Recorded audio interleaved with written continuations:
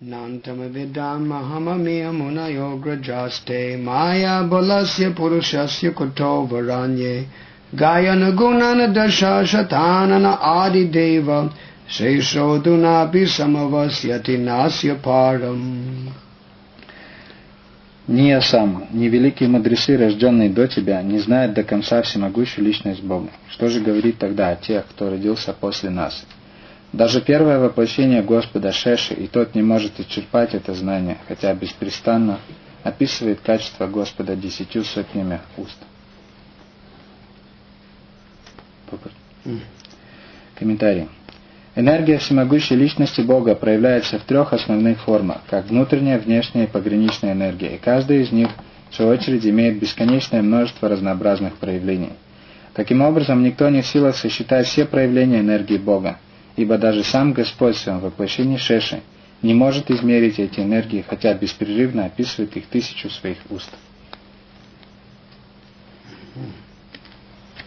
Vrindavane ramana reti prasiddha bhumo tatrapi Krishna balarama supada mule jnanam param paramai Krishna sudharma chuktam dandastu deva Prabhupada namo namaste samsara dukkha jaladau patitasya kama krodadina krama karai kavali kritasya duravashana nigaditasya nirashrayasya chaitanya chandra mama dehi padavalambam Jaladhara Shashivarno Gopavesha Kishoro Sahachara Gana Vrindai Kridamana Vrajesho Natabhara Chittavesho Nilapitam Varadyo Jagata Janana Hetu Ramakrishno Natosmi Vanchakalpaturubhyascha Kripasandhubhyascha Paridanam Bhavanebhyo Vaishnavebhyo Namo Namah Hare Krishna Krishna Krishna Hare Hare Hare Rama Rama Hare Hare.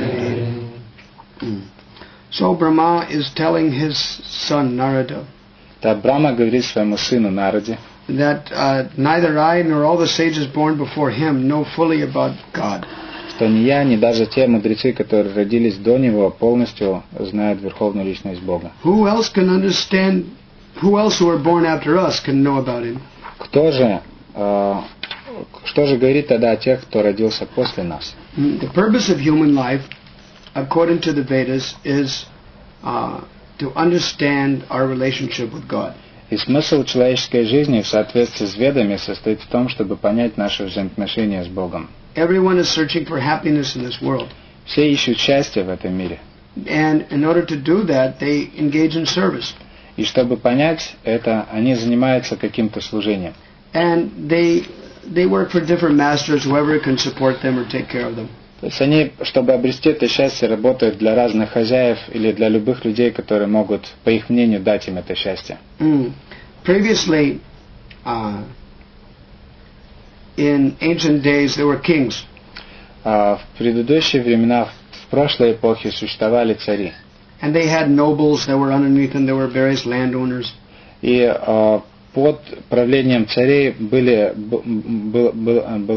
светские люди, которые управляли, землевладельцы, которые управляли землей и разными хозяйствами.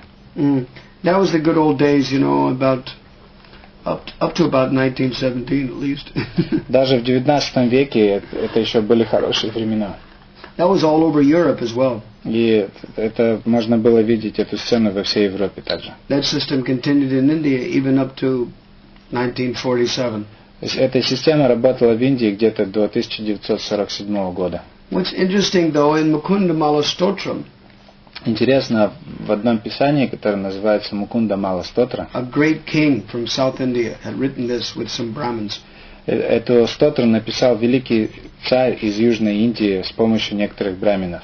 Nate nakapurushottame pushadipe ekadipe chetasa sevya svasya padasya datare pare narayani tishtati yamkin chit. He said, how amazing it is. Although the Supreme Personality of Godhead. И в ней говорится, как это поразительно, хотя Верховная Личность Бога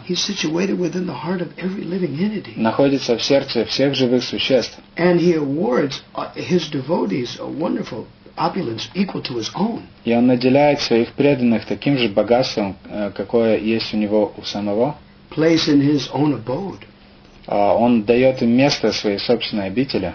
Yet still, yam kinchit purushadamam katipaya graumesham apartadam. Yet there's still some insignificant, foolish living entities. Тем не менее, существуют некоторые незначительные, глупые живые существа, who are actually the lowest of the mentality of human beings. которые обладают самым низким менталитетом среди среди человеческих живых существ, Prefer to go and bow down at the feet of people who are masters of a couple of villages.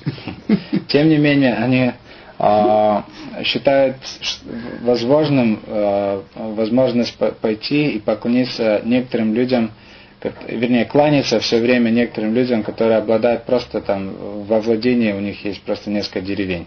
And they become very eager to serve them. И такие люди с большим страстным желанием служат вот таким вот землевладельцам. We've seen in society how people became fanatical followers of different political leaders. Мы видим, как в этом обществе люди становятся такими фанатами разных политических лидеров. There was the, fascism, and then there was the Nazism, and there was this different people, thisism, thatism, and the otherism. Приходили фашисты, нацисты и всякие разные исты, то есть этот изм, тот изм. And then there's the communists, and then there's the capitalists, and there's materialists. Коммунисты, капиталисты, затем материалисты. And everybody's promising, you just, stick with me, sonny, you'll be wearing diamonds. We'll give you gratification, we'll give you happiness. И они говорят, что, сынок, оставайся с нами, мы тебе дадим драгоценности, дадим тебе денег. Ты всегда будешь греться на солнышке, в общем, ты будешь счастлив.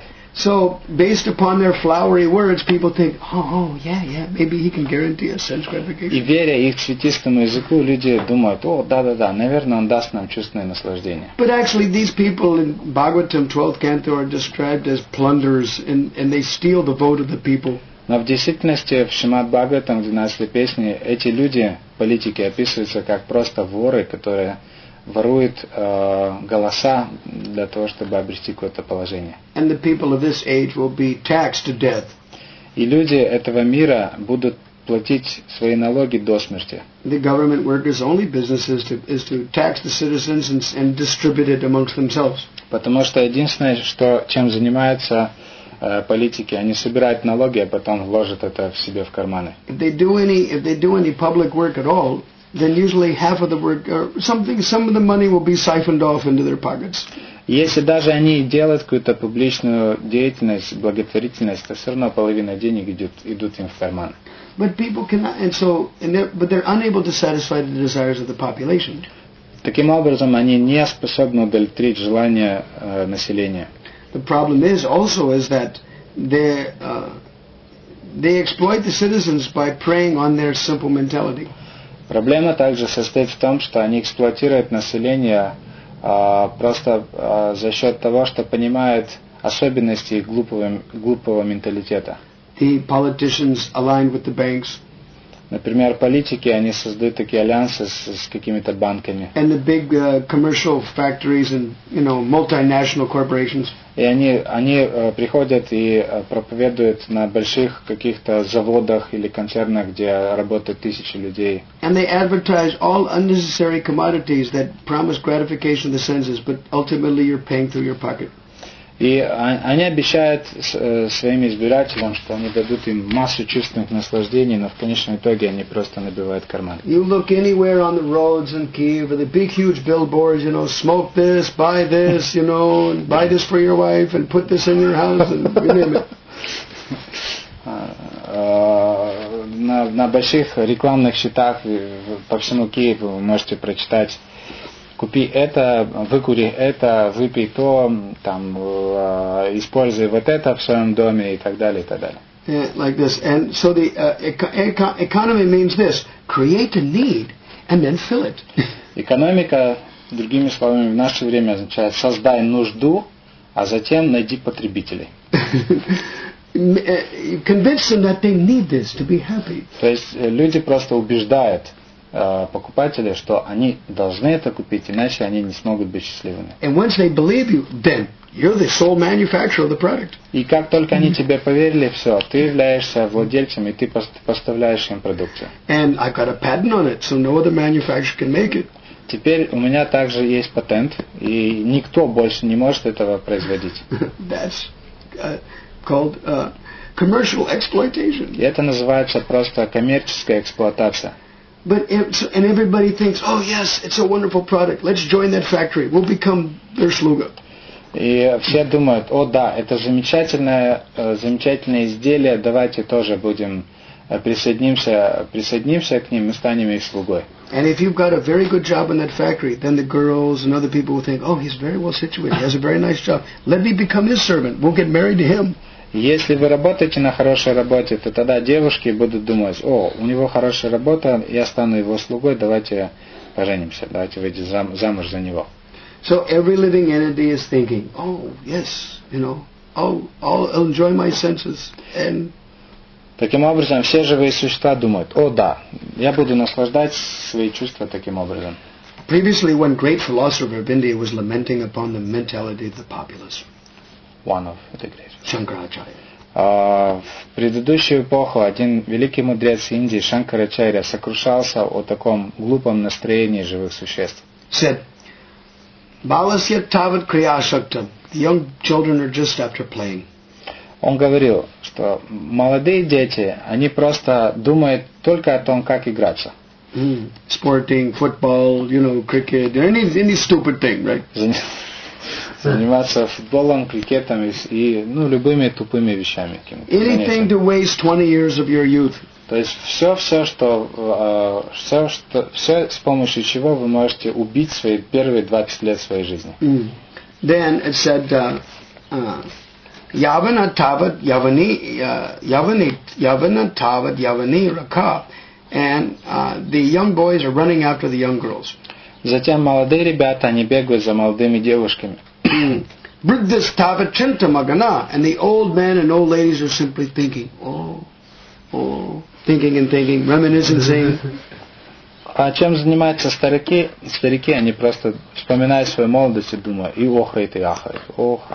They're thinking, oh, my son is not yet settled. Oh, this daughter is not yet married. Oh, these... Они думают, мой сын еще никак не устроится в жизни, и мою дочь я еще не выдал замуж, и то и все. Oh, these young people, they're going morally and crazy, and oh, when I was young, I was better. А вы только посмотрите на молодежь, она вся с ума просто сходит. Вот мы, когда были молодыми, вот тогда вот. Oh, what does the youth come to? What has the younger generation gone to? До чего докатилась молодежь сейчас? Вы только посмотрите. But he says, Parame Brahmani Kopina Lagana, but nobody's trying to become attached to the supreme absolute truth. И Шанкарачарья заключает этот стих, говоря, что, но, к сожалению, никто не хочет привязываться к абсолютной истине. After you serve one master for a while and you realize that actually he's just trying to exploit me. He's just trying to work me to death, and they don't give him my salary. And Вы служили какому-то хозяину, а потом через много лет вдруг осознаете, что так он мне даже зарплату не платил честно. Он просто меня эксплуатировал. Let me leave this company. Поэтому я уйду из этой компании. And we'll become, we'll join the government or join something other, any other job. Я присоединюсь к любой другой какой-нибудь работе. But they're never happy, no matter where they go. Но независимо от того, куда бы они ни отправлялись, они все равно несчастны.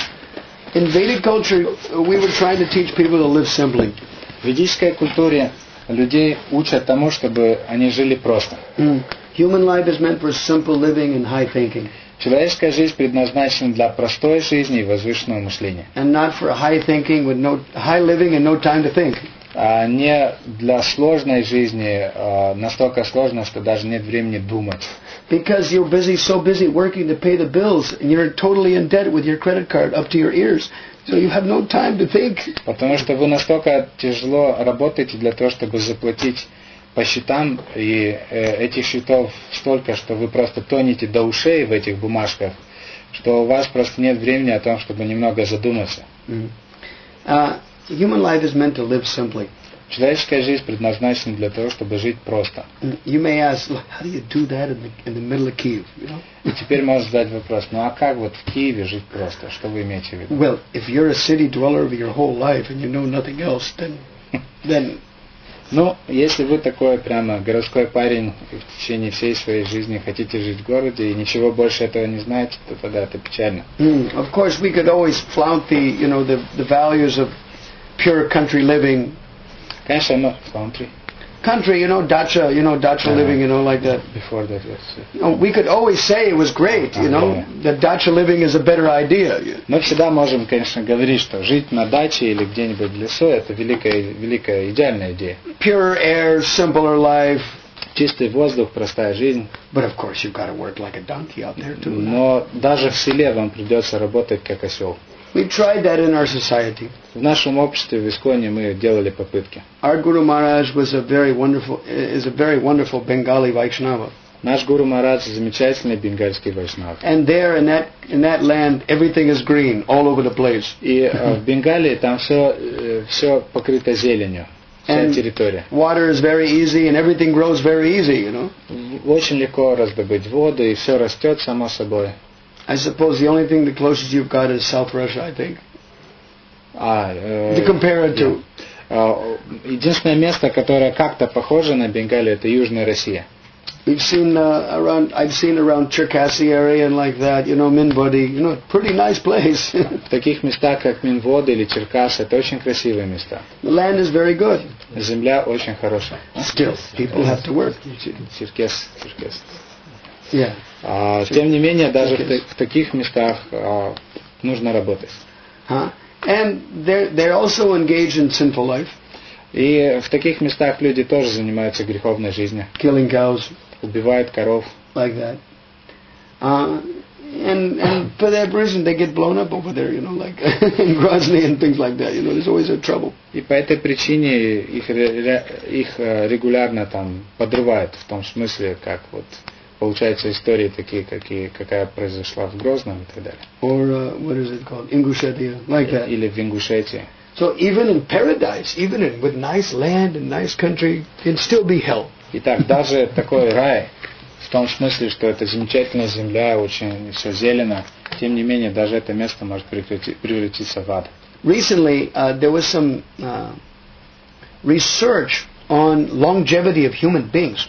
Недавно проводили исследования относительно долгожития человека, то есть относительно того, какой срок жизни он может прожить. They found that those who live in the mountain areas of the Caucasus, some of them are living up 147 years old.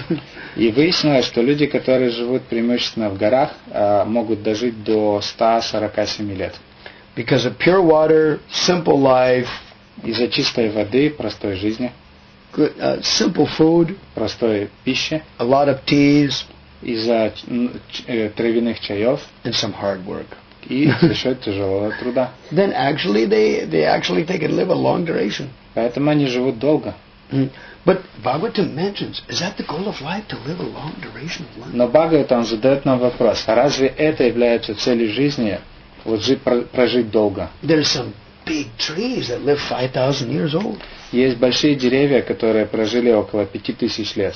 But you may argue, well, the trees live a long time, but they cannot enjoy like us human beings. И мы можем поспорить, некоторые деревья живут долго, но они же не могут, как мы, наслаждаться. They cannot enjoy emotional life like men and women can enjoy. Они не могут наслаждаться эмоциональной жизнью, которой наслаждаются мужчина и женщина, живя вместе.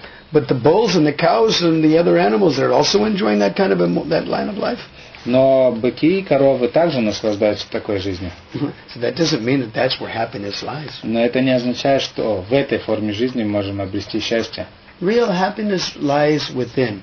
Настоящее счастье находится внутри нас. But it mentions that has to be when one lives simply.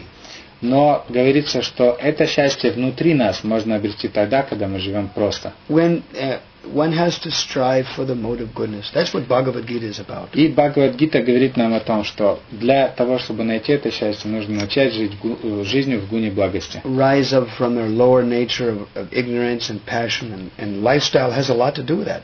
И образ жизни имеет прямое отношение к этому, потому что мы должны возвысить свой образ жизни до уровня гуна благости. But it mentions in Gita that even poets, intellectuals, like that, simple livers out in the farm, and people like that in the mode of goodness, they're also bound up. Но в Бхагавад-гите говорится, что даже поэты, интеллектуалы или люди, которые живут вот в деревнях простой жизнью, даже они связаны гунами материальной природы. They're also entangled by their intellectualism. They have a certain complacency, a satisfaction. They want to stay here in their intellectual life. Они живут достаточно такой беззаботной жизнью, в плане, что они просто хотят жить как-то спокойно, чтобы их не трогали, никто не трогал, и они просто все равно хотят жить здесь, но просто спокойно. They would like to be comfortable. Они хотят жить комфортно. But you cannot be comfortable in the material world. Но в материальном мире вы не найдете никогда удобств. As the joke says, как есть такая шутка. They used to put this on the bumper sticker of cars, like that. Они to make people laugh. Были даже такие наклейки для автомобилей с этой шуткой. They haven't got that in Kiev yet. They haven't got those things. В Киеве, наверное, этого еще нет, но it'll come. Скоро появится. Let's eat right, stay fit, and die anyway. Там говорится, кушай хорошо, будь здоровым и умри все равно. Right. So everybody will die. И так все умрут. But the amazing thing is while we're young people, we're thinking, nah, die. Но проблема в том, что молодое поколение все равно думает, я когда-нибудь умру, да нет. I'm a young person, I got years in front of me, I'm strong like anything. Я молодой парень, буду жить долго, и у меня бицепсы сильнее. But there's no guarantee you can walk right across the street and get hit by a 4x4, SUV, and that's it. Но никто не гарантирует. Вы можете просто переходить дорогу, и вас просто собьет машина какая-нибудь. No one has a guarantee. Никто ничего не гарантирует. And as a living entity, his body is smashed. И когда тело живого существа разрушено, then you have another outlook. То тогда вы уже по-другому выглядите. Когда ваше тело просто переехал трактор, вы немного по-другому выглядите. There's so many people, big intellectuals, PhDs and other type of people, when their body is broken and they're in the hospital. Есть многие люди, великие люди, такие, например, как доктора, когда они, например, болеют и лежат в больницах, then they think twice. То они задумываются дважды. One big poet says, throughout my whole life I was writing about birth and death and experiences, and now he's dying of cancer, and he says, I'm seeing my own death coming. What now? Один великий поэт как-то даже писал, что всю свою жизнь я размышлял по поводу жизни и смерти, но теперь, когда я сам нахожусь в преддверии смерти, я думаю, вот наступит смерть, и что будет со мной дальше? And he was thinking, I was always thinking that maybe there would be an exception in my case. I would be exempt. I'm a press man, I'm exempt from taxes. I'm exempt from police. I got a press pass, Journalist. Этот человек говорил, что непонятно, что со мной будет, потому что я журналист, и у меня льгота такая, льгота третья, но все равно это мне не поможет. No, sir, no one has an exemption. Но нет, сэр, нет, господин, никому не будет никакого исключения. Eat right, stay fit and die anyway. То есть, хорошо кушай, живи хорошо, но все равно умрешь. And where are you going? И куда же вы после этого попадете? You have no idea. У вас просто нет понятия. Just like, and that is actually the impetus for self-realization. В действительности понимание этого должно быть импульсом для самоосознания. So many people had near-death experiences. У многих людей был околопосмертный опыт. There was a story about even some of our own members recently last year. Даже члены нашего движения, кое-кто в прошлом году. Their wonderfully smashed car here was the ornament of this temple here for about some 6-7 months. You all saw it. Их разбитая, окровавленная машина была памятником в нашем дворе здесь, на Дмитриевской, в течение 7 месяцев. Да? You all saw it? Видели ее? Right. So the devotees in that accident, they were on their way to the airport. Вот преданные, находясь в этой машине, ехали в аэропорт. And one devotee that survived that accident. И один преданный, который выжил в этой аварии, his face was totally smashed. Его лицо было полностью разбито. So he was in the hospital and he was hovering, his spirit soul was hovering above his body. Он был в больнице, и в тонком своем теле он просто как бы летал над своим грубым телом. And he could hear what the doctors and the nurses were saying and everything. Он слышал ясно, что говорят врачи, доктора. And he was looking down at the mess, of his face, И он просто смотрел сверху вниз на свое тело, на этот бардак, что там осталось от его лица. I don't want to go into that body again. И он думал, да я не хочу возвращаться в это тело еще раз. So he had a couple of pipes that in putting water and air in there, И вот была одна трубочка, через которую он получал воду и воздух. So poof. И он просто выплюнул ее.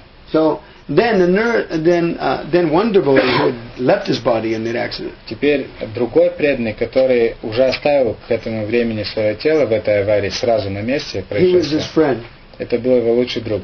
And he came back in the swap and he told him, "No, you have so much to do for Lord Krishna in this body. It does not belong to you." И вот он пришел в своем тонком теле, он пришел в этой коме, он пришел к этому преданному и сказал, что нет, ты должен вернуться обратно, потому что тебе еще очень много служений для Кришны нужно будет совершить, и это тело не принадлежит тебе. The body does not belong to you now. Тело не принадлежит тебе. You gave it to your spiritual master and Ты Krishna. отдал свое тело своему духовному учителю и Кришне. You have a lot to do. Тебе еще есть очень много, что нужно будет сделать. To get back in your body. Итак, возвращайся обратно в свое тело. So then this devotee thought, well, looking at the hopeless mess of his face, and he was thinking, well, all right, I'll try, And just then the nurse put it back in, put the pipes back in. И в этот момент, когда этот преданный думал, может быть, мне действительно стоит вернуться в тело, как раз зашла сестра, и которая с ужасом увидела, что эта трубка вывалилась у него изо рта, она всунула обратно, и он ожил. Он вернулся из комы. The devotees, they came to see him in the hospital. И преданные пришли увидеть его в больнице. And he wrote in Russian, well, I really don't feel like continuing on in this body, but all right, I'll try. Он не мог разговаривать, поэтому он просто написал им, что, я не хочу жить больше в этом теле, но я попытаюсь все-таки, сделаю еще одну попытку. So, did he do any sinful activities to deserve that? Итак, вопрос. Разве он занимался греховной деятельностью, чтобы получить такие реакции? He's a devotee of God.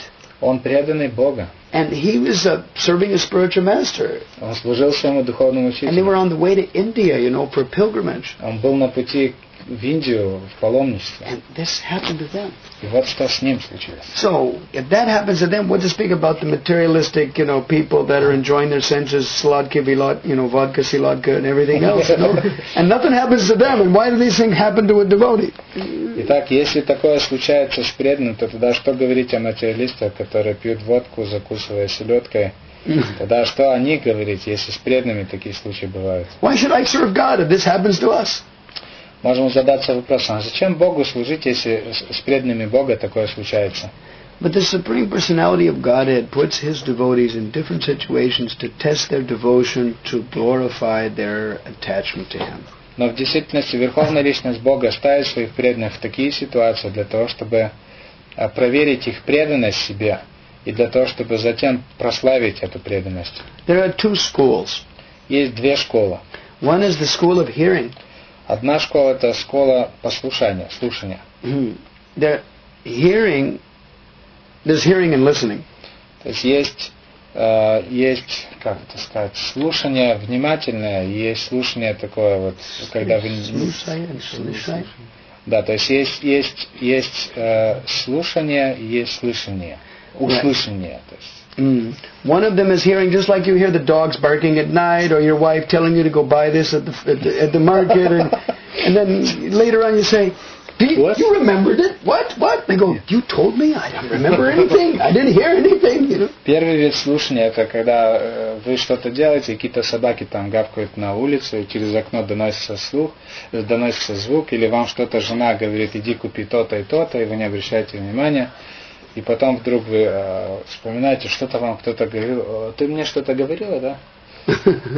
So that's hearing. И вот это означает слушать. It goes through one ear and out the other. Входит в одно ухо, выходит через другое. It's not important to you. It's not urgent. It's not life-threatening. It doesn't slap you in the face. То есть это не нечто важное для вас. Это не нечто такое, что вы будете слушать, как будто бы вы в преддверии смерти, как будто бы вам просто такую оплюху дали по лицу. То есть это не такого рода слушание. It doesn't shake your life. Это не встряхивает вас в жизни. Listening is another thing. Но когда вы слушаете, не просто слышите что-то, а слушаете внимательно. When you're really interested in the subject matter, это означает, что вы на самом деле заинтересованы в том, что вы слушаете. The desire for the answer is burning in the heart. И желание получить ответ просто выжигает ваше сердце изнутри. Don't lean against the wall; it won't fall over. Не прикасайтесь спиной к стене, она не упадет, не бойтесь. Then you're so much eager for the desire for it. Then you call out to God, "Oh Lord, if you're there, why am I suffering like this? If you're here, oh, please tell me something about what the goal of life is." И вот когда такое желание получить какие-то ответы в жизни горят у вас в сердце, вот тогда вы начинаете задаваться вопросами: «О Господь, пожалуйста, дай мне ответы на мои вопросы в жизни». When you see how difficult it is to become self-realized, когда вы начинаете понимать, как сложно осознать себя, then you get serious. Тогда вы становитесь серьезным. As long as we're attached to this body and our comfortable life, our beauty, our education, our money, our material things. До тех пор, пока мы привязаны к нашему телу, к нашей красоте, к нашему образованию, then we're not eager, we're not greedy, we're not dependent. До тех пор мы не проявляем жадность к тому, чтобы слушать, мы не внимательны и мы не проявляем особого интереса. Just like a householder may have many children. Например, у домохозяина у него могут быть много детей. But the older children are independent and they're not dependent on the parents anymore and they do their own thing. Но старшие дети, они уже независимы, больше не чувствуют свою зависимость от родителей. Although the parents are very affectionate. Хотя родители очень любят их. But the smallest child, they know nothing but the parents. Но маленькие дети, самые младшие дети в семье, они не знают никого помимо своих родителей. So if the child cries out anytime, day or night, then the parents will wake up and immediately go to the child and what's wrong? Поэтому если вот этот ребенок вдруг закричит, заплачет, то тогда родители сразу же встают и прибегают на это место и спрашивают, что случилось. Because the child is dependent and knows no one else for shelter. Потому что родители понимают, что этот ребенок находится в прямой зависимости и не может получить другого прибежища, кроме нас. Where does that come from? Откуда вообще приходит это? All living entities are part and parcel of the Supreme. Все живые существа являются частичками Верховного. And our enjoyments and relationships in the world, и наши наслаждения и взаимоотношения в этом мире, they're all perverted reflections of our relationships available in the spiritual world. являются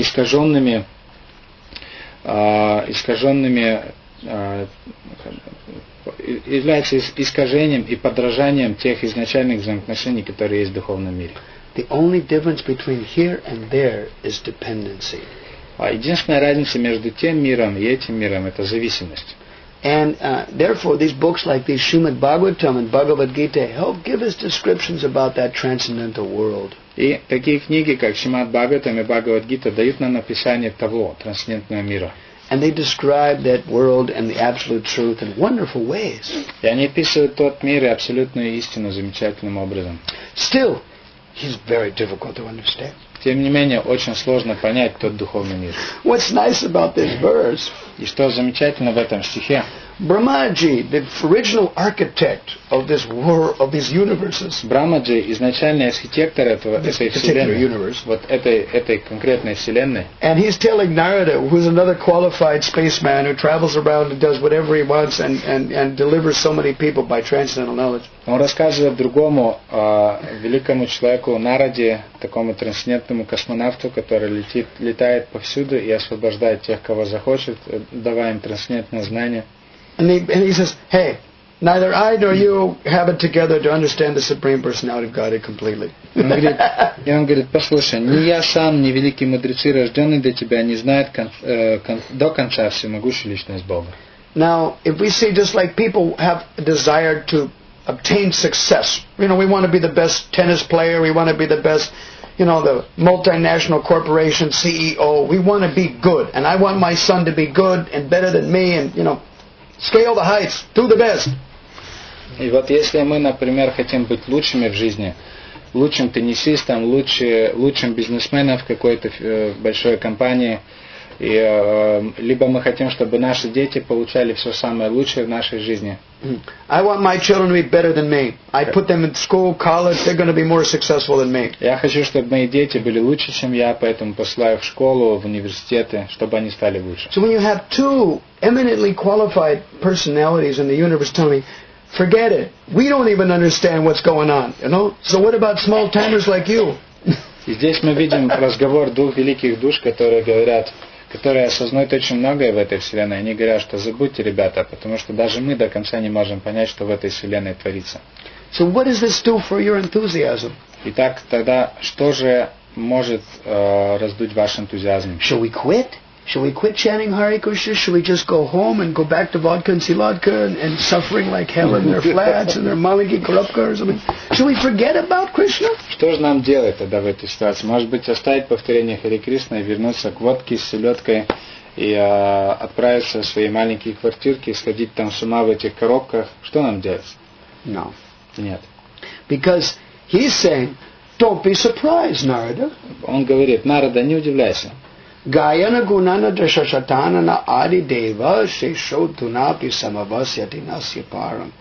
Even the original expansion of Krishna, a spiritual personality, what to speak of us material guys. Даже изначальной экспансии Кришны, абсолютно духовной личности, что же говорить о нас, материальных личностях. He's talking about Krishna's glories with 1,000 faces for up to now, and he's not come to the end of those glories. Вот эта экспансия Кришны в форме шеши своими сотнями, тысячами уст прославляет славу Кришны, до конца не закончил, до конца не нашел предела этой славы. So it is impossible. The Supreme Lord has unlimited wonderful qualities to an unlimited degree. Итак, невозможно понять всю славу Верховного Господа, потому что Он обладает этой славой до бесконечности.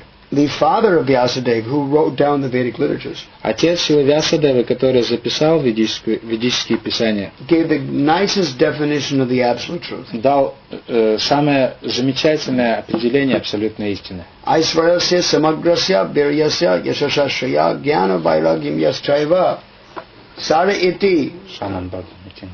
Yes. So that personality has all wealth, all strength, all fame, all knowledge, all renunciation to an unlimited degree. Is the Supreme Personality better?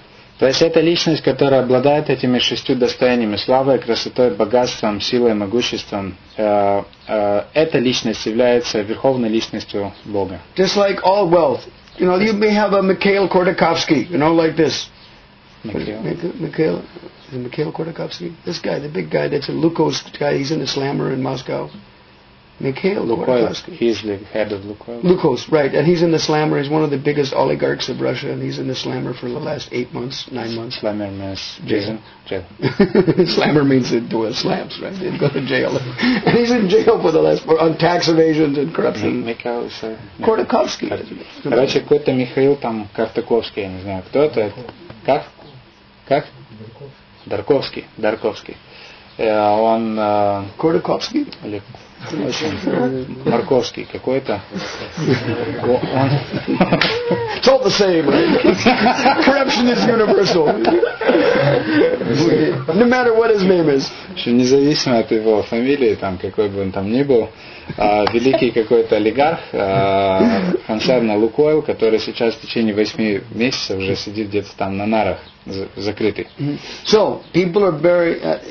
the BBC said, well, the average Russian doesn't care about him because, you know, because he was so corrupt and he stole so much money and like that. He doesn't impress them. И BBC пишет где-то, что средний русский человек, ему просто нет дела до этого Марковского, потому что он все равно зарабатывает свои ценности и не заботится о людях. So, if somebody has a lot of money, you know, whatever if they earned it nicely, then people are impressed. They write it in the financial magazines, and anything they say, what did he say? What did he say? Если бы кто-то зарабатывал деньги честно, то о нем бы повсюду писали, и люди бы интересовались им, что он говорит, о чем он говорит и так далее. But he can't eat more than you. You know, he can still eat 2-3 pieces of bread and a little kartushka subject, you know, whatever. How much can he eat, you know? Но даже такой человек, он все равно не может есть больше, чем ему позволяет его желудок и чем едите вы. Он все равно ест 2 кусочка хлеба и немного там картошки и сабджик, вот, и все. And he has much more anxieties than you. И он все равно, но при этом, при всем, у него гораздо больше беспокойств, чем у вас. There was a story about management. Есть такая история о руководстве. One little bird wanted to get up on the tree, and he couldn't do it. Одна маленькая птичка захотела как-то попасть на поверхность, на дерево, но не смогла сделать это. So he was talking with the bull, and the bull says, "Eat some of my dung, and then that'll give you nutrients, so you can climb up the tree. You can fly up the tree." Она разговаривала с каким-то быком, и бык говорит: "Ну ты поешь моего навоза, станешь сильной, затем сможешь забраться на дерево." So the bird did that. Птичка начала клевать. So then, after one day, he got up to the second branch. И через день птица выросла до первой ветки. And he's thinking, I'm making progress. So he ate some more, and he got up to the third branch. И думает: я прогрессирую. Начала есть еще больше навоза и поднимается до третьей ветки. So then finally he got up to the top of the tree. В конце концов птица добирается до верхушки дерева. And the farmer shot him. И фермер туда подстреливает ее. Right, and so he fell down. Птица падает на землю. So the management lesson is that you may eat stool. You know, you may become a yes man and really do what you want. You may eat stool as much as you like, but he can get you to high places, but he can't keep you there. И вот суть этой истории о менеджменте состоит в том, что чтобы добраться до верхушек власти, вам придется в буквальном смысле есть испражнение кого-то. Да? И потом, когда вы добираетесь в своей карьере, вы добираетесь до верхов, все равно вы не сможете там остаться. Вас кто-то все равно вас подстрелят. То есть кто-то вас высидит. И потом вниз. Вас опустит. So a man may be very wealthy, but he can't say, I have all the money. Так, какой-то человек может быть богат, но не может сказать, что я обладаю всем богатством мира. No, because ultimately he will die. You can put him in a golden casket and bury him in the ground, but his wife and children will take all the money. Он рано или поздно умрет, и даже если его положат в такой золотой гроб и затем закопают в землю, все равно супруга и дети потом заберут его богатство. But while he has money, people are attracted. Но пока у него есть деньги, люди любят его. Or strength. Или сила, например. Just like now, everybody in Ukraine are mad after, what is it, Vladimir? What is his name? Klitschko. The Klitschko brothers, right? Как, например, сейчас в Украине все сходят с ума и являются фанатами братьев Кличко. Right, and they're very strong. Они очень сильные ребята. But look, after 4 years or 5 years, somebody will punch them out, and then they're not so strong anymore. Но поверьте, через 4-5 лет кто-то им даст в нос, и они уже не будут такими сильными. Right, so isn't it a fact their strength is not unlimited? Итак, разве это не факт, что они не обладают безграничной силой? But as long as they're strong, people are impressed and Но пока они interested. Люди впечатлены и ахают. Beauty. И красота. They have so many, beauty pageants, all these bikini people and this and that thing. And they get a little turban on their head, and then she runs around doing charity work. And then next year she has to hand it to somebody else. Its beauty is transient. Вот все эти девушки, которые там бегают по сценам в разных бикини, показывают себя туда-сюда, и потом получают в результате этого какую-то коронку, носят его в течение какого-то времени, а потом на следующем году ей придется эту корону передать другой. Beauty is gone. Все, красота ушла. And fame. Слава. And you may have so many poets, so many people like that, you know. У вас могут быть много каких-то известных поэтов или известных людей. I remember when I go to Tula area, you know that, what's it called? Pollyanna or something like this, you know, whatever. Leo Tolstoy's, you know, home place. Like Pollyanna, what is it called? Поляна. Whatever. Как? Светлая поляна. Да. Я помню, когда я путешествовал в Туле, то меня привели в эту светлую поляну, где ясную поляну, где жил Толстой. But if you ask the Westerners, you know, did you go? Oh, you went near there. Did you go visit that place? И западные люди меня спрашивают, ну ты там был в этих местах, ты поехал туда, посетил то место? Нет, ты, если спросить западных людей, то есть вы знаете об этом месте? Who? Кто это такой вообще? Right, and for the younger generation, they're going to go. You know, it's just going to be another place. It's just going to be another sanatorium. Nobody will give a damn, you know. А молодое поколение, им вообще нет дела до какого-то Толстого, там, они просто занимаются своими делами. So fame is transit. 100 years, 200 years. After that, nobody cares, you know. Итак, слава там удерживается за вами там в течение 100 лет, ну максимум там 200 лет, но потом все забывают о вас. But in India, Ramayana, Mahabharata, you know, they had 98% viewership when they had TV series about Ramayana. 98%. Jains, Christians, Buddhists, everybody was glued. Но в Индии, когда показывают Рамаяну или Махабхарату, 98% людей становятся зрителями, независимо от того, христиане они или мусульмане. Вся Индия смотрит сериал Махабхарата. Now, can you imagine that? This happened 5,000 years ago or 1 million years ago, and still the people cannot keep their eyes off it. Теперь представьте, история Махабхараты случилась 5000 лет назад, и то, что там описывается, происходило вообще миллионы лет тому назад. И Рамаяна вообще миллионы лет тому назад. И люди, тем не менее, проявляют огромнейший интерес до сих пор. Nobody can compare to the fame of God. Никто не может сравниться со славой Бога. Therefore, anything you know about that Supreme is better than nothing. Даже если вы обладаете маленькой информацией о Верховном Господе, все равно это лучше, чем ничего. It is completely satisfying to the heart. И даже эта маленькая информация полностью будет удовлетворять ваше сердце. Sesha is trying with 1,000 mouths for unlimited years, and yet he does not come to the end of those glories. And yet he's singing. Singing means he's happy. Does a sad man sing? И Шешанаг своими тысячами уст целую вечность уже прославляет качество Верховного Господа, и до сих пор он продолжает петь, воспевать эти качества. Разве печальный человек когда-нибудь поет? Только счастливая личность может петь о чем-то. The thing what enlivened me about this verse is that he is singing the glories with 1,000 faces. Что меня вдохновляет в этом стихе? Тут говорится, что Шешанаг, он поет славу Господа своими сотнями уст. What can we do with one tongue and 2 ears? А что мы можем сделать своим одним языком и 2 ушами? We cannot do justice. Мы тут не можем даже сравниться. He has 1,000 mouths. А у него 1000 уст and 2,000 ears. И 2000 ушей. Yet still he can't fill his tongues and ears enough. Тем не менее, он не испытывает пресыщения от того, что он постоянно целую вечность прославляет Кришну. And yet he's happy. И он счастлив.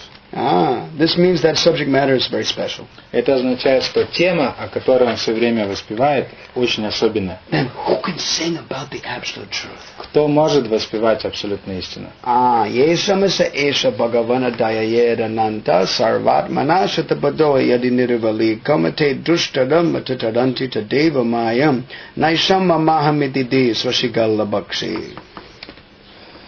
Однако тот, кто безраздельно предан служению Верховному Господу и благодаря этому заслужил особую благосклонность личности Бога, может пересечь непреодолимый океан иллюзий и постичь Господа. Но те, кто привязан к своему телу, которому в конце концов суждено стать пищей собак и шакалов, не способны на это. They don't have that experience in the CIS. В СНГ у людей нет такого опыта. They keep the dogs very carefully, but they don't see the dogs chewing on noses out of Yamuna or something like that. They don't have anything like that. Они заботятся о своих собачках, но они не видят, они не знают, они не видели никогда сцену такую, когда, например, какая-нибудь собака выловит какой-нибудь труп в Ямуне, приволокет его к берегу и начнет его разгрызать там, загрызать. My Guru Maharaj used to say that sometimes, that of course the faithfulness of a dog is well documented. Конечно же, собака славна своей верностью по отношению к хозяину. Это хорошо известно. However, that sometimes when you talk with your dog and you sweet talk him and he gives you a big lick, gives you a big lick, Однако иногда, когда вы разговариваете с своей собакой на какую-то тему, собака в ответ вас оближет вам пол-лица. Then you think, oh, he loves me. И вы думаете, она меня поняла, она любит меня. Yes, he does. He's just tasting you. He would love to bite your nose, He's just tasting you. Но на самом деле она просто испытывает вас на вкус. То есть она наслаждается тем, что просто облизывает и чувствует вас на вкус. And actually we've seen it in India. И мы видели это в Индии. How when animals die, and the jackals, the vultures, and I saw one buffalo in the bank of the Jamuna, and there were 45 jackals waiting. When is this stupid farmer going to quit, with this buffalo so we can have lunch, A buffalo was died? Yeah. He brought him to the Jamuna. They were going to bathe him, cremate him, and throw him in the Jamuna. Oh. Dear buffalo, evidently. I don't know. Anyway, 45. I saw with my own 45. I counted them all. Я однажды гулял по берегу Ямуны и увидел, как на берегу Ямуны был один буйвол, который умер. И рядом стоял хозяин. Но в окрестностях там бегали туда-сюда около 45 шакалов, которые ждали, когда же этот хозяин наконец-то отойдет, и они смогут наброситься на тело этого буйвола. Big necks too, and they pull so hard that the body literally jumps, when they grab onto it. И когда шакалы цепляются своей пастью в плоть этого умершего животного, то реально это даже тело буйвола, это огромное тело, оно буквально подпрыгивает, то есть они так жестко раздирают эту плоть. So eager they are to chew on the body. Настолько они жадно цепляются в это тело. Even the human bodies that they burn. Даже человеческие тела, когда они сгорают. He said they burn them half and they throw it in the Jamuna so the turtles have something, the turtles and the dogs have something, Они как бы сжигают эти тела наполовину, чтобы хоть что-то там черепахам тоже досталось. And they do. The dogs actually jump in there to fight and to compete with the turtles to have it. I saw it this year.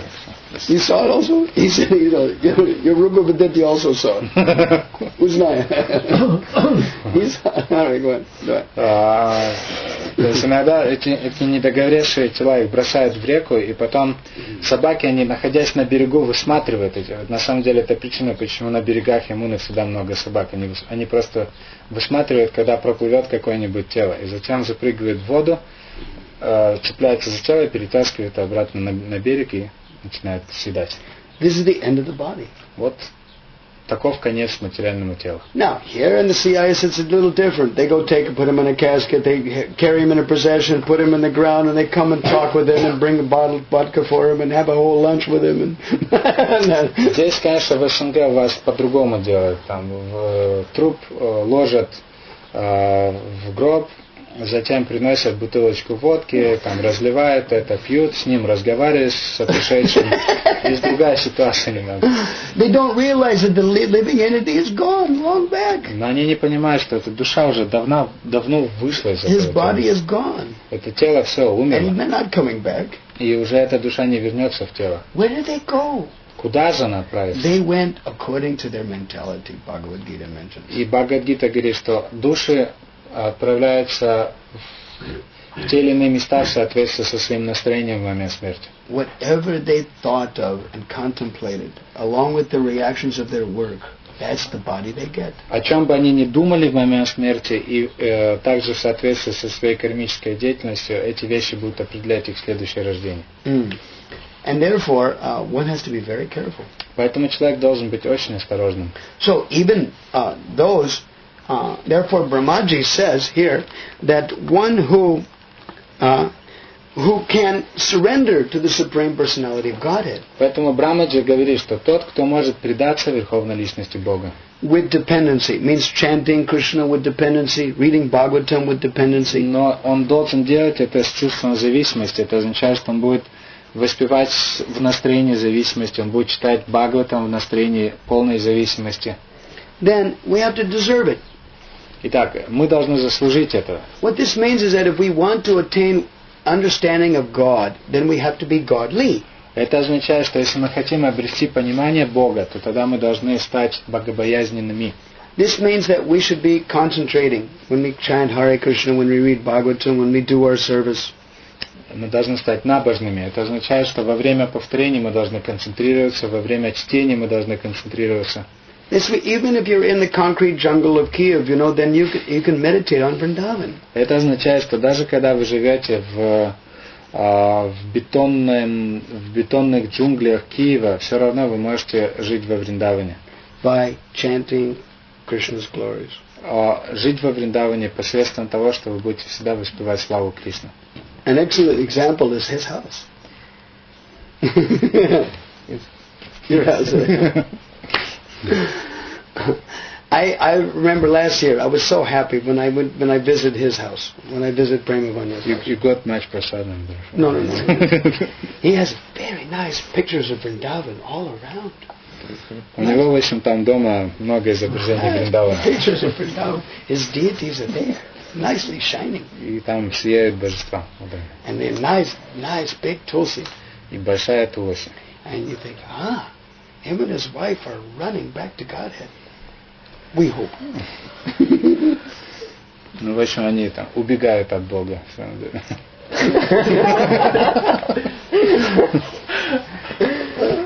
Кто они? Now, at any case, so one has to be with dependency. Итак, мы должны жить с чувством зависимости. In this word here, look at this here, in the word for word, Brahmaji says, Yadi nirvali kam. Sarvatmana is a dayayed ananta. Supreme Lord gives his unlimited potential. Верховный Господь. Dayayed ananta. Look at that in the word for word. Dayayed ananta. Does bestow his mercy. Ananta. Unlimited potential. Дайет означает являет свою милость ананта, обладающий бесчисленными энергиями. So just see, those who surrender to Krishna, then they actually realize their potential. Итак, те, кто предаются Кришне, осознают его энергии. We have qualities. All of you are talented human beings in this room. Every one of you. Все, кто сидят в этой комнате, они обладают теми или иными талантами. By your karma, you develop some talents and some skills. Благодаря нашей карме мы развиваем какие-то таланты и умения. You may use your skills for your sense gratification and then take birth as a dog and a hog or whatever like that.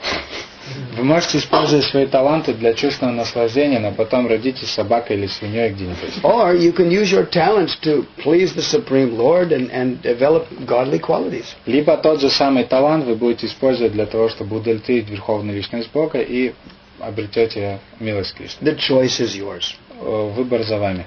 Therefore, Brahmaji says, поэтому Брахмаджи говорит, if you use your minute independence to surrender, если ты используешь свою незначительную независимость для того, чтобы предаться, sarvatmana shatapada yadi nirvalikam, if a person becomes fully surrendered soul, то есть если он всеми силами безоговорочно полностью предается, yadi nirvalikam, if such surrender is without pretension, и нирваликам означает предается без притворства, then te dushtaram, those people can overcome this material nature. Только такие люди душтарам могут преодолеть материальную природу. Atitaranti, they can overcome. Атитаранти означает могут преодолеть. Cha, along with their paraphernalia, their wife, their kids, the whole story. И ча означает вместе со всем своим окружением, то есть со всей своей семьей, то есть со всей этой историей. That's amazing. The word cha is good. И вот это слово «ча» потрясающее слово. So, this means that we cannot be a joker about bhakti. Это означает, что мы не должны шутить с бхакти. We have to be very serious. Должны быть очень серьезными в нашем бхакти. Because if God is unlimited and yet he's very personal and warm. Потому что Господь безграничен, Он очень личностный и очень тепло к нам относится. He's Abhigyan Swarat. He's completely knowledgeable and he's completely independent. Он Абхигья Сварат, обладает полным знанием и абсолютно независим. He's not interested so much in what you're putting in front of him. И Он не заинтересован в том, что вы ему там ложите перед ним. He wants what's behind your back. Но Он заинтересован в том, что вы прячете там за спиной. Tomorrow is Ekadasi. А завтра, кстати, Экадыши. It is one of the best Ekadasis of the whole year. Это один из лучших Экадыши во всем в течение года. Just like, to err is human. Говорится, что ошибки присущи людям. Right. So we make mistakes as devotees. Как преданные мы делаем ошибки. And sometimes an Ekadasi is meant to give everything to Krishna on that day. No eating, no sleeping, no nothing, and like that. Экадаши предназначены для того, чтобы в этот день все отдать Кришне, не спать, не есть ничего, полностью заняться служением. We're supposed to completely devote all the day. И весь день в Экадаши нужно посвящать служению. And this way a devotee can be recharged in energy. Таким образом, преданный может получать такую зарядку энергии. All of you are working very hard in your job and so many things during 2 weeks. В течение 2 недель вы все тяжело работаете на своих работах. At least once every 2 weeks you should be really spiritual. Но, по крайней мере, один день в течение 2 недель вы должны на самом деле быть очень духовными. Previously, it stretched for 3 days. В предыдущие времена этот Экадаш длился 3 дня. And it was like 2 days with no eating and no sleeping. 2 дня означало вообще не спать, не есть. And that's pretty amazing commitment. И вот такого рода предание, ответственность очень потрясает, поражает. So they mentioned that. Jiva Goswami mentions that in Anuched 299 of Bhakti Sandarbha. В Анучеде 2.92 Бхакти Сандарпи Шрила Джива Госвами упоминает об этом. That doesn't surprise you so much, although it's a big thing. It's a big commitment, but that's not as surprising. Не сильно удивляет, хотя это очень высокий уровень ответственности. The next verse. Но следующий стих. Jiva Goswami says, if they can't do that, they're not a very standard Vaishnava. И Джива Госвами говорит, если человек не может вот так 3 дня поститься в Экадаши, то тогда он не вайшнав. Amazing. Потрясающе. What they did 400, 500 years ago, that was perfectly natural, perfectly normal, perfectly standard behavior of a devotee. Вот такого рода поведение преданных, такие вот строгие соблюдения всех правил, там, как Экадаши в течение 3 дней, это все было естественной частью жизни обычного преданного. We can't even dream now. Но сейчас даже нам во снах такого в голову не придет такая идея. So, then, should we quit? Итак, что же нам делать в такой ситуации? Должны ли мы теперь опускать руки и разочаровываться? No. Нет. Any advancement we can make is better than falling into animal life. Neha bhikrumana sosti pratyavayuna vidyate swalpamapyasya dharmasya trayate mahato bhayat. Потому что любое продвижение, которое мы можем сделать в духовной жизни, даже если оно очень мелкое, очень маленькое, в любом случае это лучше, чем просто жизнь, когда мы опускаемся, деградируем до животного образа жизни. No, so if the best is not being pretentious, being a very serious, being always absorbed and being really desperate and crying out, that's the best. Поэтому самый лучший вид преданного служения, это когда мы полностью разочарованы в материальном мире, мы очень искренне, мы полностью отдаем себя служению. Это лучший образ духовной жизни. That was one of the schools. Это одна из таких школ. You hear about it and you think, yeah, this is great, I'm going to do it. Вы слушаете и потом думаете, замечательно, я делаю это. That's the best. Это лучший образ жизни. Now, if you haven't got brains to do that, and most of it, 99% of us don't. Но если у вас нет мозгов, чтобы это сделать, 99% здесь сидящих, похоже, вернее, then we need a little kick in the ass to encourage us to be a bit more surrendered. то тогда нам должны дать немного коленом под зад для того, чтобы мы немного пошевелились в своей духовной жизни. Just like those devotees who got in that big heavy accident. И вот это как раз был случай с теми преданными, которые попали в эту аварию. Once that happens, your life is changed. После этого их жизнь очень сильно изменилась. They have that book there, which I highly advise you to read, called Second Chance. Есть такая книга на русском «Второй шанс». Я вам очень рекомендую прочитать его. Еще один шанс. But it happens all the time. Но это случается постоянно. We have to become more serious. Мы должны стать более серьезными. And because tomorrow's Ekadasi, we're telling you an Ekadasi story. Так как завтра Экадыш, я вам расскажу одну историю про Экадыш. And our Staraya Shloka, they've heard it so many times. Это очень старая шлока, которую вы много раз слышали. Therefore he's smiling. Поэтому он и улыбается. Okay, there were 3 sons. Так, жили-были 3 сыновей. And one of them was very young. Один из них был очень молодым. And the father was very old. Отец был старым. And so one of the young boys was eating 2.5 kilos of food every day. Один из парней ел по 2,5 килограмма пищи каждый день. Well, that's even in our movement, they got guys like that. Даже в нашем движении есть такие ребята. Prabhupada used to say that all my children eat 5 times more than they require. Прабхупад всегда говорил, что мои ученики, дети, они едят в 5 раз больше, чем им нужно. If prasadam is very nice, nice matana and this and that, then yeah, let's join. Let's become devotees. Если прасад очень хороший, там много сметаны и много туда-сюда, то тогда люди думают, да, надо присоединяться к ним. It's a nice society. Это хорошее общество, хорошо кормят. Anyway, so the father was ill and he thought, well, my son is very expensive to maintain, but anyway, he's my son, I have to maintain him. И отец думал, так дорого поддерживать этого сына, столько его надо кормить, но он подумал, все равно, это мой сын, что ж делать. But he became very sickly and he gradually withered away. Но отец начал болеть и потихонечку стал увядать. Now, the wives of his brothers, they came from another family, those girls. Жены его братьев были из других семей.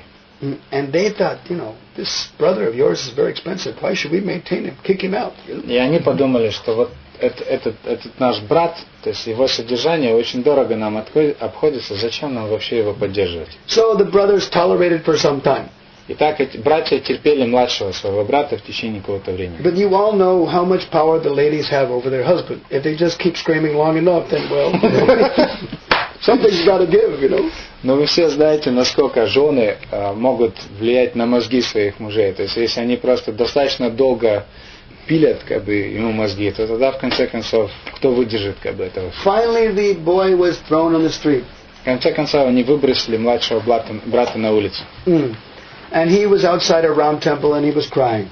И он находился перед каким-то храмом Господа Рамы и начал плакать. Ram, crying out. And the pujari became curious. Well, you're calling Ram his name? So, what for? И пуджари немного вышел и удивился. Ты чего зовешь имя Рамы? То есть, с какой целью? My brother's wives threw me on the street. Жены моих братьев выбросили меня на улицу. What do you do? What service were you doing for your father? А ты какое служение делал своему отцу? Well, I was taking care of the cows. Я заботился о коровах. Oh, our temple has cows. We need someone to take care of them. В нашем храме есть коровы. Нужен пастух. Нужно, чтобы кто-то заботился о них. And why did they throw you out? А чего они тебя выбросили? Because I eat 2.5 kilos of food every day. Потому что я ел 2,5 пищи каждый день. Oh. Raj Bhoga, I cooked 3 kilos of food for Ramchandra. I only need 0.5 kilo. I'll give you 2.5 kilos. А я, когда готовлю Радж Богу, основное подношение Господу Раме в храме, то я готовлю 3 килограмма. Мне достаточно половину, я тебе 2,5 буду давать. So he became a bhakta. He joined the ashram. Так он стал бхактой, присоединился в ашрам. So he was taking the cows to the forest. И вот он гулял с коровами в лесу. Он так проходил бхакта-программ. Then everything was wonderful until Ekadasi came. Итак, все было замечательно до тех пор, пока не наступил Экадаш. This is Hari Vasara, the day of Lord Hari. Экадаш называется Хари Васа, что означает День Господа Хари. So it means that we're going to reside near the Lord. Это означает, что в течение этого дня мы должны жить рядом с Богом. We're going to become divine by giving up our bodily conception of life. И мы должны стать набожными, оставив материальные концепции жизни. We're going to chant Ram's name constantly. We're going to read nothing but Ramayana. No eating, no sleeping, nothing. И он сказал, мы будем читать целый день Рамайну, повторять имя Господа Рамы, не будем спать, не будем есть, ничего не будем делать материального. I have to eat, I'll die. Если я не буду есть, умру. No. Да нет. I just, well, you know, all right, I have to make my own arrangement. Без бойца. Yeah. Тогда этот парень подумал, ну ладно, я сам о себе позабочусь. So he took his 2.5 kilos of wheat flour and he went into the forest with the cows. Он взял 2,5 килограмма муки и отправился со своими коровами в лес. So he added water and he Добавил воды, сделал тесто. I guess, you know, and then he got some wood and he made a little fire and he cooked them up. Нашел немного дров, там разжег огонь и затем начал готовить. Just like you've seen, like in South, you know, like in Georgia, like that, they can take the bread and throw it against the side of the bricks in the fire and then cook it up. Делают это в Грузии, делают этот лаваш, то есть они там берут кусок теста. Лаваш? Лаваш из того. Right. So he cooked his own bread. Итак, он приготовил свой собственный хлеб. It was a lot of work. И он много потрудился. Right. And he called out, "Oh Ram, oh Ram, oh Ram, please come, please sit, please be merciful, Ram, please eat this, Ram." Он призывал, о Рам, пожалуйста, будь милостив, пожалуйста, приди и прими это. Please come quick. Быстро приди. Please eat this quick. Пожалуйста, быстро это съешь. Because I'm very hungry. Потому что я очень голоден. So Ramchandra was still very curious. He came in. What do you need? Рама очень удивился. Пришел, спросил, тебе что надо? It's so nice that you've come. О, замечательно, что ты пришел. And I'm very hungry. Я очень голоден. And I made these bread for you. И вот я сделал тут хлеба для тебя. Пожалуйста, съешь. So he took 1 3/4 kilos of that bread and put it in front. The boy. 1 3/4 kilos. What 2.5 kilos. Он взял 2,5 1 1/4 kilos, right? Взял 2,5, килограмма это хлеба положил туда. And the other 1 1/4 kilos he had behind. А еще 1,5 килограмма оставил за собой. And so Ramchandra started to eat. Рамчандр начал есть. These are wonderful. Как вкусно. It's really nice. Очень вкусно. А ну дай мне еще. So he started to eat. Начал давать ему, и Рама ел. Then all of the front was all finished. Итак, он закончил все. This is wonderful. Очень вкусно. А ну дай мне еще там. The boy started to think, oh. Мальчик начал думать. Should I give it? Should I not give it? Давать, не давать. We're your guest. Ну, мы же твои гости. I mean, in India, a guest is very special. A guest, you know, a guest cannot go unhappy. В Индии гость это особый статус. То есть, если гость уходит несчастным из вашего дома, Big sin. Это большой грех. We're your guest. You should feed us now. И Рам стал говорить, я твой гость, ты должен нас накормить. Да. Then he took some more out, you know. Он сдался и взял остатки хлеба, дал ему. Очень вкусно, дай мне еще. Так вкусно. So then, gradually, he just finished it up, and then finally, is there anything left? В конце концов он съел все, и Рама потом спросил, а что-то еще осталось там? Nothing is there? Нет, ничего не осталось. He disappeared. И Рама исчез. What could the boy do? Что мальчик может сделать? In the evening time, he milked the cows, boiled the milk, offered it to Ram. Вечером он подоил коров и сварил молоко и начал предлагать Раме. И попил. Заснул. And that was the one Ekadasi. Next day, he got his 2.5 kilos of food at Rajbog, so he was happy. И так прошел эти Экадаши, и на следующий день он получил свои 2,5 килограмма Раджбоги и был очень счастлив. Then the next Ekadasi came. Наступил еще один Экадаши. It's Harivasara. Сегодня Харивасара. And it's only Ramchandra today. We're going to Ramayana and fasting and nothing in and out. Сегодня мы постимся, мы читаем Рамаяну, мы читаем его имена и ничего не едим и все такое. Oh, I'll die. Он подумал опять, Сегодня я точно умру. No. You know, even I'm not cooking anything. No. Не, я ничего не буду готовить. Even Ramchandra is chanting. Даже Рама в Экадаши повторяет. Evidently Ram was fasting too. Evidently, I don't know. Anyway, so then, I'll die. И мальчик начал говорить, да я умру. No, you make your own arrangement then. I'm not cooking anything. Не, ты сам, что хочешь, что делай, я ничего не буду готовить. Give me 5 kilos of wheat flour. Дай мне 5 килограмм муки. 5 килограмм? Ладно, на тебе, иди. So he took it and went to the forest. Он взял эти 5 килограмм муки, отправился в лес, налил воду, начал месить тесто. And then he cooked it. И приготовил его. 2.5 kilos. Here and 2.5 kilos. 2,5 килограмма предложил, 2,5 спрятал. And he called out to Ram. И начал звать Рам. Oh Ram, please come. О, Рам, пожалуйста, приди. Please come, please sit. Пожалуйста, приди, возьми. Please eat this thing. Пожалуйста, съешь Be это. merciful, Ram. Будь милостив, Рам. Because I'm very hungry. Потому что я очень голоден. So Ramchandra came Итак, Рамачандра пришел with Sita.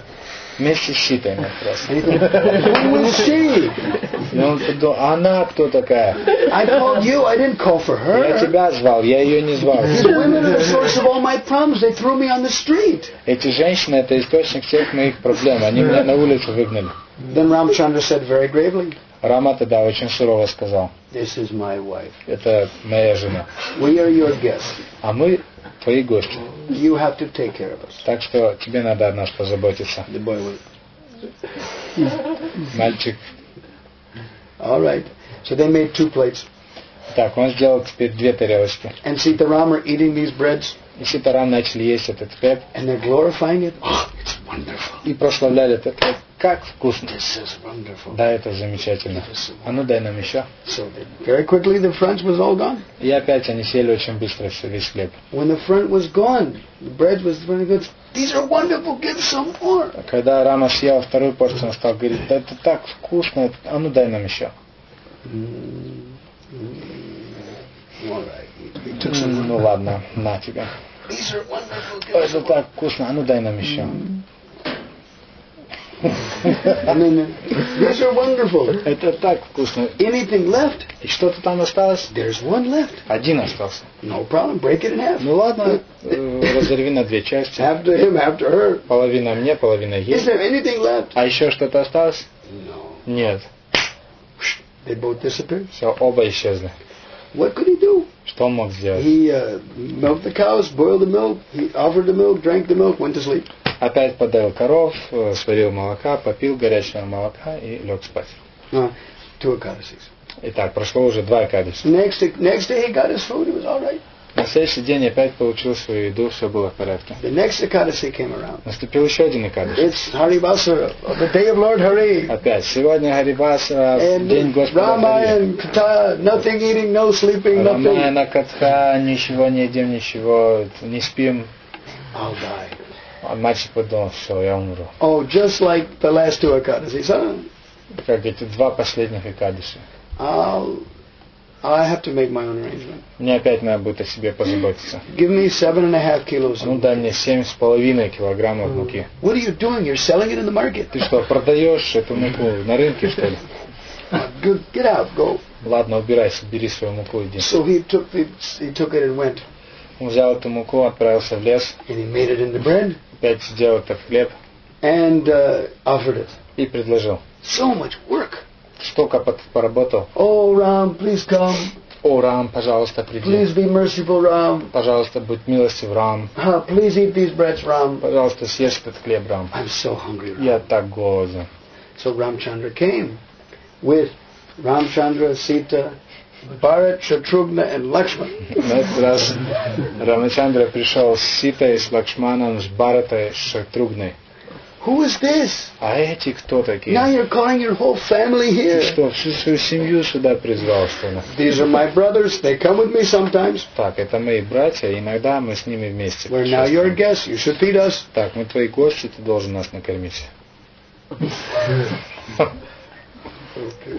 Ну ладно. So then they made 5 plates, Итак, 5 тарелочек было сделано. and they were sitting down. И они сели. And they were eating, so they, wow, it's 3 3/4 kilos of breads here and 3 3/4 kilos behind.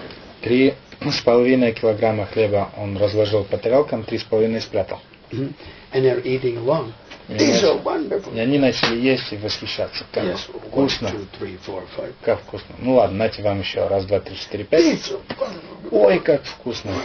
Опять. 1, 2, 3, 4, 5. Ой, как хорошо. Опять. 1, 2, 3, 4, 5. This way, they very quickly it was finished. Таким образом, очень быстро они закончили все. Give us some more. А ну дай нам еще.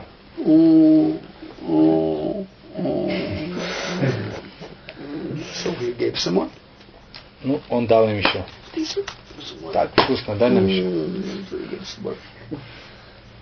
Anything left? А что-то там осталось? It's all gone. Нет, все. They disappeared. Опять все исчезли. Same thing. What could he do? Milk the cows, boil the milk, offer the milk, eat the milk, go to sleep.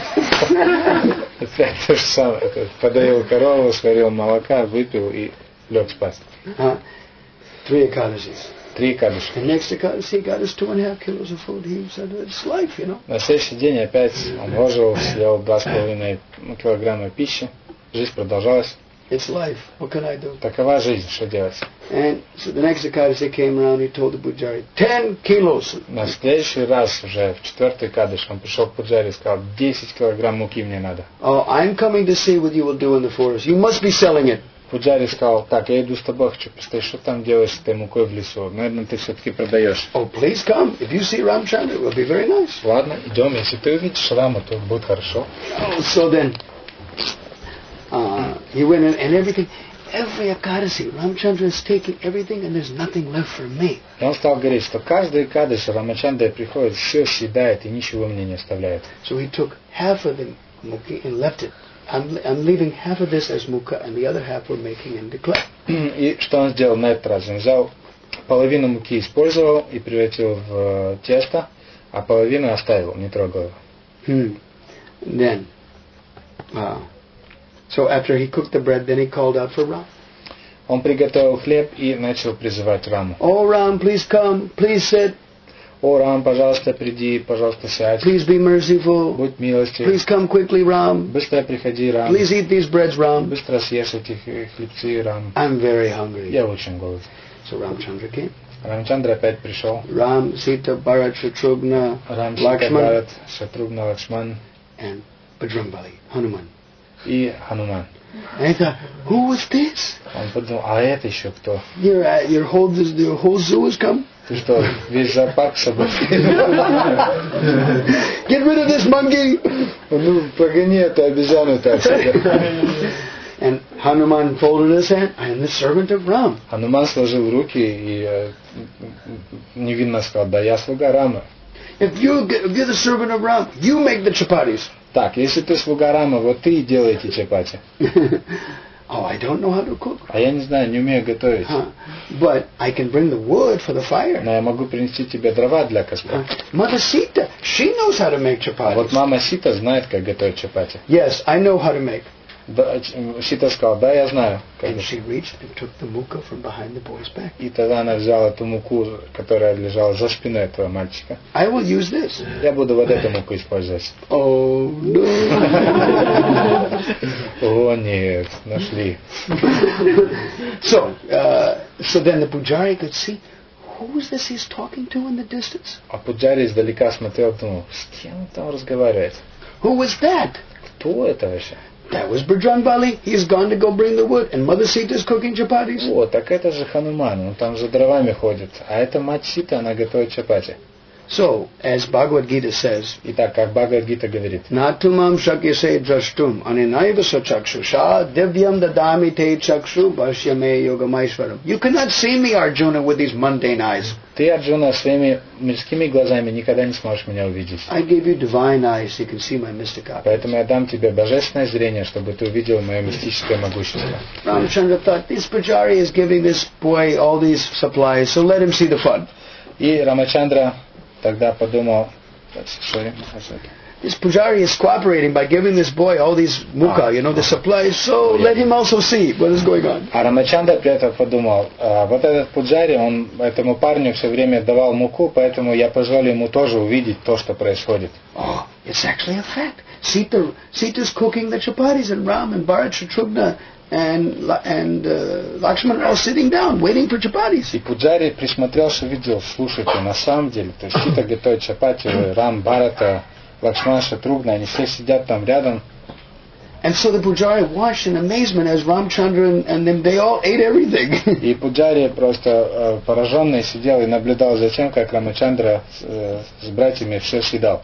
And he prayed to the Lord, at every Ekadasi you've been doing this to this boy, and why are you doing this? И он тогда начал молиться и обращаться к Господу, что ты каждый Экадаш делаешь это с этим мальчиком, почему ты это делаешь? He says in Ramayana, и в Рамаяне он говорит, Sakrit eva prapano yas tavasmiti chayachate abhayam sarvadatasmai dadam etarabratam mama. If somebody calls out to me once that I am yours, my Lord, Рама говорит, если кто-то хотя бы однажды обратится ко мне и скажет, мой Господь, я твой, then I will immediately award courage to that person. Courage. То тогда я наделю бесстрашием этого человека. And from that day forward, he will be protected by me. Смелостью, и начиная с этого дня он будет полностью под моей защитой. It is my vow. I have to protect the vows of my devotees. Это мой обет. Мой обет заключается в том, что я защищаю обеты моих преданных. Therefore, I have come. Поэтому я пришел. And then he pointed his finger at the devotee and said, henceforth, on Ekadasi, do not eat grains. Затем он посмотрел на этого мальчика и сказал, теперь отныне в Экадаши никогда не ешь зерновые. And they left. И они исчезли. So, there are morals of the story. Итак, мораль этой истории. So, what is the morals of the story? Какова мораль истории? There are primary qualities of the story, and there are results, and there are secondary results. Есть первостепенные какие-то результаты, которые описывают эту историю, второстепенные какие-то моменты в этой истории. What's the Swarupa Lakshana, the best quality of the story? И Сварупа Лакшмана, самая лучшая часть этой истории, What is it? какова? То есть какова мораль? Что надо, в общем, не стараться получить выгоду от служения Господу Кришне, а стараться все отдавать и ждать, пока за это будет какая-то награда материальная. Yes, the first teaching is that we should not be attached to the result of our service, but we have to give everything to the Lord and in such a mood to perform our service. And not hold back. Not keep anything for ourselves. Yeah, that's what he said. Okay, yes. Да. That's the Swarupa Lakshana. Это первое. God is not interested in what you're putting in front of him.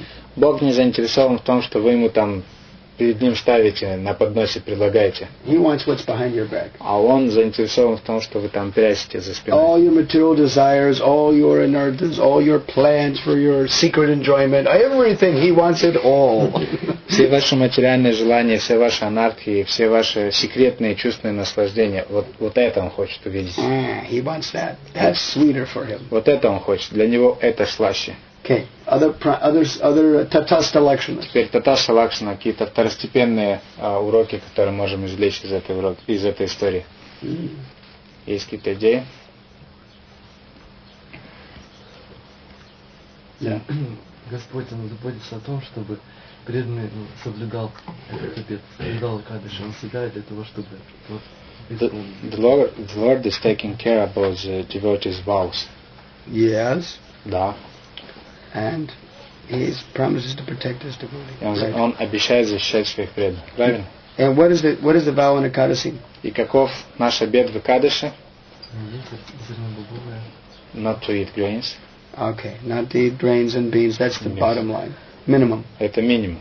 Okay, and что еще? What else? И что еще? Не спать. No, you already spoke once. You're a Sarai rookie now. You want a Novoi rookie. Мы хотим новый. Да. To engage as much as possible in the spiritual practice during the Ekadashi day. Yes, that's a tatastha lakshan. The Pujari said, No eating, no sleeping, only Ramayana, only chanting and fasting, and to reside near God. Right. Yeah, in order to save more time for spiritual practice. Да, это еще одна татаса лакшана, то есть, как этот пуджари сказал, в Экадаши мы не едим, не спим, мы только занимаемся Рамайна Катхой, слушаем имена Господа Рамы, полностью целый день отдаем Богу. But can all of the devotees come to that highest standard? Теперь вопрос, могут ли все преданные соблюдать такой высокий стандарт Экадаши? Immediately. Сразу, в самом начале своей духовной жизни, могут ли они? No. So then another Durgai Tatastha Lakshana? Тогда еще одна татастха лакшана. Какая тут?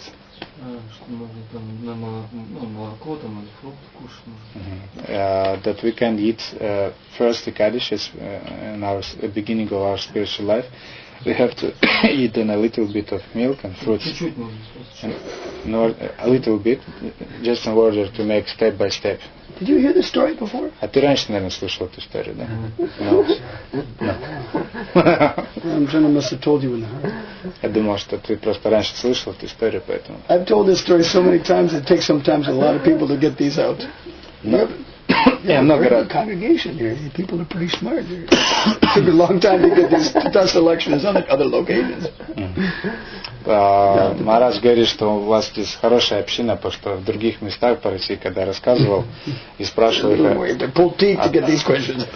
что такое Сварупа Лакшана, история Татаса Лакшана, то надо было там очень долгое время из людей просто крючками вытаскивать ответы какие-то. Вы здесь очень быстро догадались. Yes, anukalpa is permitted. Итак, анукалпа. Анукалпа означает, что вам разрешено в Экадаши есть немного молока и фруктов. See, Ramchandra and his associates ate all the grains, but they let the boy eat the milk at night, and he didn't steal that. Рамачандра со своими спутниками съедал зерновые, но он оставлял ему молоко.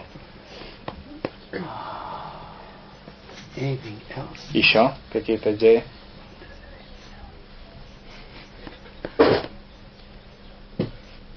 Leave one more that I remember. This may be a few more actually. But anyway, let's see if we can find it. Да, давай. Может, потому что мальчик предался, для него был Рама как отец, He surrendered to Ramas, to his father.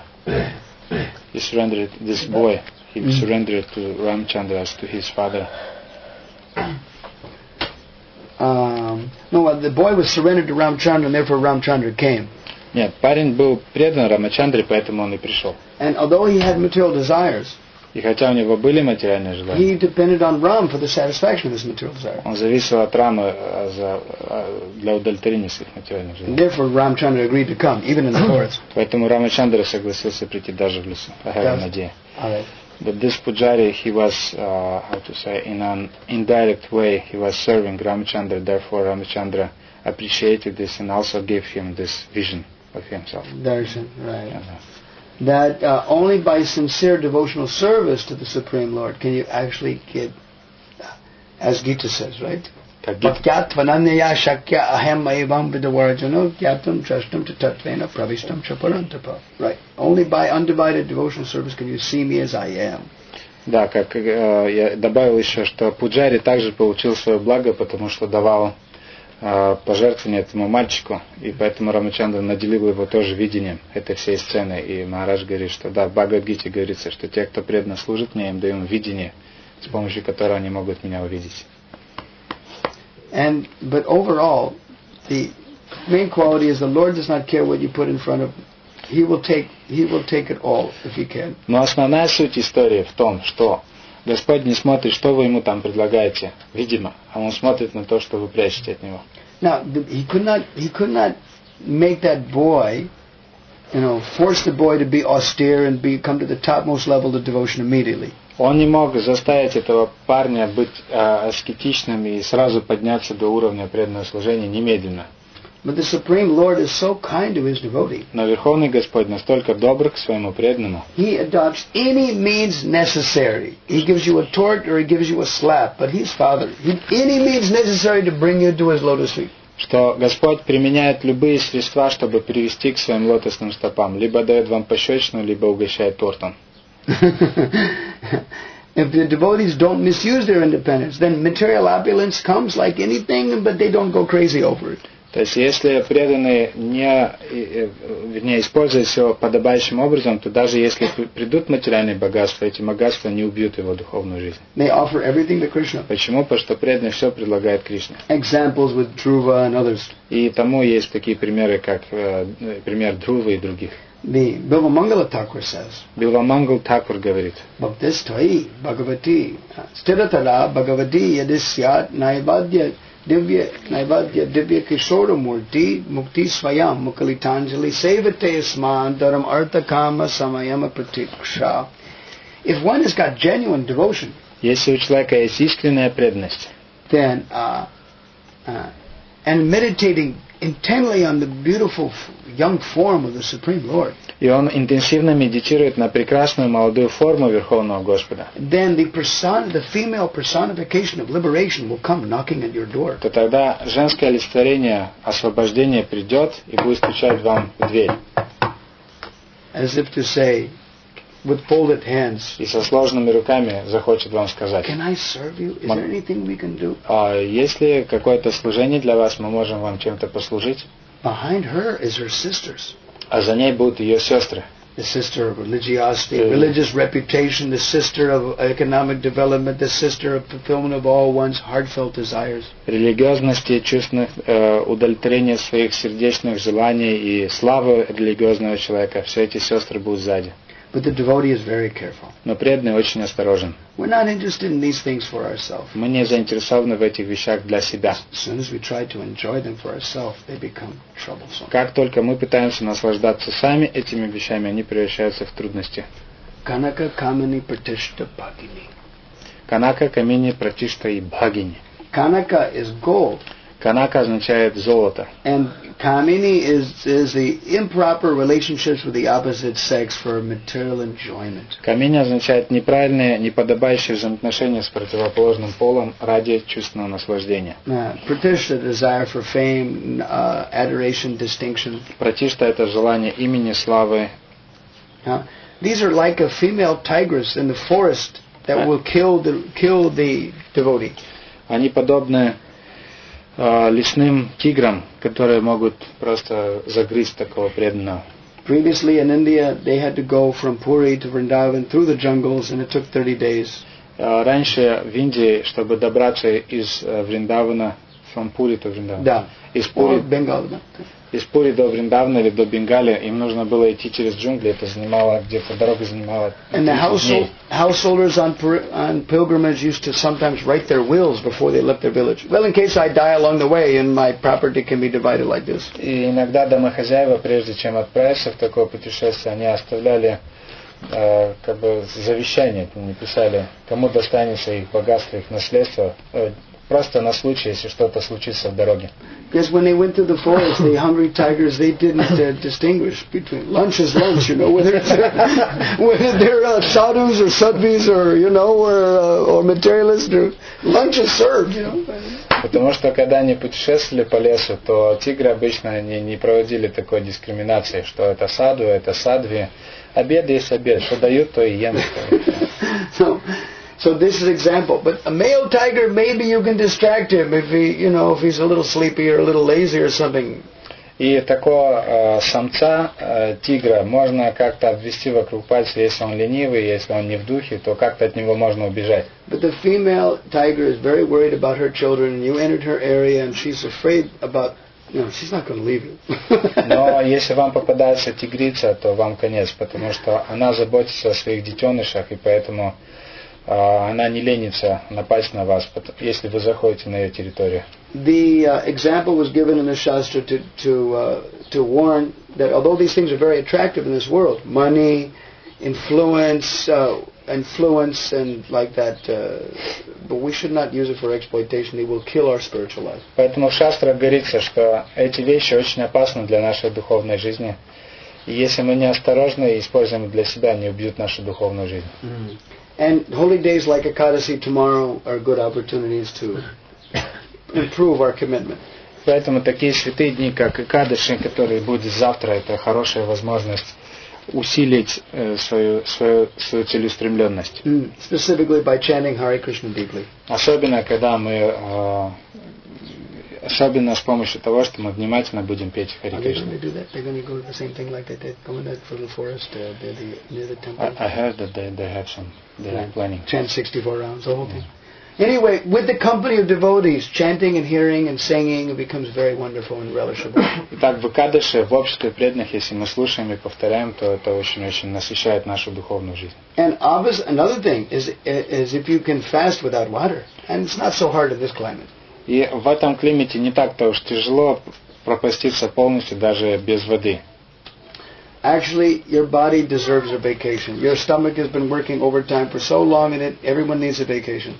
В действительности, ваше тело нуждается в отдыхе, потому что желудок работает так тяжело все время, поэтому нужно дать ему отдых. So give the stomach a vacation. Поэтому дайте своему желудку отпуск. He'll be very grateful. Он будет очень благодарен вам. And not only that, but all the toxins in your tract and everything will be burnt out. Более того, все токсины в вашем теле, они сгорят. Everyone needs a good spleen cleaning, and the body's once a week, even if you do it, your body will be grateful. И всем нужно очищать свое тело, если даже раз в неделю вы пропаститесь, будете поститься, это будет очень хорошо для тела. And you'll be a lot lighter for it. И вам будет гораздо легче. So we wish all the devotees success tomorrow and Pandav Nirjala Ekadasi. Так, завтра я желаю всем преданным успехов в Нирджала Пандава Экадаши. And may they develop a deep attachment for chanting and Bhagavatam. И желаю вам глубокой привязанности к слушанию, к воспеванию, к слушанию Бхагаватам. Everyone must be married. Всем нужно жениться. You either marry Srimad Bhagavatam or someone else, but everyone must be married. Либо вы женитесь на Шримад Бхагаватам, либо на ком-то другом, но всем нужно жениться. So please absorb in the holy name in Bhagavatam and become anakadasi and become happy. Поэтому, пожалуйста, поглотите себя, посвятите себя воспеванию Святого имени, изучению Бхагаватам в Экадаши, и вы будете счастливы. I would like to thank all the devotees in this wonderful place. Хочу поблагодарить всех преданных в этом замечательном месте. I always like it because when I come to Kiev, when I give a lecture here, I get all nice questions and answers, and they're bright, shiny faces, and wow, I'm always happy here. Мне всегда очень нравится приезжать в этот маленький храм в Киеве, потому что здесь всегда лица очень сияющие, ясные, мне задают здесь хорошие вопросы. But bring some more friends next year, so we have a bigger crowd here. So now the people are sticking out the windows, okay? На следующий год приведите с собой еще больше людей, чтобы здесь было больше людей, то есть настолько, чтобы их было больше, чтобы они даже из окон вылазили. Спасибо. Харе Кришна. Слава Прабхупаде. Шива Бхакти Вишрамбха Мадхава Махарадж ки джай. Yes, to lift the sky of bhaktas are wonderful.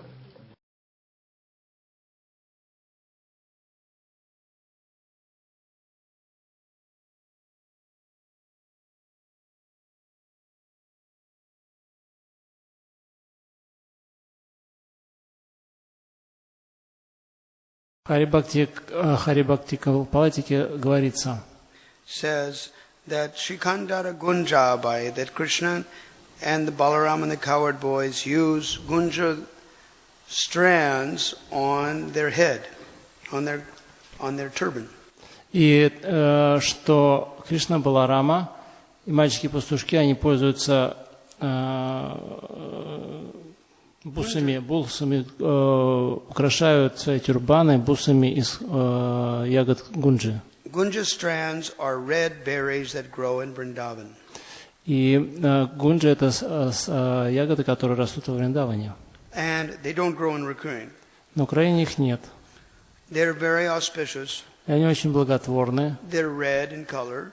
Они красного цвета. They're just berries. Это просто ягоды. And the dry berries, which come ripe in Vrindavan in August. И сушеные ягоды, которые созревают во Вриндаване в августе, they're made into garlands and strands for the deities' necks. Из них делают гирлянды, а также бусы, которые надевают на божеств. And for Krishna deities, it is considered to be just like Radharani embracing him. И если, когда надевают их на божество Кришны, это считается, что Шримати Радхарани обнимает Кришну. for other people, they take the prasadam from Krishna and they use it for their health. А люди используют это как прасад от Кришны, и это помогает их здоровью. After some time, the red berries get a little dark. С течением времени, через какое-то время, красные ягоды, они становятся темнеют. Just like the red in the garlands that are on Gaurnitai. Подобно красным гирляндам на шее у божеств Гаурнитай. When it gets that dark, then they change them, because the gunja berries are rather light red. И когда они принимают такой цвет, тогда эти гирлянды меняют, поскольку цветы, то есть эти ягоды гунджи, они должны быть более светлого красного цвета. So the prasadam gunja berries is worn in the chest. И прасад из ягод гунджи носят на груди. And they pull disease out of the body. И они вытягивают болезни из тела. So the cowherd boys used to use them on their turban. They used to use them on their chest. И мальчики-пастушки носили их на своих тюрбанах и на груди. In the 10th canto, chapter 14, verse 1. И в 14 главе 10 песни Шримад Бхагавата в 1 стихе Krishna, young Krishna, when he was a very small boy, at 6 years old, 5 years old, used to wear earrings made of them. И маленький Кришна, молодой Кришна, которому было 5-6 лет, он носил эти ягоды в качестве своих сережек, в качестве сережек.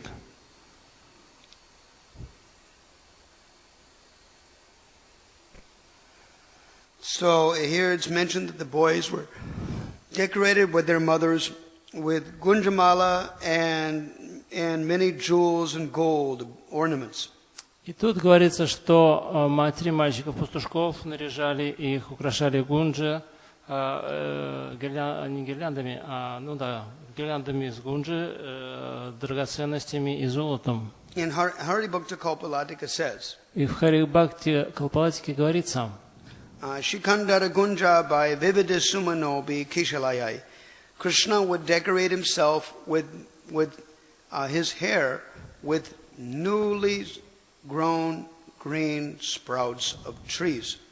И там говорится, что Кришна украшал свои волосы едва проклюнувшимися листочками деревьев, свежими листьями деревьев. So there are some that are fragrant.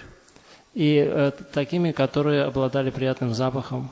Mango sprouts with mango flowers were fragrant. И цветы манго, они очень приятно пахнут. There's another one that's fragrant that is called, scented geranium. И там еще другое растение, которое называлось Geranium is probably here also. Возможно, оно тут на Украине тоже растет. Anybody know what geranium is in Russian? Кто-нибудь знает, что это за растение на русском, как оно The будет? green leaf of that is highly fragrant. Это, может быть, герань. It's like a flower with flowers. Yeah, flowers with more leaves. Да, похоже, это герань. Оно very fragrant. Оно очень ароматное. You can break that leaf and you can smell it for up to a foot away. И если вы сломаете листочек, тогда можно чувствовать запах его издалека. So that is used to make garlands for Krishna. И вот это растение использовали для того, чтобы делать гирлянды для Кришны. And in South India, they mix that with 2 other color flowers and they make garlands for the Lord with it. И в Южной Индии они делают гирлянды для Кришны из герани, еще из 2 цветов разного цвета. One of them is called Kanaka Ambaram. It means covered by gold. И один из цветов называется Канака Амбара. Это значит, что как будто покрытый золотом. And it is the flower is the color of your shirt. И цвет этого растения вот такой желтый, как у меня футболка. And they use Mulgrove, which is jasmine flower, which is goddess Lakshmi Devi in Padma Purana. А в качестве второго цветка берут жасмин, который в Падме-Пуране описывается как олицетворение Лакшми Деви. Mixed with that green scented geranium leaf. А также в эту гирлянду вплетают листики герани. So they have gold and white and green and all are fragrant. И вот эти цветы, желтые, белые и зеленые листья, и все они обладают замечательным ароматом.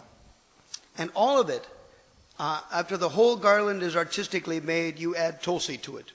И когда уже сделана красивая гирлянда из этих растений, добавляют туда листики тулси. When you add tulsi to it, Bhaktivinoda Thakur describes in Sharanagati that it is the jewel of the garland. И когда добавляется тулси в эту гирлянду, то тулси, она по высказыванию Бхактивинода Thakura, приведенному в Шаранагати, то тулси является царицей всех гирлянд. And in Padma Purana, her name is Brahmavaivarta Purana. Pushpashara, the essence of all flowers. И в Брахмавайварте Пуране она называется Пушпасара, сутью всех цветов. And third canto, chapter 15, verse 19. И в третьей песне, 15 главе, 19 стихе говорится: In the Vaikuntha planet that the four Kumaras went into, что когда 4 кумар прибыли на Вайкунху, they saw that all the flowering plants there wanted to be with Tulsi so that they could get on Lord Narayan's chest. и там они увидели, что все цветы и растения хотят быть с Тулси, чтобы находиться на груди Господа. This way, she was the guarantor. Таким образом, она является гарантом. But actually, she guarantees all living entities. Но на самом деле она гарантирует всем живым существам. Anyone who takes shelter of her obtains Krishna. Любой, кто принимает прибежище у Тулси Деви, он обретает Кришну. Therefore, we should always take shelter of her. Поэтому мы всегда должны искать прибежище у нее. Shikandara gunja by vivida sumanobi kishalayai. In this way, Krishna would decorate himself with different green shoots of newly blossomed sprouts of fragrant twigs, and he would put it in his hair. Таким образом, Кришна собирал эти замечательно ароматные листья, новые и небольшие веточки, и украшал ими свои волосы. Kritakalpo nalper mudita hridaya nanda tanaya. The son of Nanda, with a great happy heart, he decorates himself in that way. И с радостным сердцем сын Махараджи Нанды украшал себя таким образом. Vichikridam svanam, and he plays with his own friends. И он играл со своими друзьями. Samaguna vaya veshalalitai, would have equal forms, ages, beauty, and dress similar to himself. Которые, мальчики-пастушки, друзья, которые были похожи на него формой, годами, одеждой. Similar to themselves. Age, qualities, dress, similar. Качества и годами были подобны Кришне. Baladyar Gopalai Sahasahacharai Kaili Vipine, and along with his elder brother Balaram, he plays in the forest. И вместе со своим братом Баларамом он играл в лесу. So they all went into the forest, all these boys went into the forest with their unlimited number of calves, and they were all decorated like Krishna was decorated. И все эти мальчики-пастушки с Кришной Баларамом вошли в лес, и все они были украшены с бесчисленным количеством телят, и все они были украшены подобно Кришне. So although the boys were decorated with gunja, with jewels, and with gold by their mothers, the boys decorated themselves with the natural opulences of Vrindavan. И несмотря на то, что матери украсили пастушков ягодами гунджи, драгоценностями золота, они также себя украсили натуральными великолепием Вриндавана. Sometimes in Kartik, during specific holy days like Purnima, иногда на Картику в какие-то святые дни, вроде прошу прощения, просто Пурнимы. Ras Purnima, when Krishna and the gopis perform Rasa Leela. Рас Пурнима, когда Кришна с Гопи танцевали Расалилу. So sometimes they would, in Vrindavan temples, they would bring the deities out into the courtyard. Иногда во Вриндаване выносят божества во двор. And they would bring other murti forms of other gopis. И также они выносят туда же мурти, формы других гопи. Then they would bring branches tons and tons of green branches. И они приносят множество тонны зеленых веток They would make a huge forest. и делают там огромный лес. Put lights all over it. Они зажигают кругом огни Then they would make a big pot of sweet rice. и делают огромный горшок со сладким рисом. And then they would put it in the forest. И они ставят его в лесу. For the divine couple, Radha and Krishna and their friends, to eat that sweet rice in the middle of the night. Чтобы божественная чита Радха и Кришна и их друзья могли отведать это в полночь. Now, Indian sweet rice is not hot. И индийский рис, сладкий рис, он отнюдь не горячий. It's actually supposed to be cold. На самом деле он должен быть холодным. Because the colder it is, the sweeter it tastes.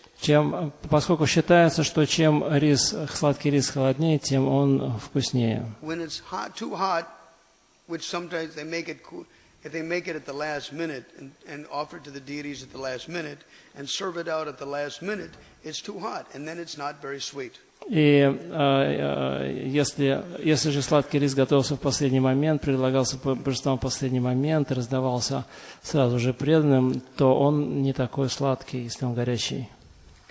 Next shloka. Следующая шлока. Shloka 5. Mushnanto anunya sikyadin gyatan arach chachikshipu tatratyascha punardurad dasantасча пунардадуху. Все пастушки воровали друг у друга корзинки с завтраком. Когда владелец корзинки обнаружил, что ее у него утащили, другие мальчики бросали ее тем, кто находился дальше от него, а они бросали еще дальше. Все, кроме отчаявшегося владельца корзинки, смеялись, но когда он начинал плакать, ему возвращали корзинку. Commentary by Prabhupada. Комментарий Шрилы Прабхупады. This kind of playing and stealing amongst boys still exists even in the material world, because this kind of sporting pleasure is present in the spiritual world, from which this idea of enjoyment emanates.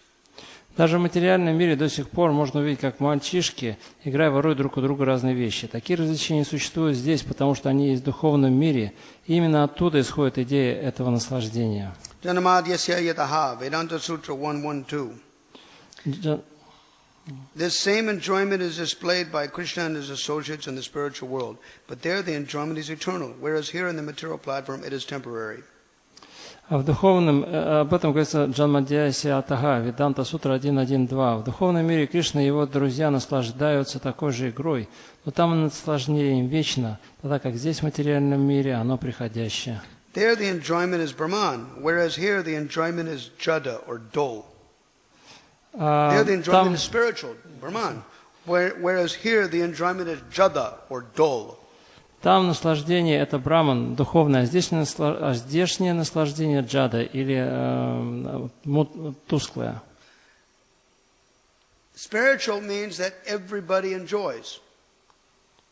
Spiritual means everybody enjoys. Духовное означает, что все наслаждаются. Jada, dull, means one person enjoys and everybody else suffers.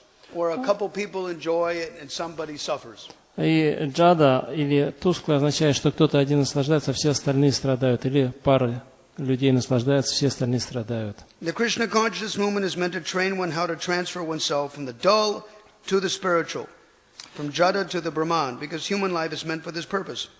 Движение сознания Кришны призвано воспитать в людях способность перейти от джады или тусклого наслаждения к Брахману, поскольку смысл человеческой жизни именно в этом. Atato Brahma Jigyasa, Vedanta Sutra 1.1.1. Веданта Сутра 1.1.1 гласит. Krishna comes down to teach us how we can enjoy with him in the spiritual platform, in the spiritual world. Кришна приходит сюда из духовного мира, чтобы научить нас наслаждаться вместе с ним там, в духовном мире. Not only does he come, but he personally displays his pastimes in Vrindavan and attracts people to spiritual enjoyment. Он не просто приходит в материальный мир, он являет свои игры во Вриндаване, привлекая людей к духовному наслаждению. So, Hari Bhakta Kalpalatika mentions this pastime also. И в Харе Бхакти Калпалактике также упоминается эта игра.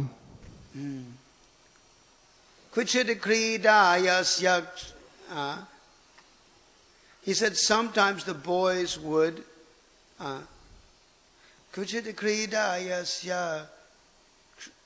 they would play along with the sweet sound of the murali flute.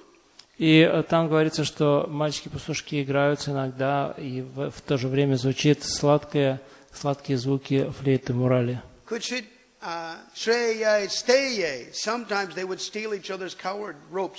Иногда они воруют друг у друга пастушеские веревки.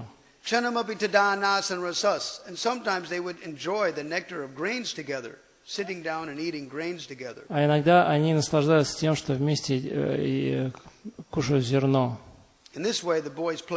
Таким образом мальчики развлекаются. И вот есть интересный момент относительно того, как они воруют друг у друга эти корзинки с завтраками. Это происходит постоянно.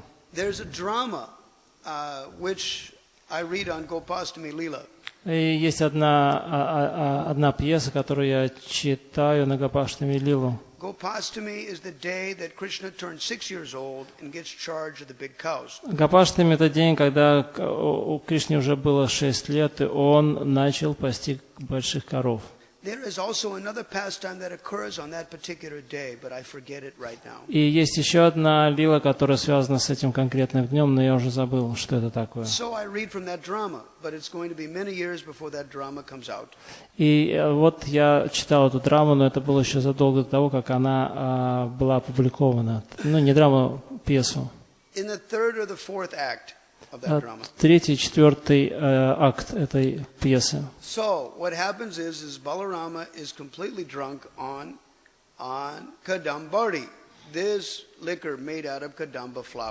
И что там описывается, как Баларама полностью опьяненный напитком кадамбари, то есть это пьянящий напиток, сделанный из цветков кадамбы.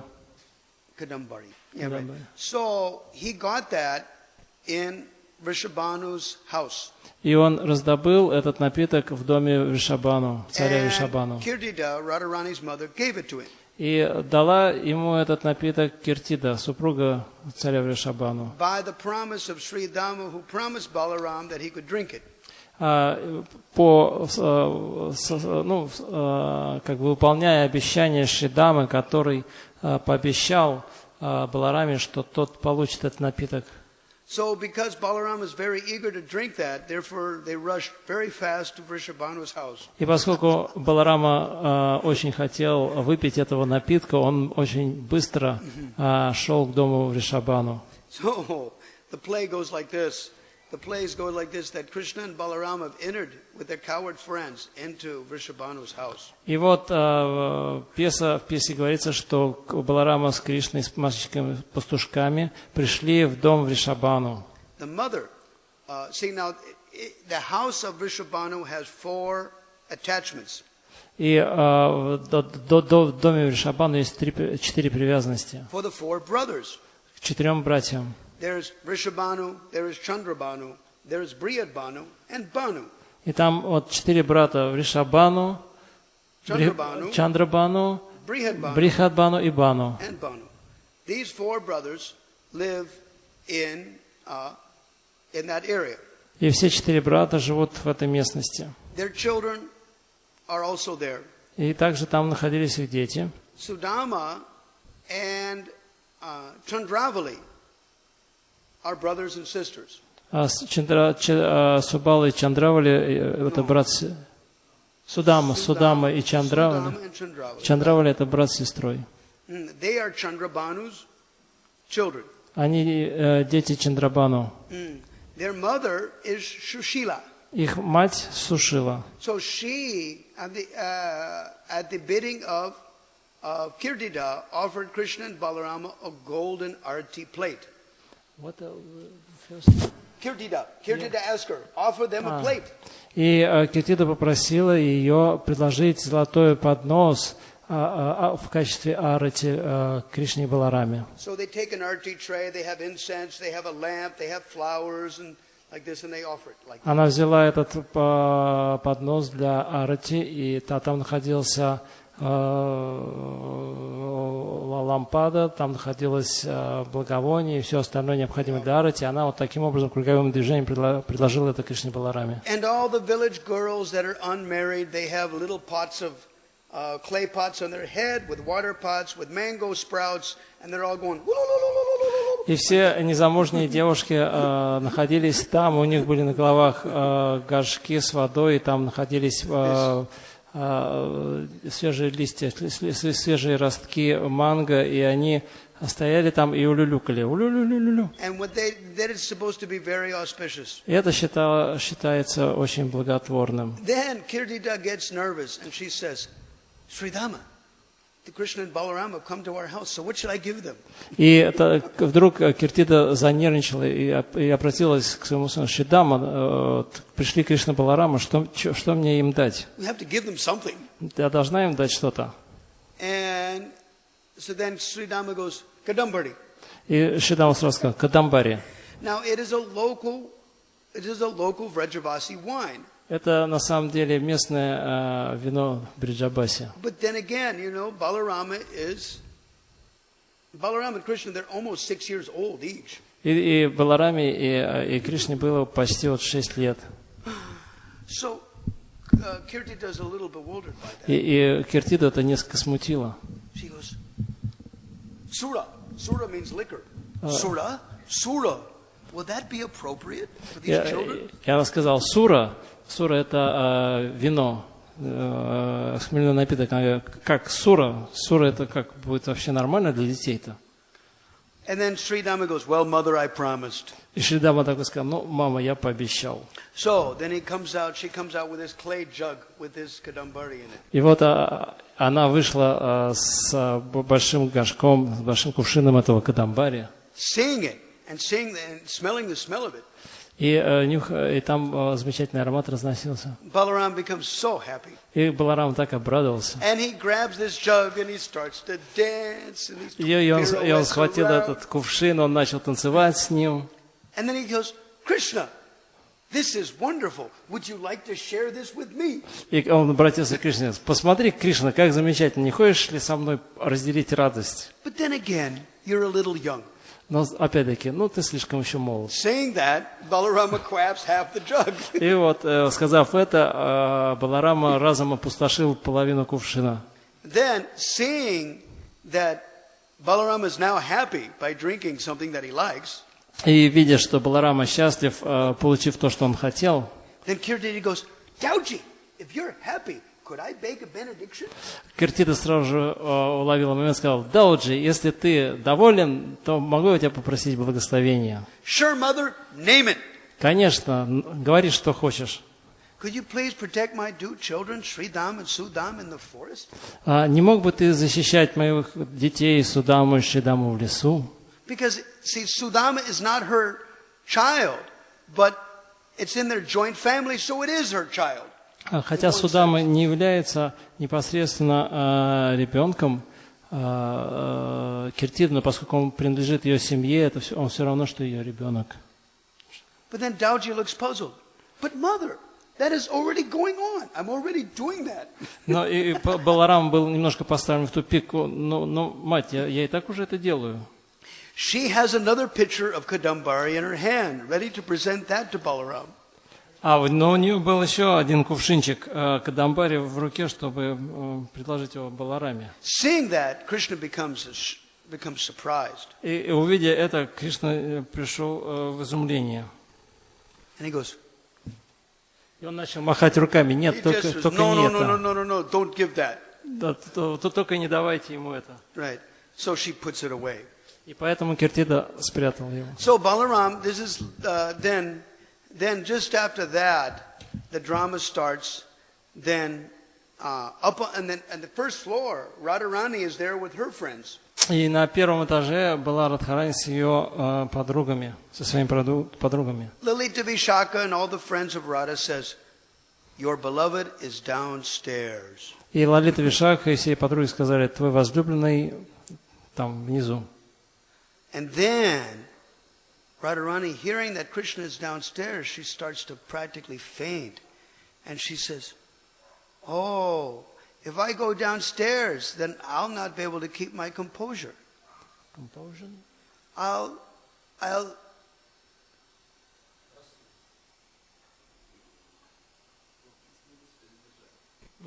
Okay. И когда Радхарани услышала, что внизу находится Кришна, она чуть не потеряла сознание и сказала, что если я пойду вниз, то вряд ли я могу держать себя в руках. If I become nervous when I see Krishna, and he becomes nervous when he sees me, then our superiors will understand our attachment for each other. It will not be good. И если я разволнуюсь, то Кришна также разволнуется. Тогда старшие поймут, что мы привязаны друг к другу, это будет не очень хорошо. Lalita Vishaka said, no, you must go and we'll protect you somehow or other. Но Лалита и Вишака сказали, нет, ты должна идти, и мы так или иначе устроим все наилучшим образом. So Radharani is so nervous, she's practically fainting, and the girls are just escorting her down the stairs, you know. И Радхарани настолько взволновалась, что она чуть ли не теряла, то есть не падала без чувств, и девушки, ее подруги поддерживали ее и вели вниз по лестнице. So when they escort Radharani down the stairs, all of a sudden Krishna sees Radha, and Radha sees Krishna. И вот в какой-то момент вдруг Кришна увидела Радхарани, и Радхарани увидела Кришну. So when they catch sight of each other's eyes, they become unsteady. All types of emotions, asta sattvika vikar, 8 symptoms of ecstasy are manifested in Radharani's body instantly. И когда они взгляды встретились, тут же и Кришна и Радхарани, в их телах проявились все признаки аштасаттвика викары, то есть экстатических эмоций. Also Krishna. And also Krishna. So then Subal, which is actually Radharani herself in the form of a coward boy. И тогда Субал, который является на самом деле самой Радхарани в форме мальчика-пастушка. And he is very, very partial. И он очень пристрастен. Partial. He takes their side. Subal takes their side in any argument. He pushes Krishna and anything for the gopis. Subal is the one who pushes Krishna to agree to whatever the gopis want. И он такой очень пристрастный, он всегда принимает сторону гопи. So Subal sees that Radharani is perspiring in ecstasy, and Krishna is perspiring, and then he goes, "It's too hot here. Too many bodies in the way. Get everybody out of here. They need air." И когда Субал увидел, что Кришна вспотел, и Радхарани вспотел, он вдруг начал кричать: "Тут слишком жарко, тут слишком много жарких тел. Давайте-ка все отсюда выметайтесь." All you boys get out of here. Ну-ка давайте, пастушки, отсюда выметайтесь. Hearing this, Krishna's Priyasakas, that are very close friends. И слыша это, Приясаки Кришны, его близкие друзья. Krishna is uncomfortable. We must see to his comfort. И они подумают, да, Кришне что-то тут себя плохо чувствует, мы должны позаботиться о том, чтобы ему было хорошо. So they go out and they get these big leaves off the tree and they put them together to make a fan and they start to fan Krishna with these leaves. Они вышли, быстренько набрали больших листьев и стали пользоваться ими как опахалами, омахивая Кришну. Then Subal goes, "You boys, you simply don't know how to do it correctly." И Субал сказал: ребята, вообще не понимаете, как это нужно делать. So then he goes up to those boys, grabs those leaves off of their hands and says, "Give it to these manjaris. They're expert. These girls, they know how to do it better than you. Get out of here." И он пошел, отобрал эти листья у мальчиков-пастушков, сказал: "Вы ничего не понимаете, давайте-ка пусть этим займутся манджари, они знают, как это делать." So these girls that are 8 or 10 years old, they grab the leaves and they're fanning Radha and Krishna. И вот эти девочки 8-10 лет, они взяли эти листья и стали омахивать Радху и Кришну. Now, this is where the trick will come in the drama. Это то, как вот этот крюк, он пришел в эту драму. Because the language they use is called double language. Поскольку язык, которым они пользуются, назывался двойным языком.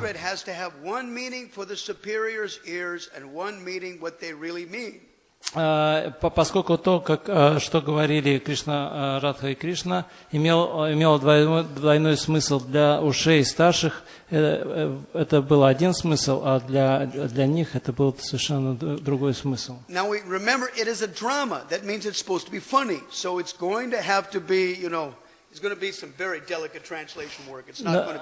И поскольку это пьеса, то оно должно быть очень динамично, и поэтому, чтобы выразить вот эти все оттенки языка, должен быть очень опытный переводчик. The Goswami that was in Assam that did the rough translation for me totally blew it. He messed it up. Totally messed it up, that section. In Assam, one Goswami. Один Госвами Инасам, который переводил вот этот санскрит, он не очень хорошо с этим справился. Whole thing he messed up. И одним словом, все там было очень неудачно. So, Krishna and Radha are speaking together. И вот Кришна и Радха стали And all the говорить girls друг are другу. laughing at Krishna. И все девушки смеялись над Кришной. Then Krishna says to Radharani, my dear beloved, you please hurry up with this conversation. И тогда Кришна говорит Радхарани: моя возлюбленная, пожалуйста, поторопись с беседой. Because as soon as Balarama will blow his horn, we will not be able to speak. Поскольку как только Баларама протрубит свой рожок, мы уже не сможем ничего сказать друг другу. Everything changes. Все переменится. So, very quickly, that's exactly what happened. И очень скоро именно это и произошло. When Balarama blew his horn, Как только Баларама then протрубил свой all the рожок, friends of Krishna came and they grabbed Krishna. He said, let's go! And they grabbed him immediately and he went out and he couldn't say one further word to Radharani. и тут же, Just like a hurricane. то тут же прибежали мальчики-пастушки, схватили Кришну и сказали: нам пора идти. И они, Кришна и Радхарани, уже не могли сказать ни слова. Мальчики-пастушки, подобно урагану, унесли Кришну оттуда. And Radharani was shocked И Радхарани была потрясена, удивлена at the power of Balarama's horn and the intensity of the coward boys. могуществом рожка Баларамы и силой, такой суровостью мальчиков-пастушков.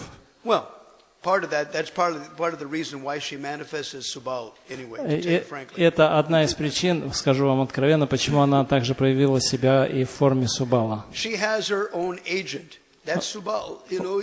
У нее есть свой агент, это Субал.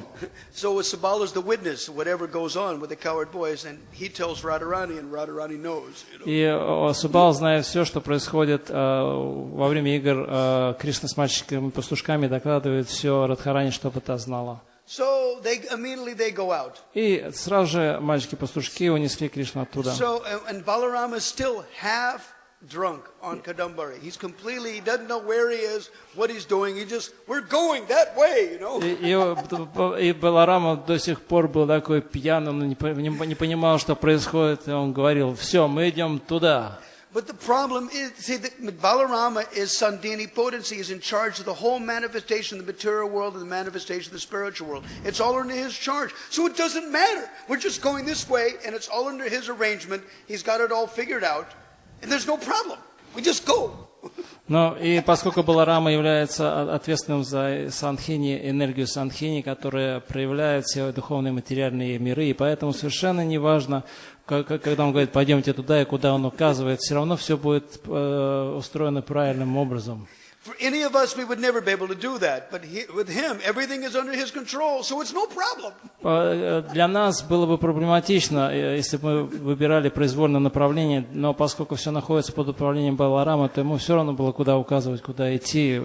Now, Balarama is still completely drunk, remember, in the play. Но помните, что в этом спектакле Баларама был совершенно пьян. So they approach Yamuna.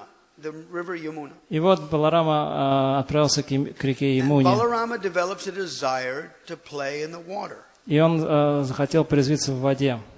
So he's looking for his friends because everything happens along with Krishna and the friends. All the friends should be together. И он начал кругом оглядываться в поисках мальчиков-пастушков и Кришны, поскольку без них все теряет смысл.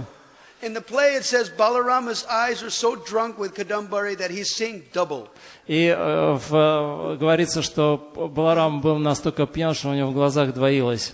So when he sees double, he says, which boy should I be with? The boys that are on the bank or the boys that are in the water? Which one set of boys should I be with? И он начал думать, с кем из пастушков я должен быть, с теми, которые на берегу, или с теми, которые в реке. So he jumps in the water. И он прыгнул в реку. Now Balaram has his crew, his boys, that are older than Krishna. They're 10 years and older. И у Баларама есть там своя команда, которая старше Кришны, им там по 10 и больше лет. These boys are headed by Varuntapa. И главой этих мальчиков-пастушков был Варутапа. Vrishabha, which means the bull. He's a big guy. Вришабха, что означает бык, такой здоровый парень. Vrishabha. There is Varuntapa, Vrishabha.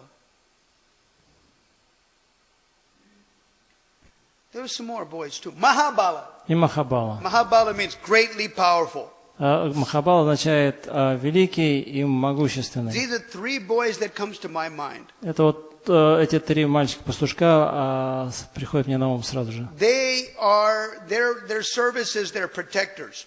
И их служением является защищать. When the cowherd boys are going out with the calves, they're the ones that go along the sides and they have weapons. You know, and they mean business. If there's any demons that come, they're going to mean business. И когда мальчики-пастушки идут в лес, эти мальчики, старшие мальчики-пастушки, они стоят по краям и охраняют всех остальных. Если придет какой-то демон, то они принимают меры. Security force. Это такая охрана. So when they see their friend Balarama half drunk and he's in the Yamuna, they say, "Wait a minute.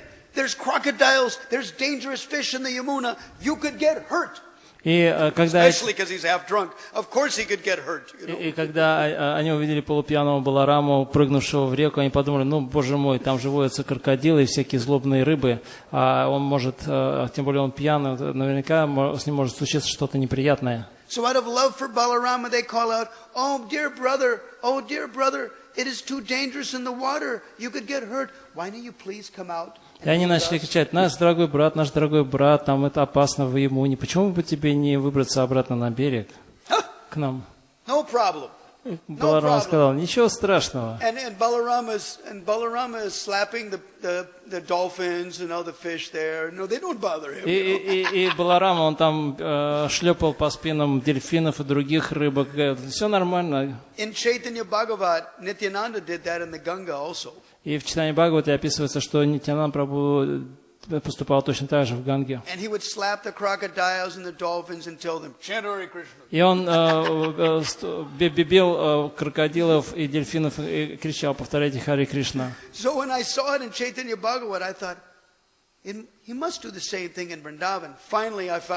И когда я читал это в читании Бхагавати, я думал, что что-то такое должно быть также и в играх Кришны, и наконец-то я нашел это. So, Balarama ignores the boys. И Баларама не обращал внимания на мальчиков. Но мальчики, они все больше и больше беспокоились о безопасности Баларамы. Экаджати означает, что у них полностью отсутствует страх. И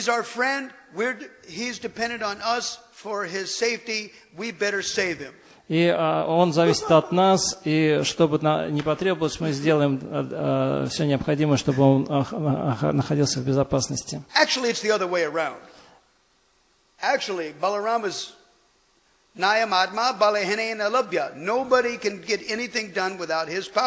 Но в конечном счете все зависит от Баларамы, ничто не может сделать, ничего невозможно сделать без его могущества.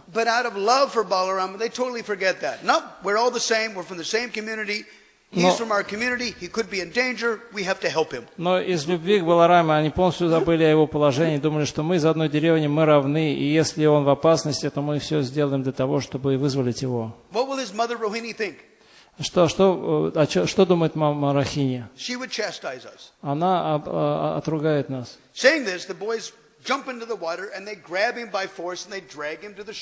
И, конечно, мальчики-пастушки прыгнули в реку и силой вытащили его на берег, Балараму. И когда вытащили, наконец, Балараму на берег, подумали, да, трудная была работа. И мальчики-пастушки тогда поняли, да, это действительно была непростая работа вытащить из Ямуны Балараму. So Balarama says, I am very thirsty. Is there anything left in that clay pot? И Баларама сказал, что-то у меня жажда замучила, не осталось ли чего в этом кувшинчике? Means he wants the rest of the wine. Это означает, что он хотел допить все остальное. Krishna is very smart. А Кришна очень умный. So he looks at his friend Madhumangal and he says, with eyes, he doesn't say a word, he just says, he wants more liquor. Should we give it to him? And Madhumangal just goes, nope. И вот, He's too drunk. Nope, nope. и Кришна, он посмотрел на Мадху Мангала, говоря ему глазами, он ничего не сказал, ни слова, но его взгляд был многозначительным, что вот он хочет, Баларама хочет еще выпить, стоит ли ему давать? И Мадху Мангала ответил многозначительным взглядом, нет, ни в коем случае. So he shakes his head no. И он покачал головой, нет. So Krishna has to think on his feet because he's his elder brother. He can't say no to his elder brother, but he can't say yes to his elder brother. So what is Krishna going to do? He's smart. И вот Кришна попал в затруднительную ситуацию. Он не мог сказать своему старшему брату нет, но с другой стороны он не мог сказать ему да. Что же сделал Кришна? So Krishna says, the matka. Oh, you want the clay pot, right? Oh, I'm sorry. I think somebody dropped it on the way. Oh, we're so sorry. It's dropped and broken on the way.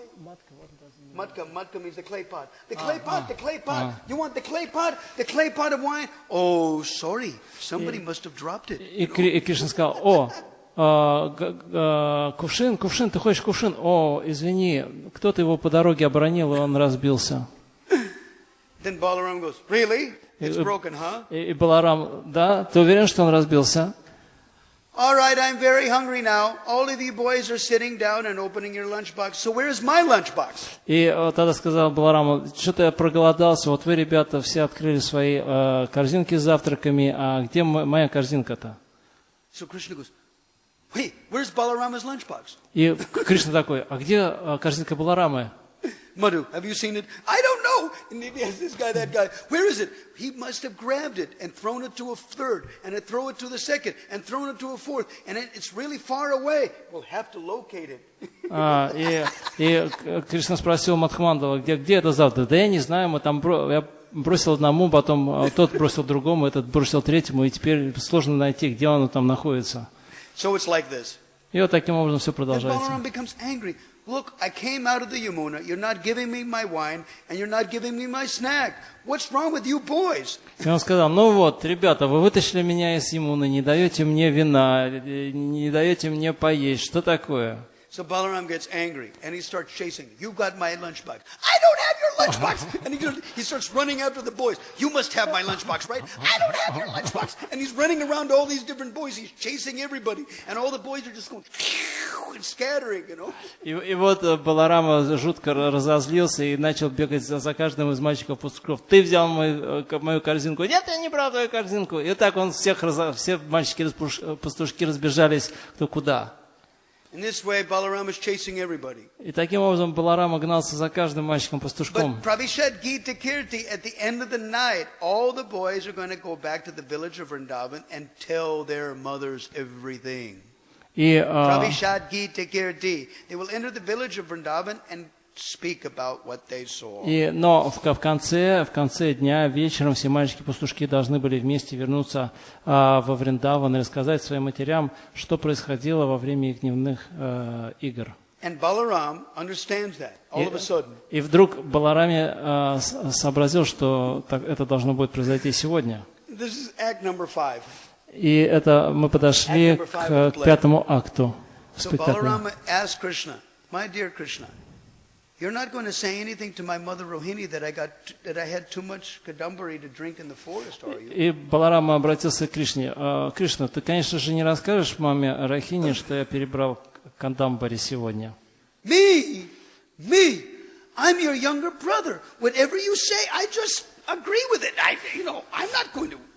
Я же твой младший брат. Что ты мне скажешь? Твое слово для меня закон.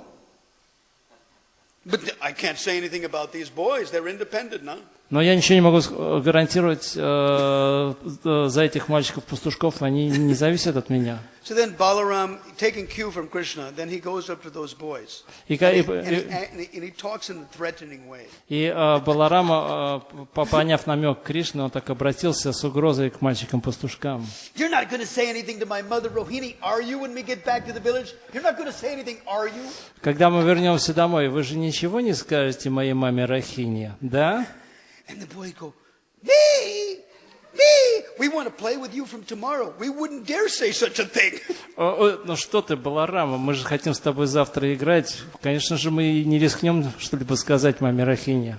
So then Krishna relaxes and says, Balarama, relax. Can't you see? You don't have to worry about me, and you don't have to worry about my friends. Relax. И тогда Кришна так успокоенно говорит, ну все, Баларама, можешь расслабиться, я ничего не скажу маме Рахине, мальчики-пастушки ничего не скажут маме Рахине, так что расслабляйся. Then Krishna smiles and says, but what about this Brahmin, Madhu Mangal? He's a truthfully speaking man. What about him? И тогда вдруг Кришна говорит, ну да, а вот что вот насчет этого мальчика Брамана, он говорит только правду. So Balaram approaches Madhu Mangal and goes, Madhu, you're not going to say anything to my mother Rohini that I had too much kadambra in the forest, are you?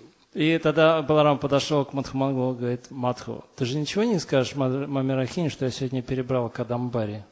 And he goes, Мадху Мангал так задумчиво. He's thinking about it. Он так начал думать. So Balaram asked the second time. И Баларам второй раз спросил.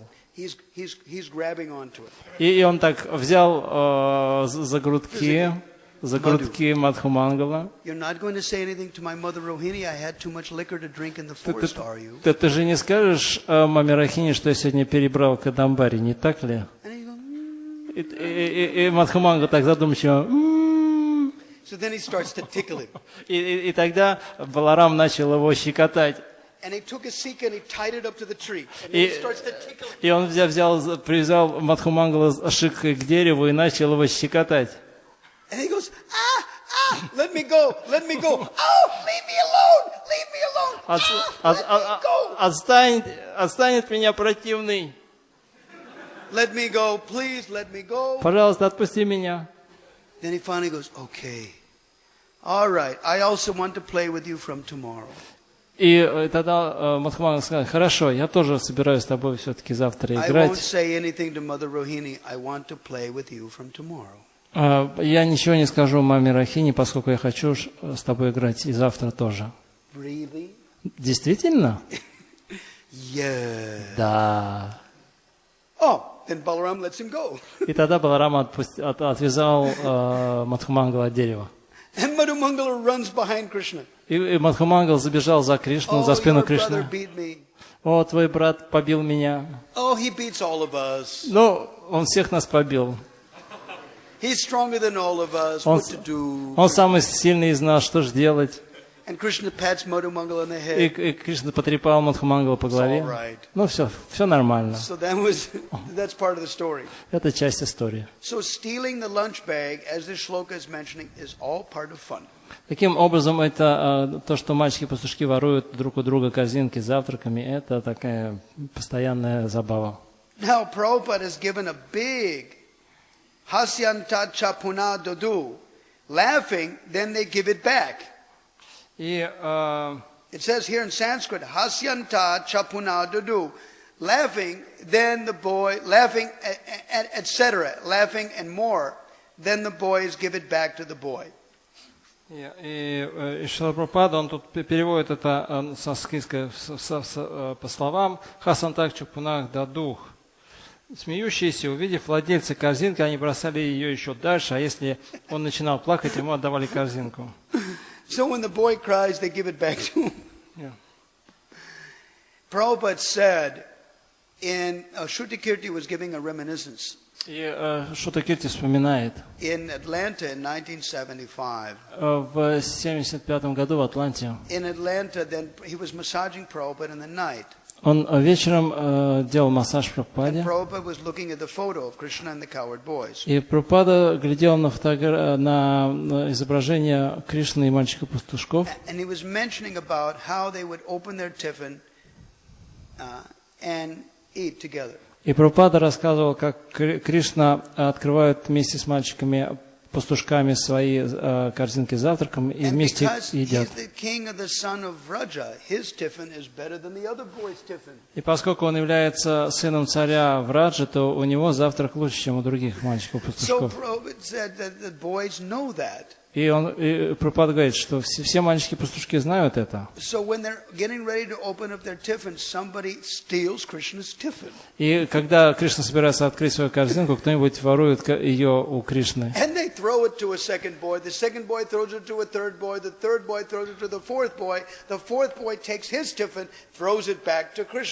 И потом он перекидывает ее второму мальчику-пастушку, тот третьему, четвертому, и четвертый кидает свою корзинку с завтраком обратно к Кришне.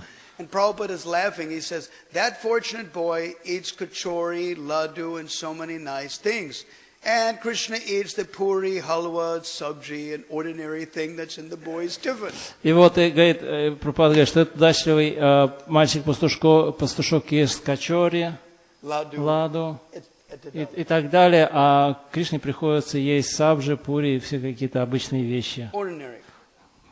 Then he laughed and told Shrutikirti that I want to go back to the spiritual world and eat kachori and laddu with Krishna. И тогда Shrutikirti говорит, что Шрила Прабхупада засмеялся и говорит, что я хочу вернуться в духовный мир и есть ладу и качори с Кришной.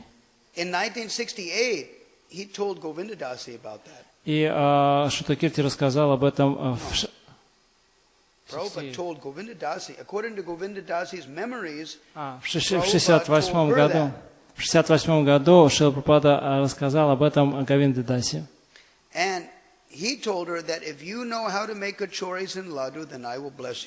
И он сказал, что если ты научишься готовить как следует качори и ладу, я отдам тебе благословение.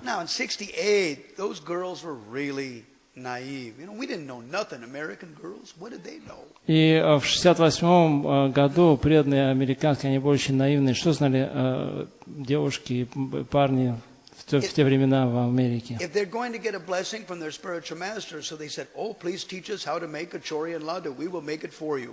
И если они хотели получить благословение, они отправляли Шрила Прабхупаде: «О, Шрила Прабхупада, научите нас, как делать качори и ладу, мы приготовим их для вас». And on her website, Govindadasi says, every day in my mental worship, I will offer you kachoris and laddu, because that's what you want to eat with Krishna and Balaram. И на своем сайте Говиндадаси она пишет, что каждый день я буду готовить вам качори и ладу, потому что вы хотите есть качори и ладу с Кришной и Баларамой. Text 6. Шестой текст. Yadiduram kata Krishno vana sobekshanayatam aham purvam iti samsparshyare mire. Translation: sometimes Krishna would go to a somewhat distant place to see the beauty of the forest. Иногда Кришна углублялся в лес, чтобы полюбоваться его красотой. Then all the other boys would run to accompany him, each one saying, Тогда все остальные мальчики бежали вслед за ним, и каждый из них кричал: I shall be the first to run and touch Krishna. I shall touch Krishna first. Я первым догоню Кришну и дотронусь до него. Я первым прикоснусь к Кришне. In this way, they enjoyed life by repeatedly touching Krishna. Так, снова и снова прикасаясь к Кришне, они наслаждались жизнью. The other Prabhupada says in Nectar Devotion that when one boy speaks like that, И в «Нектаре преданности» Шрила Прабхупада говорит, когда один мальчик-пастушок говорит так, the other boy says, "Nah, you cannot go. I'm going to go." А другие отвечают: нет, ты не сможешь, я смогу. Vishnu Purana in chapter 5 has another description. И в 5 главе Вишнупураны есть другое описание этого. Krishna is within the heart of everyone. Кришна пребывает в сердце каждого. So when he saw from a distance that his friends were in competition with each other, who could touch him first? И когда он видит, что его друзья соревнуются, кто до него первым дотронется, Krishna just wants to fulfill their desire. Кришна просто хочет удовлетворить их желания. So he manifested himself in 10 different forms. Он Independent. проявляет себя в 10 независимых форм. Now the boys are running to touch Krishna, and they're in competition with the next fellow. next to him, and so they cannot see what is going on. И мальчики-пастушки бегут, чтобы первыми прикоснуться к Кришне, и они настолько поглощены этим соревнованием, что они максимум видят только своего соседа. They're just madly running towards Krishna, and they're not seeing that there's 10 Krishnas. И они несутся со всех ног, чтобы дотронуться до Кришны, и они видят, что 10 Кришн. So when they get there, according to Vishnu Purana, И согласно Вишну Пуране, когда они добегают туда, then they challenge Krishna. Now you should tell us which one of us touched you first. и тогда они спрашивают Кришну, кто из нас прикоснулся к тебе первым? But Krishna is a diplomat. Но Кришна дипломат. He's very smart. Он очень умный, He's really diplomatic. и он такой дипломатичный. So he said, my dear friends, it doesn't matter which one of you had touched me first, because all of you have come here to be with me. И он говорит, что, дорогие мои мальчики-пастушки, не имеет значения, кто из вас первым прикоснулся ко мне. Главное, что все вы пришли сюда, чтобы быть со мной. We're all here together. Мы все здесь вместе. So then all the boys go, ooh. И тогда все мальчики And this сдувались. way they all felt happy in Krishna's presence, but none of them could divide. You are better than the other guy. You're first, you're second, none of that. И все они становились счастливыми, то, что они теперь вместе с Кришной, но никто из них не был разделен, что вот ты первый прикоснулся, а ты выиграл, а ты проиграл и так далее. Next verses are famous. И следующий стих очень известный. Prabhupada quotes this a lot. Прабхупада часто цитирует его. Kechada venuvadayanto dmanta shringani kechava. Kechada bringa pragavanto kujanta kukila pore. Vichaya bipradhavanto gachanti saruhangsakai. Bhake rubhavashantascha nrityantascha kala bibihi. Vikarashanta keshabalan arohantascha terudurman. Vikuravantai chatai sakam plavantascha palashishu. Sakama beke vilaganta shirasa. Sarata savasampluta vihasanta pratichchaya sapatascha pratishvanan etamasatama brahmasukana bhutyada sangatanam paradaivatena maya shrutanam naradarakena sakam brajahu krita punya bunja. These 5 shlokas. Это 5 стихов. And these are like a dhyan mantra. These are mantras that describe the scene very wonderfully. И они такие шлоки называются дхьян-мантрами, то есть те, которые рисуют в уме картину, сцену, целую сцену. Because in this chapter they're famous. Поскольку эта глава очень знаменита, Their assistance for meditation. она помогает медитации на Кришну. Read it. Перевод. Мальчики занимались кто чем. Одни играли на флейтах, другие трубили в рожки, некоторые жужжали, словно пчелы, или подражали пению кукушек. Некоторые мальчики изображали летавших птиц, бегая по земле за их тенями. А некоторые копировали изящные движения, величавую стать лебедей. Кто-то застывал на месте, как цапля, а кто-то танцевал, подражая павлинам. Некоторые мальчики приманивали к себе молодых обезьян или залезали на деревья и начинали прыгать с ветку на ветку, как обезьяны, а некоторые вслед за обезьянами корчили друг другу рожи.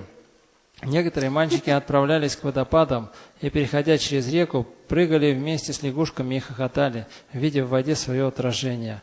Слыша отголоски собственных голосов, они начинали пререкаться с эхом. Так пастушки играли с Кришной, источником Брамана, сияние в которое хотят погрузиться гьяни, с Кришной, в котором преданные, считающие себя его вечными слугами, видят Верховное Божество, с Кришной, который обыкновенным людям кажется обыкновенным ребенком. Накопив плоды благочестивых поступков, совершенных на протяжении многих жизней, они получили возможность общаться с Верховной Личностью Бога. Чем еще можно объяснить выпавшую им удачу?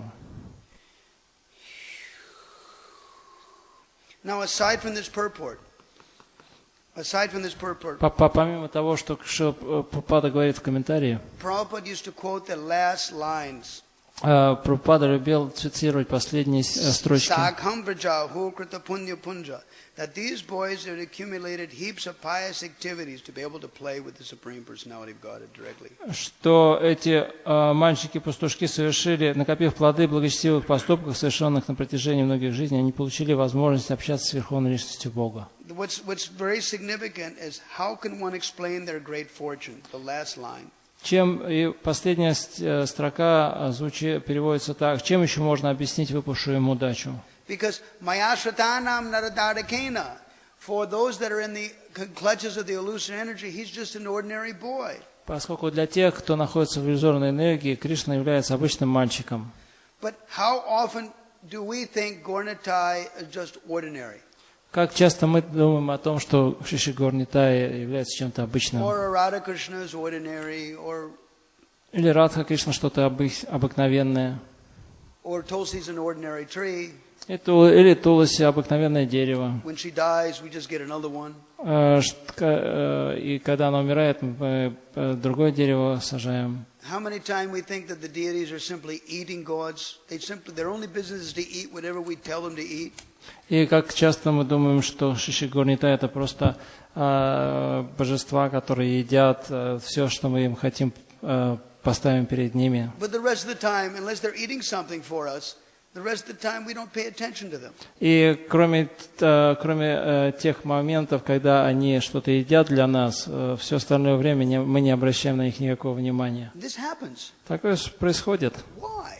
Почему? Mayashratanam naradadakena. We are under the clutches of the illusory energy, so to that extent we think he's just an ordinary boy. До той степени, в какой мы находимся в тисках материальной энергии, до тех пор, в той степени мы и считаем Кришну обычным мальчиком. How do we get out of that? Как же нам избавиться от этого? We have to think about Krishna and Gauranga. Мы должны думать о Кришне и Гауранге. By hearing and chanting about Gauranga's pastime, Nityananda's pastime, then the deities really become real persons for us. Слушая воспевания игр Господа Чайтаньи Гауранги, благодаря этому и Шиши Gaura-Nitai станут для нас реальными личностями. Then we become fortunate. Тогда мы обретем удачу, beyond our mundane qualification. Которая превосходит любую нашу материальную квалификацию. Read the purport. И комментарий. Шрила Рупа Госвами советует: Тасмат кейнапьюпаена манах Кришне не вешает. Бхакти Расамрита Синху 1.2.4. Думая о Кришне как об обыкновенном ребенке, источнике сияния Брамана, источника Параматмы, или же как о верховной личности Бога, ни одним, так другим способом надо полностью сосредоточить свое внимание на лотосных стопах Кришны. Этому учит и Бхагавад Гита 18.66. Сарва Дарман Паритяджа Мамакам Шаранам Враджа. Самый легкий и прямой путь к Кришне – это Шримад Бхагаватам. Ишварах Садю Хридьяварудьяте Тра Критибхи Шушрушубхи Стат Кшанат. Бхагаватам 1.1.2. Если хотя бы... Takshanath, at that moment. Такшанат значит в этот момент. Just by hearing. Просто слушая. Amazing. Если хотя бы отчасти переключить внимание человека на Кришну или на деятельность в сознании Кришны, это сразу позволит ему достичь высшего совершенства жизни. Такова цель движения сознания Кришны. Локася джанато видвам чакри саттвата самхитам. Бхагаватам 1.7.6. Поскольку обыкновенным людям неведом секрет успеха, Шилова и Садева и сострадания к несчастным душам, живущим в материальном мире, особенно век Кали, дал нам Шримад Бхагаватам. Шримад Бхагаватам Пураманам Амалам Яд Вайшнавам Приям. Бхагаватам 12.13.18. Для вайшнавов, которые достигли сравнительно высокого духовного уровня, либо уже обрели полное знание о славе и энергии Господа, Шримад Бхагаватам – это самое любимое из всех ведических писаний. Рано или поздно нам придется сменить свое тело. Татхадыхантара праптих. Если мы равнодушны к Бхагавад Гите и Шримад Бхагаватам, то неизвестно, каким будет наше следующее тело.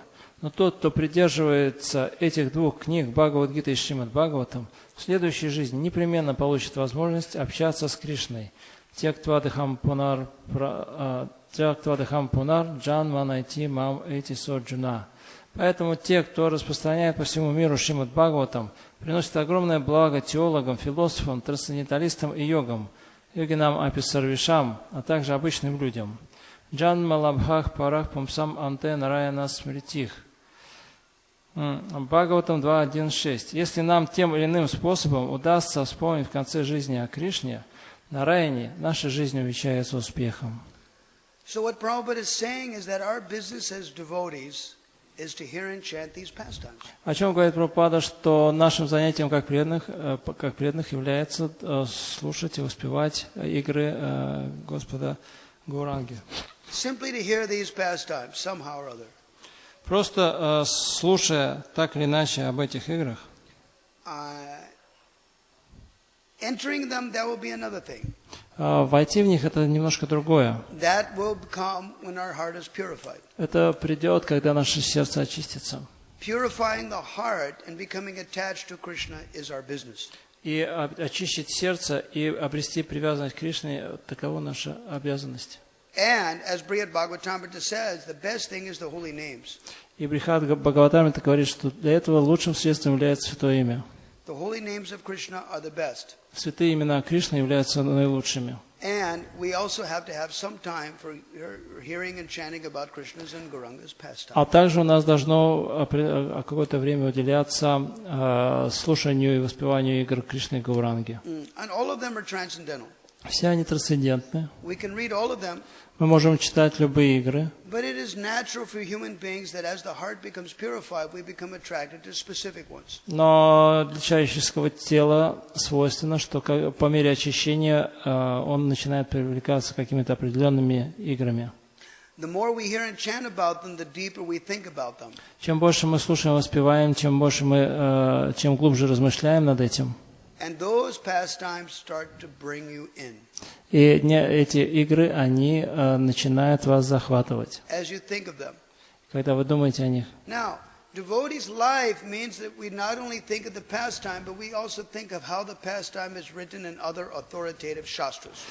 И наше занятие как преданных не только читать игры, но также размышлять о том, каким образом те же самые игры описаны в других шастрах The more авторитетных. we think about it and we research it in different ways, И чем больше мы думаем об этом и изучаем их со всех сторон, by the mercy of that kata, we're pulled in. и благодаря милости Кришна Катхи она нас втянет в себя. Vishwanath Chakravarti Pad says in 3:9-11. Вишванат Чакраварти Пад говорит в 3:9-11. Krishna has manifested, his mercy is manifested in three ways to the devotees. И для преданных Кришна проявляет свою милость в трех видах. One way is through Krishna's sound vibration. Первое — это звуковая вибрация Кришны. Just like in the purport, Prabhupada is glorifying Bhagavad Gita and Shrimad Bhagavatam. Как в комментарии Шрила Прабхупада прославляет Бхагавад-гиту и Шримад Бхагаватам. These two books can help one. Эти две книги могут помочь человеку. Therefore, as much as possible, according to our brain substance, we should memorize the books. Поэтому, насколько позволяют нам наши умственные способности, мы должны запоминать эти книги. But you cannot memorize something artificially, Но невозможно что-то искусственно запоминать, because you will forget it. поскольку вы неизбежно это забудете. But when you hear and chant again and again about it, it attracts you. It steals the mind. Но если вы читаете что-то снова, это привлекает вас, это захватывает ваш ум. Specifically, when you hear and chant it in its different varieties of ways, as it's described in the Vedas. Особенно если вы изучаете что-то во всем разнообразии, как это описано в Ведах. So Krishna is manifested in that mercy. И тогда так Кришна проявляет эту милость. In fact, that is the first way that Krishna becomes manifested to his devotees. И это первый способ, каким Кришна проявляется перед преданным.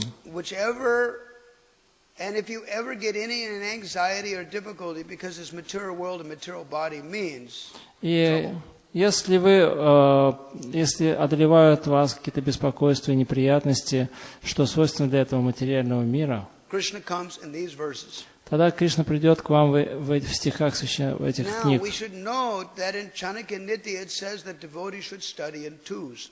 И в Чанаканите вы должны знать, говорится, что преданные должны изучать, что учиться нужно вдвоем. Who should I study with?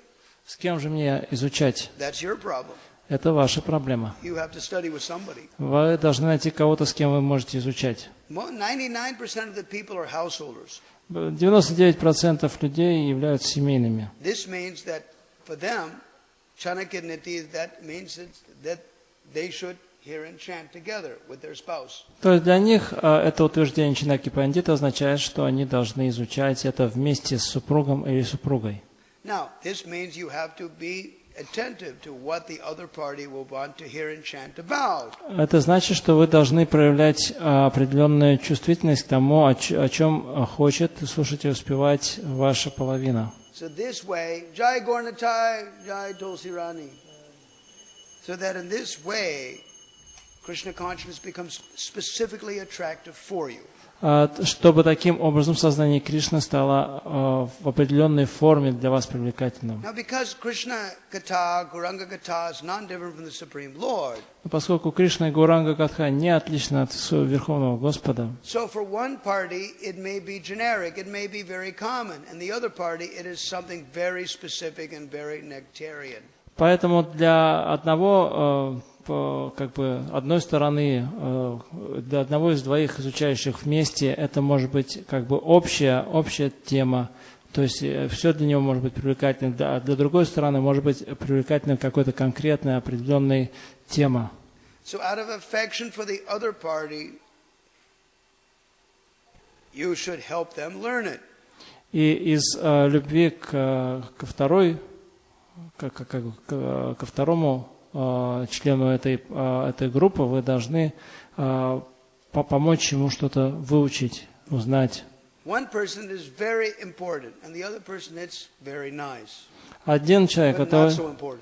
это очень важно, а второй человек замечательный. What do you mean not important? It's not the highest priority. It's nice, but it's not the highest priority. Ну вот один человек это очень важно, другой он, конечно, хороший, но не так важен. But still, you should try. You didn't get it. Но тем не менее. You didn't get it. You didn't get it. What is it then?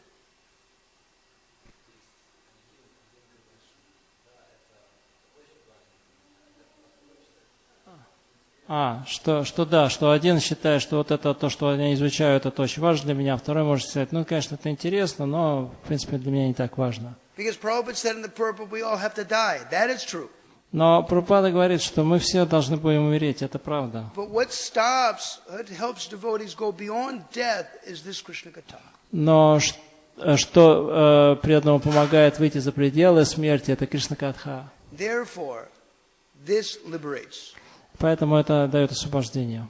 As Prabhupada was quoting one of the last shlokas in the Bhagavatam. Как Прабхупада цитирует одно из последних шлок Бхагаватам. 12, 13, 18. 12, 13, 18. The last pada of that shloka. Последняя пада этой шлоки. The last lines. Последние строчки. Tet Trinvan Supatet Vicharana Para Bhaktyan Vimunchandara. Those who hear it. Те, кто слушает это. Supatet, who read it very deeply. Те, кто погружается глубоко в это. Meditating on what it means exactly. Медитируя на то, что это в точности значит. Bhaktyan Vimunchandara. Human beings that are devotees, they become liberated. И люди преданные, они обретают освобождение.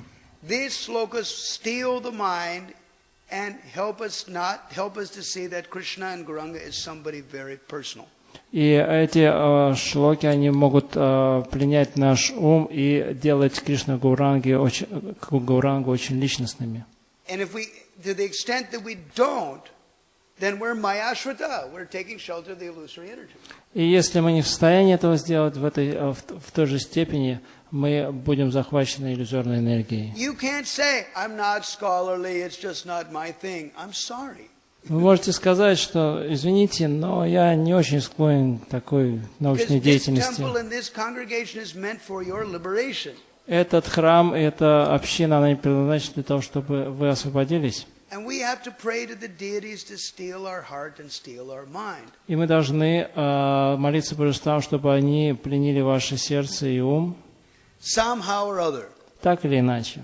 That's important for us. И это очень важно для нас. Now, if you need extra help Если вам нужна дополнительная помощь, to kick yourself in that direction, чтобы подтолкнуть вас в этом направлении, just like I was relishing these shlokas from Skanda Purana yesterday. как вчера мы наслаждались шлокой из Сканда Пураманы. Pratyasyati vidayani Bhagavata Krishnasya sandropita.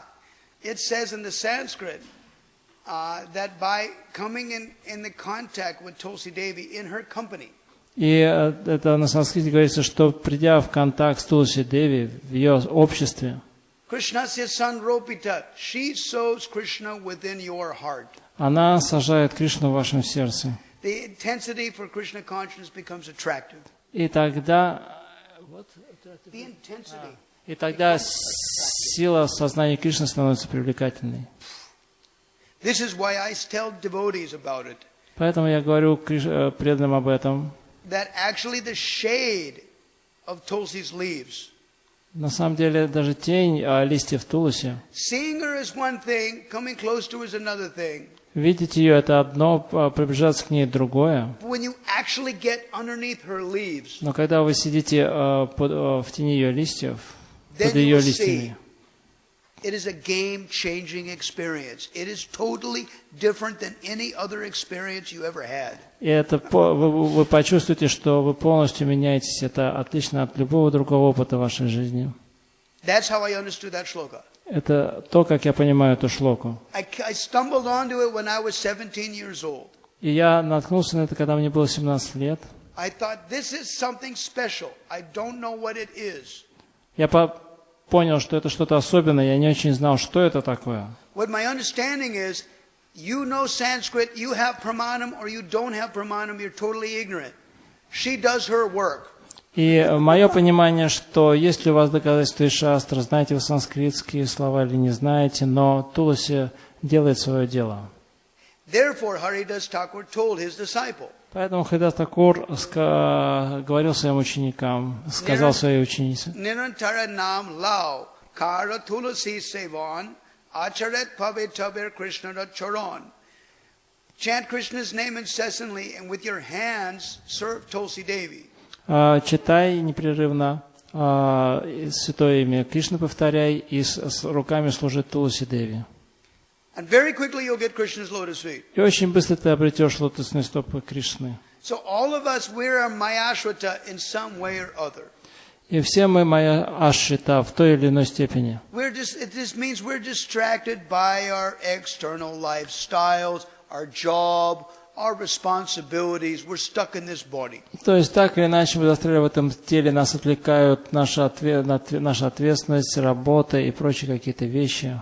We should hear and chant together with some friends. Поэтому мы должны слушать и воспевать вместе со своими друзьями. If you have no friend, Если у вас нет друга, we're really in trouble. тогда мы в беде. But some people still don't have a friend. Но тем не менее, у многих нет друзей. She can be your friend. И таким образом Тулси может стать вашим другом. That is actually amazing. Это удивительно. Problem is, we sometimes treat her as an ordinary plant.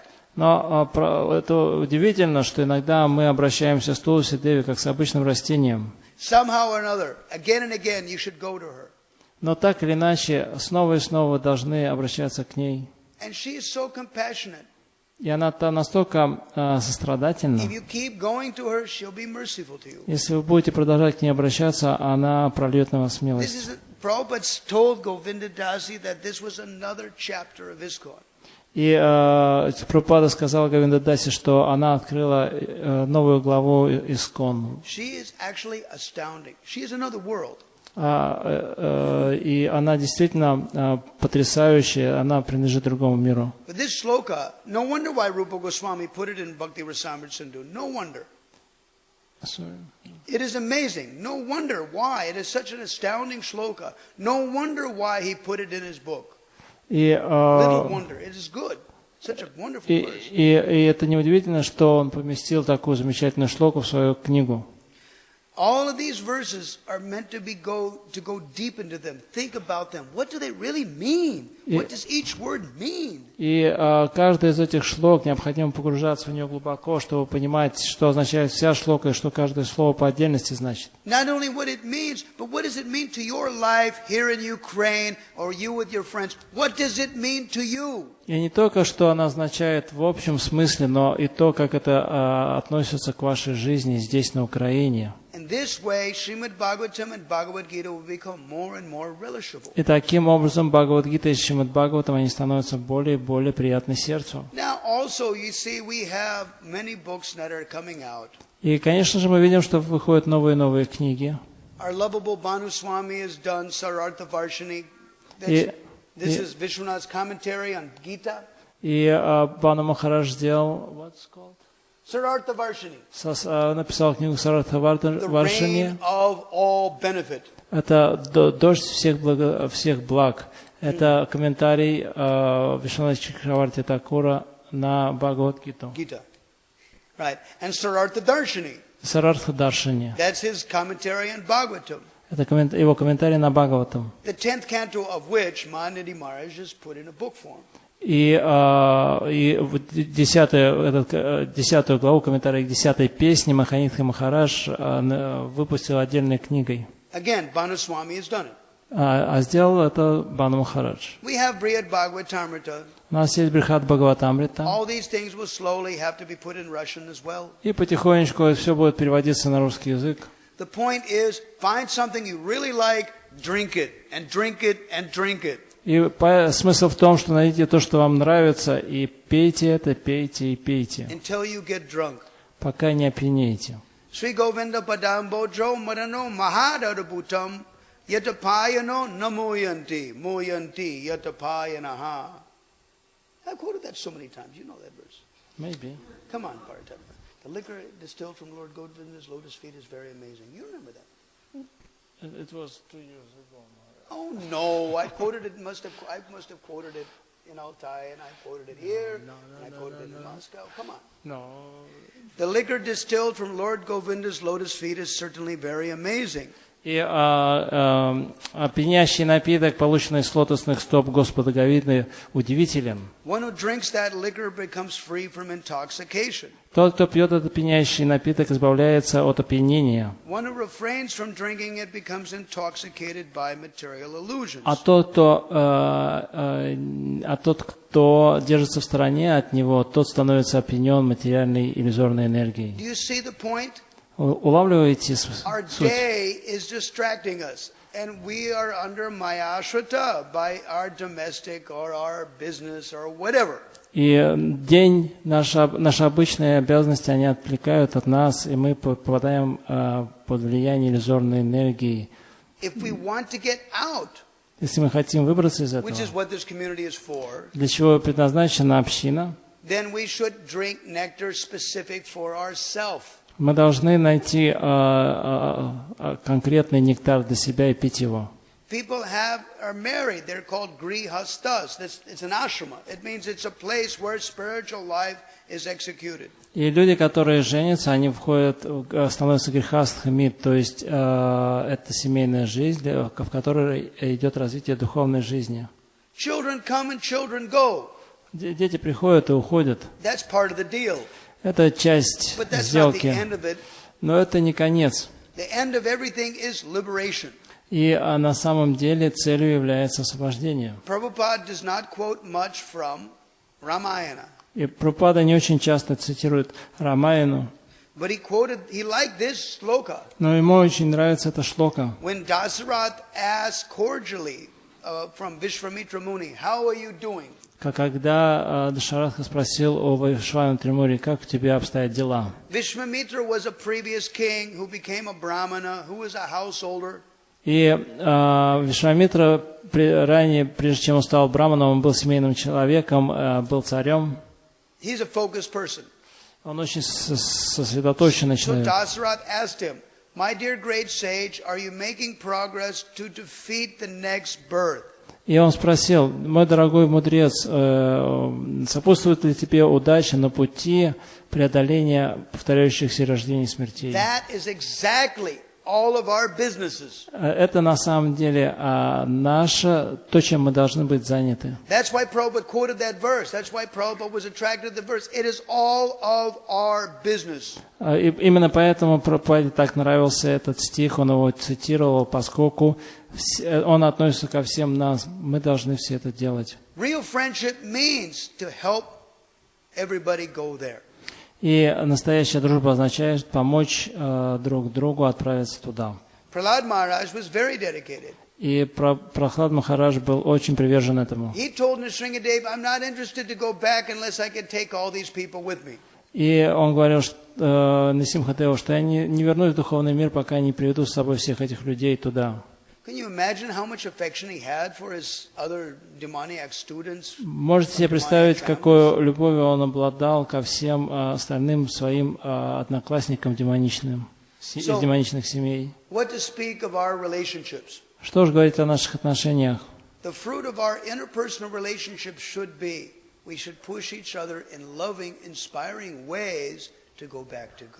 И наша любовь должна, то есть нашим занятием должно быть подталкивать друг друга любовным и вдохновляющим способом по пути назад к Богу. Это нелегко.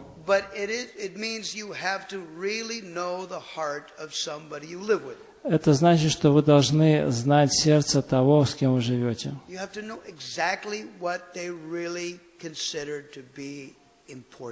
Вы должны знать в точности, что этот человек считает важным.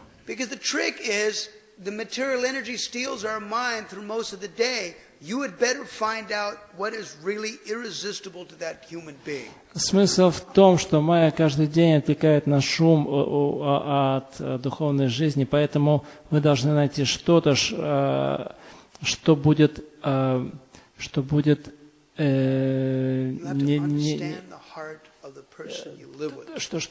что-то неотразимое для этого человека, от духовной темы, от которых он не сможет отказаться. Для этого нужно знать сердце другого преданного.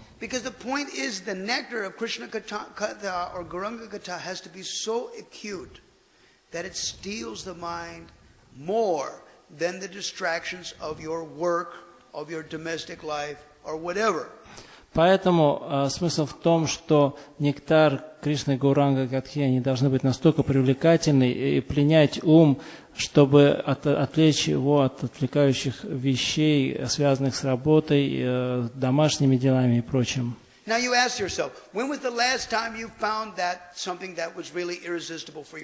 Вот можете себе задать вопрос, когда в последний раз вы встречались с тем, что было чрезвычайно привлекательно для вас в духовной жизни? Если это было очень давно, значит, что вы в полной майе. Но подождите-ка минутку, а что можно сказать о тех, с кем вы живете? Если вы не можете себя вытащить из майи, то как вы уж им поможете? Они однозначно предоставлены сами себе. Как? Вы помогаете ли им выбраться из материального мира? My godbrother Mukunda Datta, my Pandit godbrother, he said, I was married with that person for 21 years, 22 years. But did I really understand the heart of that person? И мой духовный брат, пандит Мукунда Датта, он говорит, что я прожил с этой женщиной 21 год, но знал ли я, что творится у нее на сердце? Нет. И когда он сказал мне, это меня потрясло. Удивительное утверждение. Каково сердце преданного?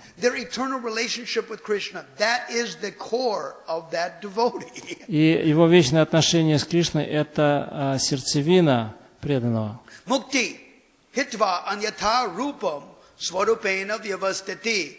Liberation means giving up any other conception of life. We enter into our original conception of life. И освобождение означает, что мы отказываемся от всех ложных представлений о жизни и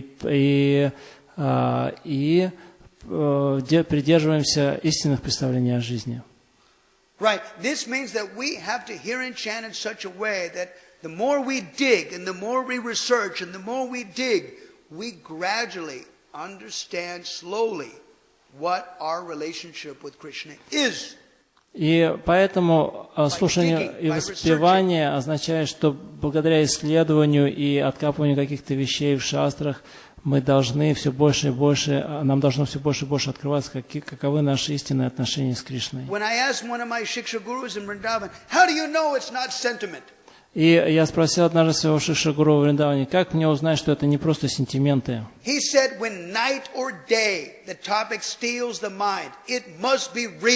И он говорит, что если днем и ночью эта тема пленяет твой ум, это должно быть что-то настоящее. И вот таково утверждение для намы. Это что-то очень близкое. Это вот для чего мы, это то, для чего мы здесь. И именно для этого мы здесь. И если вы получите этот нектар, то весь день будет просто потрясающим. Это подобно тому, что все круги прочитали рано утром. И вы чувствуете себя великолепно. И это то же самое, если вы получите этот нектар, который вас поддерживает. As your brain develops, as your heart purifies, then nectar becomes what was not nectarian before becomes very interesting now. По мере очищения сердца и просветления мозгов, то этот нектар станет увеличиваться. То, что для вас не было нектаром раньше, сейчас уже будет нектаром. Still, Chanakya Niti says, learn something every day, stupid. Но тем не менее, читание Нити говорит, что каждый день изучаете что-то новое, узнавайте что-то новое. Это удивительно. Конечно, может быть, у нас мозги не слишком развиты, но тем не менее, узнавайте что-то новое каждый день.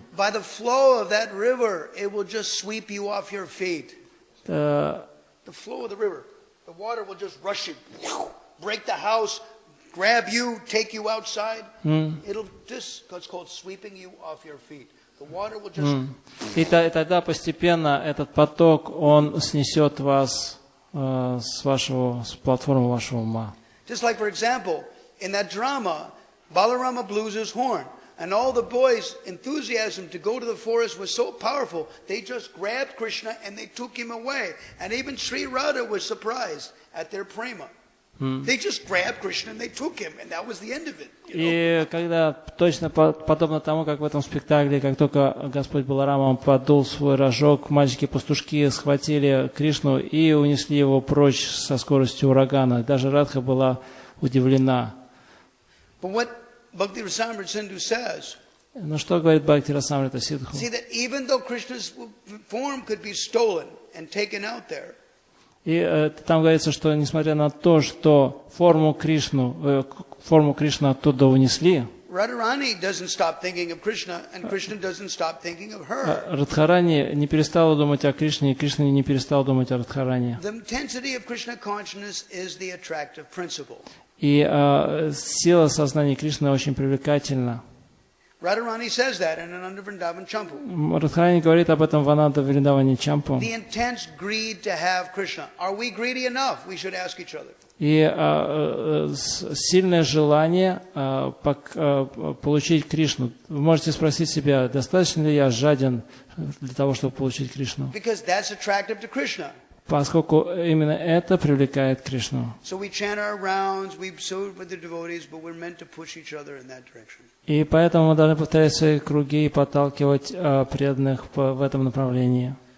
Служить друг другу.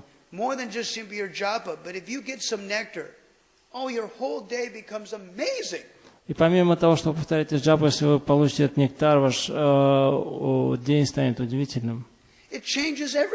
Это меняет все.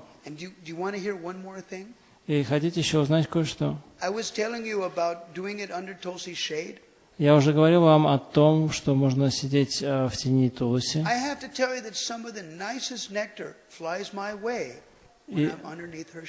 И я хотел поделиться тем нектаром, который я получил, когда сидя в тени тулуси деви.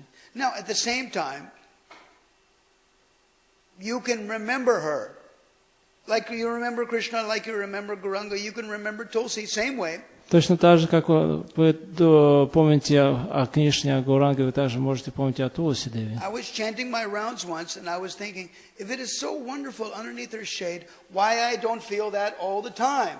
Однажды, сидя в тени Туласи, я подумал, если так замечательно находиться в тени ее листьев, я подумал, почему я не чувствую этого постоянно? Then I realized that my meditation and my concentration on her was not strong enough. И я тогда понял, что моя медитация на нее и концентрация на ней не так сильна. But actually there is no difference. Но на самом деле нет разницы. If you want to be there, you can be there. That doesn't stop you. Если вы хотите быть там, то вы можете быть там, и ничто вас не остановит. The problem is, Sanatana Goswami says, the mind is so flickering and chanchal. Но Рупа Госвами говорит, что проблема в том, что ум слишком непоседлив и непостоянен. In order to focus, you have to have a peaceful mind with no stress, no tension. И для того, чтобы сосредоточить его на чем-то, у вас должен быть успокоенный ум без напряжения, без стресса. Then you can go there. И тогда вы можете отправиться туда. И тогда, когда вы отправитесь туда, там умиротворенная атмосфера, вы можете пить этот нектар. It's said in this shloka that simply by touching her body, Tulsi's body, you become liberated. И в шлоке говорится, что просто прикоснувшись к телу Тулси, вы обретаете освобождение. Just like that story we heard about the Brahmin who grabbed onto the Tulsi tree and wouldn't let go because he thought he was dying. И как в этой истории, в которой Браман, умирая, который должен был умереть, он схватил деревце Туласи и не отпускал его. So when I saw this shloka, then I'm thinking, wait a minute, so this story sounds like it has some strength to it. И когда я узнал эту шлоку, я понял, что эта история имеет определенную силу подтверждения. It's a question of desperation. Это вопрос отчаянного положения. The more desperate you are to take shelter, then the more the protection comes. Чем в более отчаянном положении вы принимаете прибежище, тем больше приходит защита. If the protection comes, then you feel protected everywhere you walk. И когда приходит защита, тогда вы чувствуете ее на каждом шагу. Then the illusory energy stays in the background. Тогда иллюзорная энергия отступает. This way it means it says Vaishnavera Kriya Mudra Vigna Nabujai. Very difficult to understand the external movements of a devotee. И поэтому говорится, что очень сложно понять деяния чистого преданного. Because wherever these movements are, they're with their ashraya vigraha. Поскольку wherever the movements of these devotees are, real devotees are really with their shelter.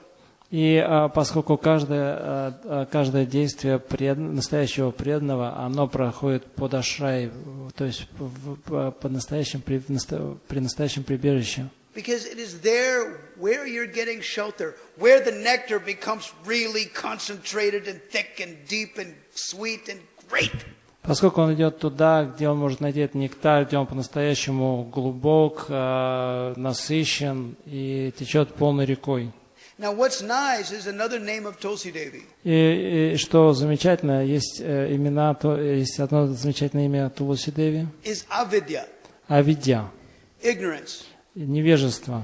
Then, if she accepts you to protect you, then she's going to make you blissfully unaware of the distractions of the illusory energy. Если она принимает вас под свою, защищает вас, то она делает вас невинно невежественным относительно грехов этого материального мира, греховной деятельности этого материального мира. What this means is we have to pray to her to capture us. Что это значит, что мы должны молиться ей, чтобы она приняла нас. Then, by her kindness, we can get some taste. И благодаря ее милости, доброте мы можем обрести вкус, In spite of us, we'll get nectar. который вдохновит нас получить нектар. In spite of our birth, in spite of our background, in spite of our entanglements. И независимо от нашего рождения, нашей запутанности и так далее. All of that is insignificant. Все это незначительно. If your mind wants to be there, then you can. Если вы хотите быть умом там, то вы можете это сделать. Then the holy name becomes very sweet. И тогда святое имя станет очень Then сладким. Krishna Katha becomes very sweet. И тогда Кришна Катха станет сладостной. Then we're at peace. И тогда мы обретем мир. Then you can learn something. И тогда вы сможете узнавать что-то. And then you feel good like a human being. И тогда вы, будучи человеком, человеческим существом, будете счастливы, независимо ни от чего. Whatever happens, it's great. Чего, что бы ни произошло, вы будете, это будет Whatever doesn't великолепно. happen, well, too bad. А если не произойдет? What do you mean too bad? I mean, it didn't happen. Whatever you didn't accomplish, well, too bad. Но если что-то не получилось, Maybe tomorrow. ну и Well, you're ладно, not может so быть attached, завтра. you'll do it, but maybe tomorrow. You know? Но мы не слишком привязаны, когда делаете что-то, ну, может, завтра получится. What's more important is going back to God. А что гораздо важнее, это отправиться домой к Богу. Wow. And making sure that those who live with you do the same. И убедитесь в том, что те, кто живет с вами, идут по тому же пути. That is the wealth of the devotee. Это таково богатство преданных. Yes, we have to see to each other's liberation in that way. Мы должны видеть освобождение друг друга таким образом. So this is why Prabhupada's quoting this thing, Krita Punya Punja. Who can imagine, who can explain their great fortune? И поэтому Шрила Прабхупада говорит, кто может понять эту великую удачу? If somehow or another, in the last line of the purport, if somehow or another we can remember Krishna Narayan at the end of life, our life will be successful. Если это последнее предложение комментария, если нам тем или иным способом удастся вспомнить в конце жизни о Кришне, Нараяне, наша жизнь венчается успехом. But our life is meant to practice for that. Но наша жизнь предназначена для того, чтобы мы практиковались в этом. Now, Сейчас. if we practice that now here in Ukraine, it doesn't take much. Mind just goes to Navadvip by hearing Gauranga Katha. What's the problem? Если мы будем практиковаться в этом здесь, на Украине, то наш ум унесется в святую Дхаму благодаря Кришна Катхе. Or Vrindavan. Или во Вриндаван. This billet, you don't have to pay, but just go there. Без билета не нужно платить, вы просто отправляетесь туда. Because unless you can go daily, then even if you go physically, you'll never appreciate it. Поскольку если вы не будете уноситься туда умом в святую Дхаму каждый день, то даже если вы физически отправитесь туда, вы мало что сможете понять. Like Sunanda Kumar told me. Как Сананда Кумар сказал мне. 50% perspiration, 50% ashraya. If you're not prepared to work for her, you'll never know who she is. И 50% тяжелого труда, 50% ашра. Если вы не готовы работать, заботьтесь о том, если вы не поймете на самом деле, кем она является. Это, пожалуй, самое сильное утверждение, которое я слушал за долгое время. И когда я отправился туда, чтобы посмотреть, как они это используют в жизни, это вот потрясающе.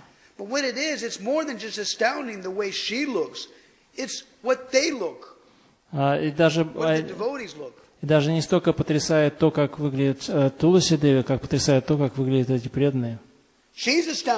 Она потрясающе выглядит. Но вот те, кто о ней заботится, они еще более потрясающие. И они также должны быть потрясающими. Удивительно, как все работает.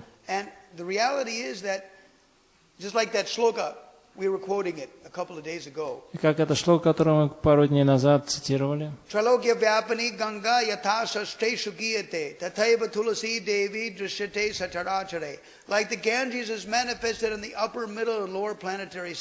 Подобно тому, как Ганга проявляется в верхних, средних и низших планетных системах. Это значит, что даже в аду.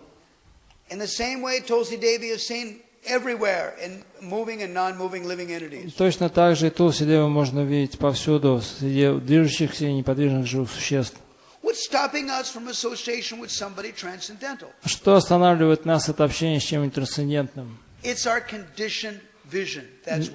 Только наше обусловленное видение. Вот и все. Это однажды Шрила Прабхупада подталкивал Гуру Крипу в час ночи. Где ты? Я, Шрила Прабхупада, сплю. Почему ты спишь? Well, because I was tired, Srila Prabhupada. I worked really hard. О, Шрилпада, я так устал, я тяжело трудился. Prabhupada thought, he goes, but devotional service is enlivening to the self. If you really worked hard, you should have been enlivened. You should have got energy. You should not have been tired. Но преданное служение само в себе воодушевляет, вдохновляет. Если человек работает тяжело в преданном служении, то он должен получать энергию. Prabhupada was translating. Прабхупада переводит это вопрос. When Guru Kripa, remember, this is like really dear to Guru Kripa's heart. И эта история очень дорога Гуру Крипе. He said, I was completely awake then. When Prabhupada said that to me, I was completely awake. И он сказал, когда Шрила Прабхупада сказал это мне, я полностью проснулся. But Prabhupada, I can't do that now. Но Прабхупада, я сейчас не могу так поступать. Why? Почему? Why I can't do that? Почему I can't give up my sleep? Why I can't stay enlivened all night long? Почему я не могу делать это? Почему я не могу не спать? Почему я не могу всю ночь бодрствовать? Он так задумался. Then it dawned on him. Prabhupada, I am conditioned, therefore I cannot do it. И тогда он сказал, что Прабхупада, я обусловлен, поэтому я не могу так поступать. Yes, don't be conditioned. И поэтому Прабхупада сказал, да, поэтому не будь обусловленным. Don't be conditioned. Хорошо. That's what the spiritual master is trying to do. Yes. It's not like pushing you. It's picking you up and enlivening you to go forward. И не будь обусловленным, это то, что и делает духовный учитель. Это не то, что он вас пинает, а он вас приподнимает и вдохновляет, чтобы вы могли это сделать. Мы все обусловлены. Каждый из нас. Но почему мы остаемся обусловленными? Примите прибежище у того, кто не обусловлен. Это она. Это Туласи. Каждый из нас может пойти. Каждый может быть с ней.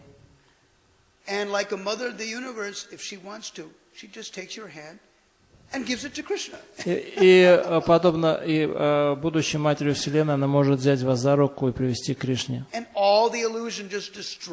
И вся иллюзия будет разрушена. Она может это сделать. Она делает это в духовном мире как часть своего преданного служения. Она чем-то ограничена своим телом. Мы ограничены своим телом, своим видением, но ограничена ли она? Почему наши отношения с ней должны быть мирскими, материальными? Почему наши взаимоотношения с Гаурнитай должны быть материальными, мирскими?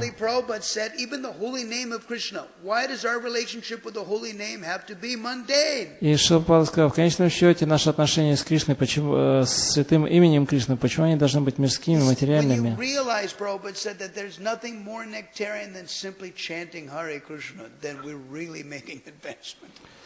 И Шрила говорил, что пока мы не поймем, что мы можем достичь высшего наслаждения, просто что нет ничего более нектарного, нежели святое имя Кришны, когда мы это поймем, тогда мы по-настоящему сможем прогрессировать в духовной жизни. Если мы обретем хотя бы каплю такого видения,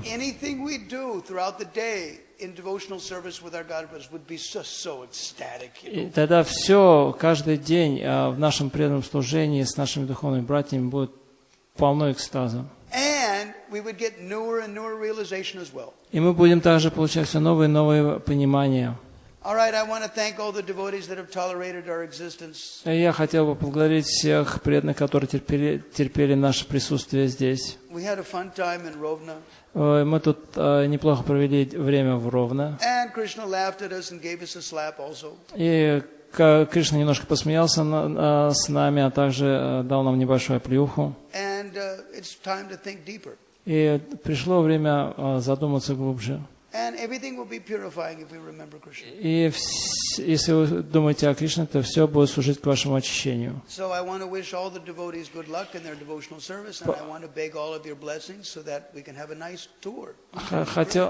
Хотел всем преданным пожелать их успехов в их преданном служении, а также благословений на поездку по Украине и так далее. Please give that. Starting tomorrow. My tour of Ukraine starts tomorrow. Да, завтра начинается эта поездка. Although it did start already. Хотя на самом деле она уже началась. Hey, if I got slapped once, gee, what's going to be the rest of it? Я уже получила плюху, что теперь еще ждать? I don't know. Даже и не знаю.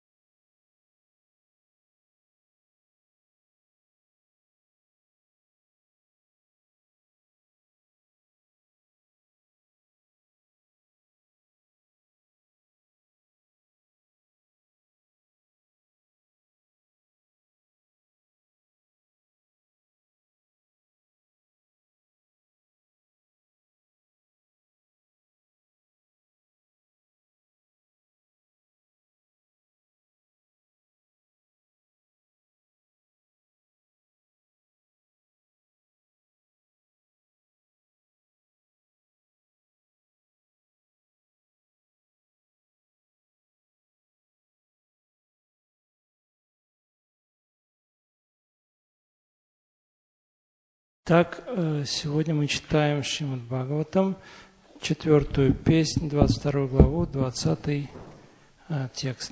Om Namo Bhagavate Vasudevaya.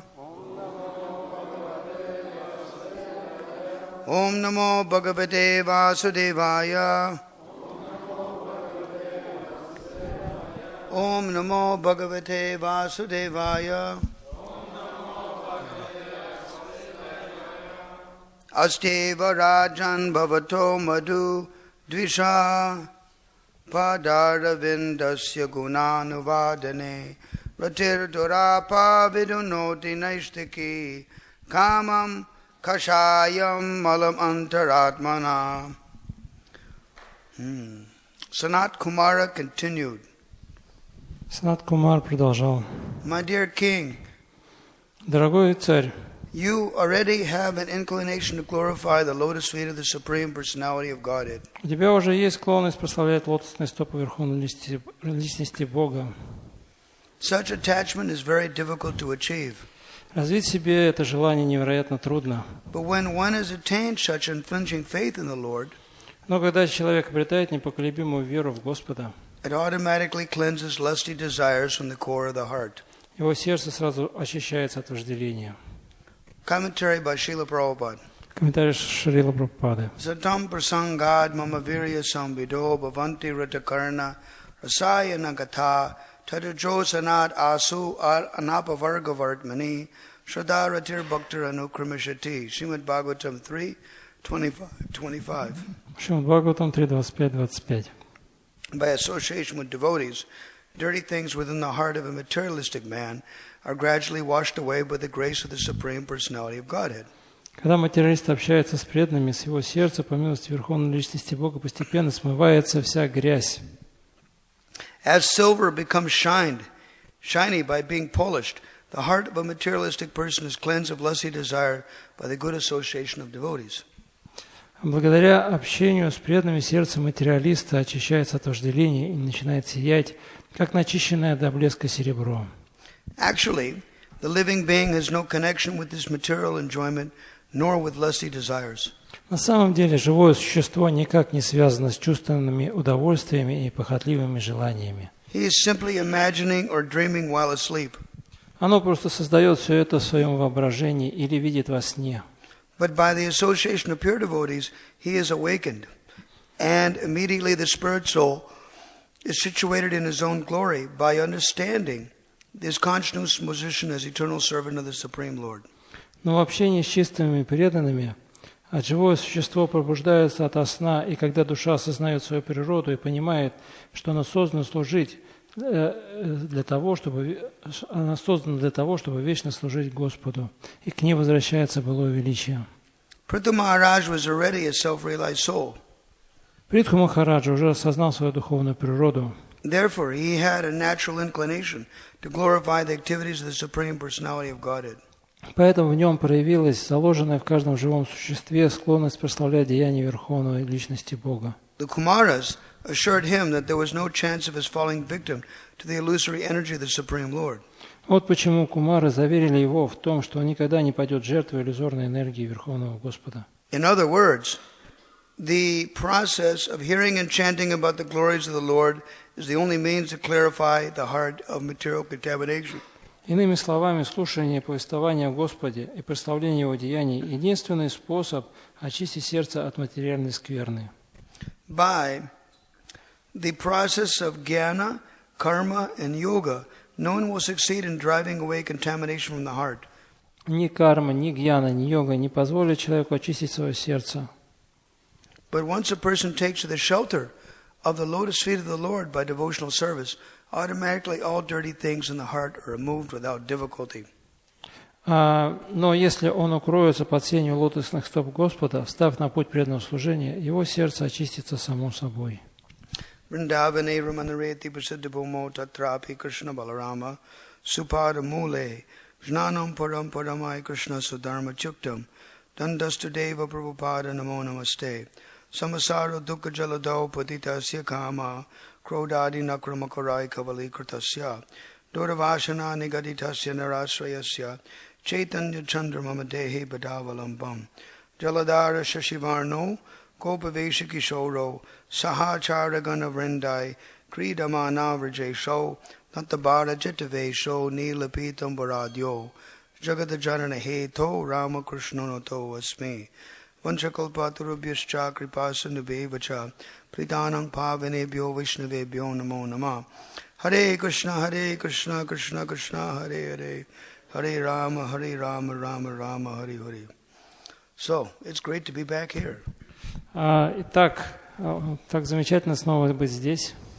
This is actually the first year of my experiment of making my schedule so tight. И это мой первый год такого эксперимента, когда у меня очень плотный график поездок. And the purpose of it is to be in Vrindavan for the auspicious times for devotional service. Это связано с тем, что я хочу находиться во Вриндаване в благоприятные периоды времени для преданного служения. Because in that atmosphere, I'll be forced to glorify the Supreme Personality of Godhead more than I'm doing. Поскольку в атмосфере такого времени я вынужден посвящать больше своего времени, чем обычно, прославлению Верховной Личности Бога. Whatever one does, feeble attempts to render service to the Supreme Lord, in your own estimation, it will always remain feeble attempt. И какими мы слабыми не казались, Weak. какими бы слабыми не делал попытки прославления Господа человека, они всегда, или сильными, они всегда останутся с точки зрения Господа, с точки зрения абсолютной, всегда останутся такими слабыми и незначительными. And it's improvable. Но в любом случае это можно всегда улучшить. So, one may have your individual conditionings. У каждого есть свои какие-то индивидуальные условия, Are distractions. обусловленности и то, что отвлекает человека. And these stop us from going forward. И это останавливает нас от того, чтобы мы шли вперед. So what's smart is to identify your strengths and identify your weaknesses. И тот, кто разумен, он может видеть свои слабые и сильные стороны. And in what situations precisely are you at your best? И он сможет понять, какая ситуация для него наилучшая. And what situations you are at your worst? А в какой ситуации человек будет слабым. By experience, you see that. И благодаря опыту человек может увидеть это. So every one of us can try to maximize their potential by focusing on what's good for Krishna and avoiding our distractions. И таким образом каждый может усилить свой потенциал, принимая то, что благоприятно для его сознания Кришны, избегая то, что его отвлекает. And any ashram or situation in life, one should strive for purification.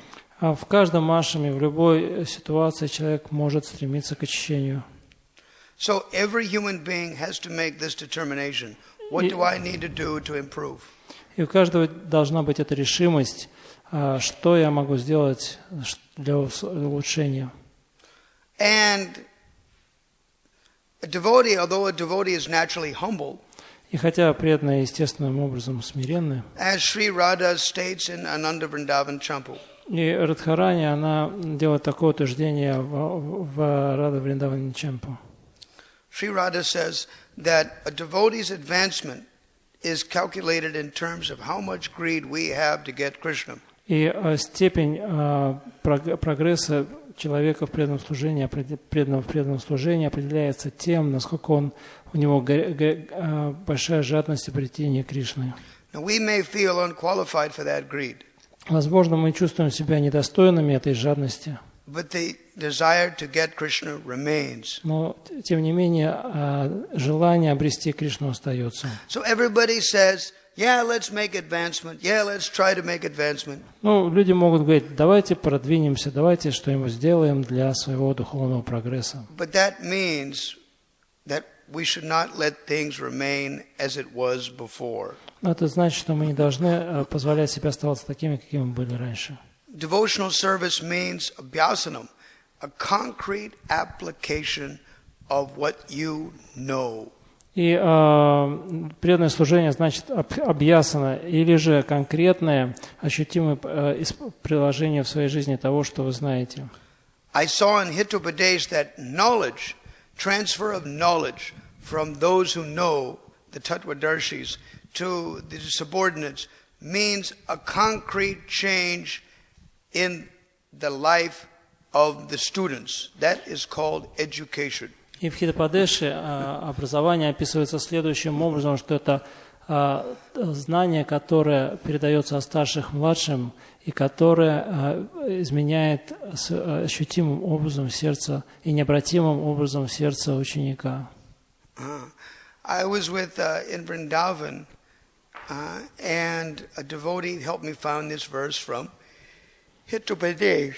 Когда я был в Вриндаване, один преданный мне показал этот стих Гитападеша. The translation is that just as a clay pot, when it is baked in a fire, cannot change, so similarly, stories has given to make an indelible impression on the consciousness of the living entity. И в этом стихе говорится, что подобно тому, как обожженный горшок уже невозможно как-то подправить, исправить, точно так же история, которая была поведана ученику, она необратимым образом изменяет его сердце. If the heart does not change, если же сердце не меняется, then we can question, did we learn anything? Тогда можно задать себе вопрос, а мы вообще что-то узнали? So we always constantly have to try to improve. Таким образом, необходимо постоянно совершать усилия с целью улучшения. Here we have Sanat Kumara is glorifying Prithu Maharaj for his attachment to the Supreme Personality of Godhead. Здесь Санат Кумар прославляет Притху Махараджа за его привязанность к Верховной Личности Бога. Unflinching faith in the Lord cleanses lusty desires. И непоколебимая вера в Господа избавляет человека от похотливых желаний. And such attachment is very difficult to achieve. Но такую привязанность очень сложно обрести. This means that one has to work pretty hard for it. Другими словами, человеку нужно тяжело трудиться, чтобы обрести это. We should note that Krishna, although in his form as Gaurnitai and others are very compassionate, И хотя Кришна в своей форме Шиши Горнитай очень милостив, сострадателен, and they want everybody to come along, и они хотят, чтобы все шли по этому пути, still, it's their nature to try to push their devotees to improve. тем не менее, это их природа подталкивать своих преданных к улучшению. They are not interested in what you put in front of them.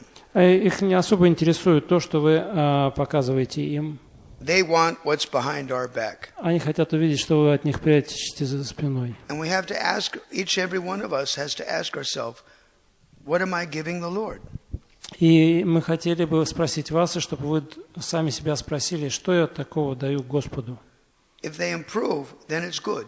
Если я улучшаюсь, то это хорошо. That is what a disciple means. Именно это и означает быть учеником. It means self-discipline.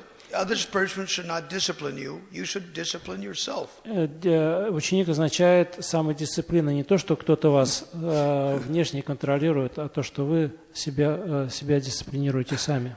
I always have a very fond recollection.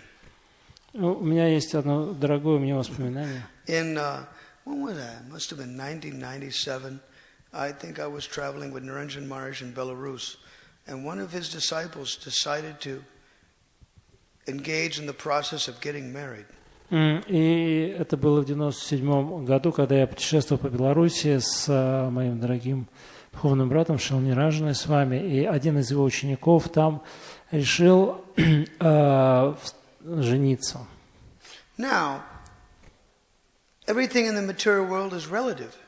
Все в материальном мире относительно. And everybody has different abilities. И у каждого есть разного степени способностей. Material, spiritual, etc. Материальные, духовные. So when you look at somebody, your natural inclination is to judge them against yourself because you don't have anybody else to judge them with. И, разумеется, когда вы смотрите на кого-то, то вы его сравниваете с собой, потому что вам не с кем практически его больше сравнивать. So when I looked at that disciple of Maharaj, I thought, if I was in his shoes, I could never do what he's doing, what he's trying to do. И когда я увидел этого ученика Ниранджана Махараджа, я подумал, будь я на его месте, я бы никогда на это не решился. Of course, it doesn't mean that they'll not succeed. Но это не значит, что, разумеется, это не значит, что он не может быть успешным в этом. Because Krishna promises that Tesham Nityabhayuktanam Yogakshemam Bahamyaham. Those who are engaged in my worship, I carry what they lack, I preserve what they have. So if Krishna wants to bless that devotee with ability, then they can surely succeed. И поскольку Кришна говорит в Бхагавад-гите, что преданному, который занят преданным служением, мне я даю, сохраняю то, что у него есть, и даю то, чего ему не достает. Поэтому, безусловно, если на то будет желание Кришны, то он, безусловно, может достичь успеха. So, in the beginning, almost everybody will say, oh, he is spaced out or she is spaced out. They'll never make it. Вначале многие могли бы сказать, ну, этот парень ворон считает, и она тоже ворон считает, а у них ничего не получится. And when they succeed, we go, oh, they had qualities we didn't see. Or some devotees think, wow, Krishna's really kind. If they can succeed, then, wow. Но когда мы видим, что преданный или преданная достигают успеха в преданном служении, в каких-то вещах, то другие начинают говорить, о, похоже, у них были какие-то качества, которых мы не замечали, или, о, Кришна так милостив, что если уж они достигли успеха, то тогда у меня тоже есть какой-то шанс. Я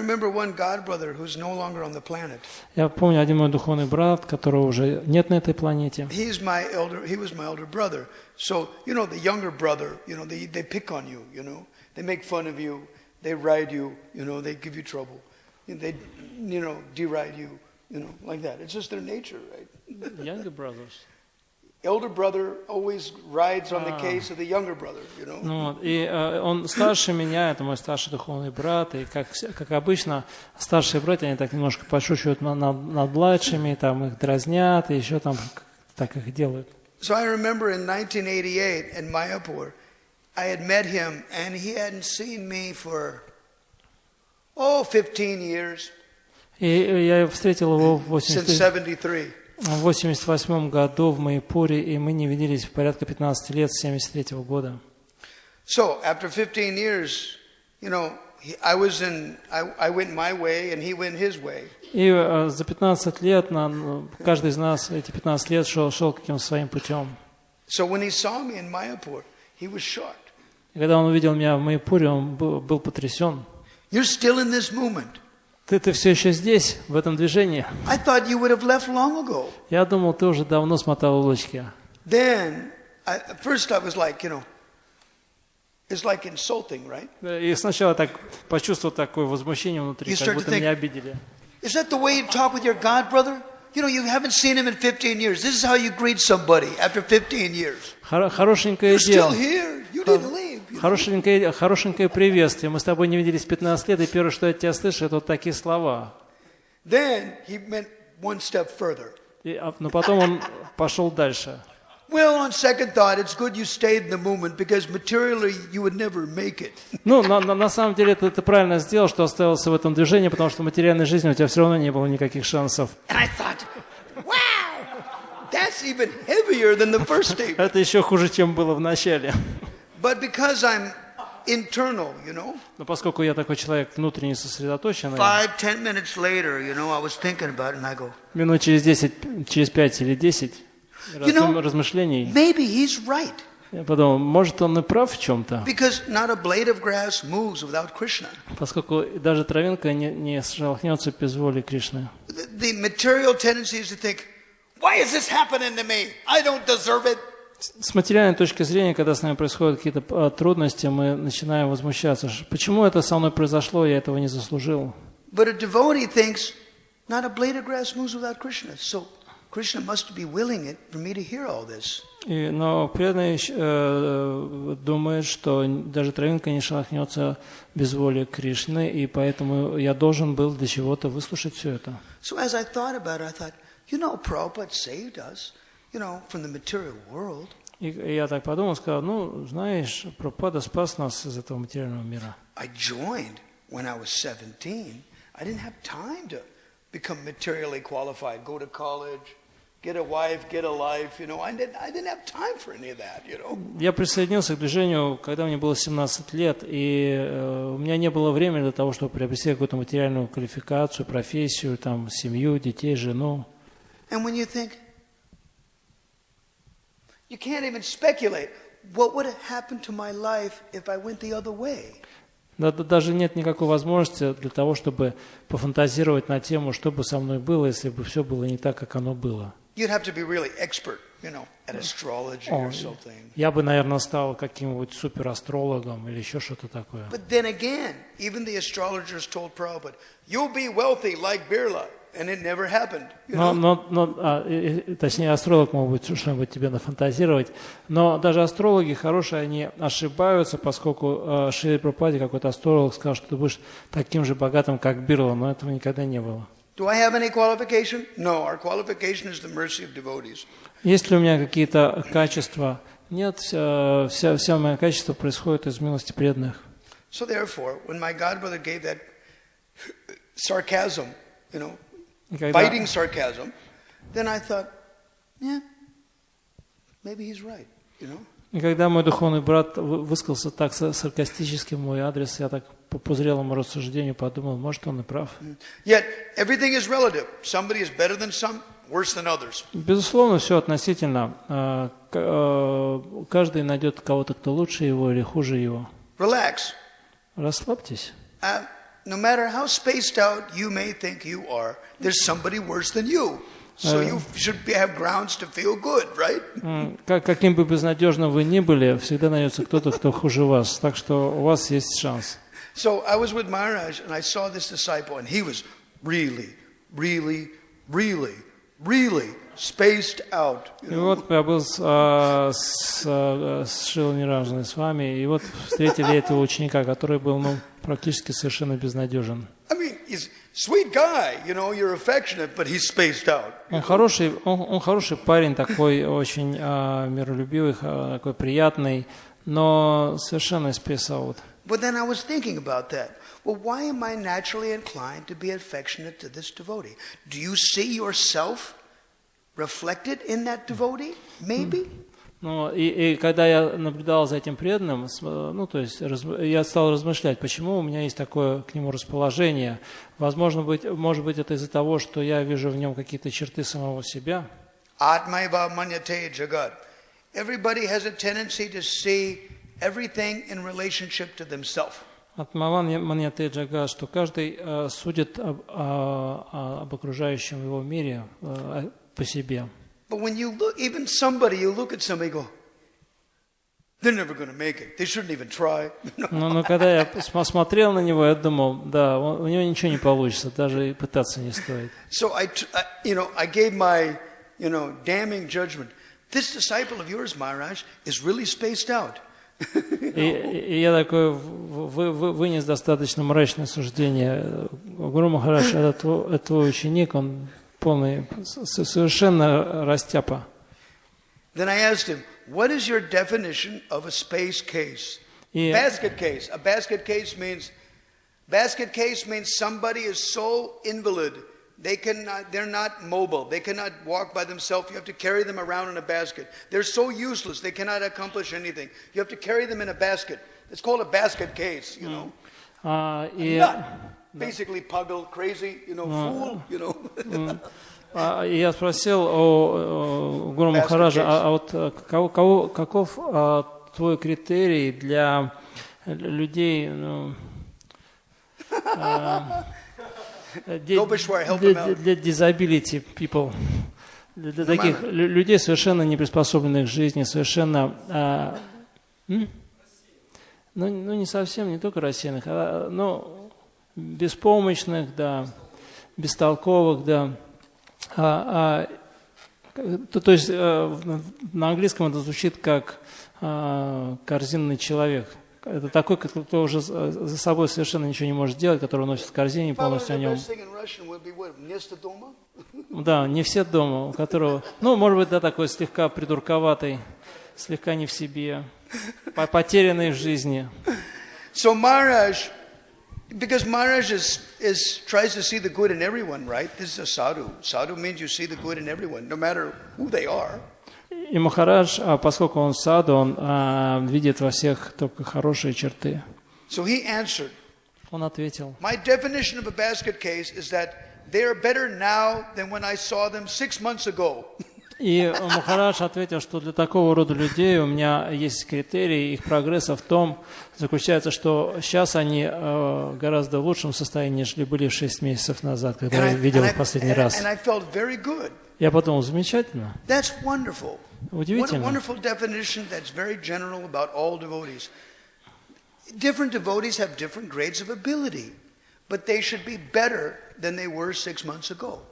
И это замечательное такое универсальное определение прогресса человека, потому что у разных преданных разные способности, возможности, но это общее определение для развития каждого, если он со временем совершает прогресс. And we should foster the atmosphere by which each individually are empowered to strive to do that. И необходимо создать такую, питать такую атмосферу, в которой каждый будет чувствовать вот это побуждение улучшаться. This is called in a book by Bhakti Vinod, Amnyaya Sutra, a book by Bhakti Vinod Thakur. He refers to that as a antarmukha shishya, a devotee that is internally facing. И The name of the book is called Amnyaya Sutra. И вот в книге Бхактивинода Такура Амняя Сутра, у него есть такой термин для таких людей антармукха шиша, то есть человек, взгляд которого его внимание сосредоточено внутри себя. Antarmukh, meaning your face is looking inward. То есть антармукхи означает, что лицо повернуто внутрь. You're very thoughtful. То есть человек вдумчивый. You don't see things externally. You look things internally. Человек воспринимает не внешнее проявление, а внутреннее содержание. Burijan Prabhu, my god brother, used to joke that it's like this, when you point an accusative finger at somebody. И Буриджан Прабху, мой духовный брат, он сравнивал, когда вот вы выставляете на кого-то указательный палец. This means you have 3 fingers more pointed back to you, more constructively criticism than you are criticism of somebody pointing. Тогда 3 пальца других, они указывают на вас. То есть 3 раза больше конструктивной критики относятся к вам, нежели к тому, на кого вы указываете свой палец. So that's the idea. В этом Devotional service is very rare. Преданное служение очень редко But встречается. pure devotional service, that's much rarer still. А чистое преданное служение еще реже. The pure devotional service means to think of Krishna all the time, to always act for Krishna's pleasure all the time. И чистое преданное служение значит, что человек все время думает о Кришне и все время занят служением Кришне. And it means always striving for perfection. Это значит, что человек постоянно стремится к совершенству. When you do that, then that purifies you. Если человек поступает таким образом, это очищает его. So this is the idea. В этом смысл. So we should try to become polished by our loving devotional enthusiasm. И мы стараемся очиститься благодаря нашему энтузиазму преданного служения. By association with our God brothers, you say, our God brothers are striving so hard to love Krishna and serve Krishna much better. They love Krishna much more than me. Their love is so bright, and what is my love in comparison? Мы можем сказать, что вот мои духовные братья, они так стремятся, постоянно заняты служением Кришне, так стремятся удовлетворить Кришну. И что я представляю себя по сравнению с ними? So by the example of the devotees, we improve. И благодаря хорошему примеру преданных мы улучшаемся. And what's interesting is Krishna in the heart. He wants us to improve. Очень интересно, что Кришна в нашем сердце, Он хочет, чтобы мы совершенствовались. So he shows us. Он показывает нам. Specific verses in Bhagavad Gita, Bhagavatam and places that you just happen to say just the right thing for your personal purification. Он указывает в стихах Бхагавад-гиты, в Шримад Бхагаватам, определенные стихи, которые говорят нам о необходимости, о необходимости очищения для нас.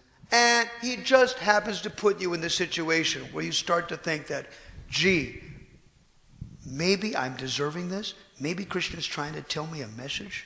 И Кришна ставит вас в такую ситуацию, которая заставляет вас думать, может быть, этого хотел Кришна, я этого заслуживаю, и я должен улучшаться, должен меняться. Like Prabhupada, when he's writing in Vrindavan Bhajan. Когда он Vrindavan Bhajan, his book, his work, his poetry he wrote in Vrindavan in 1959. It's called Vrindavan Bhajan. И когда Шрила Прабхупада, он писал в Вриндаване книгу Вриндаван Баджан в 1959 году. И BBT сейчас перевело эту книгу. He says, I sit alone in Vrindavan and I laugh. И он там пишет, что я в одиночестве сижу в Вриндаване и смеюсь. I have my wife, my children, and everything. But seeing me penniless and unable to support them, they have rejected me and as useless. And I am sitting here in Vrindavan and laughing. И у меня была жена, у меня были дети, но когда я лишился денег, все от меня отказались, и теперь я в одиночестве сижу в Вриндаване и смеюсь. Then Prabhupada quotes the shloka. И Прабхупада цитирует шлоку. From 10th canto, 88th chapter, verse 8. I think it says 8, but it's actually 8 through 11. И это Шримад Бхагаватам 10, 88 и 8. Вообще, это говорится, что 8-й текст, но на самом деле там 3 текста сразу, с 8 по 4, с 8 по 11. When I am very merciful to somebody, I take away everything they've got. Когда я у тех, кому я оказываю особую милость, отбираю все. This way, their family members and relatives consider them to be useless. И таким образом члены семьи считаются бесполезными. When they're unsuccessful in the material world, если ты не достигаешь успеха в материальном мире, then they take shelter of me only. Тогда такие люди, они принимают прибежище только у меня. And that's when I give my special mercy. И вот таким образом я I will give them. Krishna says, I give them my special mercy. Таким образом я и даю свою особую милость. Now, take that statement.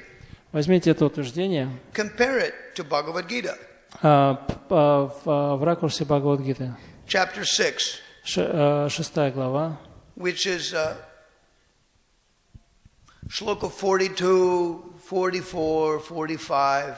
Шлоки 42, 44, 45. that the unsuccessful yogi, что йог, не достигший совершенства, they take birth in the family of brahmanas or rich merchants. получает рождение. Suchinam Shrimatam Gehe Yoga Brashta Abhijayate. Unsuccessful yogis in the next birth, they take birth as merchants, children of merchants, wealthy men, or brahmanas to continue their spiritual life. В следующем рождении получают в семьях богатых, аристократичных людей, либо браманов. So compare their different levels of reciprocation. И сравните разные уровни взаимообмена. Одно, то есть как Кришна отвечает взаимностью. Who got greater mercy? Кто получает большую милость? Think about it. Подумайте. There are two situations. One situation from 10th canto, 88th chapter, 8 through 11. You were all right in your material world. Your business failed. Your family kicked you out, and you cried out to Krishna and you laughed about it. One situation. Одно положение описывается 8 стихом, точнее стихами с 8 по 11, 87 главы 10 песни Шримад Бхагаватам, где вы были успешны в материальном мире, потом вы потерпели крах, обанкротились, семья отвергла вас, вы остались один, но вы приняли прибежище у Кришны, и вы смеетесь над всем, что с вами произошло. And the other one is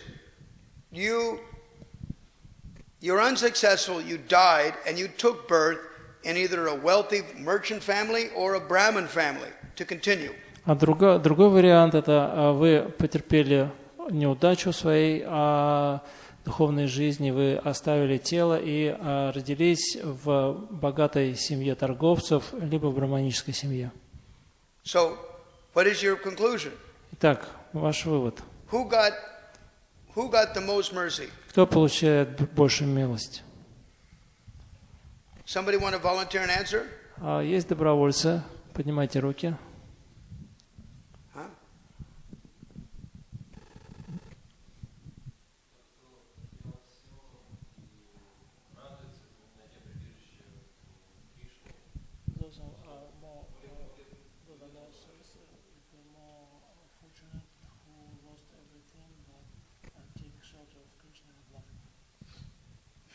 Yeah, he's right. Совершенно прав. Because you're stopping taking birth again. Поскольку в этом случае вы уже больше не рождаетесь снова. It's like the story of Ajamila. Это подобная история с Аджамилой. Ajamila, in the 6th canto, chapter 1 through 3, he was a very sinful person, born in a Brahmin family, but he became corrupted and sinful. Там описывается в 6-й песне с 1 по 3 главу, как Аджамила, родившись в семье браманов, он потихонечку деградировал и стал очень греховным человеком. And by hearing, he named his child Narayana.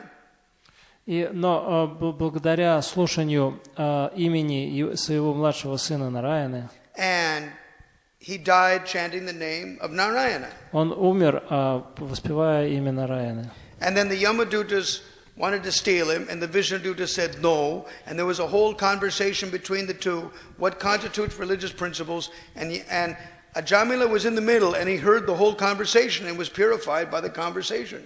И пришли Ямадуты, чтобы взять его в ад, но тут же появились Вишнудуты, и между теми и другими разразилась большая беседа относительно того, что из себя представляют религиозные принципы.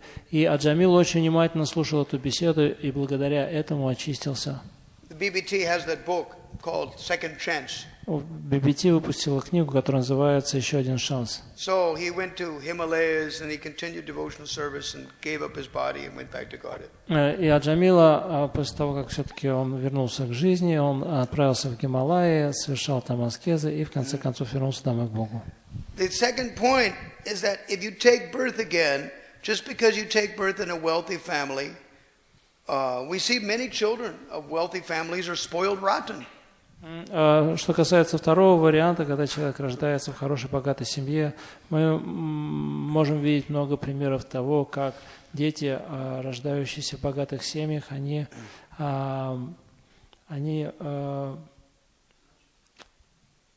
как это сказать, становятся испорченными. Just like, the Vaishnavas, humble householder Vaishnavas always want people to bless their child, but the parents are what's blessing the child. И вайшнавы домохозяева всегда хотят, чтобы садху они благословили их детей, но на самом деле сами домохозяева благословляют детей. So we tell them, yeah, whether your child will be a devotee or not, we don't know. But what's guaranteed? They'll be a burglar. They'll pick your pocket. That's guaranteed. И я обычно говорю, что будет ли ваш ребенок преданным или нет, это еще неизвестно, но то, что он будет у вас тянуть деньги из кармана, это гарантировано. That's for sure. Это наверняка. So we see that sometimes kids are like that. Поэтому мы можем видеть, что иногда дети таковы. A child of a devotee is not necessarily a devotee. Что ребенок преданных совсем не обязательно будет преданным. Just because you're born in a Brahmin family doesn't make you a Brahmin. То, что кто-то рождается в семье браманов, это не означает, что он является браманом. You have to follow in the footsteps. Необходимо следовать по стопам. You have to be trained. Нужно пройти процесс воспитания. You have to show samskara, means you have to show inherent quality. Необходимо показать самскары, или же, другими словами, наследованные качества. The child has to prove themselves above and beyond what the parents give them. И ребенок должен проявить себя сверх того, что представляют из себя родители. Or a wealthy family, like I said, wealthy families, sometimes children are spoiled rotten. We see that in big cities. Да, мы можем видеть в больших городах, что дети богатых семей становятся испорченными. Just like the joke in Sanskrit, Jiva Goswami quotes in Bhakti Sandarbha. В Бхакти Сандарбхе Джива Госвами приводит такую цитату, шутку. Rajaputra Chiranjiva, O son of the king, may you live forever. О принц, живи вечно. Because the logic is that the king's son is very loose guy, and very big sense enjoyer. So please live forever, don't die, because as soon as you die, all that's over. Поскольку царский сын, он естественным образом такой распущенный тип, наслажденец, и как только он умрет, он, скорее всего, отправится в адские условия, поэтому живи вечно. Muniputра Majiva, O son of the sage, please die immediately. О сын мудреца, умри сейчас же. Oh, you're taking so much austerity, following in the footsteps of your parents, living austerely. Why you should take so much trouble? Just leave this world and obtain your goal of the supreme world. Ты совершаешь только аскез, следуя наставлениям своих родителей. Да, зачем тебе переносить все эти сложности, обетов и так далее? Просто оставь это тело сейчас и получи свою высшую цель. Jivo va, murava sado. Oh, saintly person, whether you live or whether you die, doesn't matter. Same thing. О садху, о святой человек, ты можешь жить, можешь умереть, это не имеет значения. Vyada, oh butcher, ma jiva, ma mara, don't live and don't die either. А ты мясник, не живи и не умирай. Your occupation is very hellish, so please don't die, because you'll really suffer. Don't die either, because after you suffer, you're going to suffer much worse, Твое существование, оно подобно аду, и после смерти ты тоже отправишься в ад. So in the material world, it's a very dangerous place. Поэтому материальный мир очень опасное место. It is better. We get realization. We have to suffer some difficult situation in life, and we have to suffer. And we get realization, and we take shelter of Krishna at the end. That's well and good. Вот и что хорошо, то что когда мы страдаем, мы получаем понимание, осознание этого мира, и мы понимаем, это побуждает нас предаться Кришне. Somehow or other, we should try to put our life in such a way that we're forced to remember Krishna. Тем или иным способом мы должны построить свою жизнь так, поставить себя в такое положение, в котором мы будем вынуждены помнить о Кришне. Но жизнь испытывает нас каждое мгновение.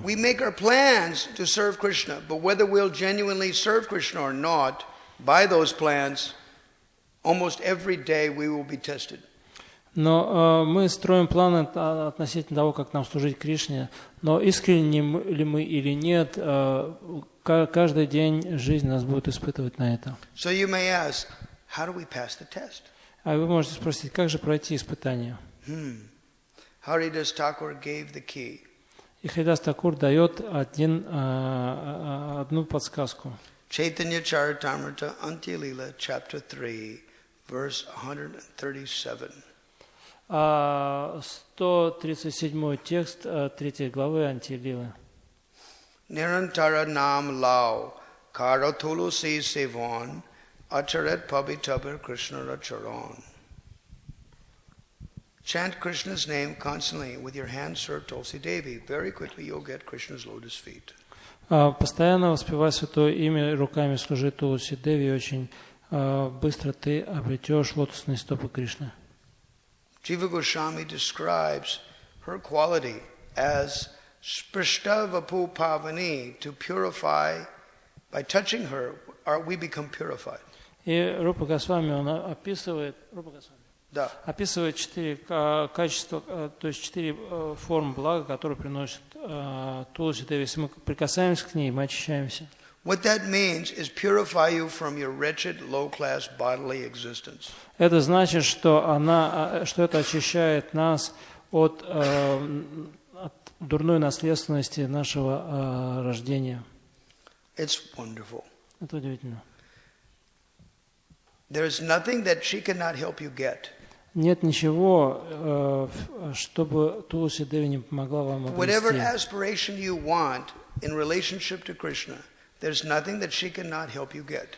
Каких бы, чего бы вы ни желали в своих отношениях с Кришной, нет такого, чего бы Тулси Деви не помогла вам обрести. There is no fault in the material world that she cannot remove.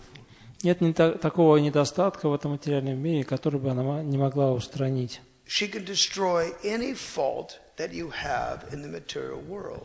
Она может разрушить любой ваш недостаток в этом материальном мире. Whatever you want to achieve for serving Krishna in this world, she can help you achieve it. И чего бы вы не стремились достичь в этом мире, стремясь к Кришне, она во всем вам сможет помочь. Who would be so stupid Кто будет таким глупым, as to not take shelter of somebody who can help you get your job done?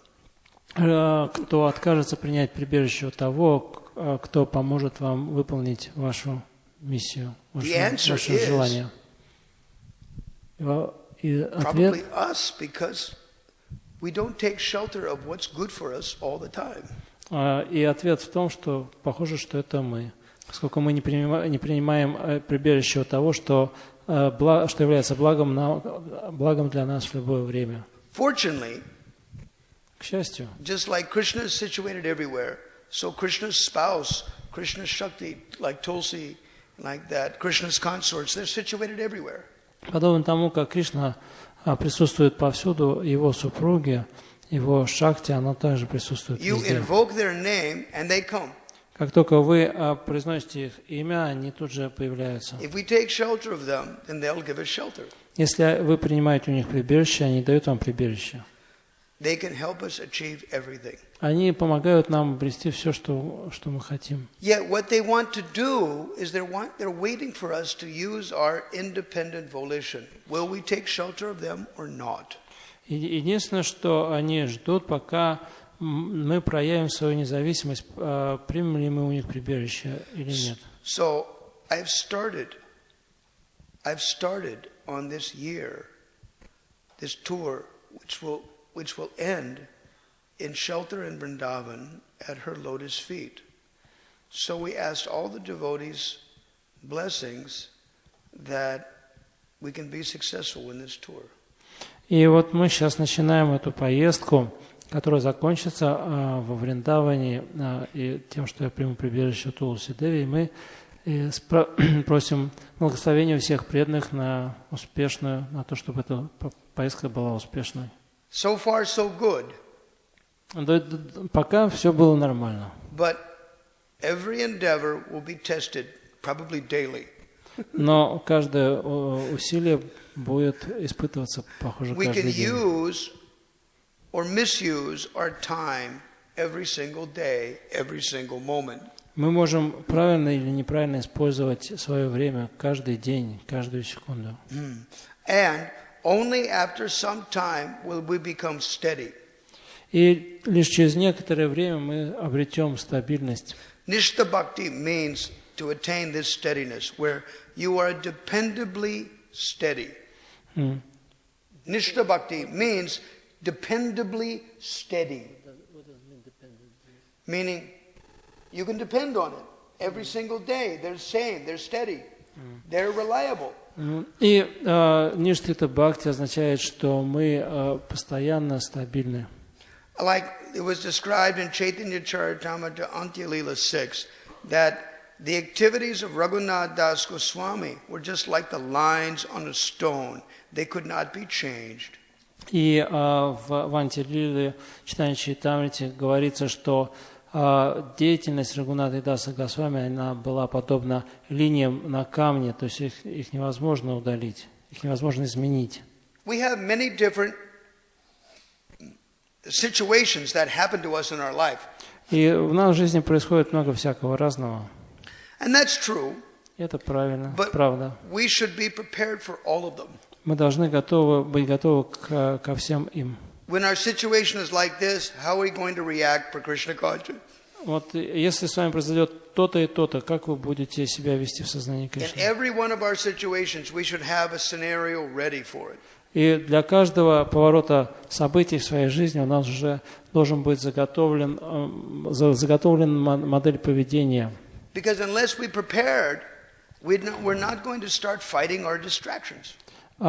И поскольку если мы не будем готовы, тогда мы не сможем сопротивляться отвлекающим факторам. The main thing here in this verse is that Prithu Maharaj is attached to the lotus feet of the Lord and serving them. He has taste. Prithu Maharaj has got taste for serving the lotus feet of the Lord. И в этом стихе говорится, что у Притху Махараджа есть сильный вкус служению лотосным стопам Верховной Личности For Бога glorifying Krishna. и прославлению Кришны. And it's very rare. И это очень редко, And we should follow it. и мы должны следовать этому. But following it also means not only we glorify Krishna, but we maximize the utilization of our time. И следовать не значит только прославлять Кришну, но также правильно использовать свое время. That is described in Madhya Leela, chapter 23, verse number 19. В 19 стихе 23 главы Мадхи Лилы об этом говорится. I believe it's either 12, shloka 12 or shloka 19. Это то ли 12, то ли 11 шлока. This is the definition, Rupa Goswami gives the definition of Bhava Bhakti. Рупа Госвами дает определение Бхава Бхакти. One of them is Abhyartha Kalatvam. They don't waste their time. Одним из признаков Бхава Бхакти является то, что человек не тратит ни секунды своего времени впустую. Sada Nama Gana Ruchi. They always have a taste for hearing and chanting about Krishna. У человека всегда присутствует вкус к слушанию и воспеванию. Pritistad Vasati Stale. They want to stay where the Lord had his pastimes. И они хотят жить в местах игр Господа. Guna Akyane, and they hear and chant about the glories of the Lord. А также слушать и воспевать, слушать о славе Господа и воспевать ее. Krishna says in Brahma Samhita. Кришна говорит in Brahma Samhita. Right. Кришна говорит в Брахма Самхите. After Brahma gives his prayers, at the end, Krishna gives 5 shlokas of concentrated bhakti. И после того, как Брахма заканчивает свои молитвы, после этого Кришна дает 5 шлок, концентрированно описывающие бхакти. And he describes how to get the highest level of bhakti. И там описывается, как обрести высочайший уровень бхакти. This is shloka 59. Это 59-я шлока. Pramanais tatsadacharais tadabhyasai nirantaram. The highest level of devotion is attained by 3 levels. И высшие ступени бхакти достигаются в 3 уровнях.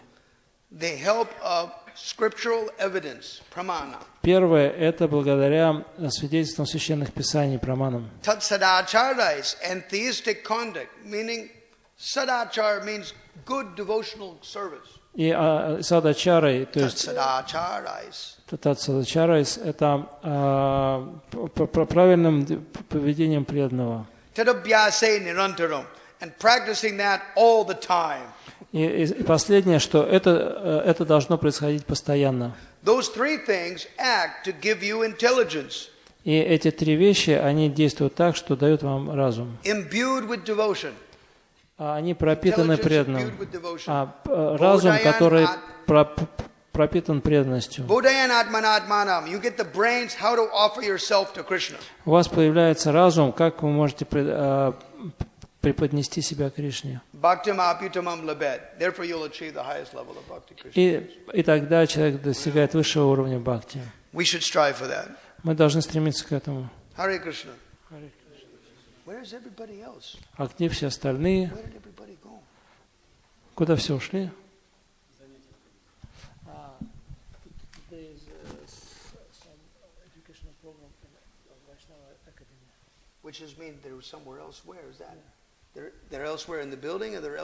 То есть они в каком-то другом здании, да?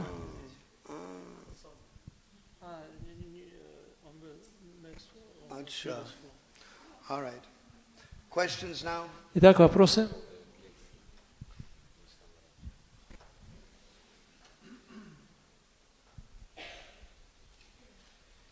Вы говорили о том, что наши доброжелатели, в частности, велосипеды, ждет наших каких-то поступков. Как-то более подробно могли бы вы эту тему рассказать?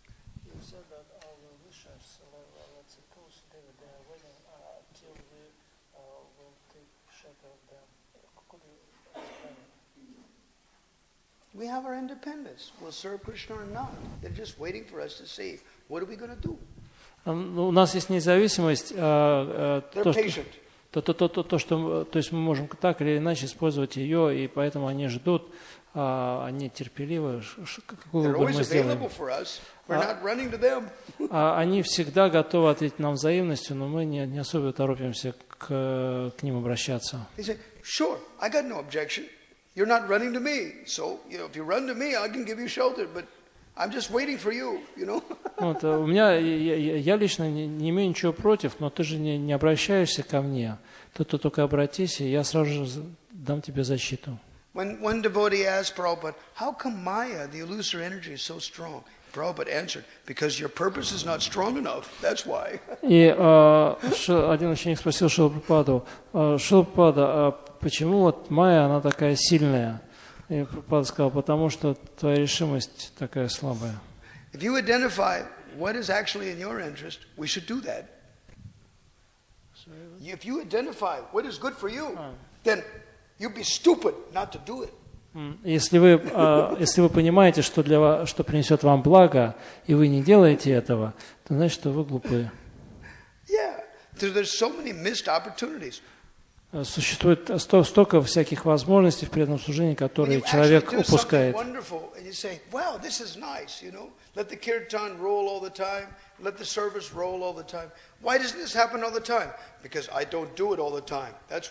Но существует множество разных возможностей, которые мы упускаем. Например, пусть киртан продолжается все время, пусть еще что-то еще такое в преданном служении продолжается все время. А почему оно не продолжается все время? Потому что мы этого не делаем.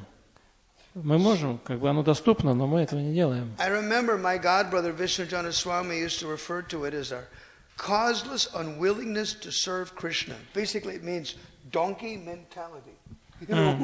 Это я помню, мой духовный брат Вишрамбха Свами называл это настроение беспричинным нежеланием служить Кришне, или же по-другому сознанием осла.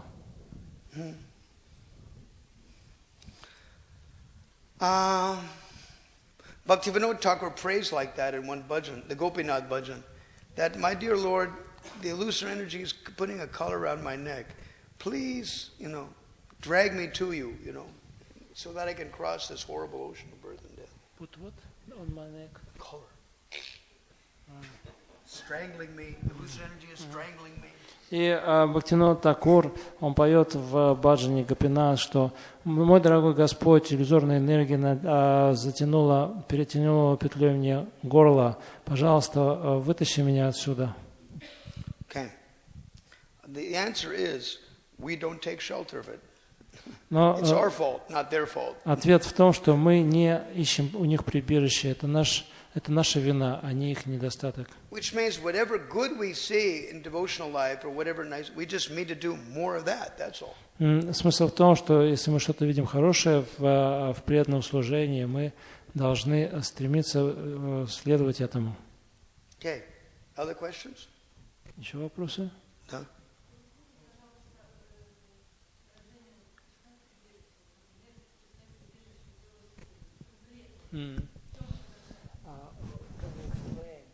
What do we mean to take shelter? What should we do?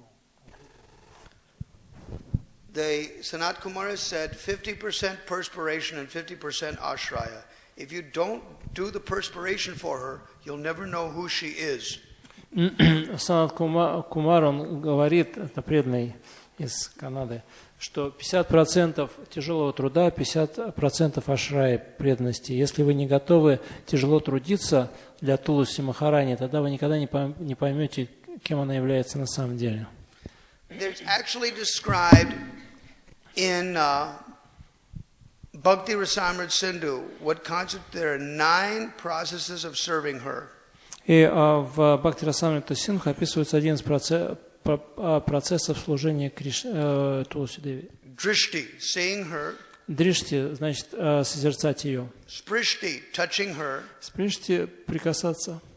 Tatadhyata, contemplating her. Размышлять о ней. Kirtita, chanting her glories. Прославлять ее. Namita, chanting her names. Воспевать ее имена. Stuti, offering prayers. Возносить молитвы. Ropita, growing her or tending to her growth so that she grows very luxuriously. Выращивать ее или создавать условия для ее роста, чтобы она росла замечательным образом. Sevita nityam, serving her daily according to need. Служить ей ежедневно в соответствии с тем, что ей необходимо. Pujita, and worshipping her. Пуджита – это поклоняться и проводить арати. These are the aspects. Таковы аспекты служения Туласи. It's not just simply flowery words. Это не просто какие-то, не просто говорить какие-то красивые слова. Just like when Sanat Kumara said perspiration, it means get to work. И когда Санат Кумар говорит потеть для нее, это значит, что работать как следует. Just like sportsmen or exercise, you work until you sweat. This is called exercise. You know? И как спортсмены или какие-нибудь бодибилдеры, да, они работают, там тягают это железо или там тренируются, пока не вспотеют как следует. But it's not just simply work mechanically. No, it's work with devotion. Who are you working for? Вот, но это не просто такая работа, как спорт или еще где-то. Не, вы должны делать это с преданностью тому, для кого вы работаете. When you actually take shelter of her to chant Hare Krishna, to read Shastra, and things like that, then you see, wow, in her company, it is actually more potential than if I do it outside of her company. И когда вы принимаете у нее прибежище во время повторения святого имени или когда читаете шастры, тогда вы можете почувствовать разницу между тем, как вы совершаете эту деятельность в ее тени, и если делаете это в каком-то другом месте. Devotional service means you have to taste it. Преданное служение означает, что вы должны чувствовать вкус этого. Prabhupada used to say, just like if you cannot speculate on what does honey taste like, you have to open up the jar, you have to stick your finger in there, and then you try it. Now I know what honey is like, you know. Подобно тому, как Шрилпад говорит, нет смысла смотреть банку с медом снаружи и думать о том, каков он на вкус. Нужно ее вскрыть, сунуть туда палец, облизать его, и тогда вы поймете, каков вкус меда. So when you ask, how do you do it? Вы спрашиваете, как делать? This means we have no experience. Do it. Then as you do it, then you'll get more and more experience, you'll get more and more realization, and you'll understand the sweetness. Вы спрашиваете, You как... actually get off your rear and do it. Вот, это значит, что вы спрашиваете, как это делать, это значит, что у вас нет опыта, поэтому нужно засучить рукава и начать что-то делать, и из своей практической деятельности к вам придет больше и больше понимания, осознания и так далее. То есть нужно оторваться от своего кресла и начать что-то делать. Actually, she can do everything. She can do everything. На самом деле она может сделать все, что угодно. We just have to take shelter of her and serve her and take her company, and she can do everything. И единственное, что нам нужно, это принять в нее прибежище, заботиться о ней, и она сможет сделать все, что только But just like возможно. a child is not inactive, the parents want the child to be active, so we must be active, but she will help us be devotionally active. Подобно тому, как родители, они хотят, чтобы ребенок, он как-то активно себя вел в жизни, точно так же и она поможет нам во всем, во всяких наших начинаниях, но мы должны проявить какую-то активность. Okay. Other questions? Еще вопросы? Да. Насчет деятельности, просто большая часть лекции, она описывает настроение, когда ты уже стабилен и уверен в своей деятельности, ты стабильно движешься, что помогает. About activity, most part of the lecture was dedicated to the level of nishta, stable condition of devotee, and how can we get this stable condition, stability. I just told him the shloka. The shloka is Brahma Samhita, shloka 59. Вот я только что привел эту шлоку из Брахма Самхити, 59-ю. That is stable. И вот это стабильность. I also quoted Я также from Haridas процитировал, Thakur, Antya 3, 137. я также процитировал из Антилилы 3.137.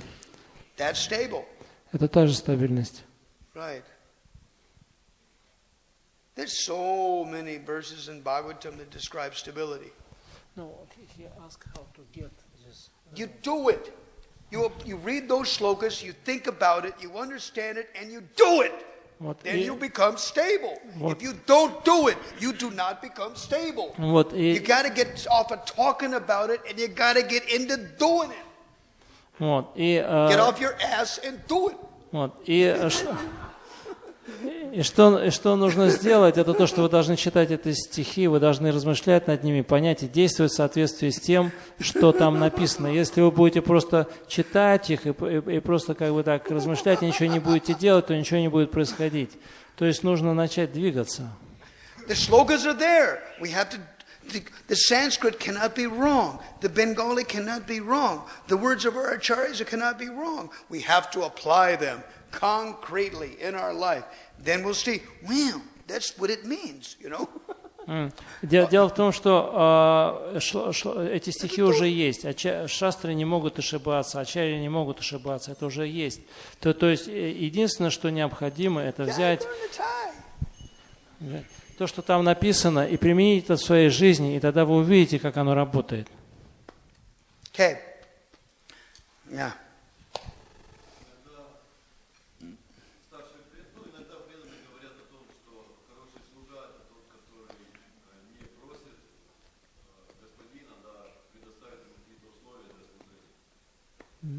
И?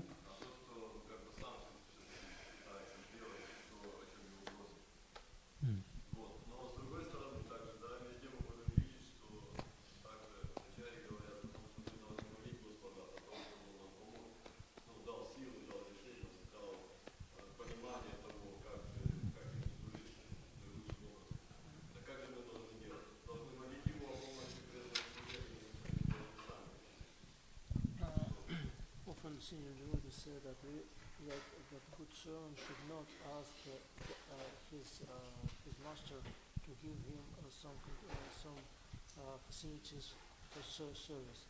A good servant should himself to figure out how to render service to his master. But another way, we should ask Krishna for determination, for certain qualities, for devotional service. So what is right, what is wrong? Should we ask Krishna about something? Both. Правильно и то, и другое. О чем-то мы должны просить, о чем-то мы не должны просить. Prabhupada told my god sister about, when she asked him questions about serving Tulsi, he asked, use your brains. If you have none, ask others who do. И однажды ученица Шрилы Прабхупады, она спросила, задавала вопросы ему относительно того, как служить Туласи Деви. И Шрила Прабхупада ответил, ну, ты пользуешься своими мозгами. Если у тебя их нет, тогда спроси у тех, у кого есть. So, in one sense, a servant has to understand the heart. A first-class servant understands the heart of the master and does the service without being asked. But most other servants have to be told what service is good for them to do for the master. And then if they do that, then that's successful. So both are true. Хороший слуга, он обычно знает настроение своего хозяина, и он делает то, что необходимо, даже когда его не просят. Остальным же необходимо говорить, каким служением нужно заниматься, поэтому и то, и другое верно. По крайней мере, на начальных стадиях нужно, чтобы нами кто-то руководил, кто-то нам говорил, что нам делать, как нам делать, чего не делать. A first-class servant understands the mind of the master and does not need to be told. They just do it. И первоклассный слуга, он уже знает как бы характер, настроение своего хозяина, и поэтому ему не нужно говорить, что делать и как делать. Он сам все делает уже правильным образом, наилучшим образом. Second-class servant, you tell him, he does it. Слуга второго класса, если ему говорят что-то сделать, он делает. Third-class servant, you tell them, they may do it, they may not do it. Слуга третьего класса, когда ему говорят, что сделать, он, может быть, сделает, может быть, нет. Fourth-class servant, you tell them, they don't do it. Слуга четвертого класса, вы ему говорите, что делать, а он ничего не делает. The fifth-class servant, there's no question of asking. Слуга пятой категории, его можно даже и не просить.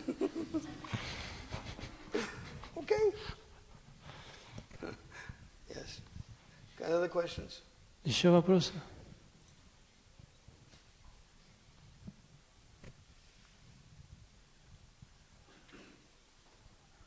No.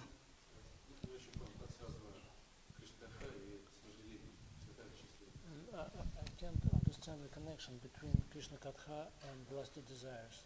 How Krishna Katha removes lusty desires. Because you're focusing the mind on Krishna. And therefore you're entering the mode of goodness and going beyond the mode of goodness. And lusty desires is the mode of ignorance and the mode of passion. И поскольку если человек сосредотачивает свой ум на повествованиях о Кришне, тогда он поднимается в гуну благости и превосходит гуну благости. А прихотливые желания, они связаны с гунами страсти и невежества. That's described in Nectar Devotion. Об этом говорится, рассказывается в Нектаре преданности. That's also described in 16th chapter, verse number 3. А также об этом говорится в 3 стихе 16 главы. Бхагавад-гита. Right, in Bhagavad Gita 7:14. А также в Бхагавад-гите 7:14. Mama maya duratya mame vaye prapadyante maya me tam tarantite. This material entry is very difficult to cross, but by serving me, you cross it. Очень сложно преодолеть влияние этой моей материальной энергии, но тот, кто предался мне, легко выходит на свободу. Okay.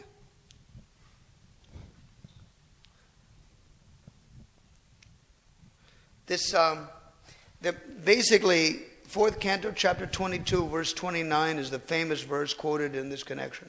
И вот в связи с этим часто цитируется 29 стих вот этой же 22 главы 4 песни Шримад Бхагаватам. No, let's see, 422?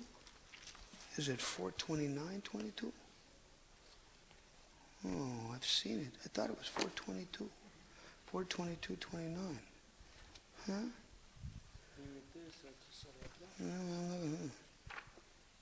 Maybe it is. It's famous. Nah, it's not Prachini Bari. it's Sanat Kumara. Sanat Kumara is speaking. The verse is Padapada Pankaja Pilasa Pilasa Bhaktya. Let me look it up here. Karmasayan graditam udgradayanti shantaha tadavana nariktamatayo yatayo piruddha shrotro ganas tamaranam bhajavasudevam tvat. See, I'll look it up. Tvatapada pankaja raja. Tvatapada pankaja raja.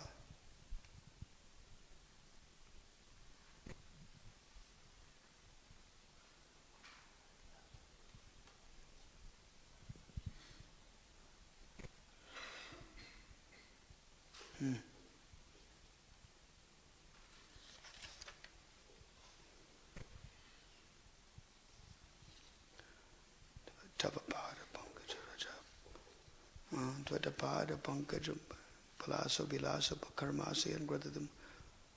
Karmasayam Gradidam Udagradayanti Shantaha Tadvan Narikta. This is 249. 249 says here. 249. 39. It's 22:39. Yeah. There we are. 4:22:39. That's where I made the mistake. I was looking at 29 when I should have been looking at 39. То есть на самом деле не 29, а 39. Yes. Read that translation. 4:22:39. Right. Famous verse. This is a famous verse. Это знаменитый стих, который произнес Санат Кумара. Преданные, которые неустанно служат пальцем лотосных стоп Господа, с легкостью разрубают тугие узлы желаний, связанных с кармической деятельностью. Что же касается непреданных, гьяни-йогов, то хотя они и пытаются остановить волны материальных желаний, сделать это так трудно, что все их попытки оканчиваются неудачей. Поэтому последуй нашему совету и занимайся преданным служением Кришне, сыну Васудевы. В 90 главе 10 песни также есть хороший стих.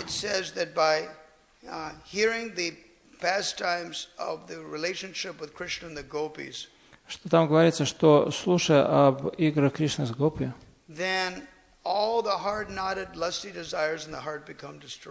все узлы похотливых желаний в сердце разрушаются.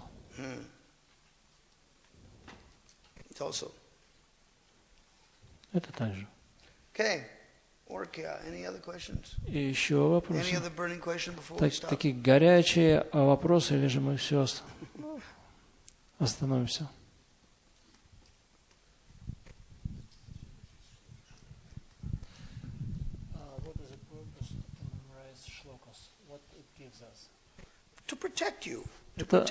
Это защищает нас. Есть много разных причин для этого, чтобы учить шлоки. Вы можете использовать эти шлоки в своем служении. Они помогают вам помнить о Кришне. Также вы можете служить преданным, давая эти шлоки им.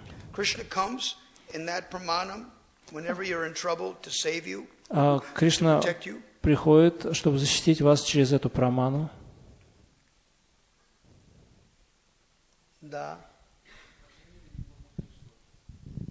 But shlokas didn't help Ajamila because he tried to contemplate, recall the shastras and so on, but he couldn't. No, you don't get it.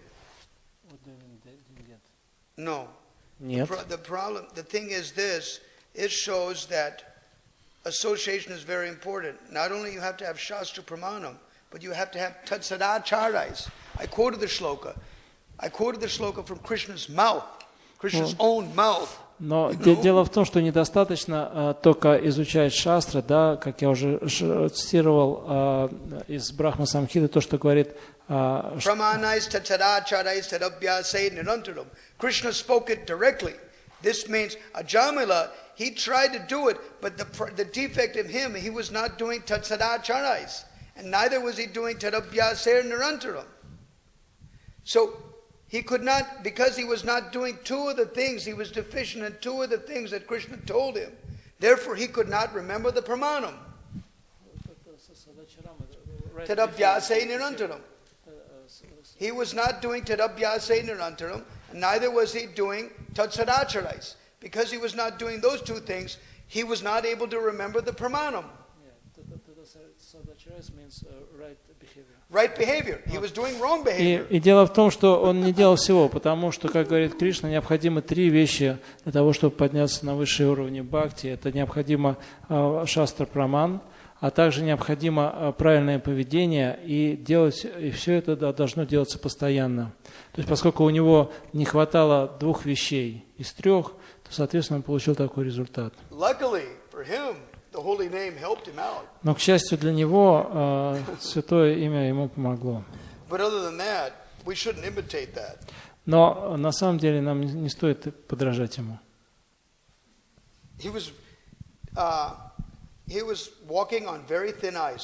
Он проскользнул по самому краешку. Не стоит следовать его примеру. But when you analyze what Krishna said, how you get perfection, and when you see how he had difficulty, you can see where he was deficient.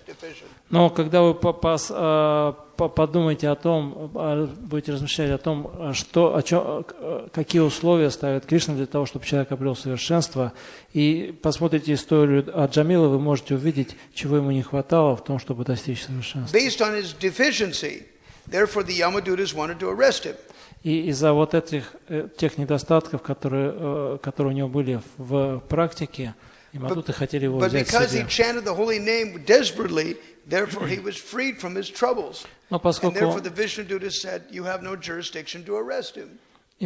поскольку он воспевал в отчаянии святое имя, Ямадуты не смогли его взять. И Вишрамбху сказали, что он не подлежит вашей юрисдикции. Эта история в основном подчеркивает силу святого имени. Но это не дает нам права следовать пути падения Аджамила. Понятно, я объяснил? Большое спасибо всем. Потом. He can come privately. Yeah.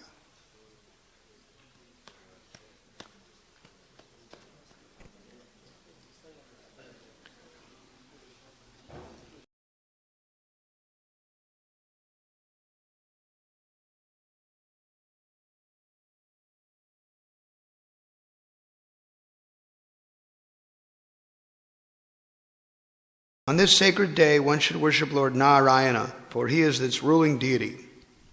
В этот день надо поклоняться Господу Нараяне, он является его правящим божеством. One should do so by following the previously prescribed method of fasting. Надо следовать описанным раньше способам поста. Interjecting here, fasting means increasing your chanting of Krishna.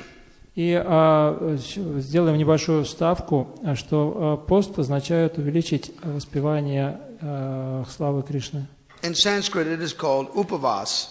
На санскрите называется упаваса. Upavasa, vasa means to reside, and upa means to reside above.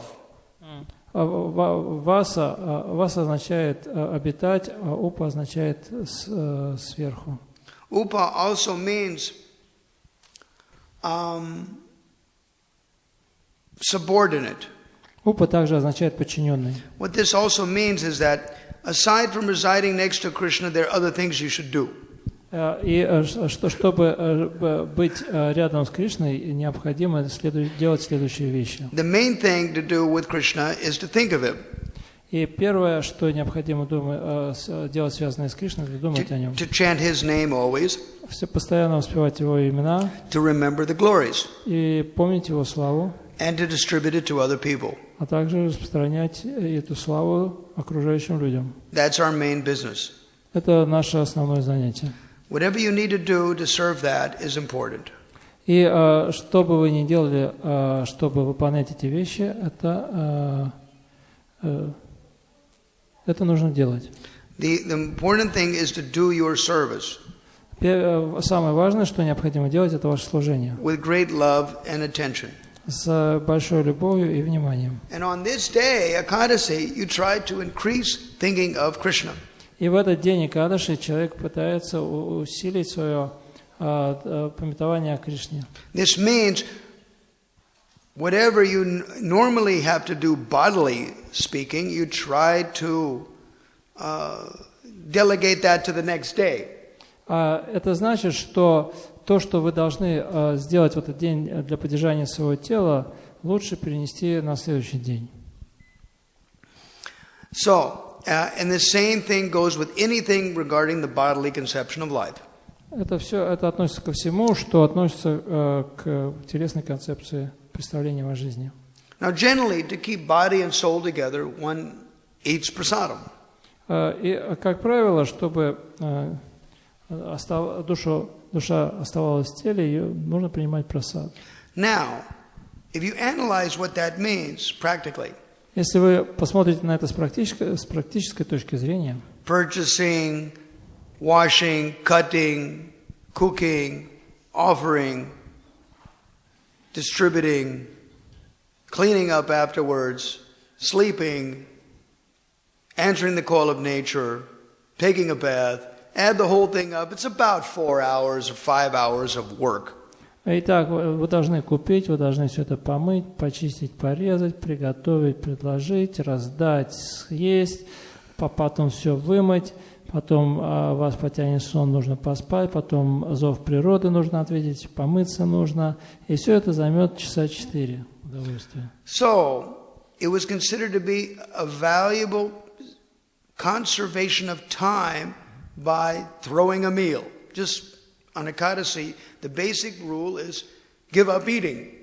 И если вы отказываетесь от одного приема пищи, то вы сохраняете, то вы высвобождаете достаточно ощутимое количество времени.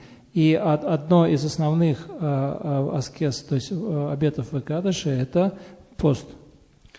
So some people, if they were eating 3 meals a day, they would just first go down to 2.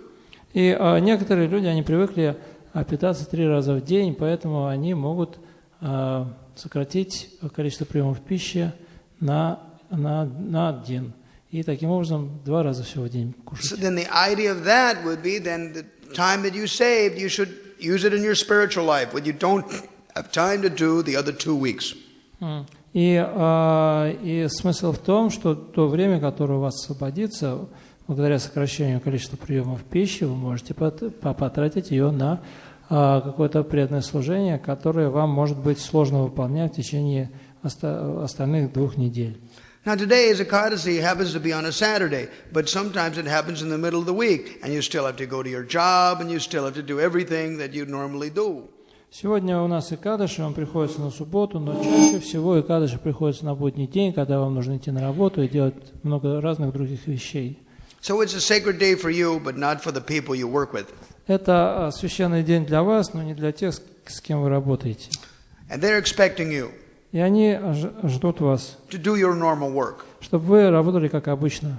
So, you should be able to vow what you can do in any circumstance. Но необходимо принимать какие-то обеты, которые вы можете выполнять в любых обстоятельствах, независимо ни от чего. This means you have to control your mind and your senses. Это значит, что необходимо контролировать ум и чувства. That's what part of it is, giving up the bodily conception of life. И вот это как раз и означает часть того, что называется ослабить телесное представление о жизни. We all know our philosophy is that we are not this body. И мы все знаем, наша философия говорит, что мы не это тело. Ekadasi means you prove it. А Экадаши означает, что вы доказываете это. Prove that you understand it, that you're going to back it, that conception. I'm not this body. Prove it. Это значит, что это время, когда вы можете подтвердить, доказать это, что вы понимаете это утверждение, что вы не являетесь этим телом.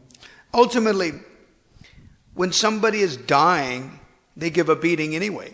А в конечном счете, когда кто-то умирает, он в любом случае отказывается от They give a пищи. beating for weeks. И он, иногда человек отказывается от пищи за несколько недель до смерти. There's no fire, there's no desire. Огонь пищеварения не работает, и нет никакого желания есть. Sometimes there's no ability. Иногда человек уже не в состоянии есть. That's one of the symptoms when a living entity is dying, is when they stop eating. И один из признаков, что человек умирает, это когда он прекращает есть. Sometimes you stop eating for many reasons. Но человек может на самом деле отказаться от пищи по многим причинам. Not for politics or for health, but this is for Krishna. Но в данном случае мы делаем это не из политических соображений, не из соображений здоровья, но мы это делаем для Кришны. If your fasting and avoiding food does not increase your hearing and chanting of Krishna by your rounds or by chance to read Shastra or be peaceful or sing bhajans like that, then it would just only karmakandic benefit. You just got some mundane piety.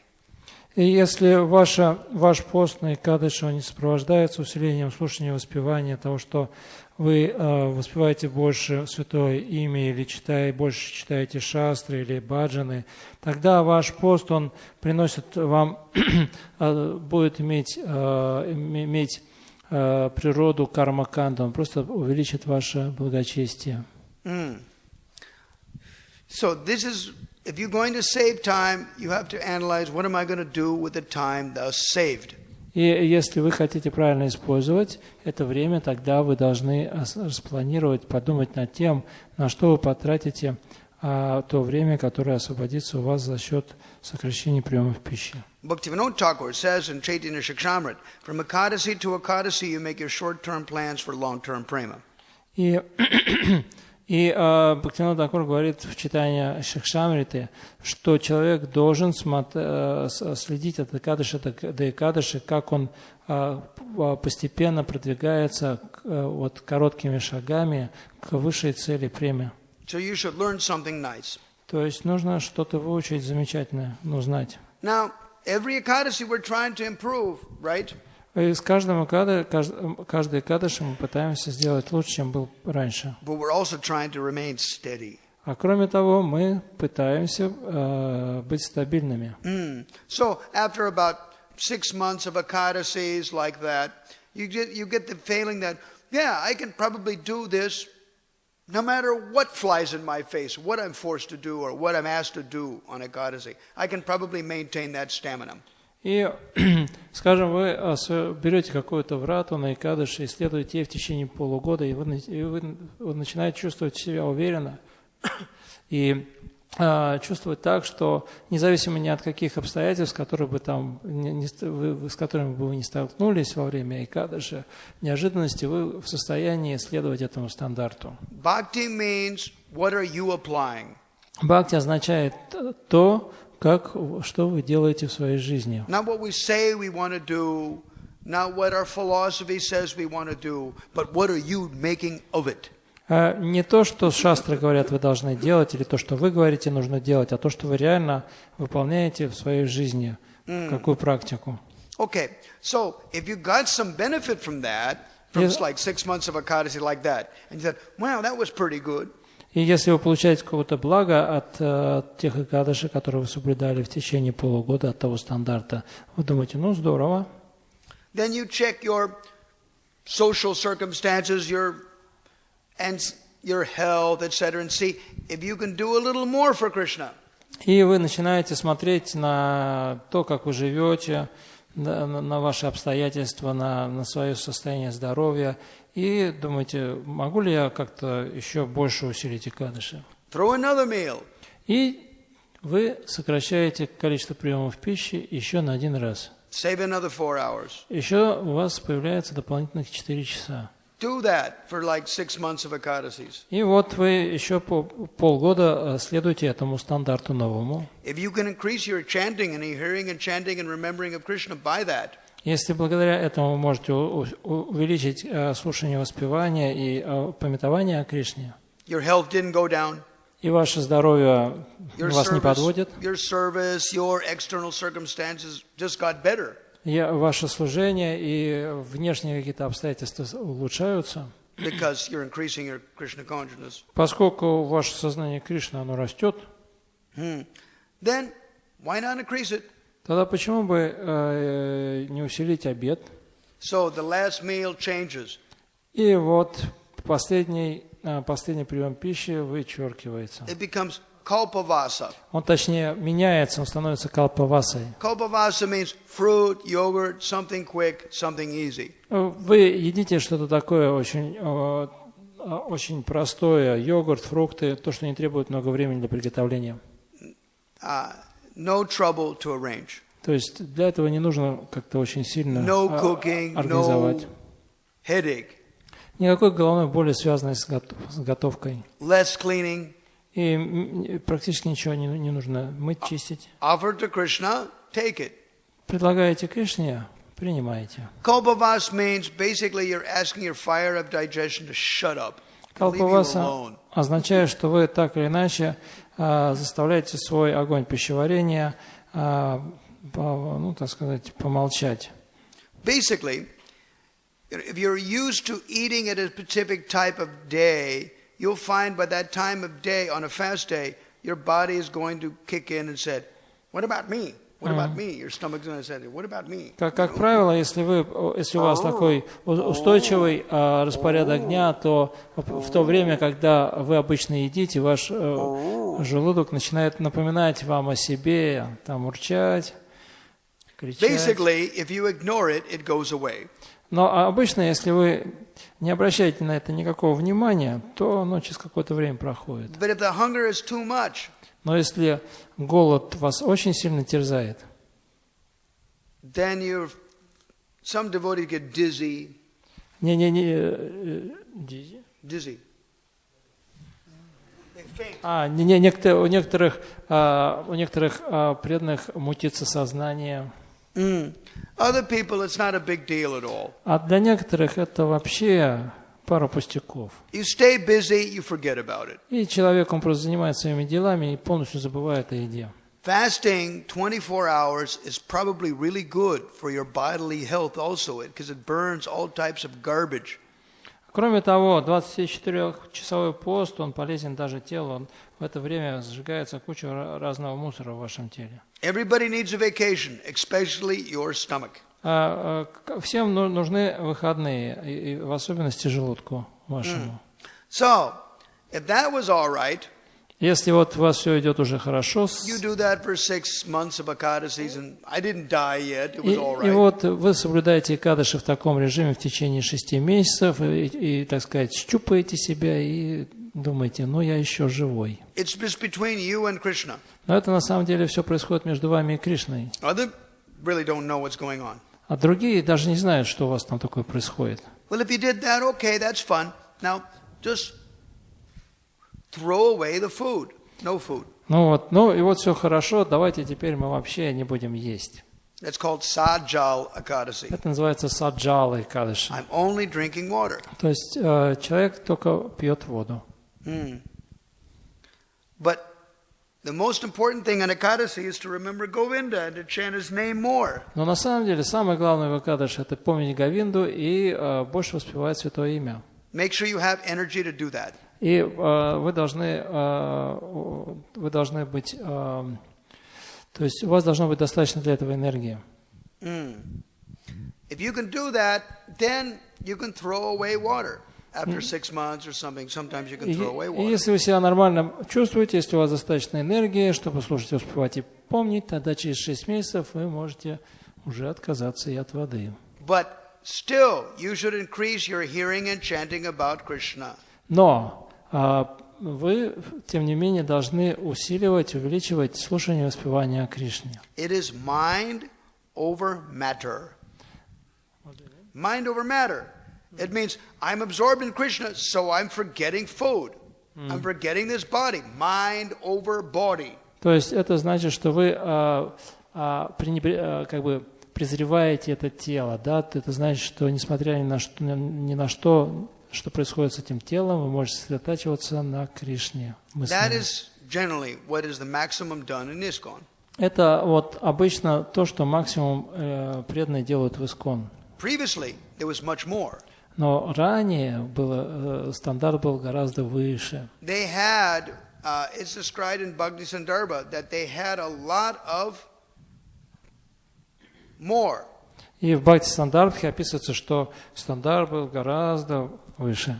It means that they had such a wonderful social scene 400 years ago. И 400 лет назад социальная среда, она была настолько удивительна. Saintly persons, whether they were householders or whatever, they did more. Что святые личности, домохозяева, они совершали гораздо более суровые аскезу на Экадаши. That meant that on Dasami, the day before Ekadashi, they ate one meal. Что в Дашами за день до Экадаши люди принимали пищу всего лишь один раз. This is Bhakti Sandarbha Anuchched 299. И это Бхакти Сандarbha Анушчет 299. And at night time, nothing. А ночью... No drinking, no eating, no sleeping either. А ночью они не ели, не пили и не спали. And Ekadasi, of course. Но и в Экадаши, разумеется, тоже. Worship the Lord all day long, no eating, no drinking, just worship. Они поклонялись Дурге весь день и всю ночь, не ели, не спали. They sung extra bhajans, they did extra deity worship. Они пели баджаны, они дополнительно совершали пуджи божествам. Described in 11th canto in Uddhava Gita, Krishna tells Arjuna. Tells Uddhava. И Кришна говорит о Удаве в 11-й песне Шримад Бхагаватам. So then on Ekadasi night also. А это же происходит в ночь Экадаши. I recently asked. Now this is. We have no experience of that. How do you stay up at night? Вот у нас нет такого опыта, как вот это они вот всю ночь и не спали. Very less people do that. Очень мало кто делает это сейчас. Because they don't do it, they don't know what it's like. И поскольку люди не делают это, они даже не имеют представления, что это из себя представляет. But previously it was a very big tradition. Но ранее это была распространенная традиция. Bhakti Sandarbha, not Bhakti Sandarbha. Bhakti Ratnakar. The book called Bhakti Ratnakar. В книге Бхакти Ратнакара is described there that there was bhajans that they used to sing in the middle of the night. Там приводятся баджаны, которые пелись посреди ночи. And in Kartik, which we just finished. И в Картику, которая вот недавно закончилась. Staying up at night is one of the 5 limbs of Kartik. И ночное бодрствование – это одна из 5 частей Картики. I did not get a pramanam whether they did it now and then, only one or a few days, or if they did the whole month. Но я не нашел никакой праманы, которая бы говорила, делают ли они это в какие-то определенные дни или весь месяц они не спят. Evidently, at the time of Hari Bhakti Vilas, there was no reason to tell. There was no reason to tell how many days you had to do it. Очевидно, что во времена Хари Бхакти Виласи все знали, в какие дни это нужно делать. I asked an old Vaishnava in Vrindavan, Fakir Mohan. Я спросил старого Вайшнава в Вриндаване, Fakir Mohan Das. Факир Мохан Дас. He's about 86, pushing 90. И ему где-то 86, уже скоро 90. How did they do stay up at night in days of old? И я спросил, как вот вы бодрствовали ночью в те старые добрые времена? He replied, И он ответил, what to speak of the ordinary devotees, the public? Что Devotee public. Что говорить там об обычных преданных? The king of Orissa personally used to keep a ghee lamp on his head. Сам царь Орисы, он помещал лампадку, горящую лампадку с ги себе на голову. See, if you put it on your head, it's really close to your consciousness, you know, you're thinking about it, you know. И когда вы кладете что-то на голову, оно так близко к вашему сознанию, что вы все время думаете об этом. Aside from how wonderful it is to offer Krishna a lamp, Помимо того, что это замечательное дело поднести Кришне лампу. and also the fact that in those days there was no electricity, so that's illumination is good. А кроме того, в те времена еще не было электричества, так что лампочка, эта лампада, она также и была и светильником. Now, how do you stay up at night? Но как же можно бодрствовать ночью? He told me the only way is kirtan. И он сказал мне, что единственный метод это киртан So устраивать. your staying up at night is dependent on how many people you got to do kirtan. Итак, то сможете ли вы бодрствовать ночью, зависит от того, сколько людей будут петь киртан There с are вами. 3 unwritten rules for staying up at night, Существует 3 неписанных правила для того, чтобы не спать ночью. which late night chanters know. Это их знают те, кто повторяют святые имена, джапу поздно вечером. They are: Они следующие. don't stop moving, Не прекращайте двигаться. don't stop chanting, Не останавливайте воспевание. don't sit down. И не садитесь. If you sit down, finish. If you do any of those 3 things, you're finished. Если вы нарушаете одно из этих правил, с вами покончено. But of course, when you're doing kirtan now, you're sitting down with harmonium, you sit down and play mridanga, you sit down and play kartals. Still, if you're sleepy, you can fall off. Когда вы, конечно, играете киртан, да, там кто-то играет на гармонии, кто-то на караталах, кто-то на мриданге, но если вы такой сонный, то вы можете, так сказать, отвалиться и даже в этой ситуации. So if you accidentally fall asleep, Но если вы вдруг как-то нечаянно don't lean заснули, against the pillar, stuff like that. то тогда вы должны встать и прислониться к колонне, что-то вроде того. The ghee lamp on your head falls off. А если вы засыпаете, да, и у вас на голове эта лампада горящая с ги, то она упадет. And it falls off on your cloth. И она упадет вам на одежду. And it's supposed to wake you up. Crunk. И скорее всего, вы проснетесь от этого. You know, and then you have to put it back up. Ну, и что вам нужно сделать? Вам снова нужно поставить эту лампаду себе на голову. Then, because you're fasting, Но поскольку вы поститесь, people are not eating, right? That was the Vaishnava thing. люди не едят, это... The Vaishnava activity, don't eat. То есть вот такая деятельность вайшнавов не есть. Of course, Prabhupada, both in his household life and his traveling, sometimes great souls ate. Конечно, Шрила Прабхупада, когда он был их домохозяином, и когда он позже много путешествовал, эти великие души, иногда принимают прасад. You know, potatoes, peanuts, stuff like that. Какой-нибудь арахис или картошку, что-то такое. Fruits, yogurt. Фрукты, йогурты. Still, there are some definitions according to Sanskrit. Но, тем не менее, есть одно определение, согласно санскриту. That, of course, in ISKCON they think no grains, no beans. What is ISKCON? ISKCON. No grains, no beans. В ISKCON есть такой стандарт, то есть мы не принимаем в пищу зерновые и бобовые. But in Sanskrit, anything that is eaten, но на санскрите все, что можно, любая пища, все, что можно. That's one definition of Ekadasi. Do not eat anything. И на санскрите, то есть все съедобное, ничего нельзя есть. The idea is that Papa Purusha, the sin personified, takes shelter in grains. Some people say anna, but anna means that which is consumed. So if you use that definition, it means Papa Purusha takes shelter in food items. И дело в том, что в Экадаши в зерно входит олицетворенный грех Папу Пуруша. Поэтому, говорят, нужно воздерживаться от зерна. Но там используется слово «анна», и «анна» означает вообще пища в самом ее широком смысле. Поэтому можно сказать, что Папа Пуруша входит во всю пищу, поэтому нужно полностью воздерживаться от пищи. Now, Krishna is a Papa Vida. He's transcendental.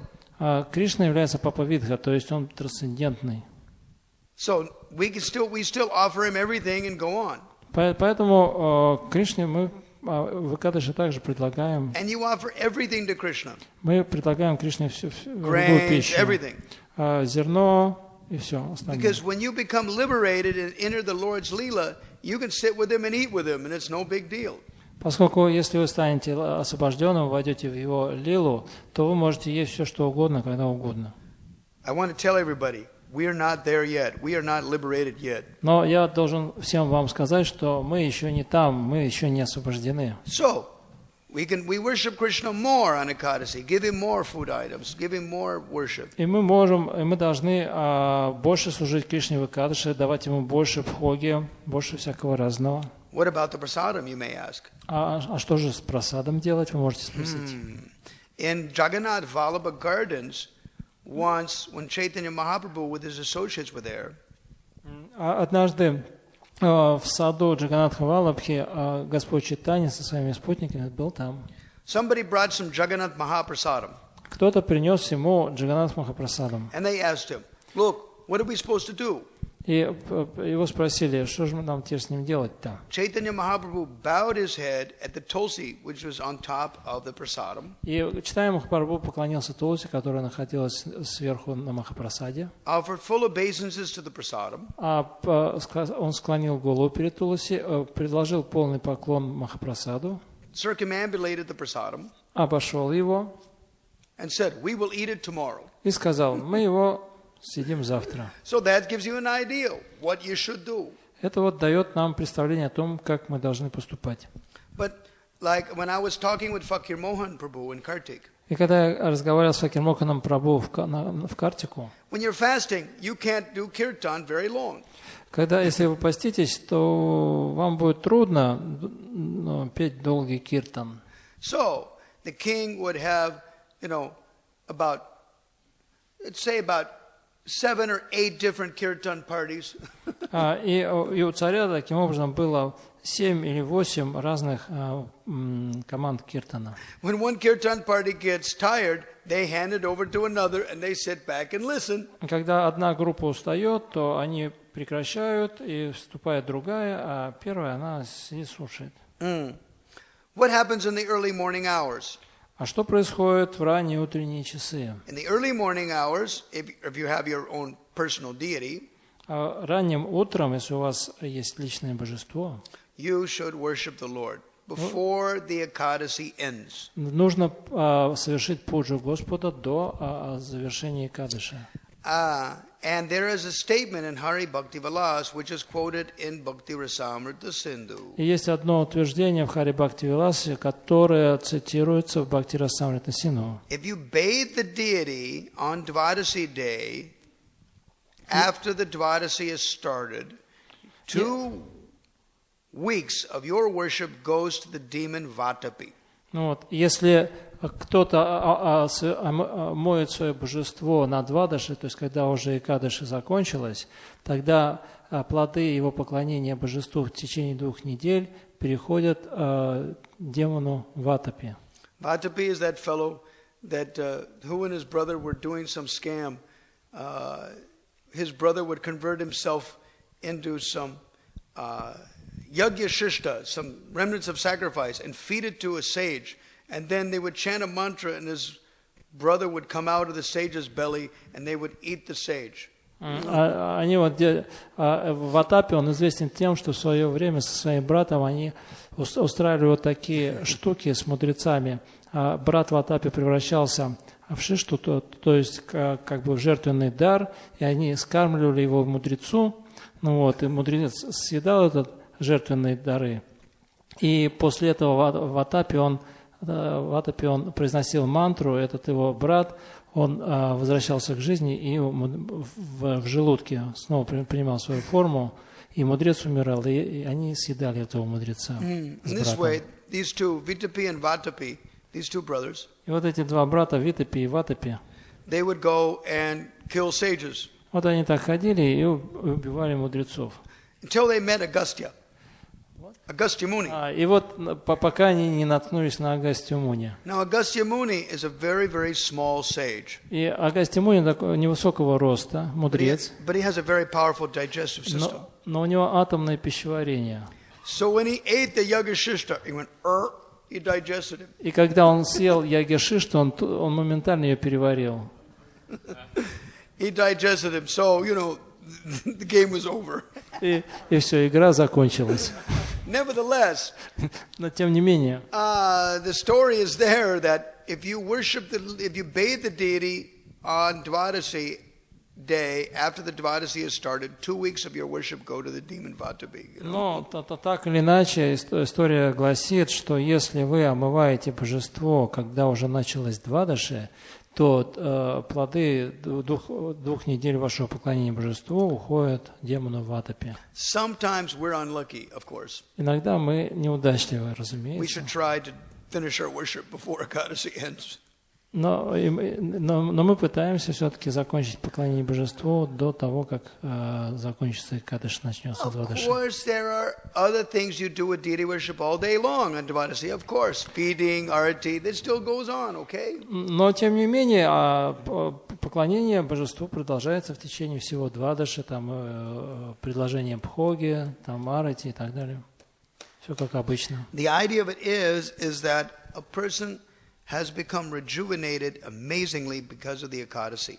Но смысл в том, что живое существо, оно очень сильно обновляется благодаря соблюдению Кадыша. Okay, let's continue the story. Давайте продолжим читать историю. Just as among snakes, Sesha Nag is the best. Among birds, Garuda is the best. Among sacrifices, the Ashwamedha Yajna is the best. Amongst rivers, among the Ganga is the best. Among gods, Vishnu is the best. Among two-legged beings, the Brahmins are the best. So among all fasting days, Ekadasi is by far the best. Как среди змеев лучший Шешанага, среди пернатых Гаруда, из жертвоприношений наилучшая Ашвамедха Ягья, а из рек наилучшая мать Ганга, среди богов Господь Вишну величайший, а из дважды рожденных Брахманы лучшие. Так из всех дней Кадаши лучший. O foremost of kings who took your birth in the Bharat dynasty, whoever strictly follows Ekadasi becomes very dear to me and indeed worshipable by me in every way. Now please listen as I describe the process for observing Safal Ekadasi. О первый из царей, рожденный в династии Бхараты, тот, кто строго соблюдает Экадаши, становится очень дорог мне и, конечно же, всячески почитаем мною. Выслушай сейчас, как я опишу процесс соблюдения Сабхала Экадаши. Now we remember I mentioned to you that in 11th canto of Bhagavatam it's mentioned that on Ekadasi day you worship Krishna with more stuff. И я уже вам говорил, что в 11-й песне Шримад Бхагаватам говорится, что в Экадаши нужно еще более усиленно поклоняться божеству. Extra. On Safal Ekadasi, my devotee should worship me by offering me fresh fruits according to time, place, and circumstances. В Сабхала Экадаши мой преданный должен поклоняться мне, предлагая свежие фрукты соответственно месту, времени и обстоятельствам. By meditating on me as the all-auspicious Supreme Personality. И медитировать на меня, как на всеблагую высшую личность. Offer me pomegranate, betel, leaves, coconut, guava, varieties of nuts, mangoes, different kinds of aromatic spices. Don't forget, the Puranas were written in India. И не забудьте, что Пурана написано в Индии. Он должен поднести мне плод джамбира, гранат, бетель, кокосовый орех, гуаву, орехи, гвоздику, манго и различные виды ароматических пряностей. Incense, bright ghee lamps, for the offering of lamps is very glorious. Также он должен предложить мне благовоние светильник на ги, так как предложение светильников Сабхала Экадаши особо благоприятно. The devotee should try to stay awake all Ekadasi night. Преданный должен стараться бодрствовать всю ночь.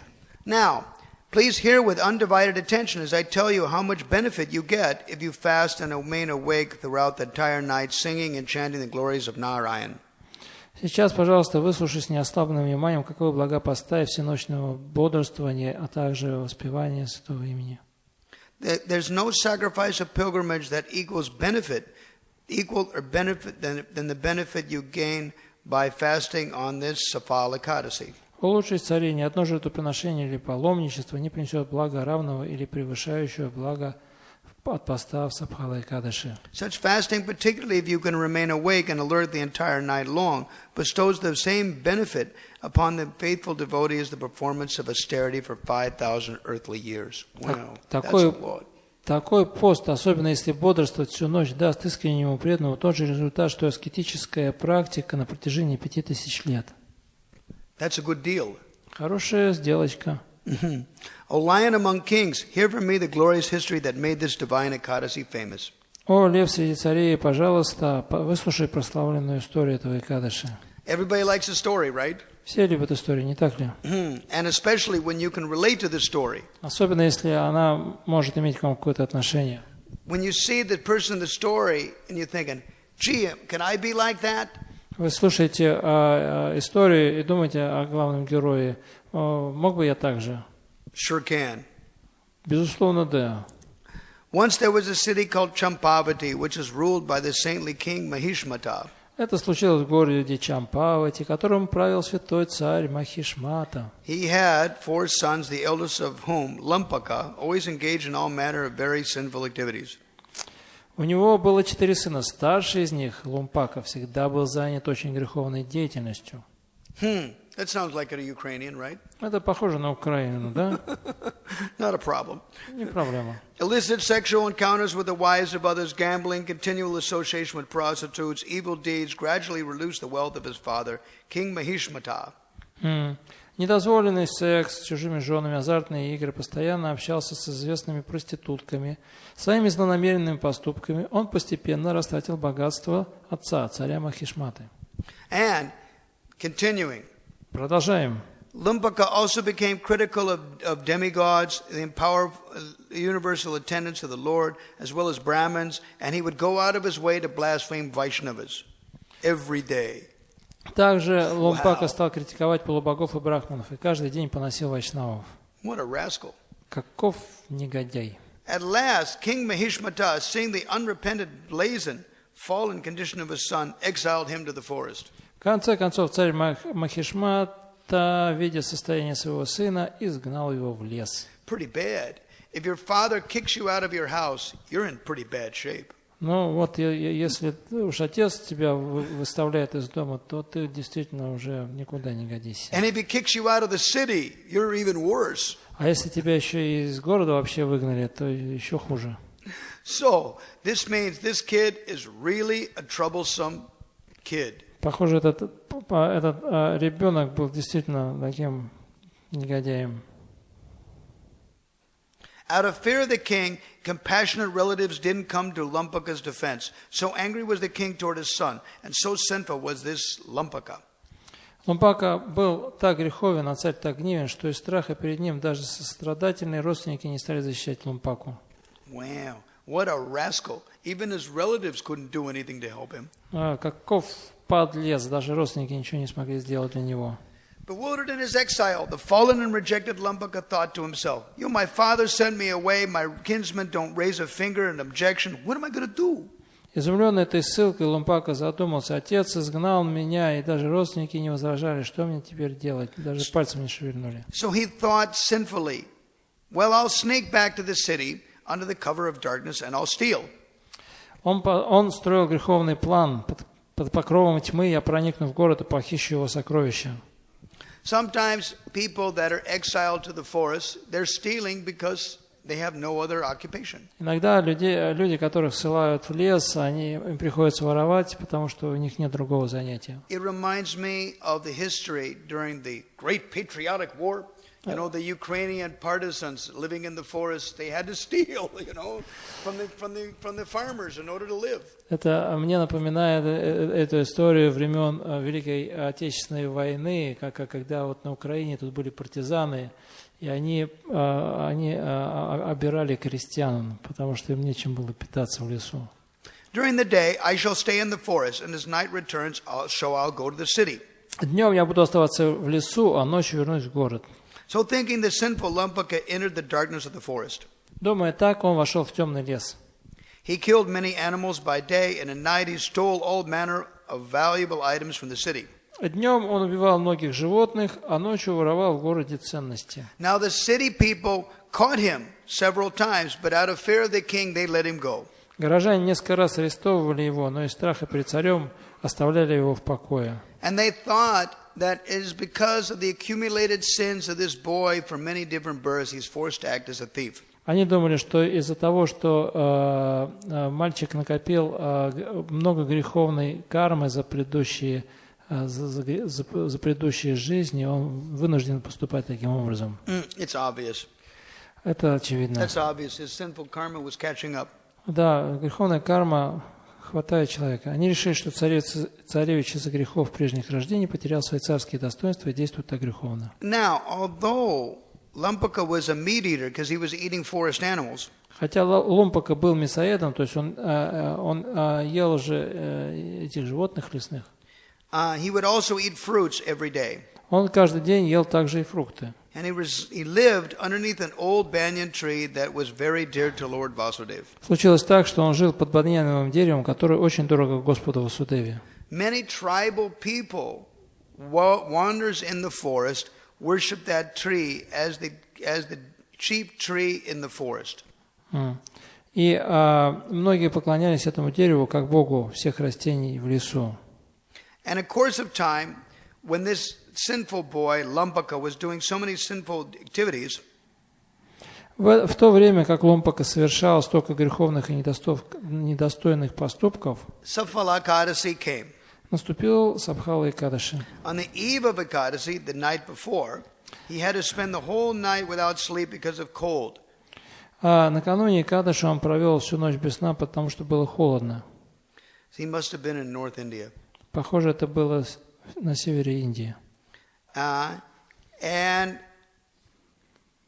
he felt the cold because he did not have any strong cloth to keep him warm. И ему было холодно, потому что у него не было надлежащей одежды. The cold didn't rob him, not only robbed him of a peaceful mind, but almost killed him.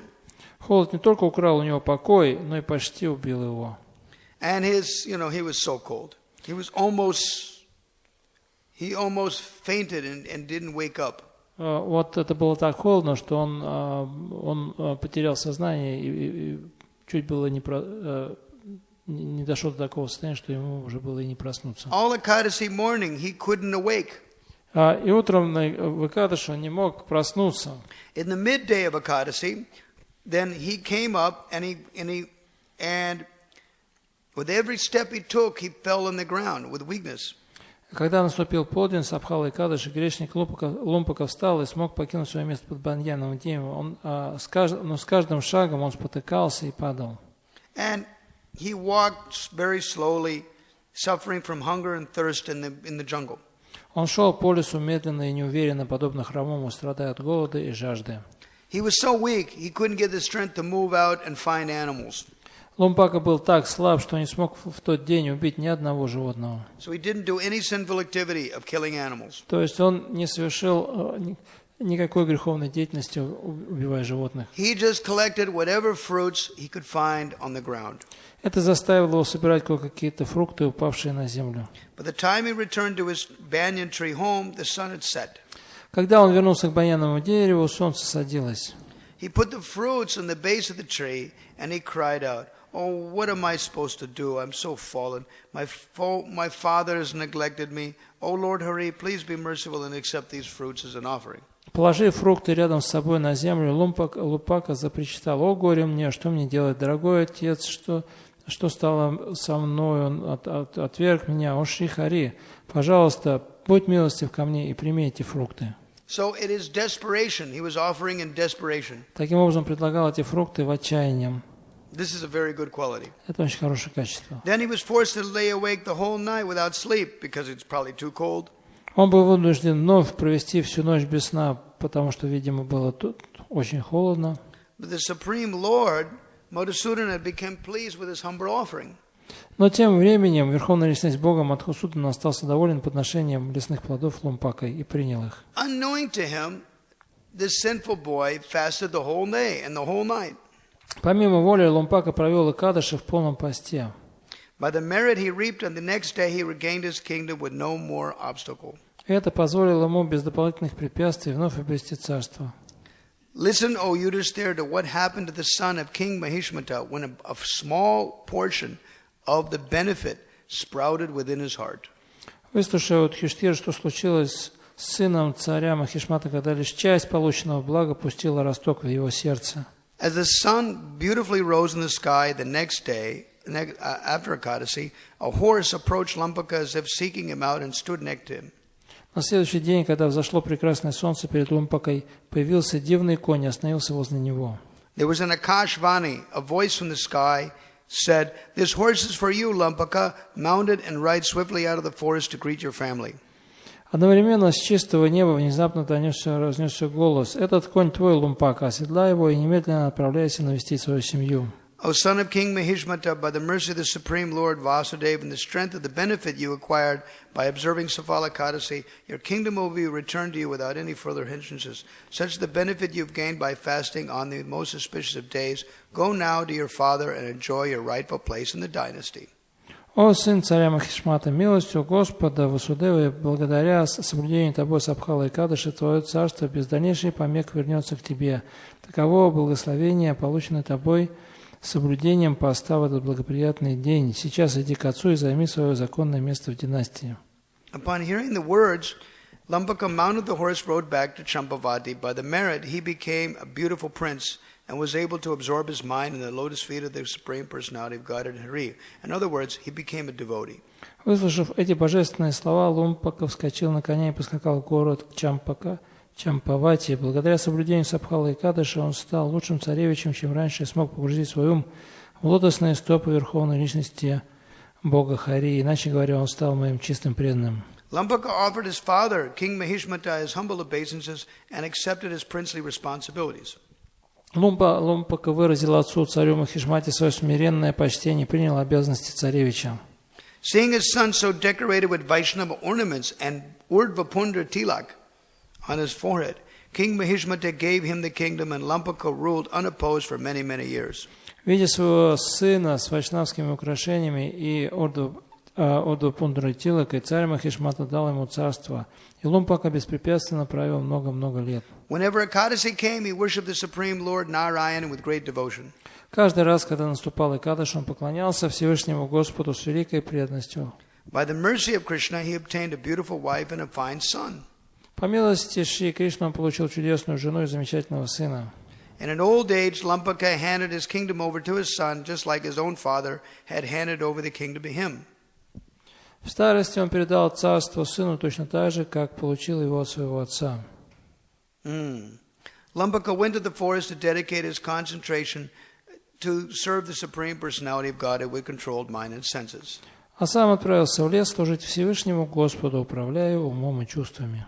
Purified of all material desires, he left his old material body and returned back to Godhead. Очистившись от всех материальных желаний, он оставил тело и вернулся домой, обратно к Богу, заняв место лотосных стоп Господа Шри Кришны. Yudhisthira, one who approaches me as Lampaka did will become completely free from lamentation and anxiety. О Юдхиштира, тот, кто обращается ко мне как Лумпака, полностью освободится от тревог и сожалений. Gauranga is known as Bhakta Dosha Hanta. He destroys the faults of his devotee. Гуранга известен как Бхакта Доша Ханта, то есть он разрушает все недостатки преданных. Sarva Kleshahar. He's also known as he who destroys all sufferings of his devotees. А также он известен как тот, кто разрушает все страдания преданных.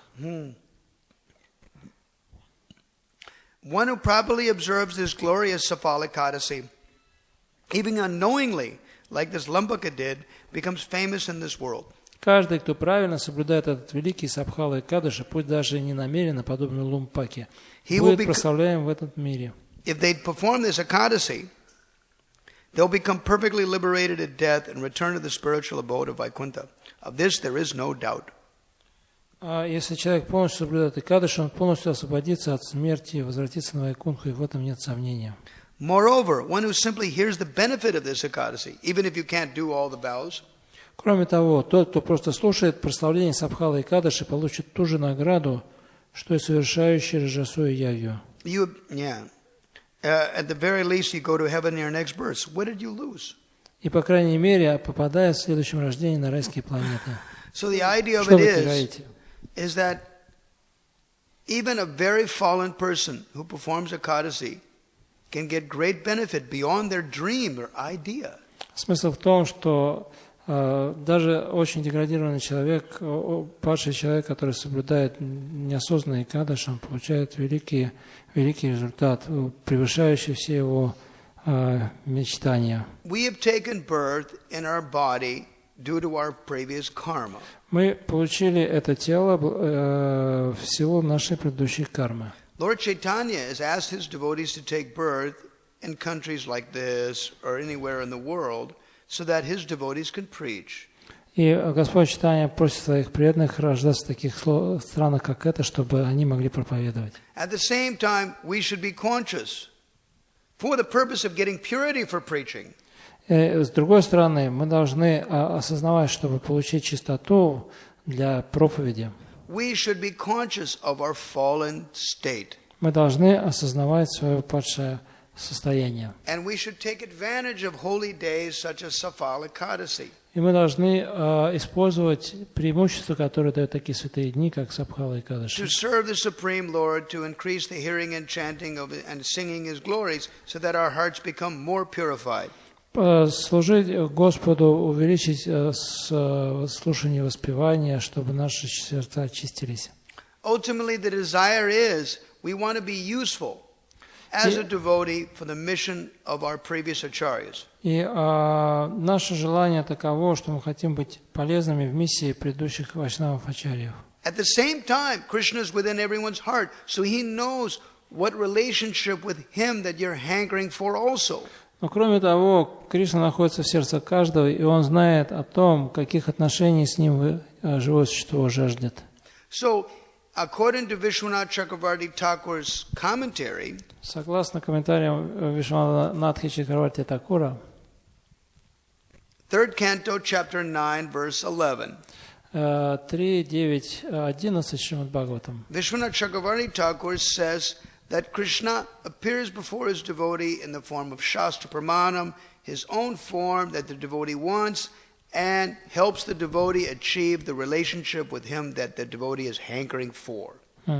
И он говорит, что Кришна, он приходит в человеке, к человеку в форме Шастра Праманы, Rupa, the form of Krishna, со своей формой Кришне, that you're hankering с которой преданный стремится установить отношения. And Krishna knows what relationship you're hankering for, and He helps you achieve it. И Кришна знает, каким отношениям преданный стремится с ним, и помогает ему обрести их. Liberation means that.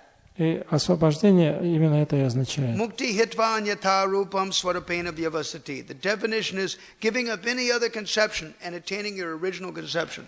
Это освобождение означает, что отбросить все другие представления и установить представление о том, что я слуга Бога. In this story we see a fallen king's son that was corrupted. We see a fallen king's son who was corrupted. И мы можем видеть в этой истории, что падший сын царя, который совсем испортился, who was addicted to low-class life, который стал привержен к стилю жизни очень низкому, like any rich man's son, как у многих, как дети многих богатых людей. So he was a very fallen person. Он был очень падшей личностью. But by serving Ekadasi, they became a great person. Но благодаря служению Экадаши он стал великой личностью. So this may be like your circumstances or maybe not. Может быть, это соответствует вашим обстоятельствам, может быть, нет. For the purpose of purity, devotees do everything. Но для соображения очищения преданные делают все, что необходимо. For the purpose of satisfying the Supreme Personality of Godhead. Чтобы удовлетворить Верховную Личность Бога. That is why we do Ekadasi. Мы соблюдаем Экадаши. And in Indian culture, where there was such rigid divisions of society, и в индийском обществе, где очень жесткое деление общества, Brahmana, Kshatriya, Vaishya, Shudra, and worse. Брахманы, Кшатри, Вайши, Шудры хуже, и того хуже. And people that were worse, which is the vast mass of people, they could not associate with the higher class people. Люди, которые выходят за границы вот этой системы, которые хуже всех, им закрыт доступ к общению с высшими кастами. Generation upon generation, they felt like they were cursed. И поколение за поколением они как прокляты. They really couldn't rise up. Они не в состоянии подняться выше. Yet, Ekadasi was very popular. Но тем не менее, Экадаши было очень популярно. You could have been a robber. You could have been a prostitute. It didn't matter your background or your work. If you did Ekadasi on a regular basis, you were liberated. И будь вы грабитель с большой дороги или проститутка, независимо от вашего положения, если вы регулярно, постоянно соблюдали Экадаши, то вы обретали освобождение. So that's how powerful Ekadasi is. Вот таково могущество Экадаши. We should not minimize it. Мы не должны преуменьшать его The значение. more you do it, Чем более строго вы соблюдаете Экадаши, then the better you will serve. тем лучше вы ему служите. We have our institutional capacity and we have our individual capacity. У нас есть стандарты, установленные в организации, а также у нас есть свои личные возможности. We also have our abilities, which comes from our karma and our situation. А кроме того, у нас есть способности, которые определяются нашей кармой и обстоятельствами, в которых мы находимся. By serving Ekadasi, by serving Tulsi, by serving Vaishnavas, by serving the holy name, we transcend all that low-class background. И служа Экадаши, служа Верховной Личности Богу Святому имени Туласи, мы преодолеваем эти все отрицательные вещи, влияющие на нас. So, all glory to Safala Ekadasi. Слава Сабхава Экадаши.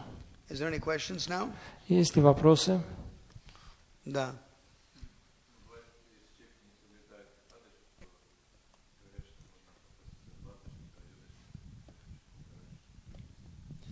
Sometimes it is said that one is the Kadashi, he can fast on Dvadashi and Trayadashi.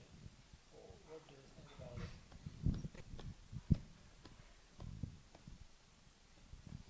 Yeah, Prabhupada said that you should, if you break Ekadasi accidentally, you should continue fasting. When you find out about it on that Ekadasi, you continue fasting that Ekadasi the next day and the day after that also. И Прабхупада сказал, да, если вы случайно нарушили Экадаши и обнаружили, что вы нарушили Экадаши, или, допустим, не соблюдали Экадаши, вы не знали, и потом узнали, что вот сегодня Экадаши, то вы должны поститься этот день, следующий день и день после следующего. Так говорил Прабхупада. That was a story that was there in India when Prabhupada's disciples in 1971 broke Ekadasi accidentally. Это вот есть история о том, как это происходило в Индии, когда один из учеников Шрилы Прабхупады в 1971 году случайно нарушил Экадаши. Next questions. Еще вопросы? Да.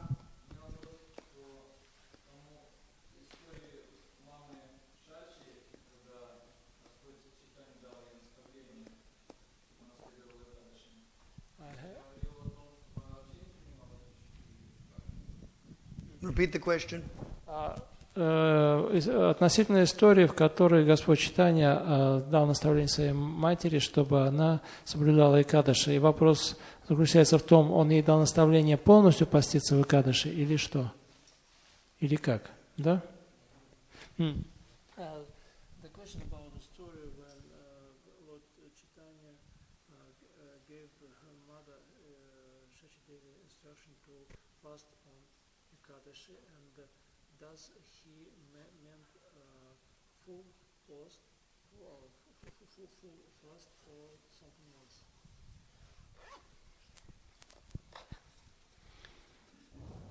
I already mentioned. I already answered this question. А я уже ответил на этот вопрос.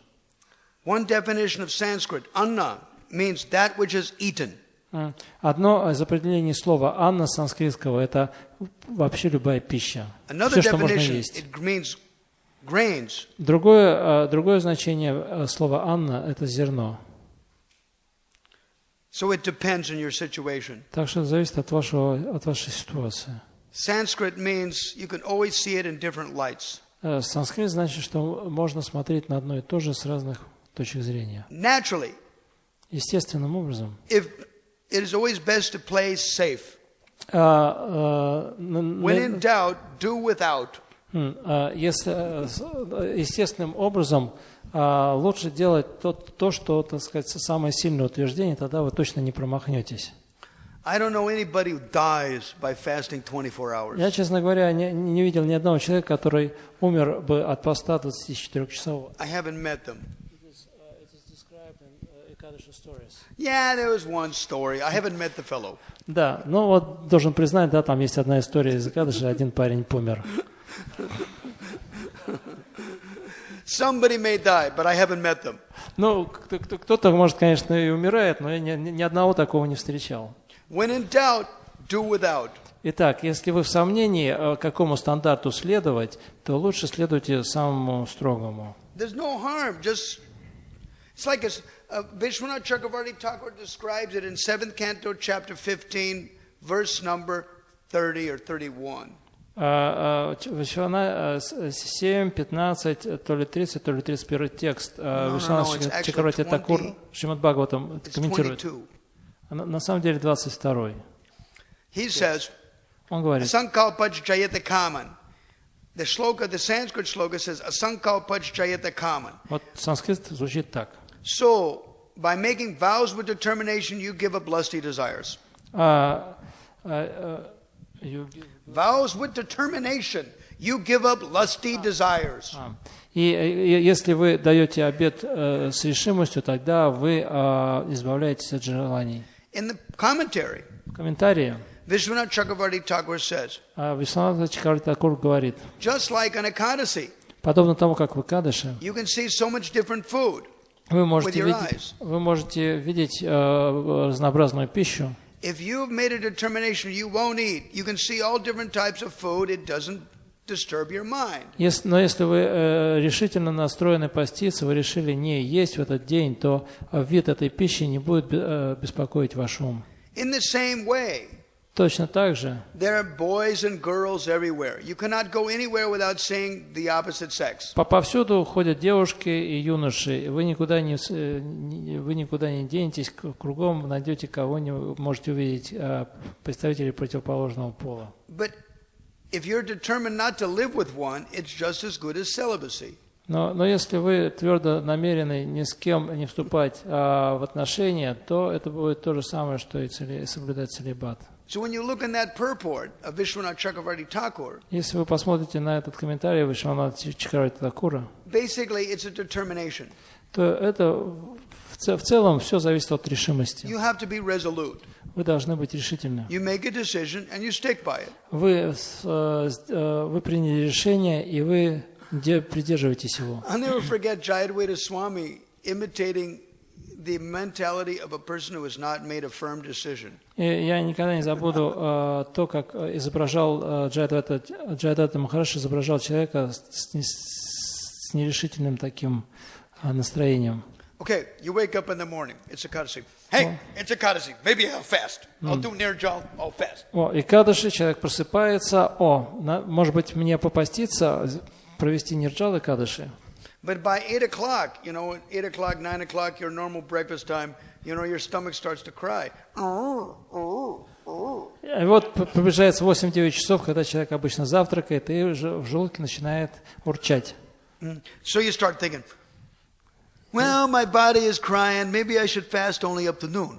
И человек начинает думать, что-то я себя неважно чувствую, может мне только до полудня попаститься. But then again, what happens if I see the pujari come out with a Rajbhog offering with all that nice Ekadasi preparations that happen to be some of my favorites? What am I going to do? А что случится, если я увижу, как пуджари выносит с алтаря Раджбхогу, и там, может быть, будет мое самое любимое блюдо? Что мне делать тогда? If you've not made a determination, then you can succumb to so many temptations. И если вы не приняли решительного, если вы не очень решительны в своем намерении, тогда у вас будет очень много соблазнов. The bottom line is, make a determination based on your circumstances, on your health, on your service, before Ekadasi happens. И смысл в том, что вы должны принять решительное какое-то решительное решение для себя, основываясь на вашей ситуации, на вашем здоровье и прочее, учитывая все факторы, еще до того, как наступил Экадаши. Is that clear? Понятно? See, if you make a determination before Ekadasi starts, then you made your decision. It's over. И если вы решительно настроились до Экадаши, то все, вы уже приняли решение. The only thing you С think этим about покончено. is, did I remember Krishna enough today? Did I get enough purification enough today? Was the result of it that I could be a better devotee and preach better? That's the criteria. The decision you made. И критерий, по которому оценивается ваше решение, заключается в том, что могу ли я помнить о Кришне лучше, лучшим ли преданным я становлюсь, могу ли я лучше проповедовать и так далее и тому подобное. That's the only thing. Это единственное. Vows are not such a big deal. Make a decision. Do it. Simple. То есть обет сам по себе это не что-то такое сверхъестественное, просто нужно решить что-то и следовать этому. What you get from the Ekadasi. Now, whether you improve your hearing and chanting about Krishna, your love for Krishna, your love for the devotees, did you become a better devotee than before the Ekadasi? That you have to think about. И вы можете размышлять о плодах Экадаши в категориях такой: стал ли я лучше слушать и воспевать, стал ли я лучшим преданным, стал ли я лучше относиться к Кришне, стал ли я лучше относиться к преданным. Вот это критерий успешности Экадаши. And also, how can you improve it? А также, как вы можете улучшить это. After the Ekadasi over, you're thinking, what did I do good? What did I do wrong? И после Экадаши вы можете проанализировать, что я делал хорошо, что делал неправильно. How can I improve it? И как я могу улучшить ситуацию. Next questions. Следующие вопросы. Yachutta Priya's got a question. My God. Wow, it must be really good.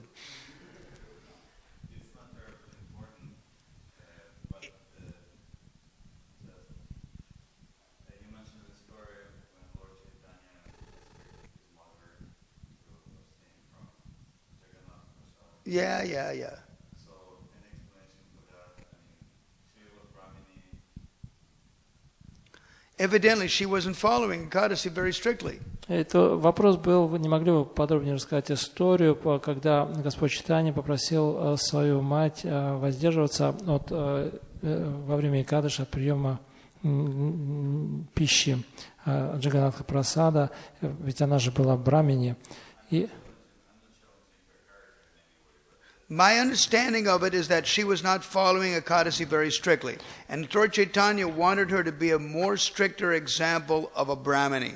И мое мнение, Махарадж, отвечает, что она не следовала строго с правилам Экадаши, и Господь Чайтанья попросил ее следовать строго этим правилам, чтобы она показывала пример, будучи брамини. He wanted her to increase her standard. То есть он хотел, чтобы она усилила стандарты следования Экадаши, чтобы показать пример другим преданным. А в противном случае он бы не просил ее об этом. Но это минимум, который мы можем извлечь из истории. Разумеется, то, что говорит Господь Чайтанья, предназначено для каждого. So you can understand it from individually for the benefit of his mother, and you can understand it for the benefit of us. Можно это воспринимать как то, что он это делал ради блага своей матери, а можно понимать, что он делал это ради нашего блага. He's got something else.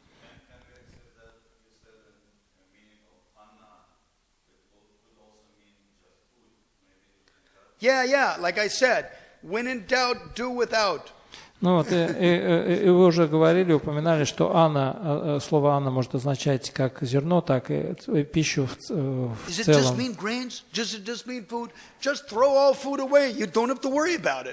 Поэтому я говорю, что лучше следовать наиболее строгому, наиболее общему понятию этого слова. Вместо того, чтобы думать, означает ли слово «Анна» пища в целом, или означает ли это только зерно, просто откажитесь от пищи, вот и все, и всем беспокойством конец. And I haven't, with the exception of dal or something, like most things, food items we offer to Krishna, 24 hours later, they're perfectly fine. Nothing wrong with them. Ну и в конце концов, что касается там пищи, предложенной Кришне, да, если вы что-то предложили в Экадаше, то, как правило, она 24 часа она выдержит, так что можно будет ее почтить и на следующий день. So you can offer it to the Lord and eat it tomorrow. It's not a big deal. Так The что food item is not wasted. Neither did your health probably improved так что вы можете by the vacation. принять на следующий день то, что вы предложили Господу в Экадаши, и пища не пропадет, и ваше здоровье поправится. Bharata, you got a question? Да, давай.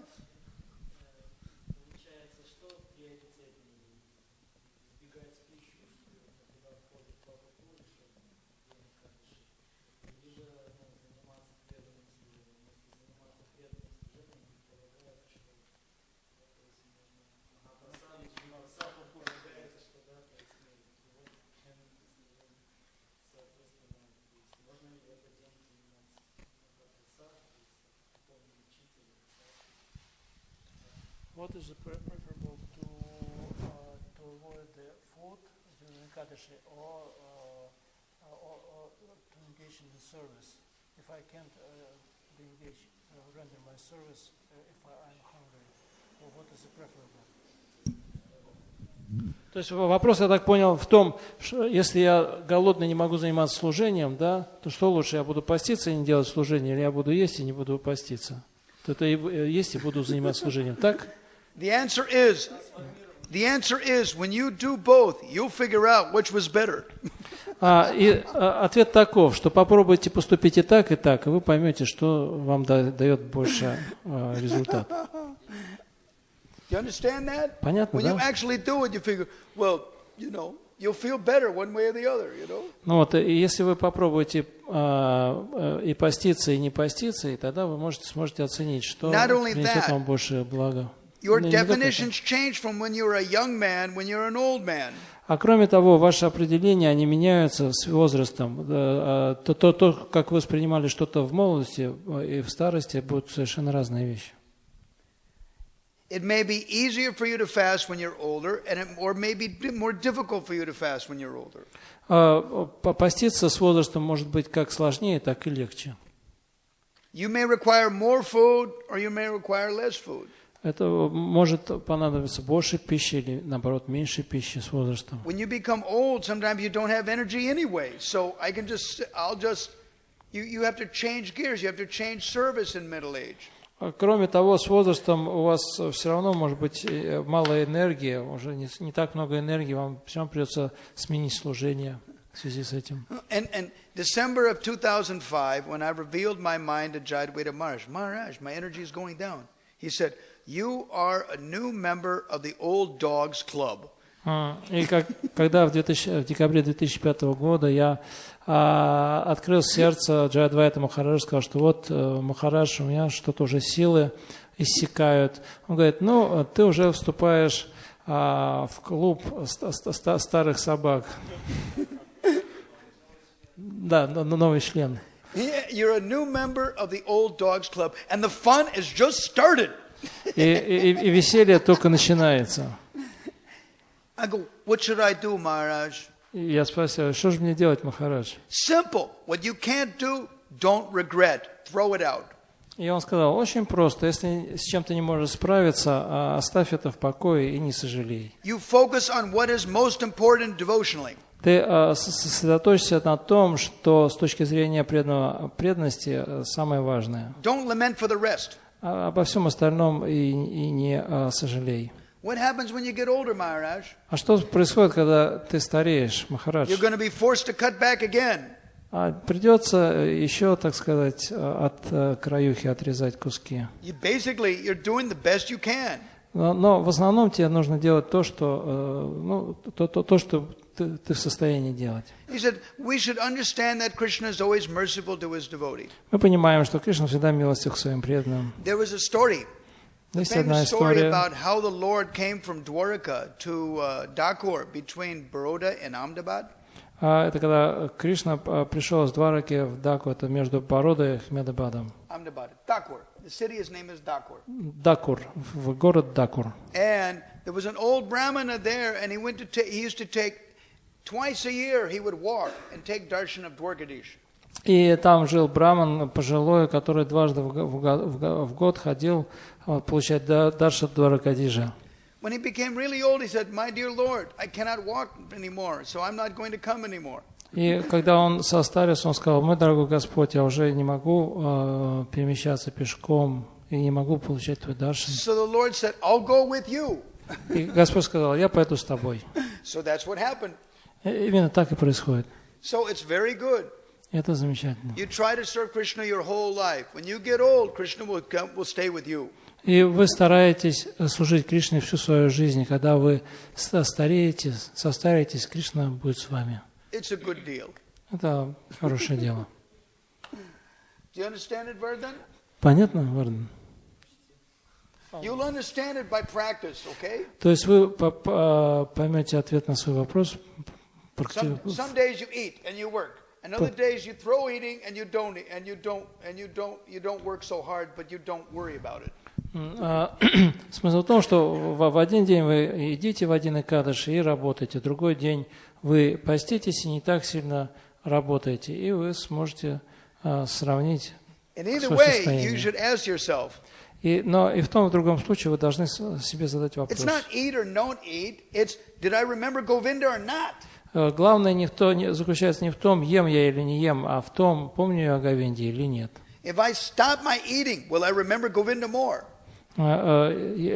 Помню ли я больше о Говинде, когда я не ем? Вы должны попробовать. А если я ем, помню ли я о Говинде в большей степени? А если я поел и забыл о Говинде, то зачем я ел? А если я пощусь и забываю о Говинде, то чего ради поститься-то? Говорит так шлока. Знаете?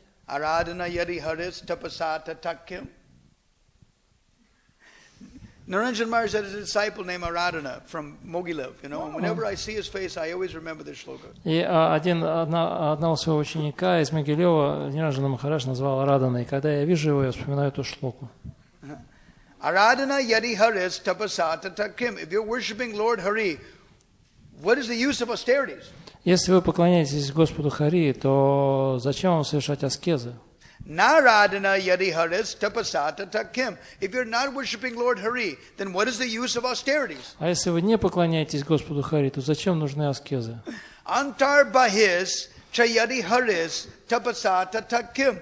If you know that Lord Hari is within and without every living entities, what is the use of austerities? Если вы видите Господа Хари во всех живых существах и вне их, то зачем совершать аскезы? Nantar bahis chayadi haris tapasata takim. If you don't know that Krishna is within every living entity, what is the use of austerities? А если вы не знаете, что Господь пребывает в каждом живом существе и вне их, то зачем вам совершать аскезы? So then what is the use of austerities? Таким образом, вообще зачем совершать To аскезы? develop love for Krishna, that's why. Чтобы развить любовь к Кришне, вот для чего. If it's recommended in Shastra, if Krishna likes it, we do it. И поскольку это рекомендовано в шастрах, Кришне это нравится, давайте делать это. Если это помогает нам помнить Кришну, мы делаем это. Удовлетворить Кришну. Это для очищения, для проповеди, для всего. А также это для развития любви к Богу. Mata.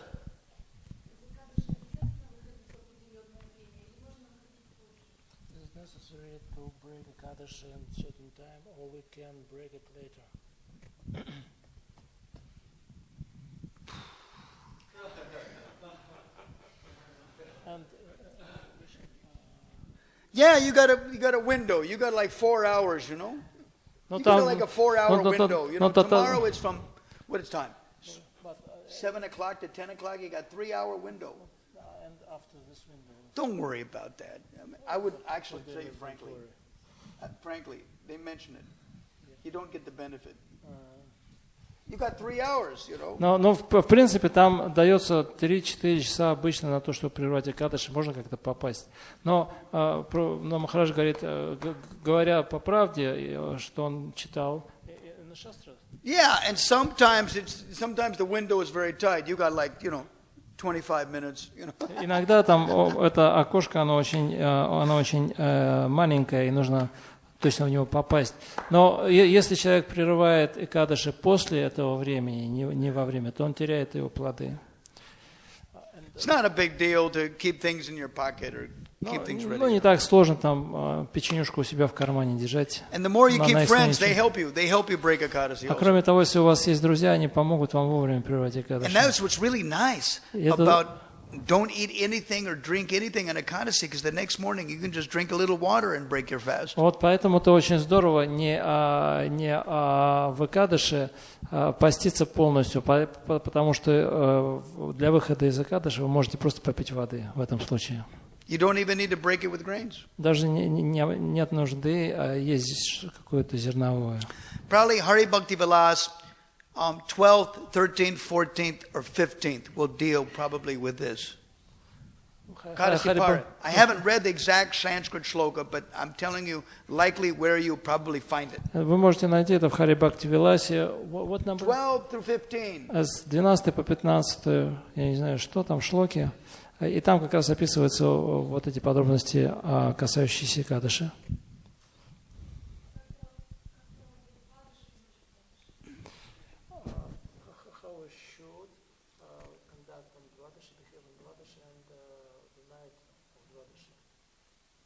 Jiva Goswami says the night before Dvadashi.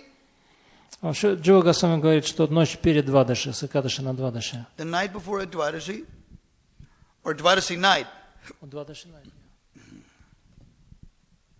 If you like Tulsi Devi, stay up at night for her too. Если вы любите Тулси Деви, то бодрствуйте в эту ночь также. Where's our books? А где наши книжки? There. We have some books, and there in the Tulsi book it mentions there from Padma Purana Shrishtikanda about that.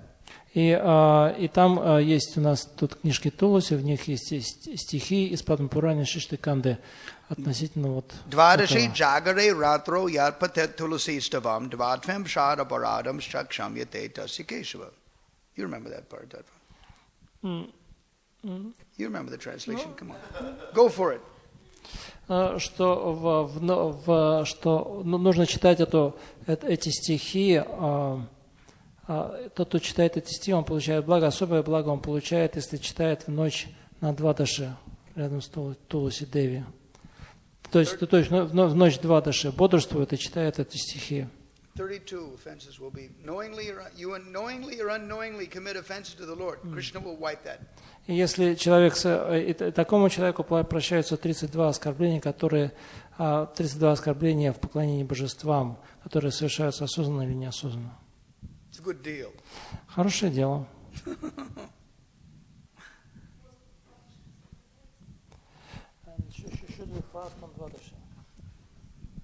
You take one meal, Jiva Goswami says in Bhakti Sandarbha.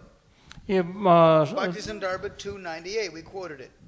И в Бхакти Сандарбхе в 298 стихе он говорит, что в Двадаши принимают пищу один раз. The point is that please try to increase it, that's all. Increase Ekadashi and Dwadashi, just try to increase it. Смысл в том, что нужно стараться повышать стандарт соблюдения Экадаши. Now all these questions you've got. If you don't do something, you've got questions. If you start doing it, these questions will be resolved. И относительно вопросов, если вы не делаете, не следуете чему-то в Экадаши, у вас есть вопросы, а если вы следуете Экадаши, if you do it, you'll get the experience, you'll get the realization. А если вы следуете стандарту, тогда вы получаете опыт и получаете понимание. When you don't do something, you got a lot of questions. When you do it, you start to understand it. Если вы не следуете чему-то, то у вас будет масса вопросов. Но если вы следуете каким-то указаниям шастр, тогда вы получаете понимание. The bottom line, apply it. То есть смысл в том, что вы должны применять это в жизни. If it's there in the Shastra, why not do it? Если в шастрах есть какое-то утверждение, почему бы ему не следовать? You won't lose. If it's for Krishna, you won't lose. Если это предназначено для удовлетворения Кришны, вы ничего не теряете. Еще? Еще вопросы? Да, Мата?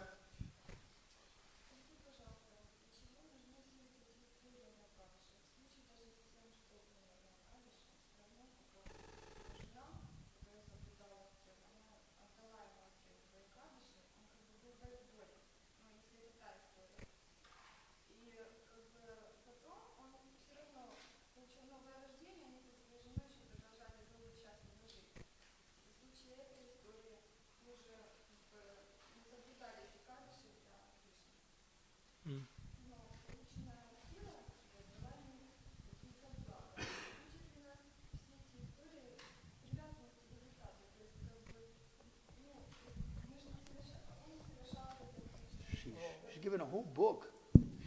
Вот тут целую книгу написали. Вот, а могли бы вы так ужать вопрос? Одним словом, для чего нужны эти... То есть вот одним предложением, но несложно подчиненным. Там... He who speaks eloquently speaks concisely. Crunch it down. То есть нужно очень кратко высказывать свою мысль.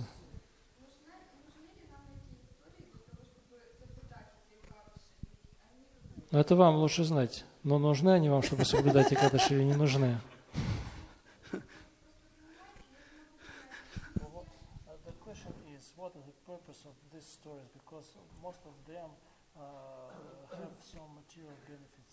Oh, come on.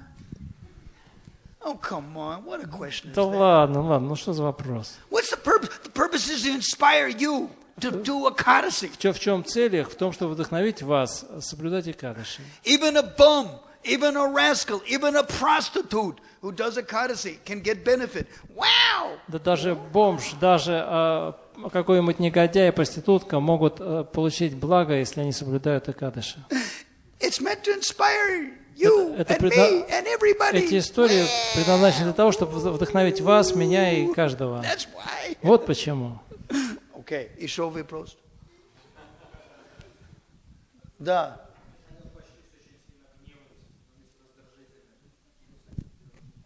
When I'm fasting, I become very angry, very fast for anger.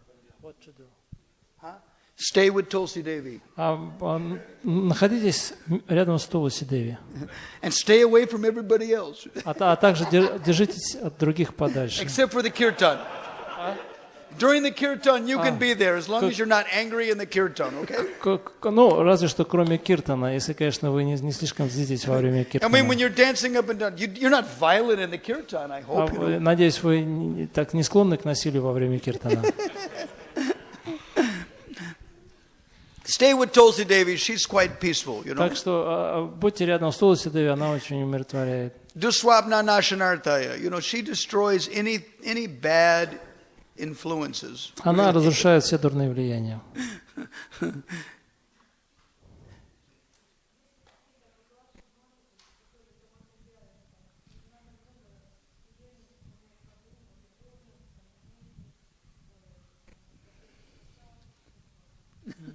Is there any discount in austerities for some ladies, household ladies who has a lot of house? Discount? Oh, means that they do less some. No.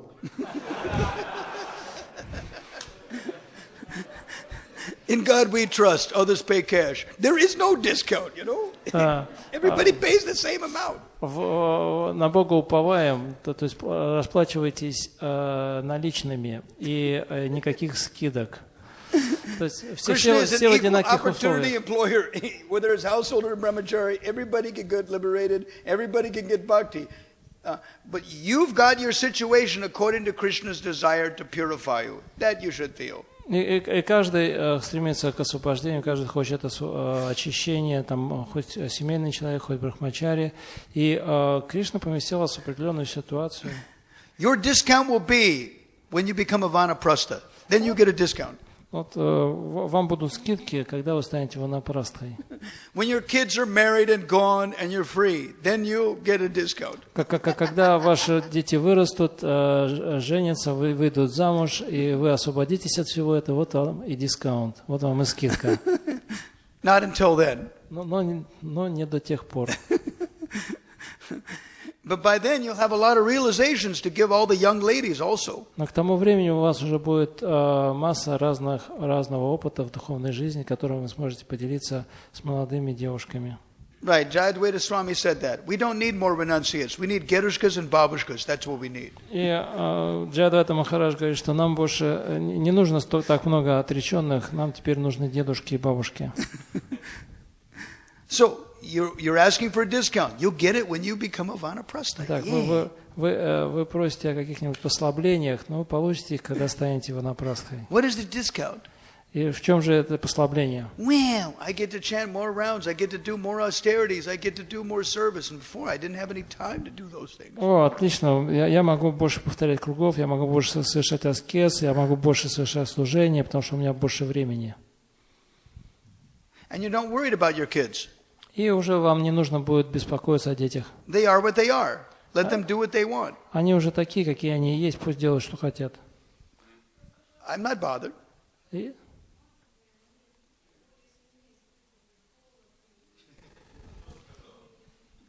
Slava Boga.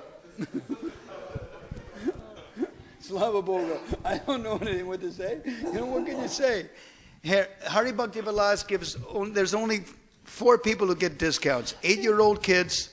в Харе Бхакти Виласе упоминаются 4 категории людей, которые освобождаются от строгого следования Экадаши. Children under 8. Это дети младше 8 лет. Old men over 88. Пожилые люди старше 80 лет. Pregnant ladies. 88 даже. And the sick. Беременные женщины и больные. Sick means you're almost dead. Больные означает, при смерти. If you don't fit in those 4 categories, you don't get a discount. Если вы не относитесь ни к одной из этих 4 категорий, то никаких вам послаблений. I just have to tell you what's in Shastra, you know. Я лишь говорю то, что говорят шастры. I'm not trying to flatter you or cheat you or anything. Я не собираюсь вам ни льстить, ни обманывать. In God we trust, others pay cash. You know? На Бога уповаем, все остальные расплачиваются наличными. Mata.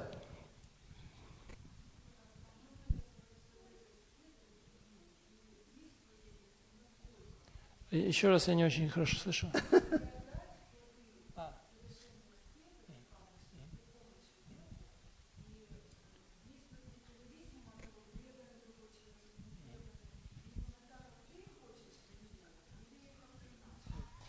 Repeat the question. Можем ли передавать плоды своих аскез другим людям? Зависит ли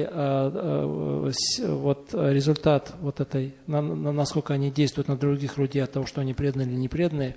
И когда мы передаем кому-то результат своих аскез, они приносят тот эффект, который мы хотим, или они какой-то вообще эффект производят? I was remembering her comment asking for a discount. I was just remembering her comment asking for a discount.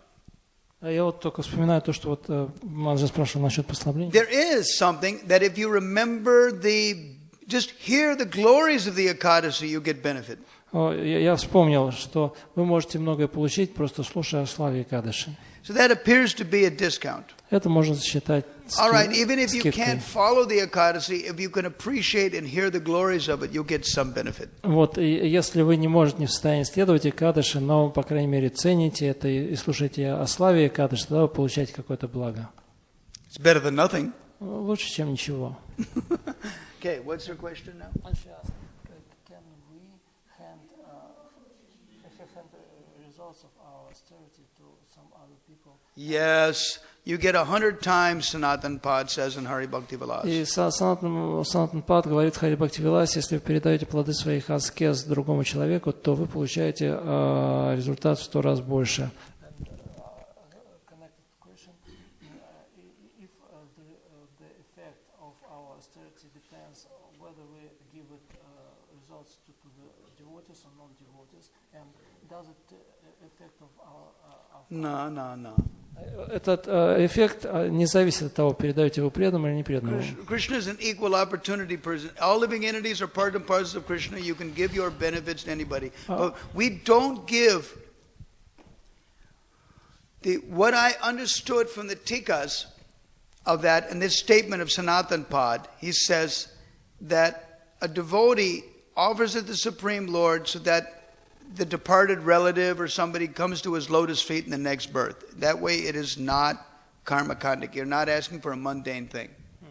И Махарадж говорит, что нет разницы, кому передаете плоды своей аскезы, преданным или непреданным, потому что все являются неотъемлемыми частичками Кришны, и Кришна заботится о благе каждого, и поэтому все получают одинаковое благо. С другой стороны, Санатан Пад в Харе Бхакти Виласе говорит, что если мы передаем плоды своих аскез, скажем, там, ушедшим родственникам или еще кому-то, то мы можем просить Кришну, чтобы этот человек, он следующий в своем рождении или как-то пришел, обрел лотосные стопы Господа. Таким образом, наша аскеза, она не превращается в какой-то кармический, в кармаканду, какие-то кармические блага. I wouldn't worry about it. We want all living entities to come to Krishna. Even if we physically can't make somebody a devotee, we give well wishes. May they become a devotee in the future. То есть преданный, он всегда остается доброжелателем всех живых существ. Если мы не можем сейчас кого-то привести к Кришне, то мы можем пожелать, чтобы, может быть, в будущем он пришел к Кришне. No problem. Да?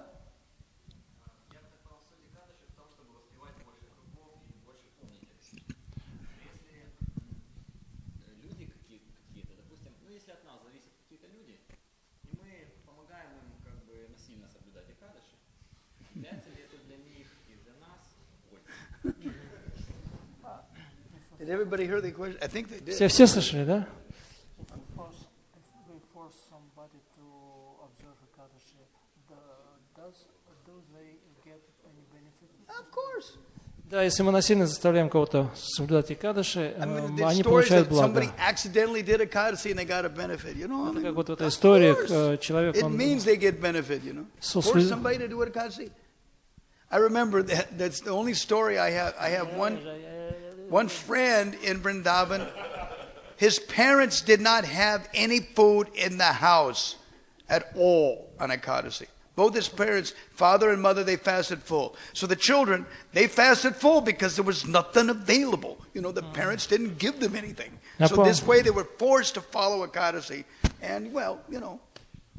Ну, это вот, я уже предыдущее забыл, но вот один знакомый преданный, у него в Вриндаване, у него родители в Экадаши, не было вообще никакой пищи, и дети вынуждены были поститься, потому что нечего было есть просто. In that sense, the parents forced the children to follow Ekadashi, but it wasn't a bad thing. Ну и в этом смысле родители, они вынуждали детей соблюдать Экадаши, хотя это и неплохо. The children never held it against the parents.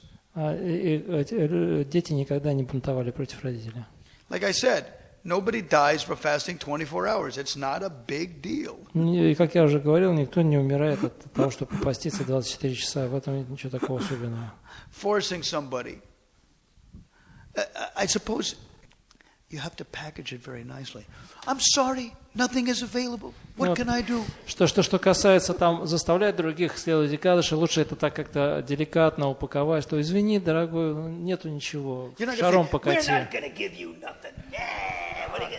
А не то, что вот, не дам я тебе ничего, что ты теперь будешь делать. You have to package it nicely. What to do? There's nothing available. I'm sorry, I can't do it. Нужно так, это деликатно, так мягким образом. Извините, в доме хоть шаром покати, что делать? You have to package it, you know. То есть это нужно так преподнести. You mean both. You may mean both, but actually you're just packaging it. Ну, это то же самое, что вы хотели сказать, но просто вот то, что вы хотели сделать, но более мягким образом. What are we going to eat today? Rama nama laduva, Krishna nama ghee, Hari nama khandakir, Gauri Gauri piya, Pibata Bhagavatam, Rasamalayam. We eat Bhagavatam, we eat Hare Krishna. А что мы будем есть? Ну, будем есть Бхагаватам, пить Харинаму. We're feasting on Bhagavatam, we're feasting on Hare Krishna mantra. У нас сегодня пир с Бхагаватам и Харе Кришна мантры.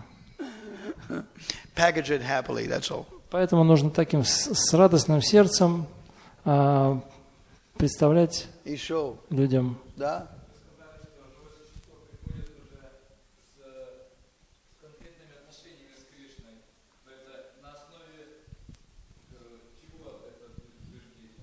Куда оно приходит?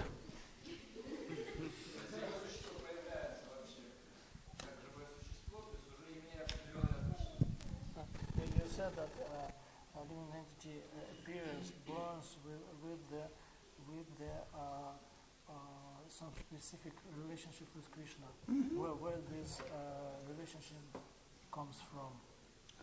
Shravanade Shutta Chitte Kare Udoy. Chaitanya Charitamrita says, by hearing and chanting, the sun of love of Godhead will rise in the heart. В читании Чайтамрити говорится, что благодаря слушанию и воспеванию солнце любви к Кришне восходит в сердце. So, increase that. То есть нужно это усиливать. Then it will come.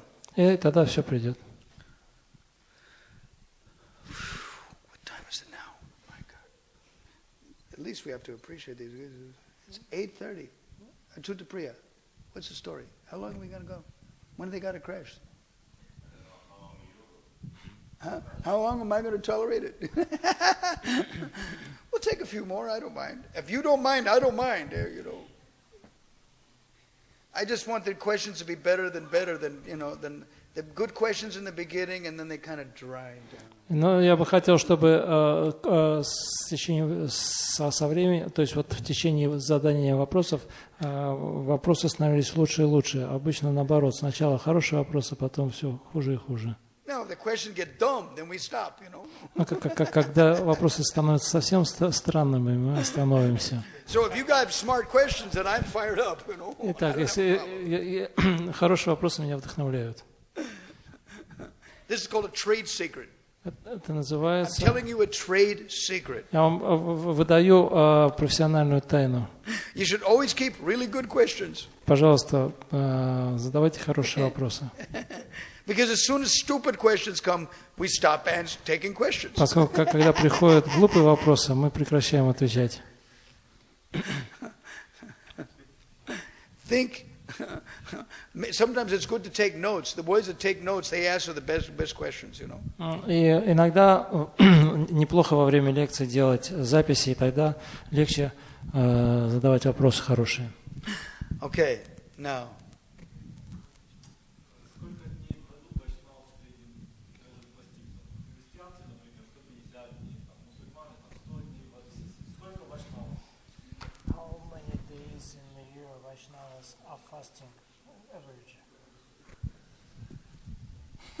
Look in the calendar and count. Can you count? Can you count? Can you open a calendar and count? Ну, возьмите календарь и посчитайте. Ну вот возьмите календарь, там все указано, посчитайте, там указано. Ну кто-то, может, считал. Hey, look, one thing about it.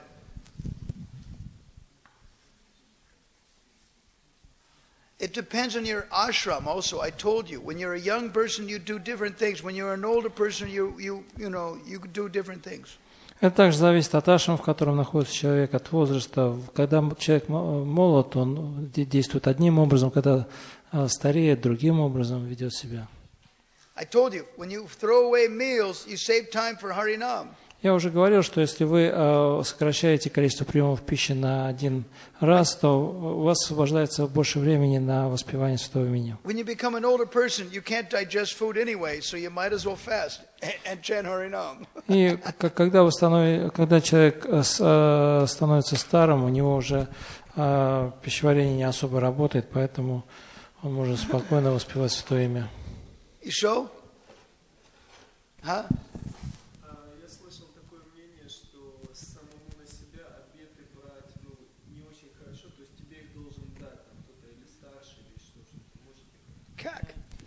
Battery Umraya. I heard that it's not good if one that takes vow himself. It's better if somebody gives you vow. No, come on. Нет. Where's that from? I never heard any Shastra Pramanam for that. Откуда? Я ни разу в шастрах такого не встречал. Прасадам нету. Нету прасада. Что делать? Что делать? Hey, вопрос есть? Вопрос есть? Вопрос есть?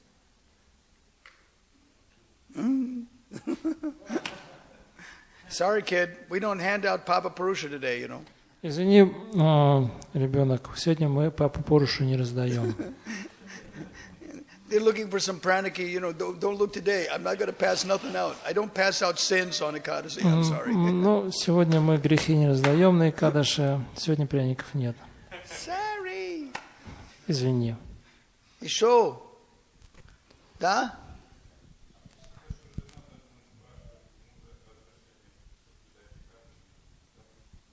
Вы слышали, да? Или где утверждается это? He heard that wife should ask husband to observe Ekadashi or not. You mean to do more austerities? Yeah. Ну, вы имеете в виду, чтобы совершать большую аскезу, да? Кришна говорит, да? Krishna said that. Yeah, but it's Indian culture, but not every Ukrainian follows that. Да, но это индийская культура. Не все же украинцы следуют ей. I remember that at Chuttapriya? When I was first coming here, I think it was, what was it? 96, 97, when I was asking your daughter to touch your feet every day, you told me, don't expect Ukrainian girls to follow Indian culture. Помните, когда я первый раз приехал, я учил вашу дочку, чтобы она каждый день касалась ваших стоп, а вы сказали, что не слишком-то рассчитывайте на то, что индийские девушки, а точнее украинские девушки переймут индийскую культуру. You know, I was trying to train her to be Vedic, you know, that every morning when the child wakes up, you should offer obeisances to your parents. Я пытался привить ведическую культуру, что когда дети встают с утра пораньше, они приносят поклоны родителям. So it's the same thing. Это то же самое. Yeah, the wife should ask the husband if she's Vedic. Да. If she's not Vedic, well, she won't ask the husband, you know. Если жена ведическая, она должна спрашивать мужа. Если не ведическая, то и спрашивать не надо. Do you understand that? Понятно, да? It's the same thing, you know. Еще? Да, Мата.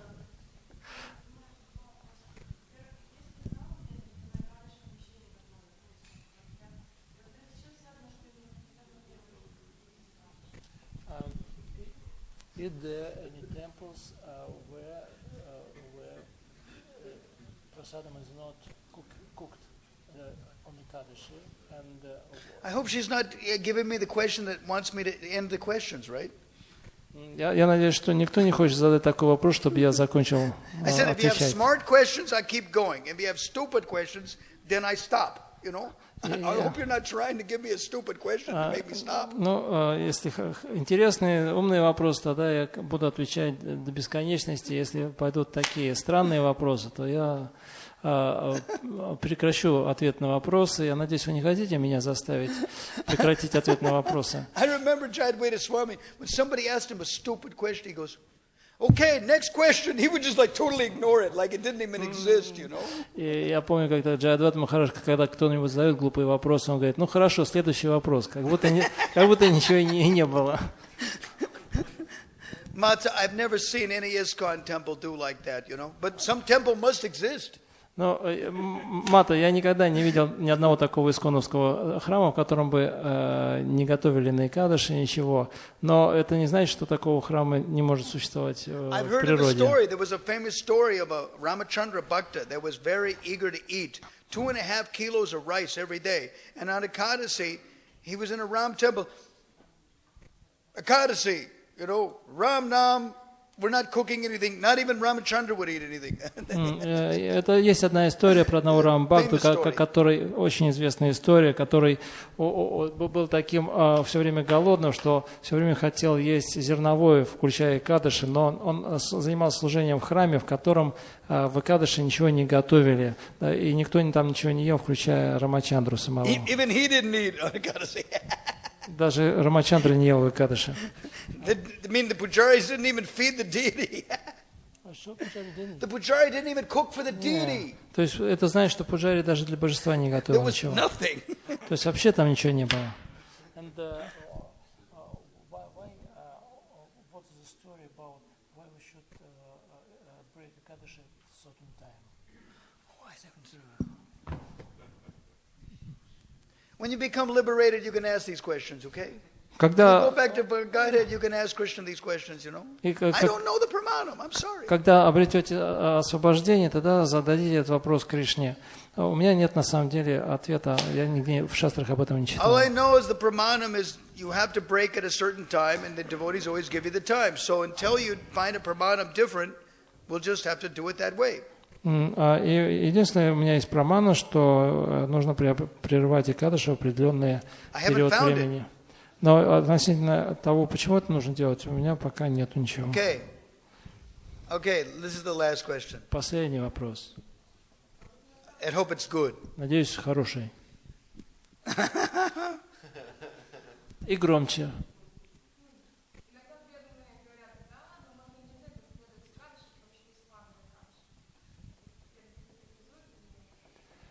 Имеется в виду, то есть они вообще едят все, что попало в экадаши, или что? This has got me scared, but when you start asking for clarification, I'm getting scared. Maybe this is really a stupid question, you know? I'm getting scared now. Sometimes devotees said that we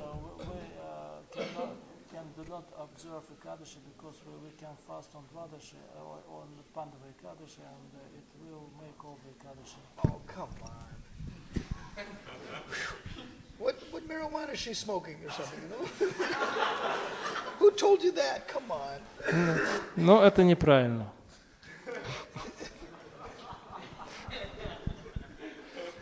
Whoever told that must be really smoking some strong marijuana. Тот, кто говорит это, он, видимо, злоупотребляет марихуаной. We're not going to, you know, it's not that Bhaimi Ekadasi or Pandam Nirjal Ekadasi gives us an excuse to do all nonsense on Ekadasis. И ни Пандава Экадаши, ни Бхайми Экадаши, они не дают нам лицензию на то, чтобы мы занимались ерундой во все остальные Экадаши. I think it's 9:30. Apichet sudaracharo bhajate mam anandyabhak. Even if one has committed the most abominable activity, if he's servant of Krishna, he'll be crosses, right? But Prabhupada says in the purport, this does not give you an excuse to do nonsense in the name of devotional service. И есть известная шлока в Бхагавад Гите, 30 из 9 главы, в которой говорится, что даже если преданный совершает самые отвратительные поступки, но продолжает заниматься преданным служением, то он остается садху. И в комментарии Шрила Прабхупада пишет, что это стих не дает нам оправдания в том, чтобы мы могли заниматься любой греховной деятельностью, что это только касается каких-то непреднамеренных поступков. No. The answer is just because there is a benefit for somebody if you accidentally broke, it doesn't mean you can purposely break. То, что Пандава Экадаши, он позволяет человеку избавиться от каких-то случайных последствий своих случайных нарушений Экадаши, это не значит, что вы можете намеренно нарушать Экадаши. Have a nice Ekadasi. The Ekadasi is not over yet. Итак,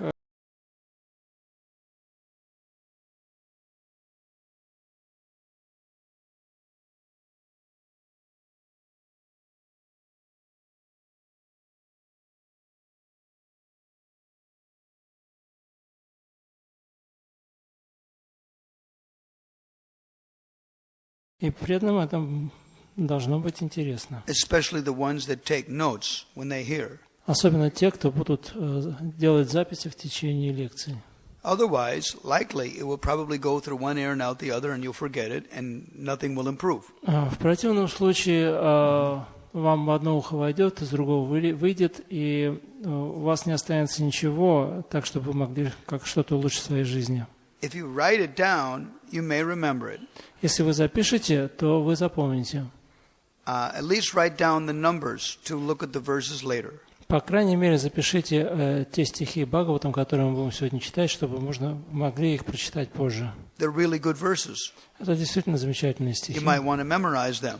И вы можете захотеть их запомнить.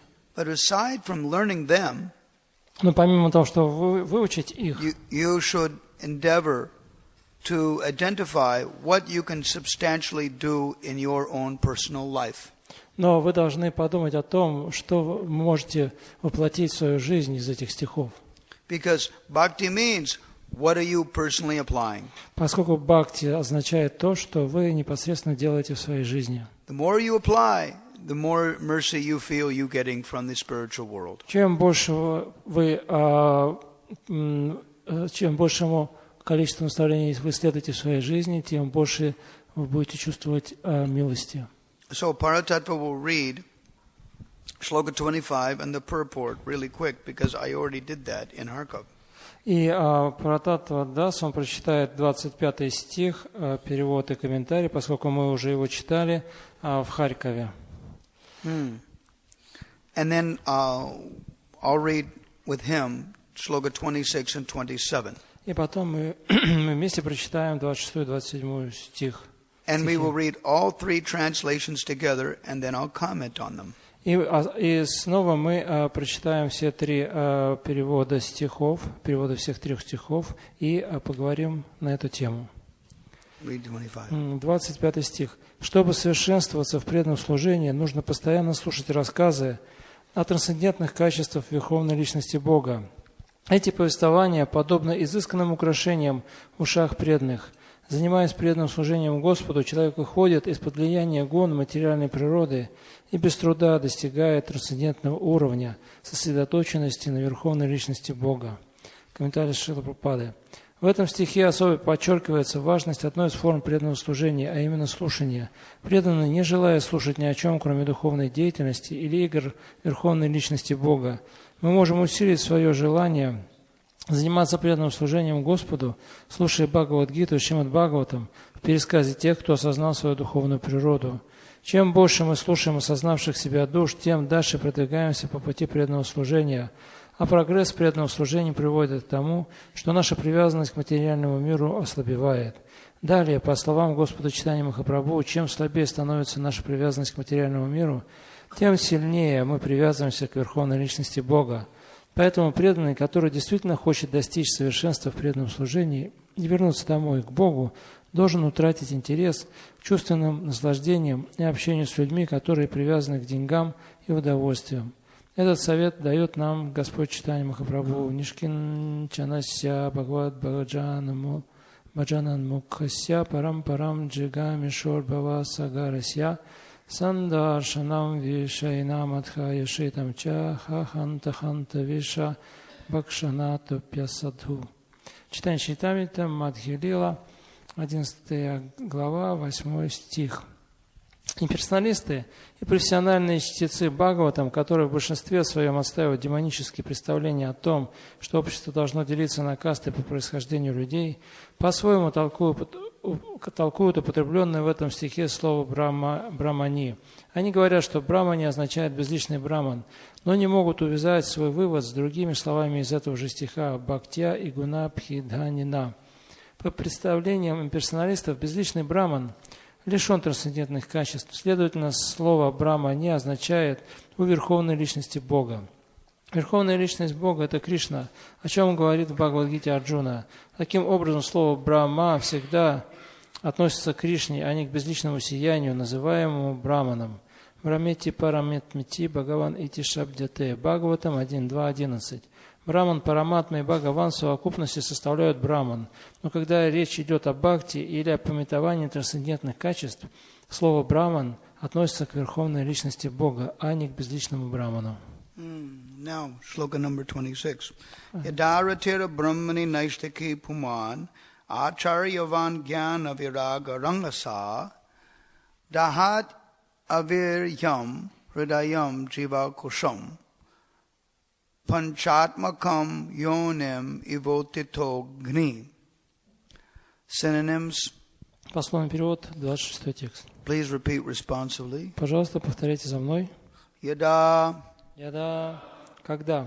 When? Rati, Привязанность. attachment.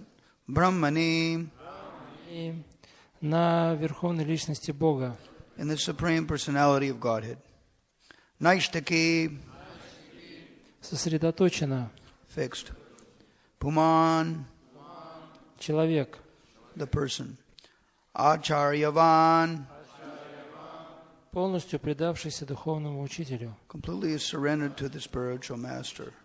Gnana, Знание. knowledge. Viraga, Отрешенности. detachment.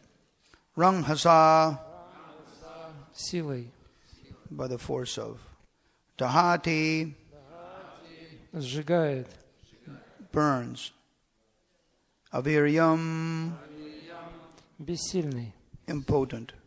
Hridayam, В сердце. within the heart. Jivakosham, Покрытие духовной души. the covering of the spirit soul. Pancha Atmakam, Панча-атмакам. 5 элементов. 5 elements. Yonim, Йони. Источник рождения. source of birth.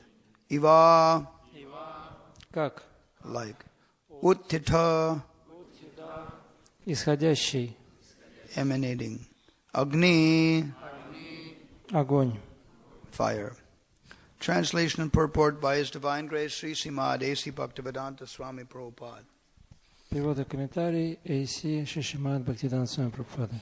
Upon becoming fixed in his attachment to the Supreme Personality of Godhead, by the grace of the spiritual master and by awakening knowledge and detachment, the living entity, situated within the heart of the body and covered by the 5 elements, burns up his material surroundings exactly as fire, arising from wood, burns the wood itself. Когда душа, находящаяся в сердце и покрытая 5 элементами, по милости духовного учителя и благодаря пробудившимся в ней знанию и отрешенности развивает в себе привязанность к Верховной Личности Бога, она сжигает свои материальные оболочки так же, как огонь сжигает дрова, из которых появился.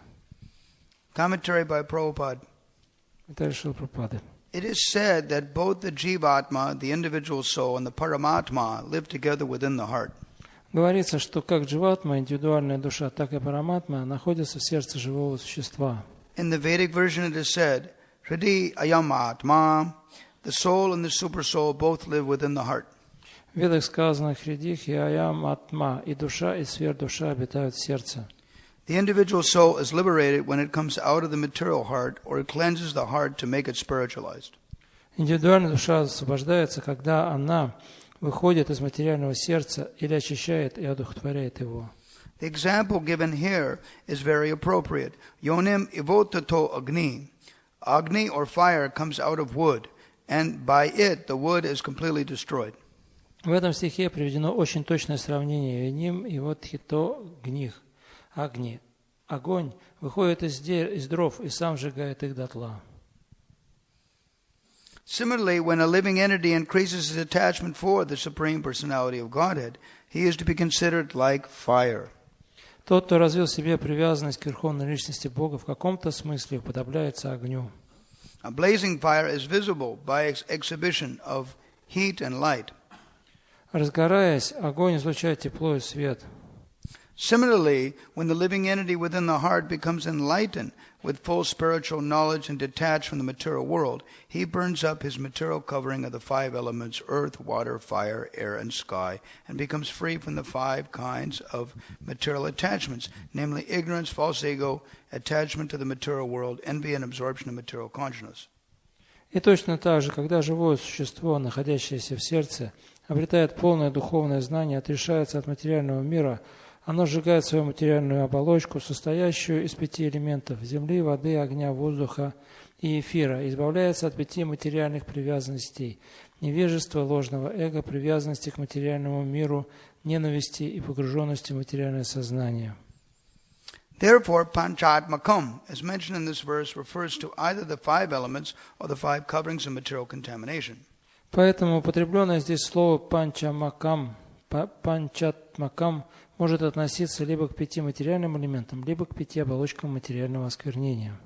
When these are all burned into ashes by the blazing fire of knowledge and detachment, one is fixed firmly in the devotional service of the Supreme Personality of Godhead. Когда все они сгорают дотла в пламени знания отрешенности, живое существо целиком сосредоточивается на преданном служении Верховной Личности Бога. Unless one takes shelter of a bona fide spiritual master and advances one attraction for Krishna by the spiritual master's instructions, the 5 coverings of the living entity cannot be uncovered from the material heart.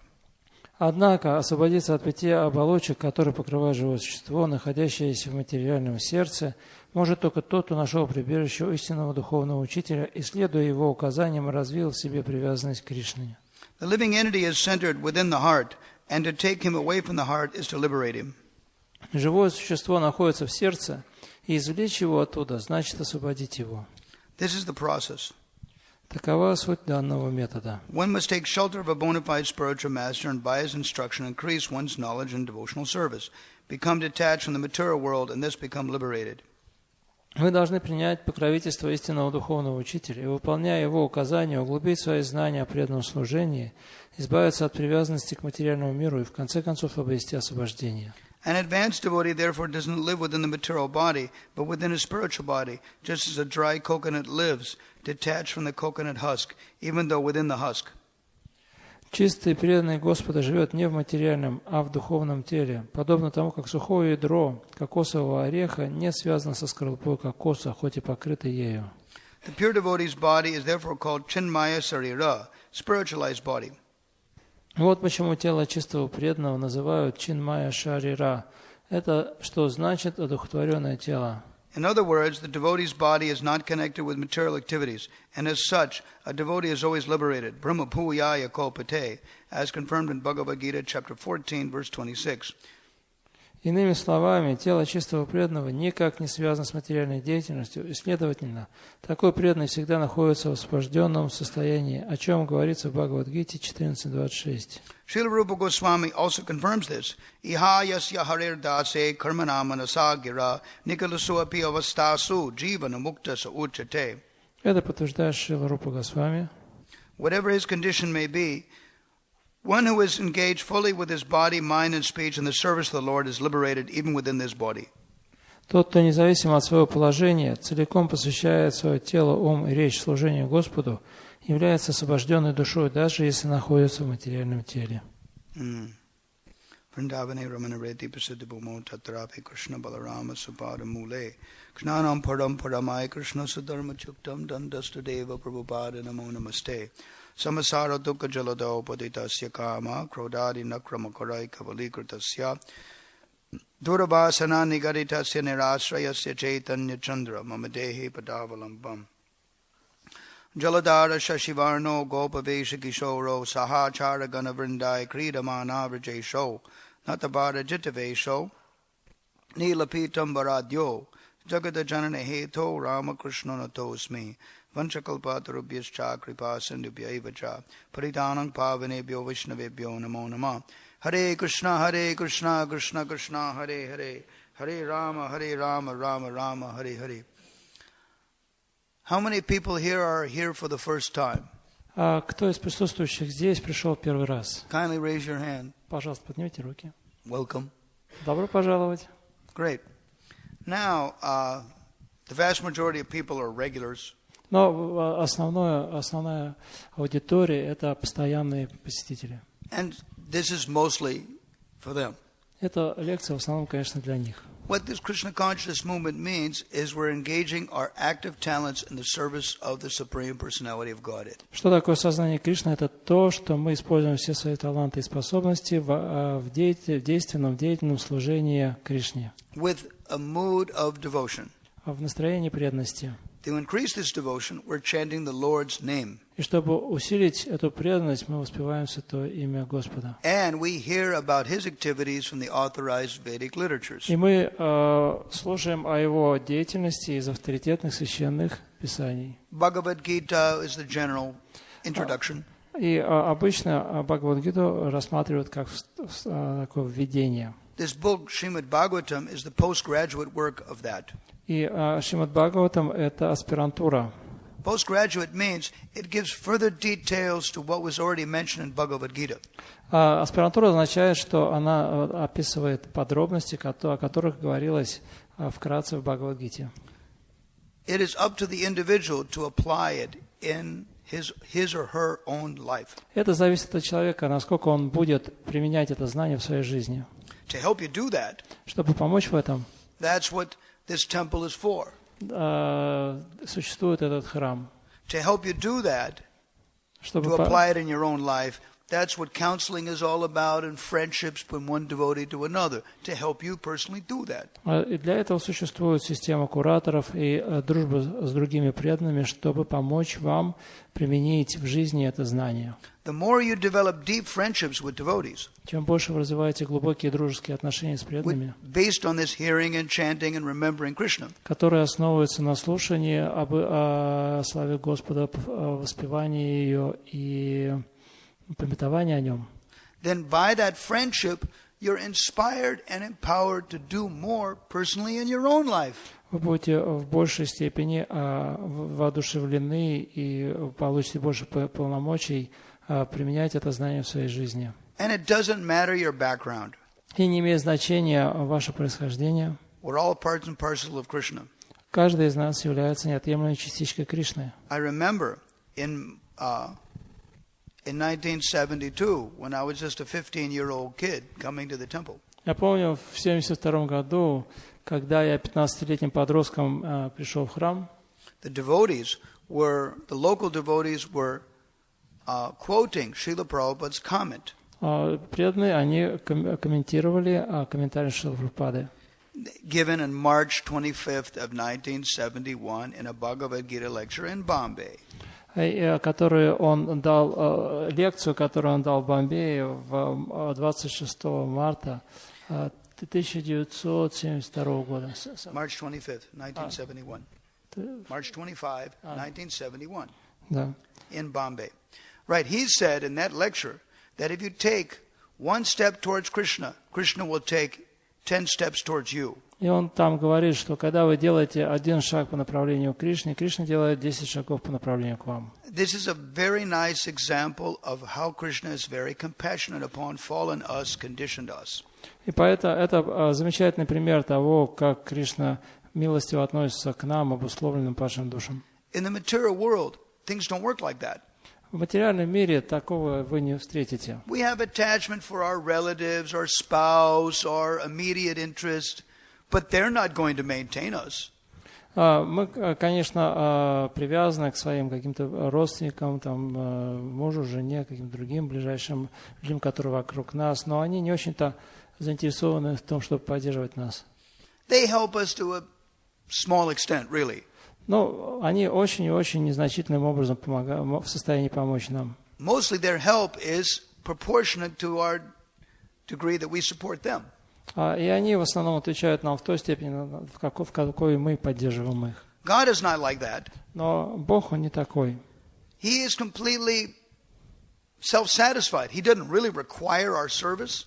На самом деле Бог, Он самодостаточен, самоудовлетворен, и ему не требуется наше служение. But because every one of us and all living entities in this world are parts and parcel of God, но поскольку каждый из нас и каждое живое существо в этой вселенной является неотъемлемой частичкой Бога, therefore, for both our pleasure, our upliftment, and our well-being, as well as the pleasure of the Supreme, He likes our service. И для нашего блага, для нашего возвышения и благополучия, а также для удовлетворения Господа, Он принимает это служение. He wishes to encourage us. Он хочет вдохновить нас на это. He's situated within the heart of every living entity. Он пребывает в сердце каждого живого существа. And He's within every single atom as well. Он также пребывает в каждом атоме. But in other bodies, animal bodies or uncivilized human beings, the coverings are so great that the covered living entity cannot understand Krishna's presence. Но в других формах жизни, такие как животные или какие-нибудь нецивилизованные формы человеческой жизни, покрытие материально настолько велико, что эти живые существа не в состоянии понять личность Бога. Basically, it is because of coverings of the mode of ignorance and the mode of passion.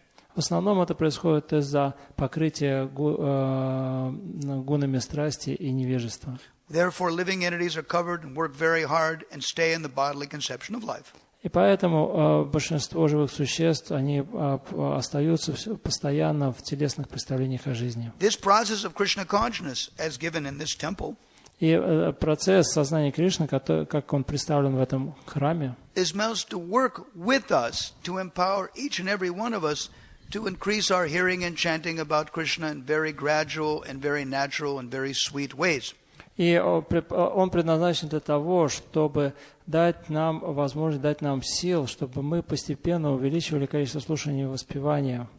The more we do that, the happier we become. И чем больше мы будем поступать так, тем более счастливыми мы будем. That happiness means the degree of passion and ignorance goes away from the heart when it becomes situated in the mode of goodness. И чем больше человек будет следовать этому, тем больше он будет избавляться от гун страсти и невежества, и в большей степени на него будет влиять гуна благости. And this is described in Shrimad Bhagavatam, Canto 1, Chapter 2. И об этом рассказывается во 2 главе первой песни Шримад Бхагаватам. Verse number 16 through 20. С 16 по 20 The стихах. same thing, really, is being emphasized by Sanat Kumara right here in these verses. И в этих стихах данная тема подчеркивается Санат Кумаром. It is a very common thing for the author of Srimad Bhagavatam, Vyasadeva, to repeat the same thing through the mouths of various devotees, packaged in different ways. И это свойственно Вьясадеве, когда он какие-то важные вещи повторяет снова и снова, вкладывая их в уста разных возвышенных преданных, которые преподносят это в разной форме. The teacher, Srila Vyasadeva, has to teach us something. И Вьясадева, учитель, должен нас чему-то научить. But he's not trying to put it in such a way that it appears to be his opinion only. Но он не хочет, чтобы это выглядело так, как будто это его личное мнение. As the saying goes, that a man convinced against his will retains the same opinion still. You can't force people to accept something. Как говорит пословица, что если человека убедили помимо его воли, он остается при своем мнении. Таким образом, мы не хотим навязывать кому-то свое мнение. Therefore, different great saintly persons, authorities, are speaking, and that speaking is quoted by Srila Vyasadeva in this book just to convince us, our donkey brains, to accept something which is obvious.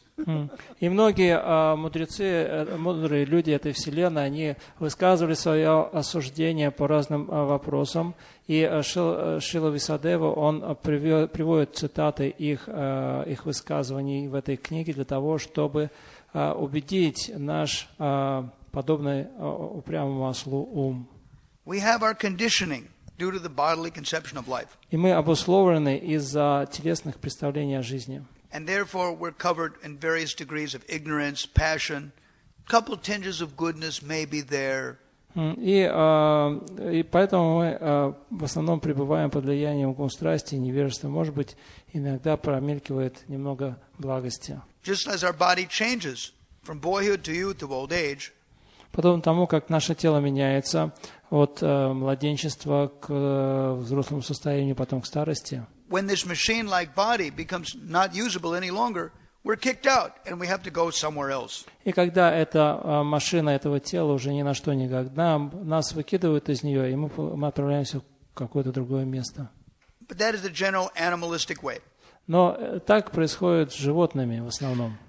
But the word animal means also refers to a conditioned soul. И слово «животное» может также обращаться к обусловленному живому существу. So we are animal as much as our bodily conception of life keeps us from hearing and chanting about Krishna. Мы в той степени остаемся животными, в которой наши телесные представления о жизни не позволяют нам слушать и воспевать о Кришне. The more you hear and chant about Krishna in the company of devotees, чем больше вы слушаете о Кришне в обществе преданных, that's singing about Krishna, we do kirtan. Что представляет из себя это киртан, когда мы поем вместе с преданными. Not more than just attending classes, although classes are there. Это не просто мы посещаем классы, хотя они здесь проходят. It's applying what you learn in the classes. Это значит, что вы применяете в своей жизни то, о чем вы узнали на лекциях. And you're analyzing your own ability to apply that. И вы размышляете, то есть анализируете, какие у вас есть способности для того, чтобы воплотить это в жизнь. With a view to efficiency. И, то есть efficiency, to become very good at it. Чтобы достичь в этом успеха. And then you analyze, what can I do now, what can I do later, and what do I like to do? И вы думаете о том, что я могу уже сейчас сделать, что я смогу сделать позже, и что бы я вообще, в принципе, хотел сделать. And if in this way you choose what you can do for Krishna. Таким образом, вы выбираете, что вы можете сделать для Кришны. Of course, if you have local authorities, local friends, they may suggest to you, you should do like this, you should do like that. Разумеется, если у вас есть какие-то руководители, друзья, они могут вам подсказать, вот тебе бы лучше делать так, делать то или делать это. But ultimately, you have to develop the desire to want to do that. Но в конечном счете это от вас зависит. Вы должны развить желание делать это. How does that happen? Как это происходит? Well, you'll just look around and see your friends or other people that are doing it, and you said, they're happier than me, they're making advancement than me, they're winning and I'm losing. Вы просто ходите, общаетесь с преданным, наблюдаете за ними и думаете, они более счастливы, чем мы, они делают то, чего я не делаю, поэтому они совершают свою духовную практику, а я нет, поэтому они выигрывают, они успешны, а я проигрываю. What's the difference between them and me? They're a human being, I'm a human being. Какая разница между мной и ими? Они люди, я человек. They got, material responsibilities, they got wife, children, family. They got bills. They have to maintain their body. I got to maintain my body. We got a lot of things in common. У нас много общего. Они живут в том же самом материальном мире. У них есть обязанности. Они поддерживают семью, дом. Они платят по счетам точно так же, как и я. What's the difference? Какова же разница между нами? The difference is if some devotees are able to increase their hearing and chanting of Krishna while they do their domestic duties, whatever they may be. Разница в том, что некоторые преданные, они в состоянии увеличивать слушание и воспевание о Кришне во время своей работы, выполнения домашних обязанностей. By the power of hearing and chanting about Krishna and about Lord Chaitanya. Но способность воспевать игры Господа Кришны и Господа Чайтаньи, the burden of their domestic life becomes slackened. И благодаря этому бремя обязанностей материальных, оно становится легче. We have a joke. Есть такая шутка. Sanskrit does not pay your bills, but the bills become lighter by the Sanskrit. Санскрит не оплатит ваши счета, но благодаря санскриту они станут более терпимыми. The more you memorize and hear and chant about Krishna and Gauranga, the lighter your workload will be. И чем больше вы слушаете об играх Кришны и Гауранги, воспеваете их, тем легче будет бремя ваших материальных занятий. Somehow or other, так или иначе. You have to train your own mind individually to think of Krishna or think of Gauranga. Вы должны воспитать свой ум слушать о Кришне и слушать о Гауранге. And do it while you work. И делать это во время работы. The more you do that, the happier you are. Чем больше вы будете успешны в этом, тем более счастливым вы будете. In Chaitanya Charitamrita, Adi Lila, chapter 14, verse number 1. И в читании Чайтамрити Ади Лила, 14 главе, 1 стихе говорится. Very famous verse. Очень известный стих, знаменитый. After Lord Chaitanya's birth is described in chapter 13. После того, как в 13 главе было описано явление Господа Чайтаньи, then this verse comes. Приведен этот стих. Katanchana smrite yasmin duskaranga sukaranga bhaved vishmate vibharitam syad Sri Chaitanya namami tam. В нем говорится, что самое трудное, что стоит перед нами, будет легким для выполнения, если мы помним Господа Чайтаньи. Самое легкое дело, оно станет сложным, если мы забываем о Господе Чайтаньи. И я приношу свои поклоны этому Господу. This verse is very nice. Замечательный стих. And the more we remember the Supreme Personality of Godhead, the more He remembers us. Чем больше мы помним Верховную Личность Бога, тем больше Он помнит нас. That is really charming. И это очаровательно. We're very insignificant here in this city or in any city of the world. We're very small. Мы очень незначительные, очень малы. Живем ли мы в этом городе, в каком-либо другом месте? I remember in 1971, 72, Я помню в 1972 году, being like struck with wonder at the statement меня поразило это высказывание. that if you take one step towards Krishna, Krishna will take 10 steps towards you. Если вы делаете один шаг по направлению Кришны, Кришна делает 10 шагов по направлению к вам. And I thought, what? Я подумал, ничего It's себе. astounding. You know, a Потрясающе. small little person like me, Такой незначительный, маленький человек, как я. when a person is 15, what's your qualification? Когда вам 15, то какие у вас хорошие качества есть? Whatever your propensity is, molded by your parents. That's all. Какие у вас были склонности, они так были обработаны вашими родителями, вот и все. And it's still not developed. Но и они все еще в зачаточном состоянии. You're in between. You're not a kid and you're not an adult. You're right in between. Вы где-то застряли посредине между детством и взрослой жизнью. Your intelligence, your abilities is just improving. Ваш разум, ваши способности только развиваются. And it doesn't matter, a grown-up or a child. If you observe Krishna, you get benefit. И не важно, ребенок вы или уже зрелая личность, если вы если вы помните о Кришне, вы получите благо. Of course, people are conditioned. Разумеется, люди обусловлены. When you're older, you know, when you become a Gerushka, Babushka or something like that, or a Navoy Gerushka, Babushka, doesn't matter. И не важно, там, вы уже достигли достаточно зрелого, почтенного возраста, или вы только начинаете стареть. Doesn't matter. There's a joke. Есть шутка такая. That when you hit middle age, when you become a Navoy Gerushka or Navoy Babushka.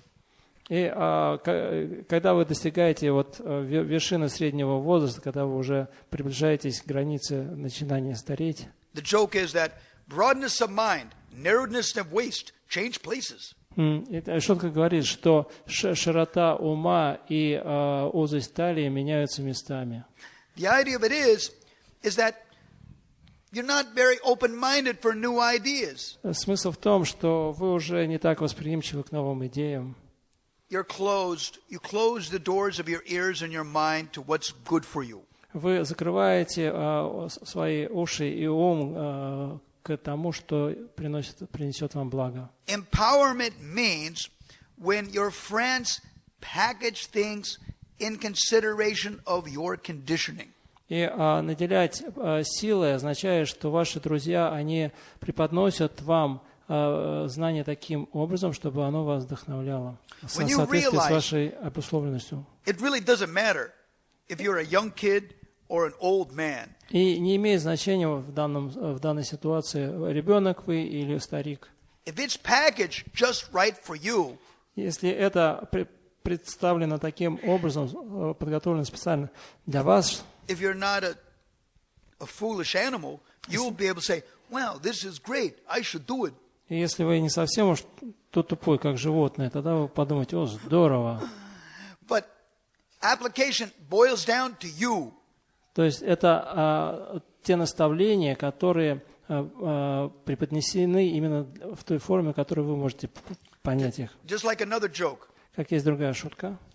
Well, you know, your spouse or somebody will feed you to death, but they're not going to exercise for you. Скажем, ваша жена готова вас закормить до смерти, но она не будет делать за вас упражнения. You got to do that. Вам придется этим заниматься. Which means you've got to take care of yourself. Другими словами, человек о себе должен также сам о себе заботиться. But then you have your anarthas, you have your distractions in your life and your world that you've got to deal with. Но у вас есть анархия, у вас есть что-то в мире, что отвлекает вас от сознания Кришны, и вам с этим приходится как-то бороться.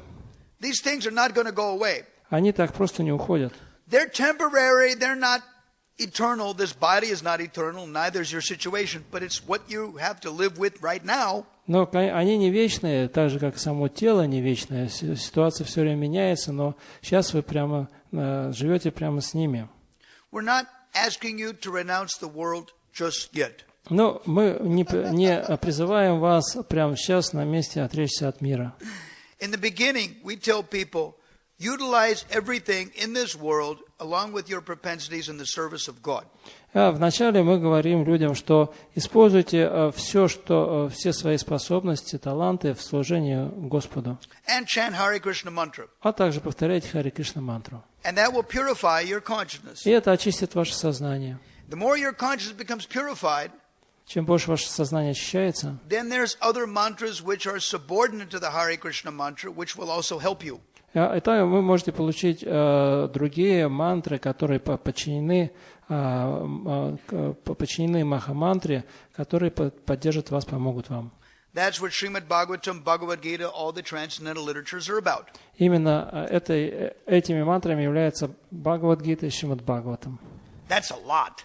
И их много. And in Ukraine we have the Chaitanya Charitamrita in Ukrainian. И вот на Украине уже переведена вся читание Чайтамрита на украинский язык. So all of it is a lot. И если всех их вместе сложить, то это очень много стихов. Now, it may appear to be a big ocean, and you cannot drink so much. Может показаться, что такой огромный океан, и сколько я смогу выпить из него. Therefore, you should choose what you're going to drink first, what you're going to drink second, etc. Поэтому вы должны для себя решить, что вы будете в первую очередь пить, что вы будете пить во вторую очередь и так далее. Just like in terms of nutrition. Это как с точки зрения питательных веществ. Shrimad Bhagavatam, Canto 11, Chapter 2, Verse 42 describes. 11.2.42 Шримад Бхагаватам описывает.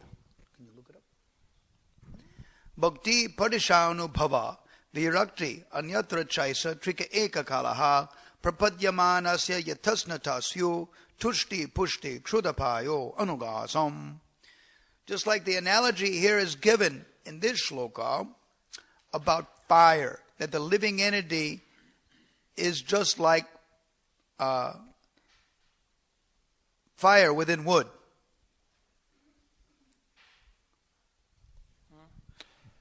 The living entity is like fire and wood. И вот в этом стихе, который мы читали, там сравнивается живое существо как с дровами и огнем.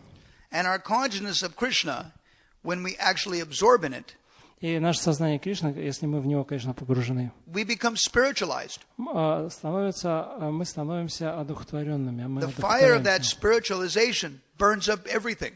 И это пламя одухотворения, оно сжигает все. Including our material body, включая наше материальное тело, including our absorption in the material world, включая нашу погруженность в материальный мир, it burns it up. Оно все это сжигает. Now, if it burns it up, what's there? И когда все сгорело, то что остается? You don't renounce one thing without having something better. Вы не сможете отказаться от чего-то, если вам не дадут взамен что-то лучшее.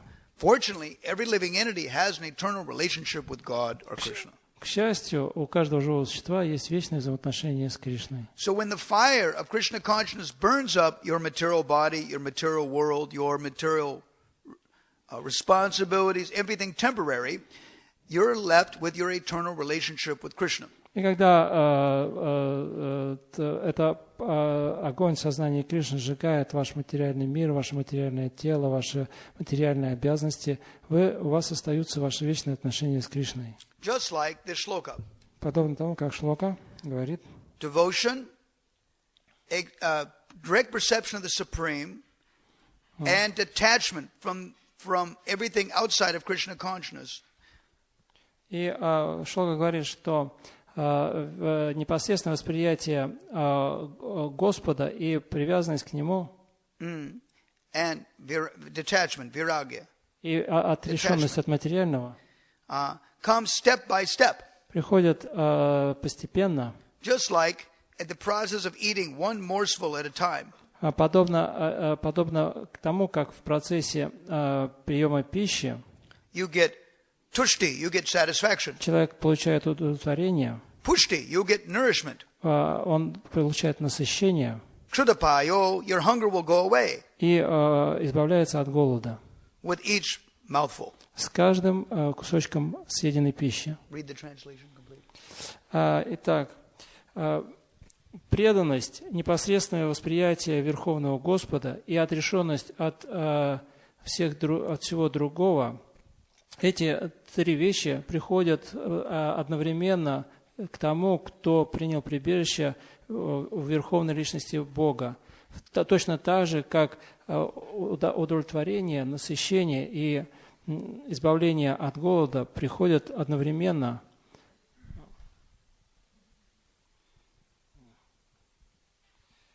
И все время возрастают с каждым кусочком принятой пищи. So this is actually about Krishna consciousness. И это описывает процесс сознания Кришны. You have to apply it. Но вы должны это применить в своей жизни. The more you apply it, the better it is. Чем больше вы поступаете так в своей жизни, тем лучше вам становится. And it's subtle. Это очень тонко. Automatically, simply by increasing your attachment to Krishna, step by step, you're burning up your attachment to this material world. Очень интересно, по мере увеличения вашей привязанности к Кришне, шаг за шагом, не автоматически,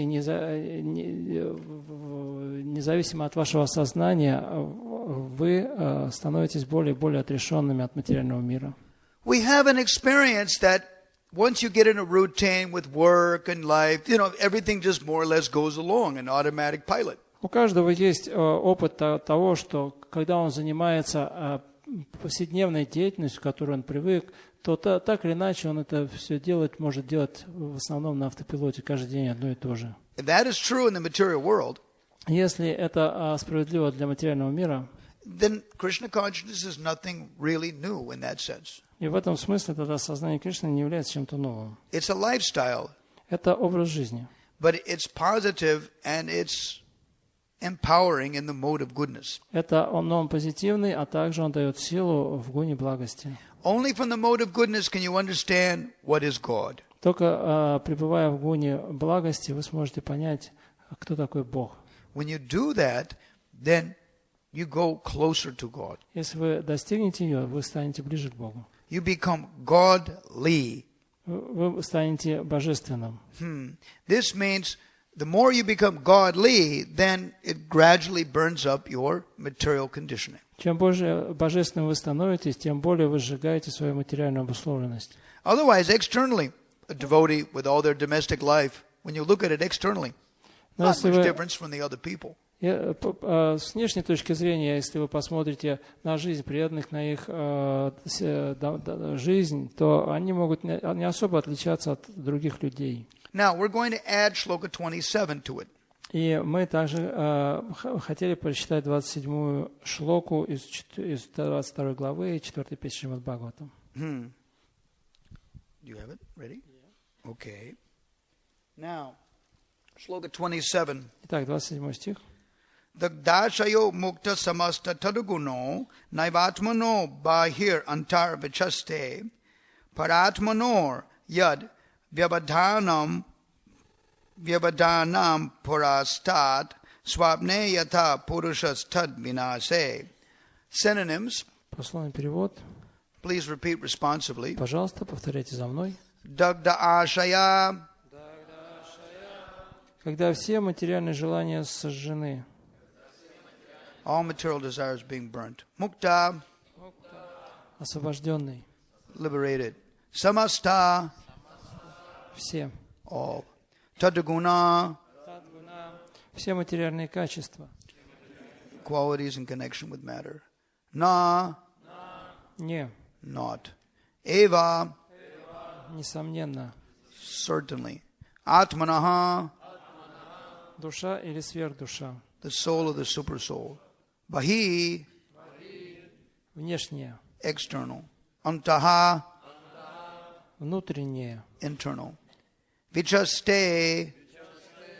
Действуя. Acting. Paraatmano. Сверхдуши. Of the super soul. Yat. То. Vyavadhanam. Различие. Difference. Purastat. Которое существовало в начале. As it was in the beginning. Swapne. Во сне. In dream. Yatha. Как? As Purushaha. Человек. A person. Tat. То. That. Vinashe. Когда заканчивается. Being finished. Translation and purport by His Divine Grace Sri Srimad A.C. Bhakti Swami Prabhupada. Перевод и комментарий Его Божественной милости Шримад Бхакти Свами Прабхупады. When a person becomes devoid of all material desires and liberated from all material qualities, he transcends distinction between actions executed internally and externally. Когда человек избавляется от всех материальных желаний и выходит из-под влияния материальных гун, разница между его внешней и внутренней деятельностью уничтожается. At that time, the difference between the soul and the supersoul, which was existing before self-realization, is annihilated. В это время стирается грань между душой и сверхдушой, существовавшей до того, как душа осознала себя. When the dream is over, there's no longer a distinction between the dream and the dreamer. Так, когда заканчивается сон, исчезает разница между ним и тем, кто его видел. Interesting verse. Интересный стих. Commentary. As described by Srila Rupa Goswami, Anyabhilashita Shunyam, one must be devoid of all material desires. Комментарий. По словам Шрила Рупы Госвами, преданный должен избавиться от всех материальных желаний, а не абхилашита шуньям. See, by this opening sentence, Prabhupada is referring to a person who has actually practiced Krishna consciousness for a while. И в этом утверждении Кришна говорит, Прабхупада говорит о человеке, который уже какое-то время практикует сознание Кришны. In the beginning, as any religious group, people come with a big list of what they want God to do for them.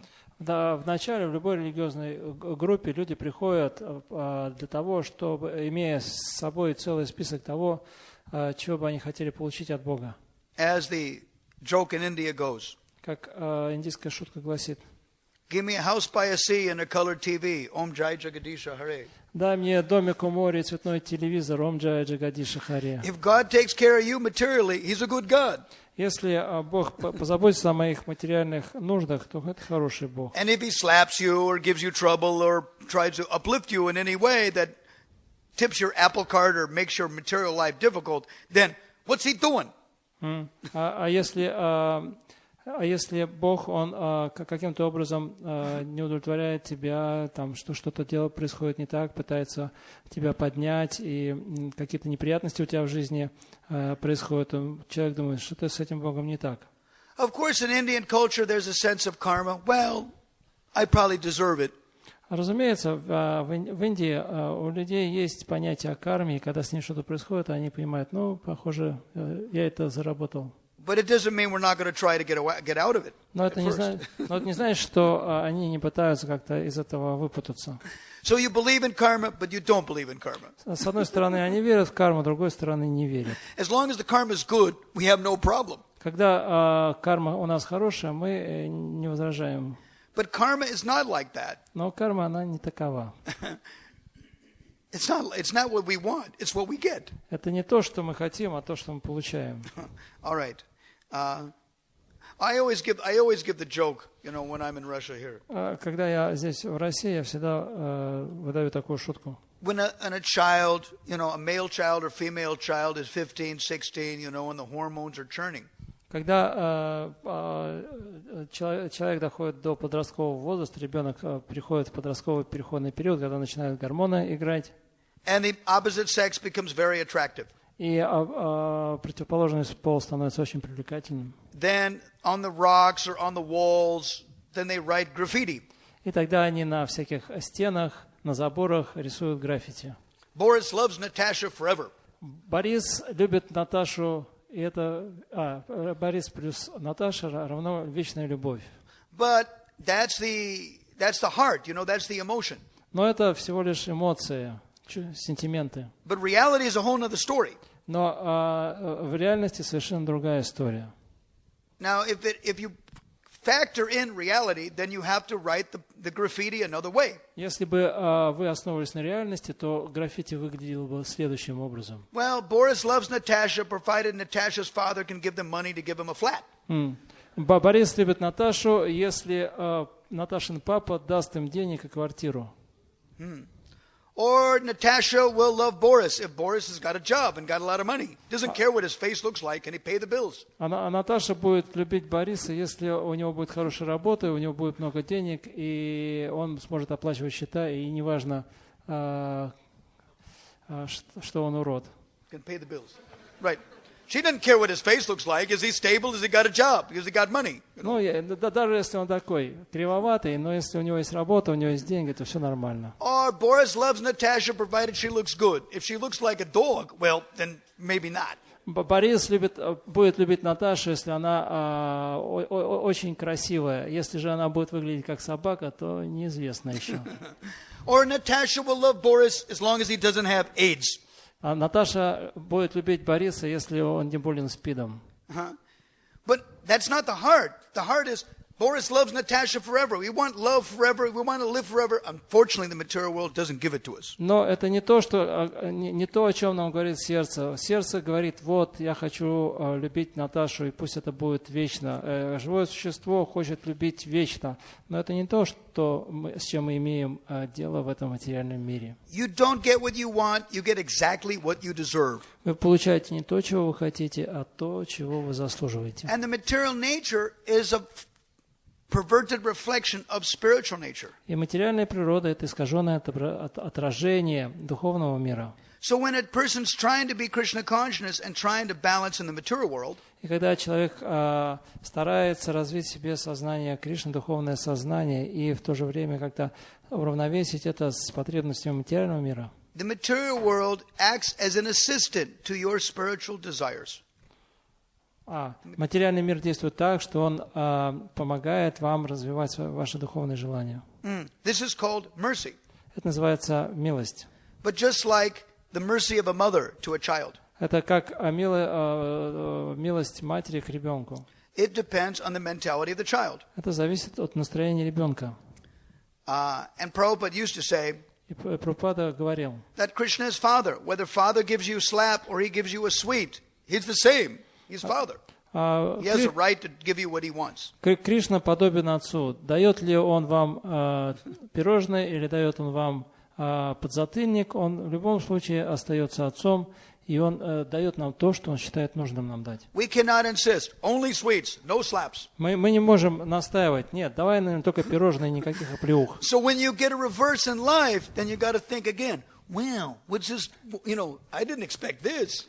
When is this happening to me? И когда с вами происходят какие-то неприятности в жизни, вы думаете, что такое происходит? Я вот не хотел этого, и что это такое, почему? As the saying goes, как есть пословица, when things are going good and you have your friends, they're not so much your friends. Если у вас все хорошо и у вас есть друзья, то они еще неизвестно, насколько они друзья. But when things are going trouble for you and your friends stick by you, they're your real friends. Но если у вас что-то идет не так, и ваши друзья остаются вашими друзьями, то они настоящие друзья. Другими словами, друзья познаются в беде. Meanwhile, back to the purport. И тем не менее, возвращаемся к комментарию. When a person becomes devoid of all material desires, there's no longer need for speculative knowledge or fruitive activities.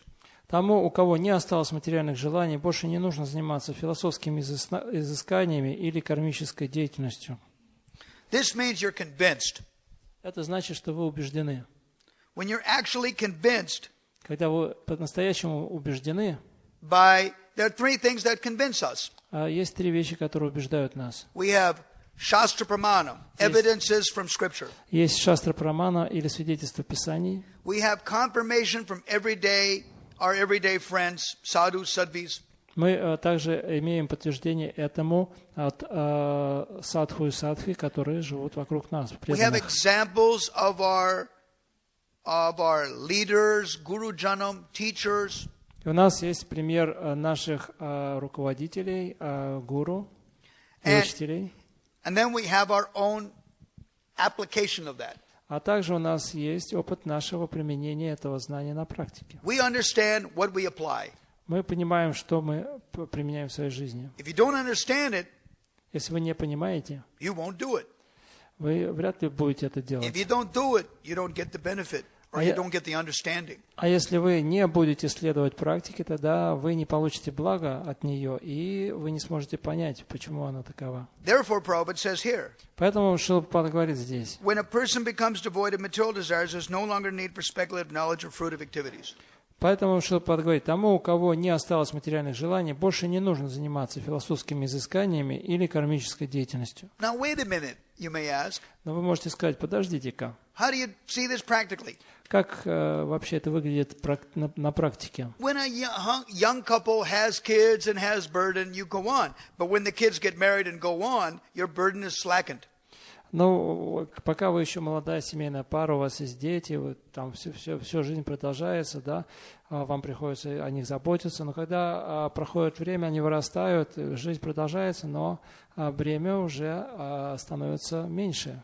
The elderly people understand exactly what I'm talking about. И уже взрослые люди, они понимают, о чем я говорю. Material liberation means when the kids are grown up and married, or when the kids are asleep. That's liberation. Материальное освобождение означает, что дети выросли, переженились, повыходили замуж, либо когда они спят. They know exactly, those parents with kids know exactly what I'm talking about. И те родители, у которых есть дети, они понимают, о чем я говорю. When you're free from material desires, when that condition is to be understood that one is free from the material body. И далее Прабхупада говорит, живое существо, свободное от материальных желаний, практически не связано с материальным телом. The example is given above. A coconut dried, loosened from its outward husk. Выше уже приводился пример, помогающий понять это состояние. Ядро кокосового ореха, отделившегося от скорлупы. Of course, the idea of a coconut, that you can rattle around in the shell. I don't know if you see that very many of those in Ukraine, И смысл этого в том, что зрелый кокос, если его трясете, то там внутри ядрышко будет биться о стенки. Не знаю, насколько для вас актуально здесь на Украине этот пример. How many people have even seen coconut? Кто хотя бы видел кокосовый орех? The only thing they see is the package, the powder, that comes from Sri Lanka. Скорее всего, единственное, что вы видели, это кокосовую стружку, которую уже запаковали на Шри-Ланке. They extracted all the oil out of it. It's basically dead. Они выжали из нее все масло, и практически эта стружка уже мертвая. Tastes like sawdust, И она вкус у нее как у опилок. If you want to use it in cooking, you got to really work hard to improve it. И если вы хотите из нее что-то сделать, то вам нужно хорошо потрудиться, чтобы она была какого-то нормального качества. Is there a Ukrainian example? Есть какие-нибудь такие подходящие украинские примеры? Something like that? Что-нибудь подобное кокосовому ореху и ядру? I don't know. Sometimes you might say, suppose you've got something like dried tomatoes, dried hurma, something like that. You put it in water and it reconstitutes, or something like that. Maybe you can experience a little bit between dry and wet, or dry and reconstituted. Ну, может быть такое, если возьмете какой-нибудь сухофрукт, какой-нибудь хурму или помидор сушеный, да, вы его помещаете в воду, и он, значит, потихонечку набирает воду и становится свежим и сочным. Вот так вот можете, может быть, представить себе восстановление своего изначального положения. Now, but there's a distinction between material freedom and spiritual freedom. Но вот такова разница между духовной свободой и материальной свободой. As the purport says, as said in Shrimad Bhagavatam, Canto 2, Chapter 10, Verse 6, Mukti, liberation, means Swarupena Vyabhastati. Mukti hitva anyatha rupam Swarupena Vyabhastati. В этом состоянии живое существо обретает освобождение. В Шримад Бхагаватам 2.10.6 говорится, что обрести мукти, освобождение, значит вернуться в свое изначальное состояние. Сварупина Вьявастхитих. All material desires are present as long as one is in the bodily conception of life. But when realized he is an eternal servant of Krishna, his desires are no longer material. Материальные желания остаются у человека до тех пор, пока он отождествляет себя с материальным телом. Но когда он осознает себя вечным слугой Кришны, его желания перестают быть материальными. And a devotee acts in this consciousness. Именно в таком сознании действует преданный. In other words, when material desires in connection with the body are finished, one is actually liberated. Иными словами, по-настоящему освобожденной душой может считаться только тот, у кого не осталось материальных желаний, связанных с телом. Now note that statement in the purport. Please note. Пожалуйста, отметьте для себя это утверждение в комментарии. A devotee acts in that consciousness. Что преданный действует в этом сознании. Who's a devotee? Кто такой преданный? In the broad sense, it's everybody. В широком смысле каждый. It means those who are educated, those who are devoted. Это значит те, кто получил образование, те, кто преданы. But the reality of that is a whole other thing. Но в реальности все совсем не так просто. You never actually achieve that state. Но на самом деле вы никогда не обретете эту стадию. The more you learn about Krishna consciousness, the more humble you are in relation to your own advancement. Чем более вы продвигаете сознание Кришны, тем более смиренно вы становитесь в оценке своего положения в сознании Кришны. Like in 1966 and 65, when Prabhupada was preaching in New York. И когда Прабхупада проповедовал в 65-66 году в Нью-Йорке, some new person asked, "Are you a pure devotee?" Какой-то новый человек спросил Прабхупады: а вы чистый преданный? Prabhupada first answered yes, and then he became humble and thought about it. И сначала Прабхупада сказал да, а потом он занял смиренную позицию, стал размышлять над этим. I'm striving to be a devotee. Он сказал: я стараюсь быть преданным, I'm the servant of my spiritual master. служа своему духовному учителю. To be a pure devotee is no ordinary man. Быть чистым преданным — это не простая вещь. This means that there are states. Что существуют разные уровни. Bhaktatvam, the state of being a devotee. Бхактатвам — это состояние быть преданным. Or the more you develop the mode of goodness. Или же чем больше вы развиваете гуну благости. Like some of the members here in this audience. Как некоторые в этой аудитории. They become second initiated.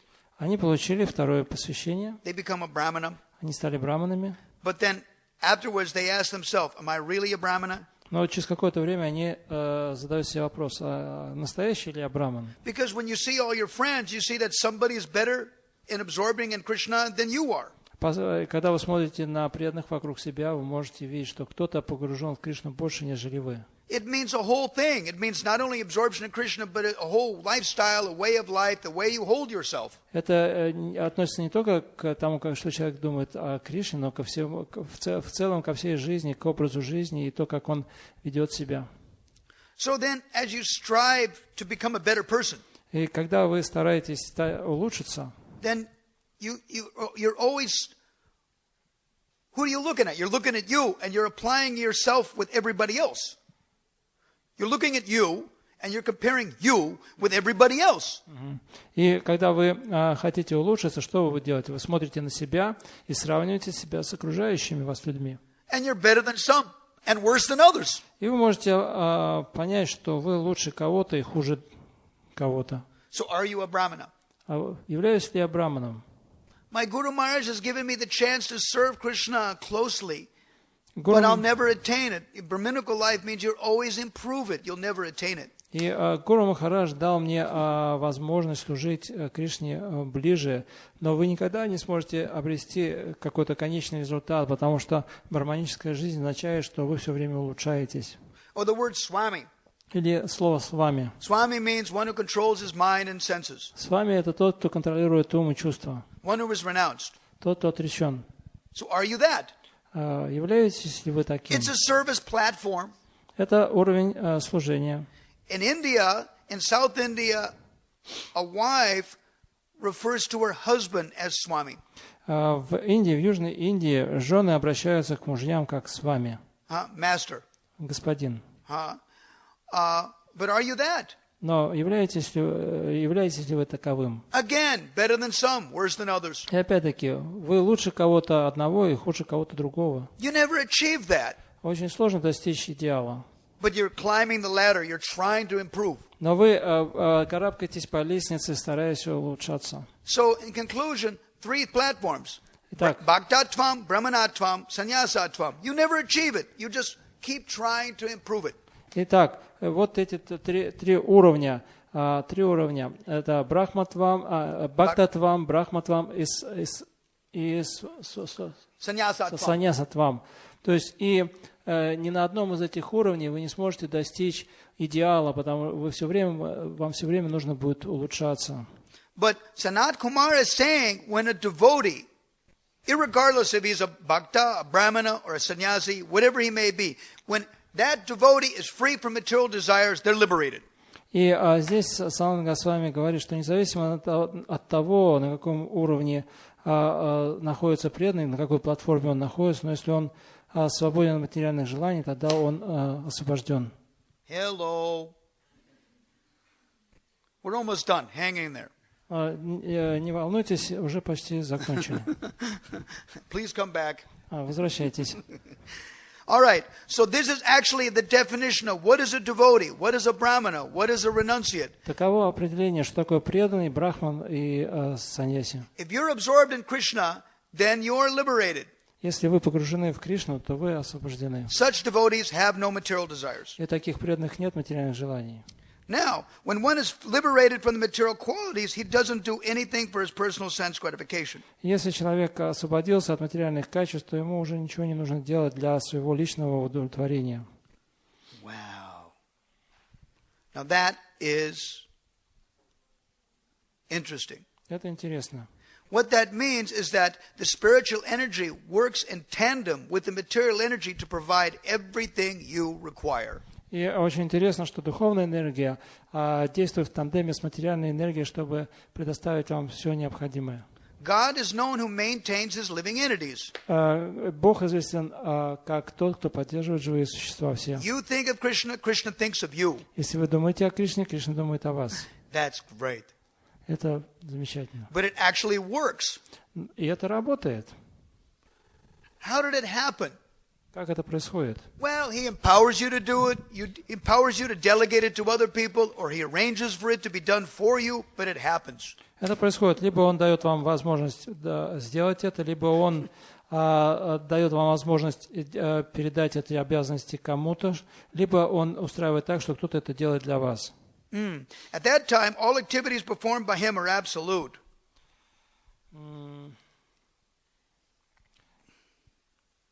Found it? Именно в таком сознании действует преданный, иными словами, по-настоящему освобожденной душой может считаться только тот, у кого не осталось материальных желаний, связанных с телом. Человек, освободившийся от влияния материальных гун, перестает действовать ради удовлетворения собственных чувств, и вся его деятельность становится абсолютной. Absolute, in the relative sense, means this. В относительном смысле абсолют значит следующее. A practicing devotee on Vaidhi Bhakti преданный, который практикует Вайди Бхакти, doesn't do anything unless it is sanctioned by the scriptures. Не должен делать ничего, не санкционированное священными писаниями. Fortified by his gurus, fortified by the ordinary saintly persons. Подтвержденного гуру и другими садху, святыми личностями. But later on, as they become more and more attached to Krishna, and Krishna becomes attached to them. Но постепенно, по мере того, как он все больше и больше привязывается к Кришне, и Кришна привязывается к нему. In the heart, Krishna speaks and directs. И Кришна говорит из сердца и направляет такого человека. It becomes a very intimate relationship. И эти отношения становятся очень сокровенными, близкими. There was a time when a New York Times reporter asked Prabhupada. И однажды репортер Нью-Йорк Таймс спросил у Прабхупады: How do you take care of your disciples in this institution? Как вот вы в своей организации заботитесь о ее членах? Do you know everything about your disciples? Вы все знаете о своих учениках? Prabhupada said that the spiritual master doesn't claim to be omniscient or know everything. Духовный учитель, он не заявляет, что он всезнающий. But Krishna tells him whatever he needs to know for his disciples. Но Кришна говорит ему все, что ему нужно знать о его учениках. It's great. Это замечательно. And it happens more and more by you becoming more Krishna conscious. И это происходит в большей и большей степени, увеличивается по мере того, как вы больше и больше развиваете все сознание Кришны. In the conditioned state, there are two kinds of activities. В обусловленном состоянии человек занимается деятельностью двух видов. One acts on behalf of the body, at the same time he acts to become liberated. Он действует, чтобы удовлетворить потребности тела, и вместе с тем, чтобы обрести освобождение. Wow. This is described, for those of you that are taking notes, И для тех, кто ведет записи, об этом говорится в Chaitanya Charitamrita, Читание Чаритамрите, Madhya Lila, chapter 22, в 22 главе Мадхи Лилы, 256 and 257. в 256 и 257 стихах. It's great. This describes exactly what this is being said. Это замечательно, в нем описывается как раз именно это. Now, let's get to the last. When a person comes out of a dream, the dream vanishes. Because we have to finish the class, so we got to hurry up. And the purport, and continuing on the purport. When a person comes out of a dream, the dream vanishes. Но когда преданный... Because we're going down to the bottom of the purport. Find it, part Just go down. down, keep on going down, you bump into it. Got it? It's a very inconvenient. Small size. Whatever it is.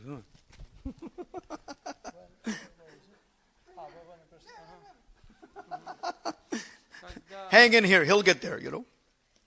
Just wait a minute, you know, he'll get there. Когда человек просыпается, сон исчезает. Okay. While dreaming, a person may consider himself a king and see the royal paraphernalia, soldiers. When the dream is over, he doesn't see anything beyond himself. Во сне он мог видеть себя царем, восседающим на троне свое войско и так далее. Но когда сон заканчивается, он не видит ничего, кроме самого себя. Similarly, a liberated person understands he's part and parcel of the Supreme Lord, acting in accordance with the desire of the Supreme Lord. And as such, there's no distinction between himself and the Supreme Lord, although both of them retain their individuality. Подобно этому, тот, кто обрел освобождение, понимает, что он неотъемлемая частичка Верховного Господа, действующая в соответствии с Его волей. Таким образом, живое существо становится единым с Верховным Господом, хотя оба они сохраняют свою индивидуальность. Nityo nityanam chaitanya chaitananam. This is the perfect conception of oneness in relation to the super soul and the soul. Таково правильное понимание концепции единственной души и сферы души. There was a story, it's not written. Есть одна история изустная.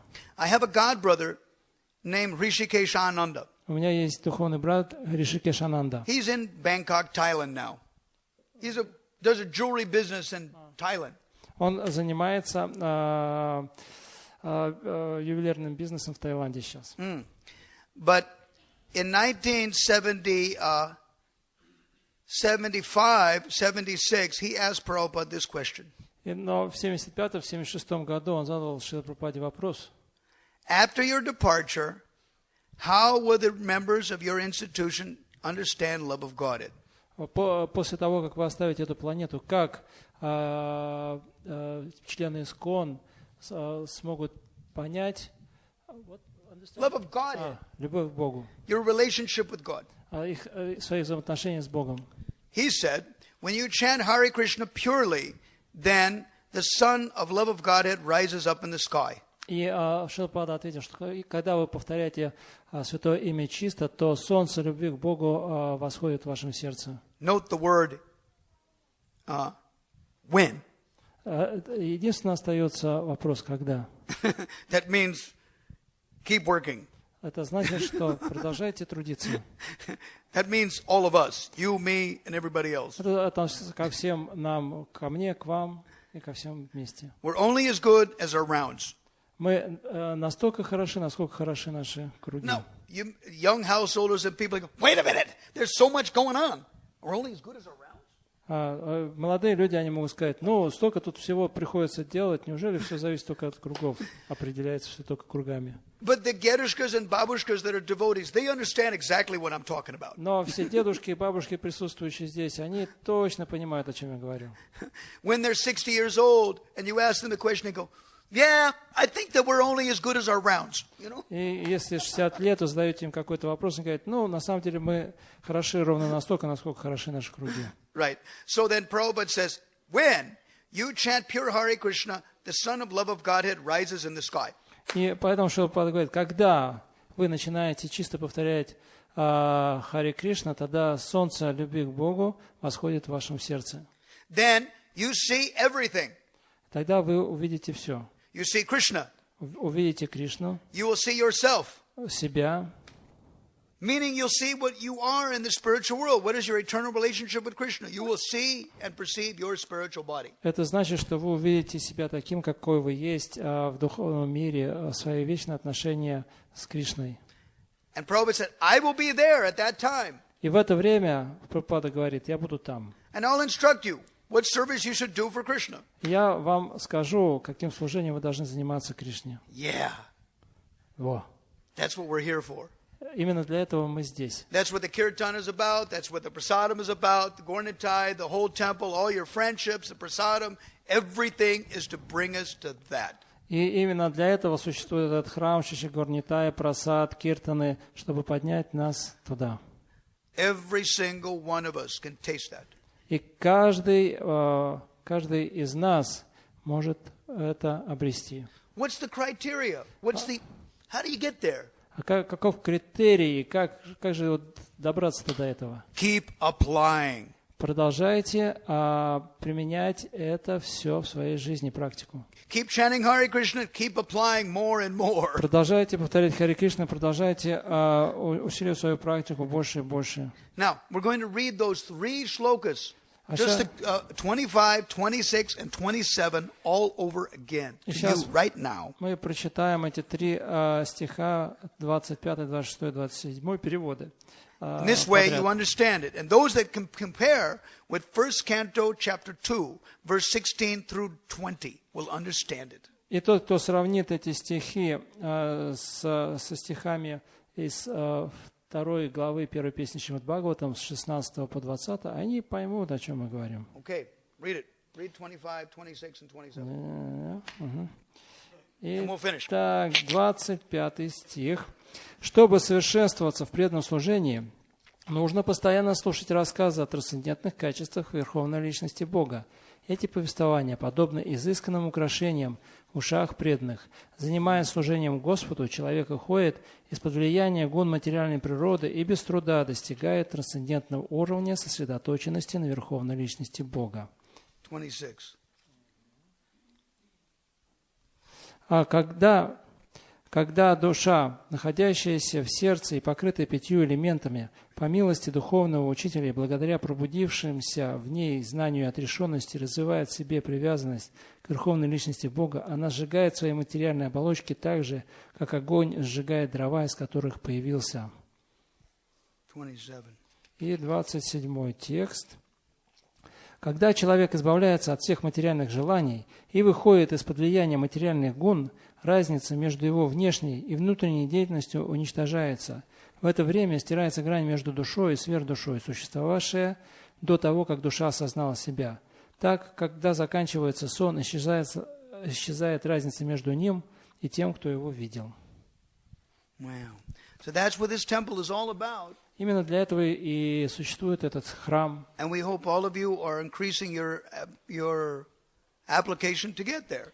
И каждый из нас должен усиливать свою практику, чтобы попасть туда. It all starts, is sustained, and ends by chanting Hare Krishna. Оно начинается, поддерживается и заканчивается повторением Харе Кришна. Hare Krishna. Харе Кришна. We're only as good as our rounds. Итак, мы настолько хороши, насколько хороши наши круги. All right, we're done. Все. Okay. Ronka.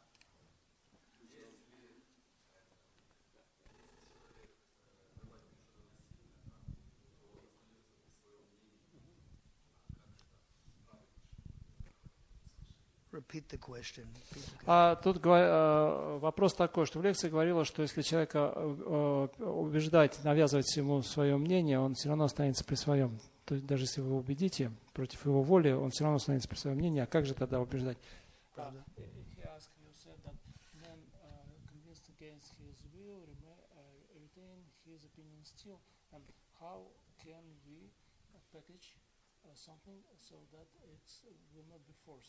Force people, but convince them actually. You have to analyze pros and cons of everything. Вам необходимо взвесить все за и против. That way, at least, even if you don't agree with something, you should at least understand what it is. Даже если вы с чем-то не согласны, вы должны, по крайней мере, понять, почему. Now, if something is inevitable, which means I like it or I don't like it, but I'm stuck with it. Есть что-то неизбежное, нравится вам, не нравится, но вам все равно приходится в этом жить. Or it's what's happening and I can't do nothing about it. Или что-то происходит, и вы ничего не можете с этим поделать. Then you have to package it. So after you understand it, then you have to figure, can I do it or I cannot do it? И вы должны таким образом это представить, что после того, как вы поняли то, о чем вам говорится, да, вы могли оценить, можете вы это делать или нет. Or if I can do it, then what is the good circumstances that I can do it, and what I should watch out so that I can't stop me from doing it. И если вы не можете чего-то делать, тогда вы должны подумать о том, что вас останавливает от того, что вам не позволяет делать что-то хорошее, или же что нужно для того, чтобы вы могли это делать. Just like now in this world, educational institutions are trying to do job-oriented education. В современном мире стараются давать детям образование, которое было бы уже ориентировано на будущую работу. So in this temple, although we have rules and regulations, although we have activities, there is a why we do it, and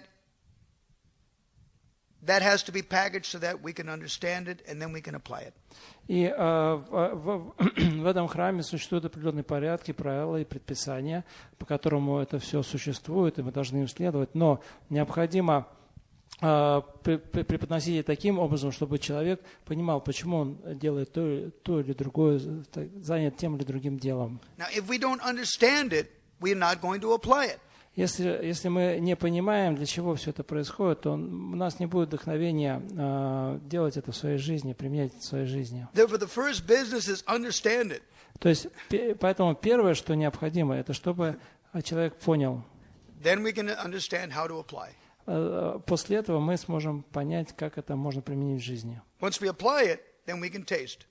И как только мы начнем применять это в жизни, мы получим определенный опыт, вкус этого. So packaging is important. Поэтому вот форма, в которой мы преподносим кому-то это знание или философию, практику, очень важны. The packaging is for understanding.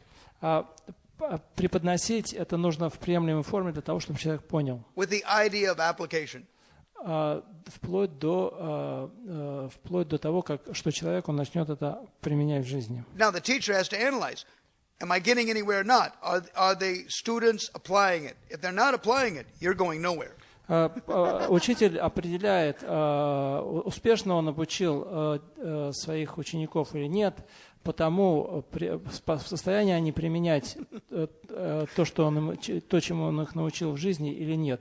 Если они не применяют это в жизни, не в состоянии, тогда он движется в никуда. You understand that, Prabhu? Понятно, да? Okay. Something else? Еще вопросы? Да.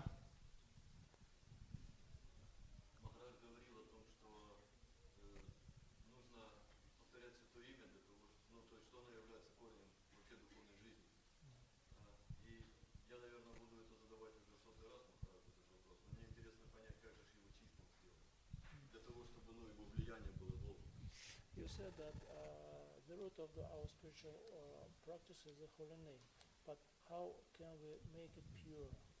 Means holy name. Does everybody hear the question? Все слышали вопрос? То есть корнем духовной практики является воспевание святого имени, но как же нам сделать так, чтобы мы начали воспевать святое имя чисто? Associate with those that have taste. Но первое, нужно общаться с теми, у кого есть вкус к воспеванию святого имени. Identify your weaknesses in relation to the holy name. Нужно то есть четко видеть свои слабости относительно воспевания святого имени. Study. А также изучение. About your weaknesses. Изучение предметов, которые связаны с вашими слабостями. Because unless you understand it, you're not going to overcome them. Поскольку пока вы не поймете свои слабости, там, с чего они происходят, как с ними бороться, вы не сможете их преодолеть. Then apply something concretely in your life, how you're going to how you're going to improve. И затем вы должны предпринять конкретные шаги в своей жизни, чтобы улучшить воспевание.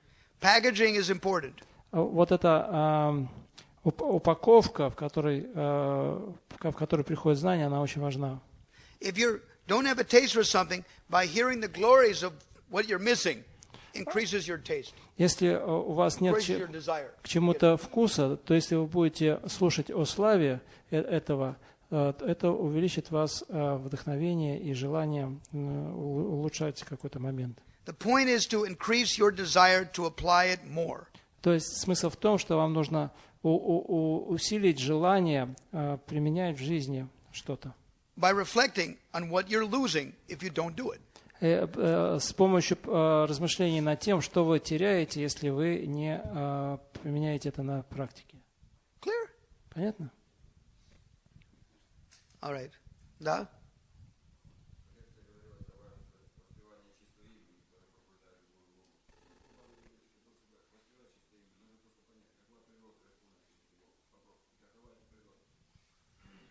Еще раз, не очень понял.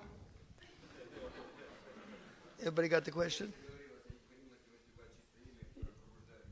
You said in your lecture that it's necessary to develop pure chanting of the holy name, which arise the love of Godhead. Mm-hmm. Да.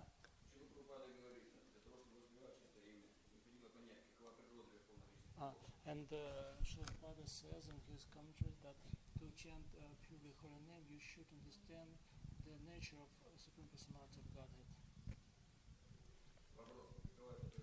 And the question is, what is the nature of Supreme Personality of Godhead?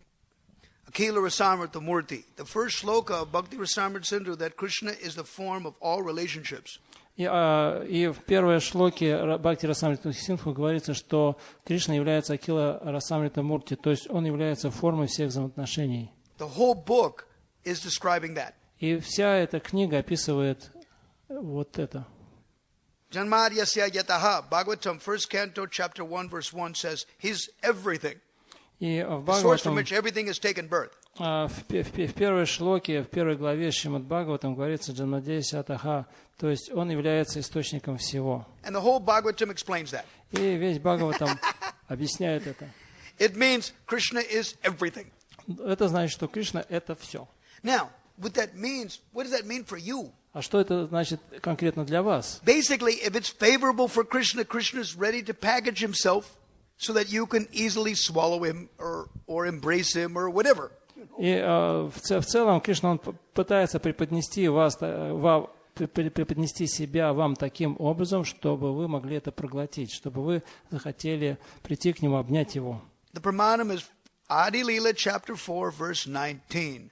И прамана к этому является читание Чайтамриты Ади Лила, глава 4 и текст 19. Whatever way my devotee worships me, in whatever relationship they hanker, I reciprocate with them accordingly, and that is my nature, Krishna says. Как бы преданный не поклонялся мне, и какие бы отношения не хотел со мной установить, я отвечаю ему взаимностью. Такова моя природа. So by chanting Hare Krishna, as your heart becomes purified, then you're starting to develop attachment to Krishna in different ways. And if that's favorable, according to the previous acharyas, Krishna says, I got no objection to that. Go ahead, come on. И по мере того, как вы повторяете Святое Имя, ваше сердце очищается, и в нем начинает проявляться привязанность к Кришне и стремление к определенным отношениям с Верховной Личностью Бога. И если эти отношения благотворные, то Кришна, согласно Вайшнавам ачарьям предыдущим, он говорит, да, я не имею ничего против этого. Yes. So go ahead and look there. Так что посмотрите эти стихи. But it all comes from the holy name. Но все приходит благодаря Святому Имени.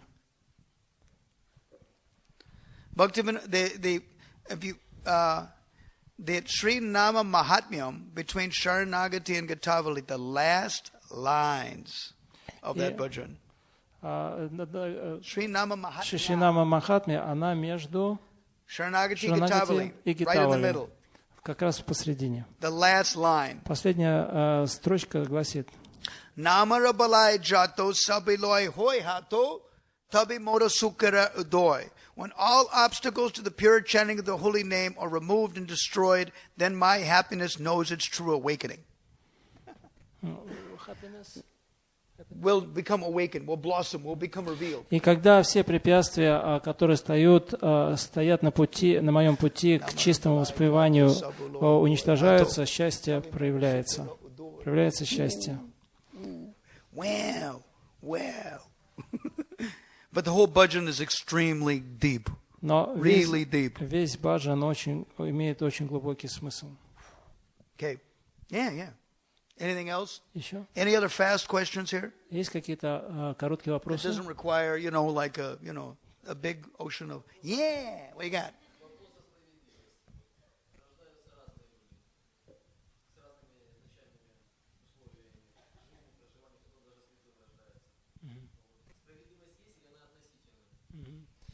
The question about justice. Different people is born in different conditions. Somebody healthy and somebody weak and so on. And is it justice or it's relative?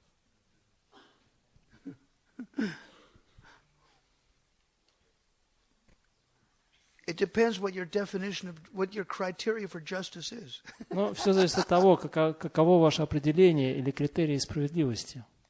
The child should not insist. Only sweets, no slaps. Как я говорил уже, что ребенок не может там требовать от родителей, только сладости давайте мне, и никаких подзатыльников. But when the child becomes a teenager, if they're not disciplined, then they're going to feel bad that my parent neglected their responsibility to make me a better person. Но когда ребенок достигает подросткового возраста, он чувствует себя очень дискомфортно, потому что мои родители, они пренебрегли своими обязанностями и не вырастили в меня нормального человека, из меня. The reality is, justice is a mixed bag. Many aspects, many facets to justice. Дело в том, что справедливость, в понятии справедливости существует, это такая смешанная вещь, там существует много аспектов. Just like parenting, like having a child. Как, например, родители, у них есть ребенок. There are no easy answers. Нет легких ответов. It is damned if you do and damned if you don't. If you don't, or if you're not discipline the child or very strict or set a good example, you'll be criticized. And if you over supervise, over discipline, then they'll criticize you. Это ситуация, как не живи, не умирай. Да, если вы если вы не дисциплинируете своего ребенка, не воспитываете его, то все будут вас критиковать, что вы его балуете. Если же вы будете слишком жестким с ребенком, то вас тоже все будут критиковать.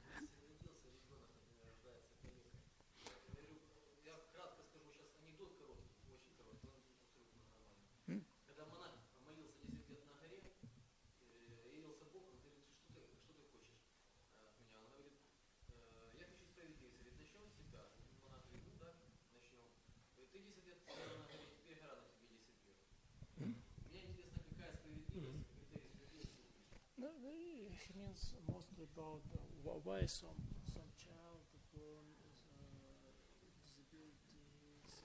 Yeah. And what else? Yes. What is the sense of justice? Justice means what? That the child, what do you want? That there will be no disability, that there will be no poverty, that there will be no inequality in the material world? Is that what you're expecting? То есть ваши ожидания таковы, что в этом мире не должно быть никаких коллег, не должно быть нищеты, не должно быть каких-то отрицательных вещей, войн и так далее. То есть вы этого ожидаете от материального мира?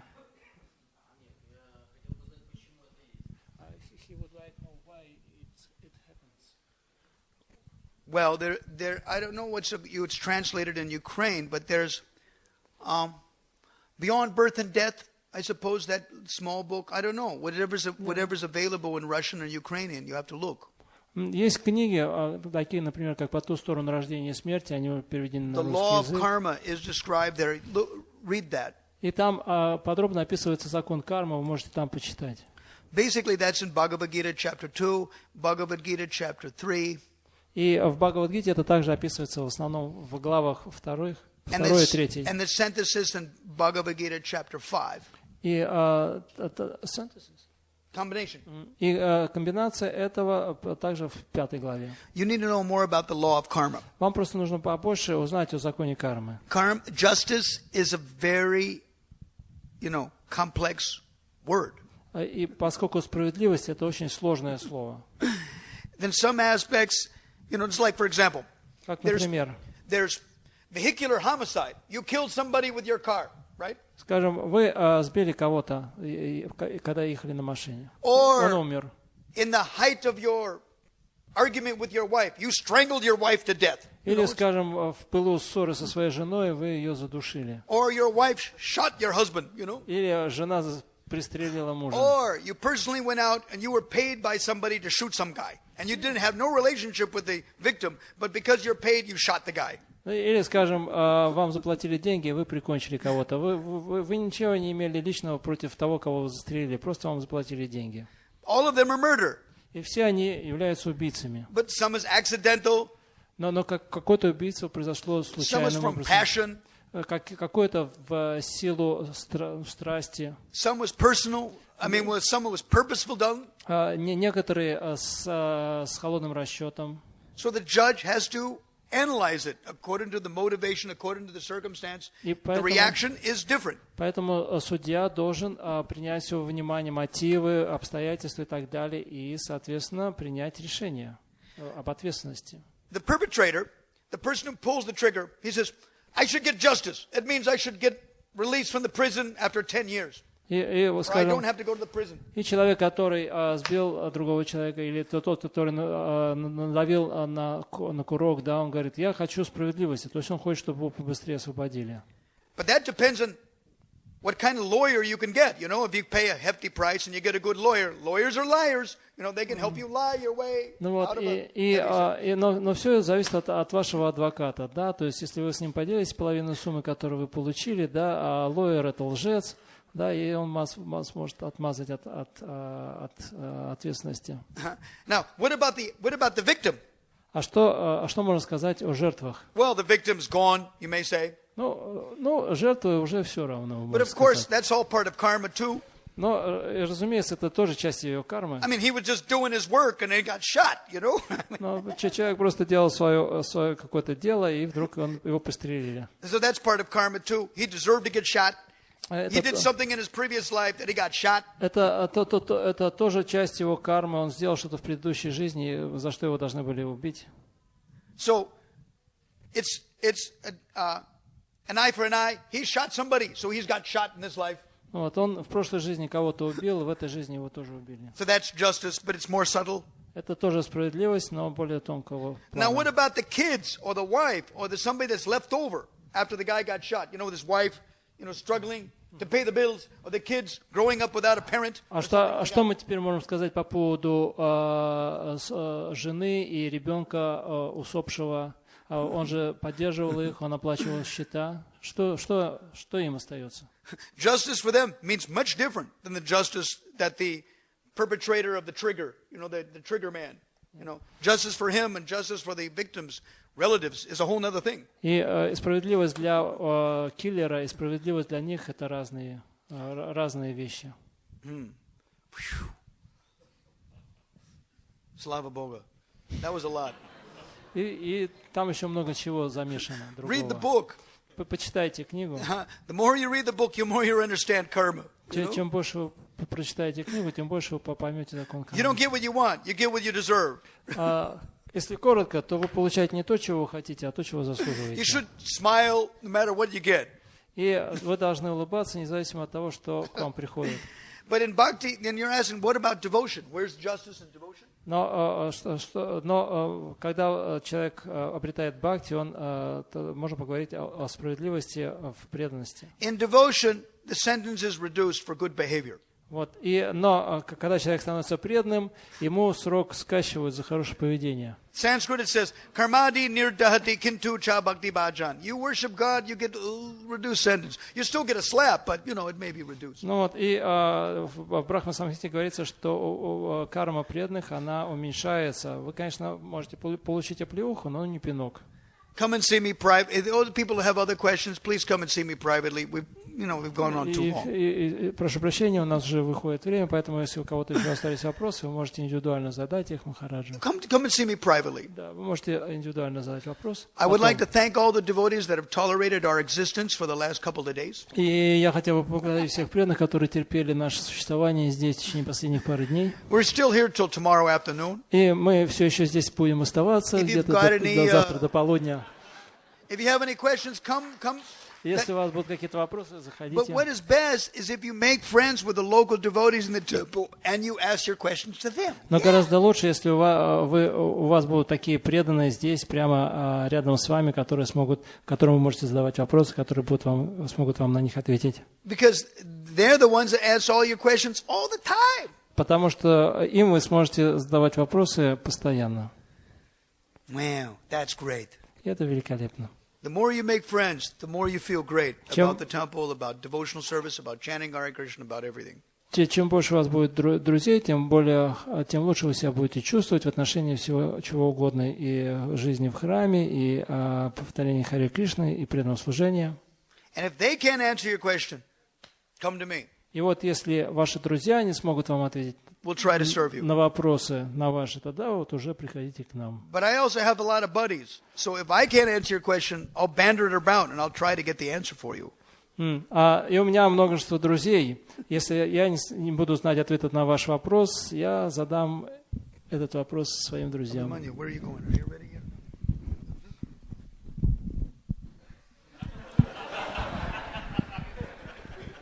Okay. Jai Gornatai, Haribol. Слава Поривочаку.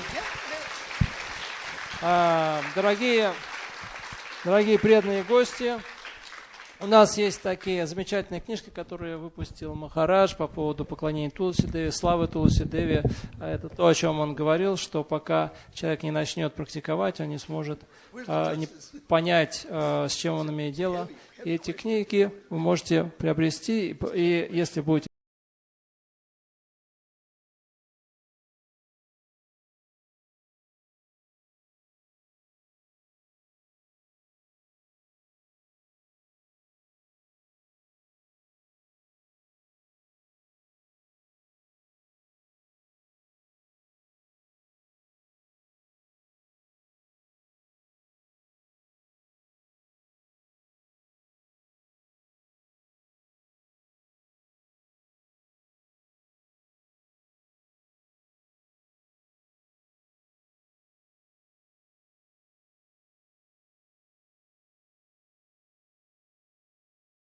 Your spiritual masters have endowed you with favors bestowed upon a gentle disciple. И поскольку ты смирен, твои духовные учителя даровали тебе все блага, которые может получить послушный ученик. Поэтому ты способен раскрыть нам все, что они научно объяснили тебе. Therefore, you can tell us all that you've learned from them. Поэтому ты способен раскрыть нам все, что они научно объяснили тебе.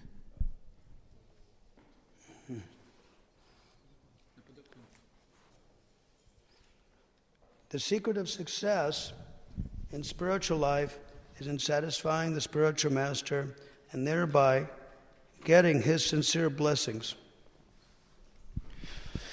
Комментарий. Секрет успеха в духовной жизни заключается в том, чтобы доставить удовлетворение духовному учителю. И таким образом можно получить его искренние благословения. Srila Vishwanath Chakravarti Thakur has sung in his famous 8 stanzas in the spiritual master as follows. Шрила Вишванат Чакраварти Такур воспел духовного учителя в своих знаменитых 8 строфах. I offer my respectful obeisance in the lotus feet of my spiritual master. Я в глубоком почтении склоняюсь к лотосным стопам моего духовного учителя. Only by his satisfaction can one please this personality of Godhead. And when he is dissatisfied, there's only havoc on the path of spiritual realization. End quote. Доставить удовольствие личности Бога можно только удовлетворив своего духовного учителя. Если же он недоволен, ученик, идущий путем духовного осознания, терпит крах. It is essential, therefore, that a disciple be very much obedient and submissive to the bona fide spiritual master. Следовательно, чрезвычайно важно, чтобы ученик был послушным и безоговорочно подчинялся истинному духовному учителю. Srila Sutta Goswami fulfilled all these qualifications as a disciple, and therefore he was endowed with all favors by his learned and self-realized spiritual masters such as Srila Vyasadeva and others. Шрила Сутта Госвами, как ученик, удовлетворял всем этим требованиям, поэтому его следующие, осознавшие себя духовные учителя, среди которых были Шрила Вьясадева и другие, сполна одарили его своей милостью. The sages of Naimisharanya were confident that Srila Sutta Goswami was bona fide. Мудрецы Наймишарани были уверены, что Шрила Сутта Госвами – истинный духовный учитель. And therefore, they were anxious to hear from him. И потому жаждали услышать его. End of the purport. Конец комментария. Vandeham Sri Guru Sri Judapata Kamalanga Sri Gurun Vaishnavangscha Sri Rupam Sagrajatam Sahagana Raghunathan Vatam Tam Sajivam Sadvaitam Savadutam Parijana Sahitam Krishna Chaitanya Devam Sri Radha Krishna Padan Sahagana Lalita Sri Vishakanvitamscha.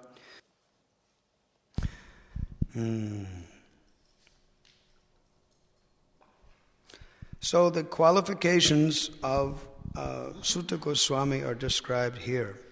Итак, здесь описана квалификация Сутты Госвами.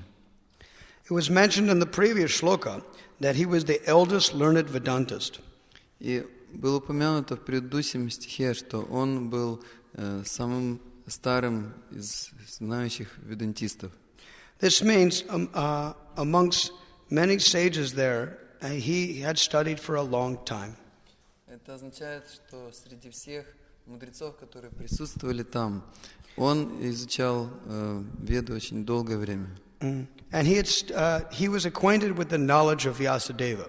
И он хорошо знал то знание, которое передал Вьясадева. Now this is not just simply academic knowledge or book knowledge. И это не просто какое-то академическое или книжное знание.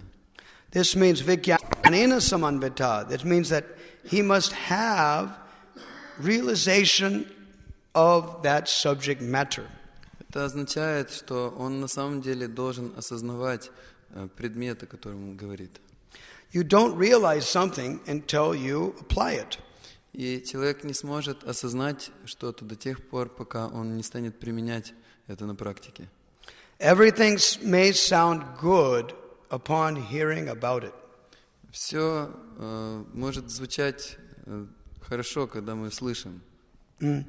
You hear it from others, you think about it, think, sounds good. Вы можете слышать кого-то и думать, ну, неплохо звучит. But unless you apply it tangibly, you may not get the fruit of that appreciation.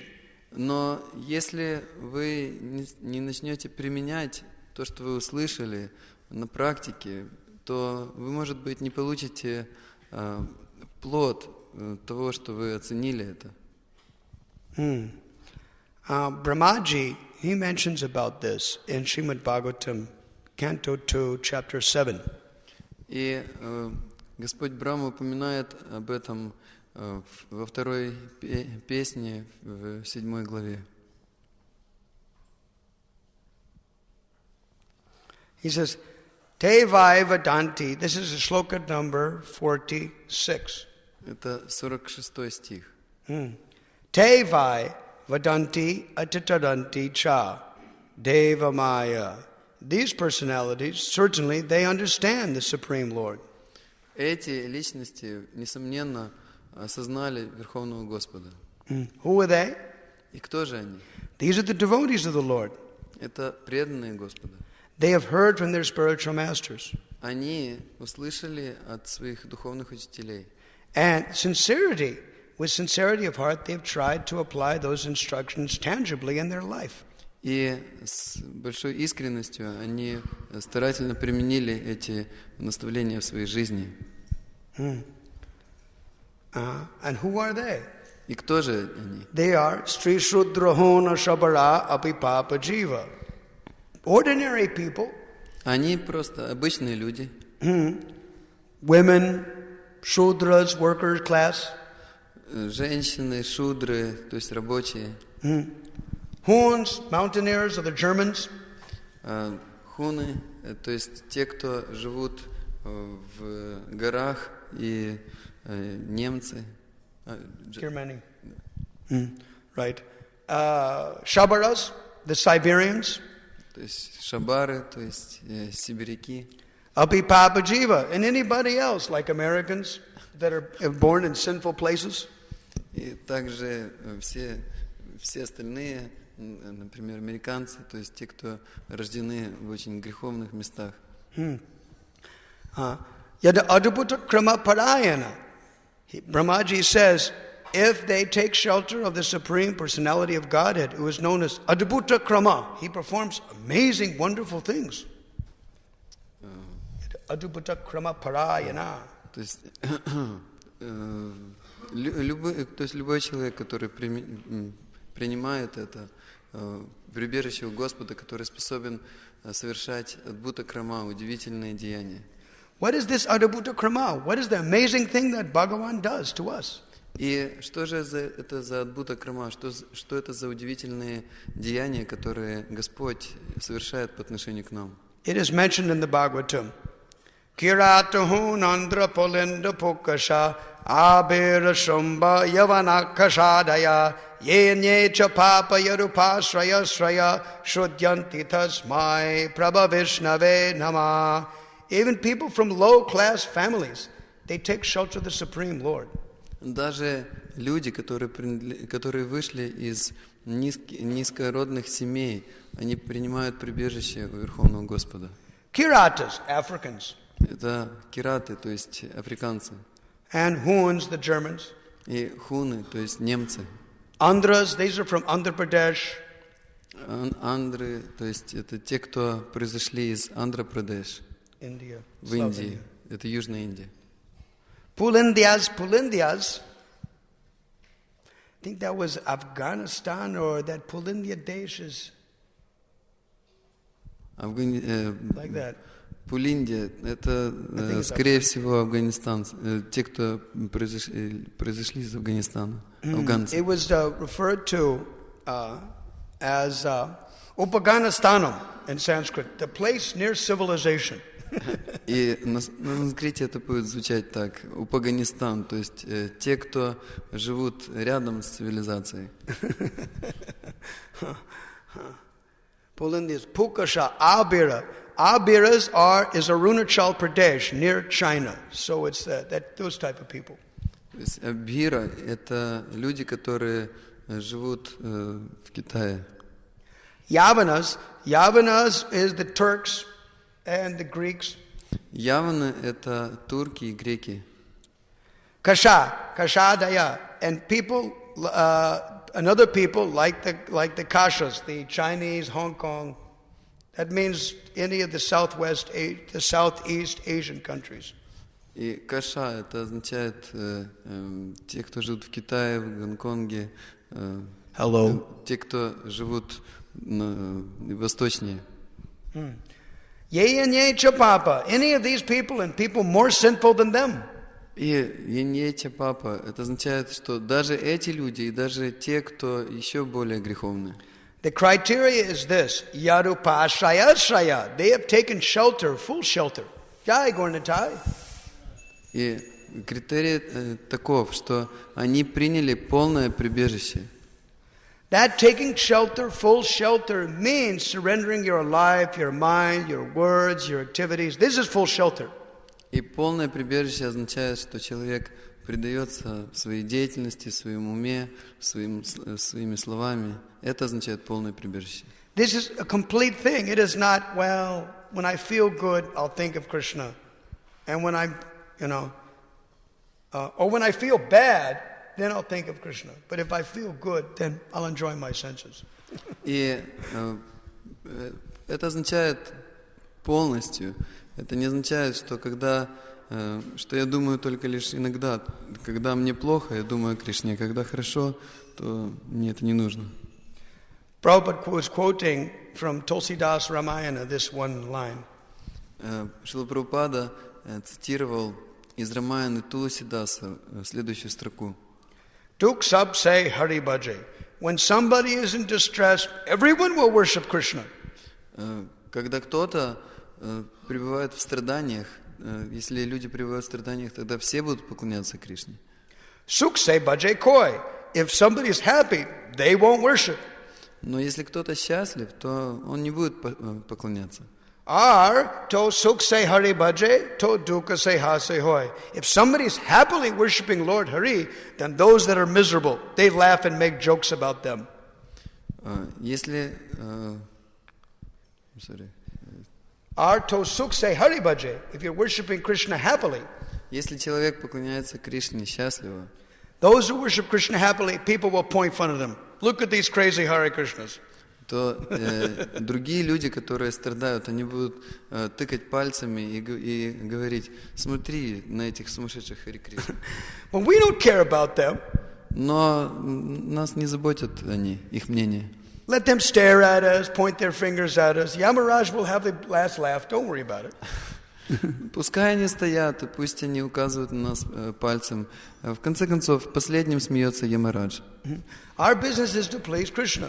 И наше дело это просто удовлетворить Кришну. Those persons who are pious, they will appreciate us devotees for their good prasadam, for their good qualities, for their friendship. People of good character will always appreciate. Люди, обладающие благочестием, хорошим характером, смогут оценить хороший прасад, который предлагают преданные, их хорошее общение и хорошие качества. Our business is to take full shelter of the Supreme Personality of Godhead. Наше дело заключается лишь в том, чтобы принять полное прибежище в Верховной Личности Бога. Shuddhyanti, then they'll become purified. И тогда мы сможем очиститься. How is the purification coming about? И как же происходит это очищение? It is by hearing and chanting the glories of the Lord. Это очищение приходит благодаря слушанию и воспеванию славы Господа. Even though we are all small and we cannot possibly understand or speculate about the absolute truth. И хотя мы очень ничтожны, малы, поэтому мы не можем измышлять о величии Бога. This is described in Bhagavatam 2:7-41 by Brahma. Это описано Господом Брамой во второй песне, в 7 главе, 47 стихе. 41 стихе, извините. Нантам ахам ахамами munayo grajaste. Neither I nor you, Narada Muni, or any of your brothers, ни я и ни ты, Нарада Муни, никто из твоих братьев. Muna, are all these great sages? И также не все эти великие мудрецы.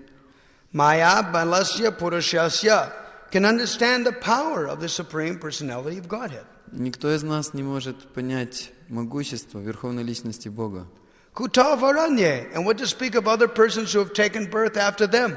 А что уж говорить о тех людях, которые следуют за ними. Although it is impossible to understand the Supreme Lord by their blunt material senses. И хотя невозможно понять Верховную Личность Бога при помощи слепых материальных чувств.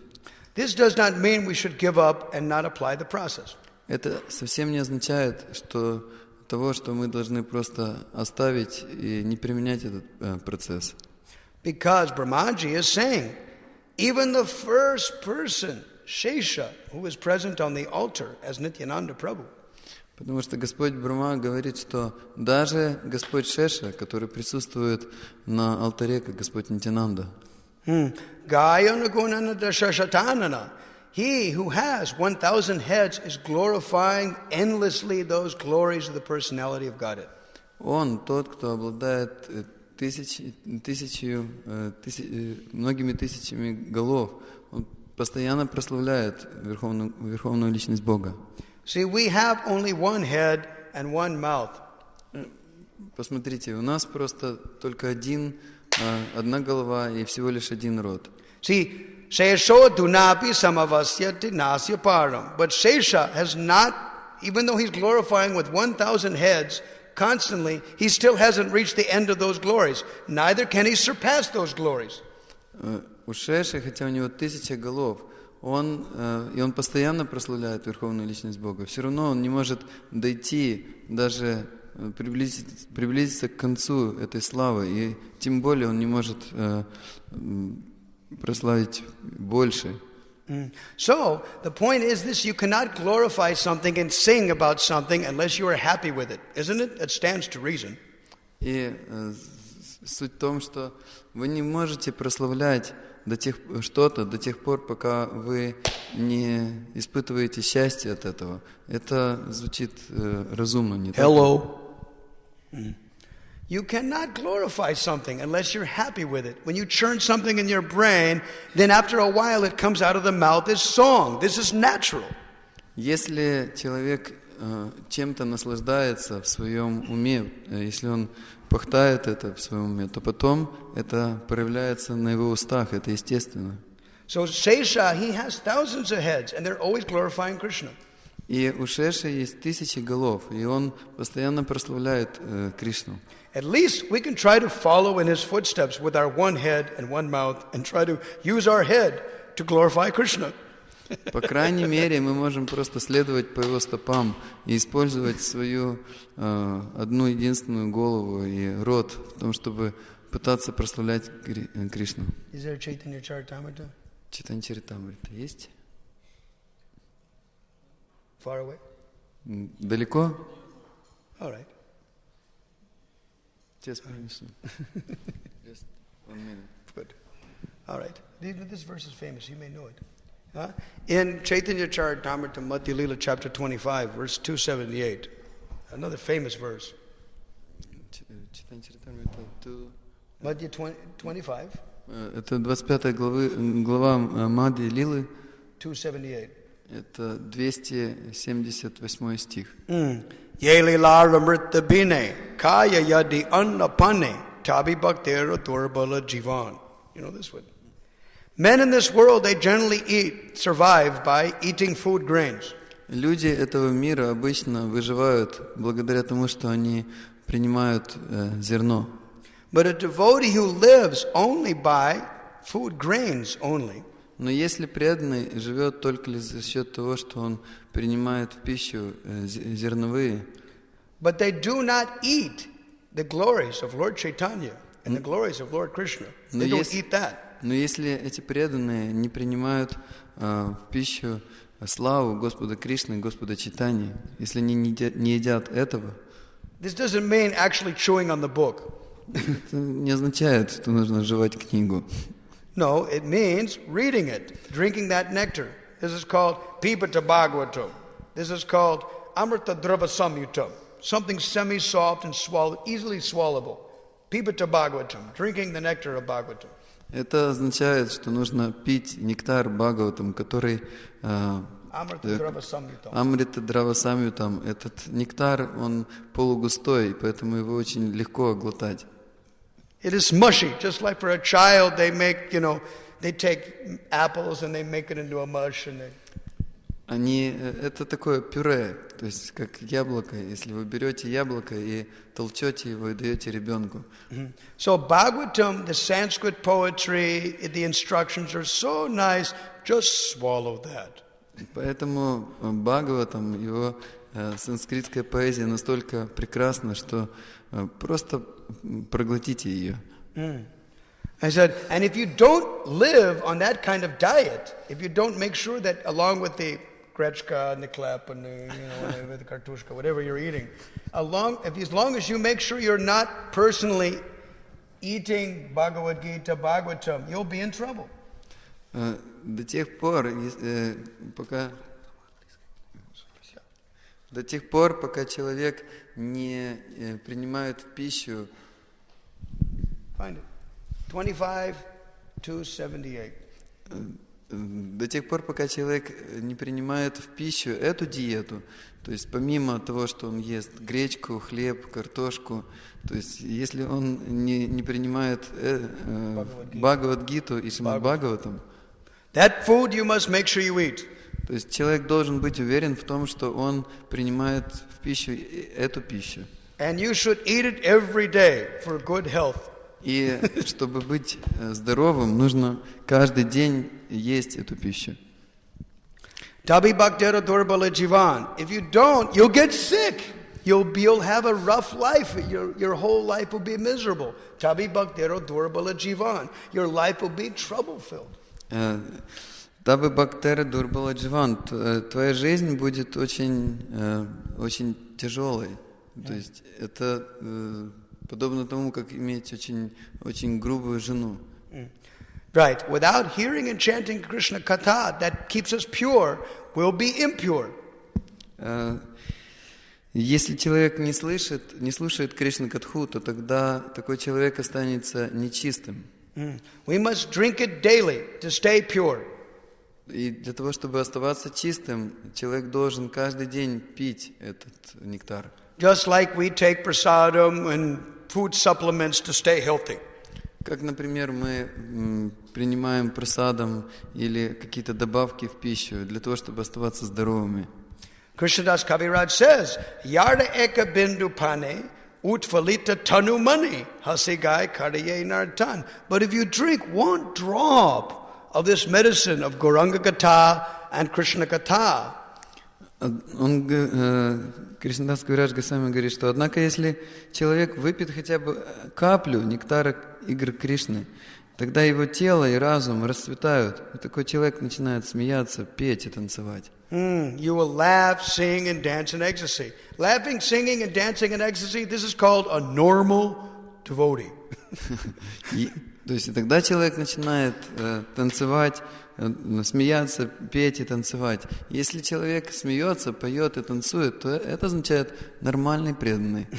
And if you're not laughing, singing, and dancing, because you're laughing, singing, and dancing mean you're relishing something in your life, you're applying something in your life, it's changed your life, and therefore you're laughing, singing, and dancing. То есть, если почему человек смеется, поет и танцует? Потому что он применяет что-то в своей жизни, и он испытывает счастье, поэтому он смеется, поет и танцует. So we must know that if devotees are depressed, if they're out of it in so many ways, then it must mean, well, they're lacking in application. Personally, he or she is just not eating that food of Gauranga and Krishna Katha enough. Если человек такой в депрессии, если преданный с кислым лицом, то это просто означает, что он или она не пьют эту пищу, и поэтому они не получают достаточно этой пищи. Either they didn't get association that inspired them to drink it, либо они не получают такого общения, которое будет вдохновлять их на то, чтобы петь, то есть пить этот нектар и воспевать. Or out of their own hridaya durbalyam, their own weakness of heart, somehow they did not grasp the nectar. Либо же просто вследствие их каких-то слабостей сердца, хридая дарбалям, они не способны воспринять этот нектар. Therefore, Brahmaji says, he says there,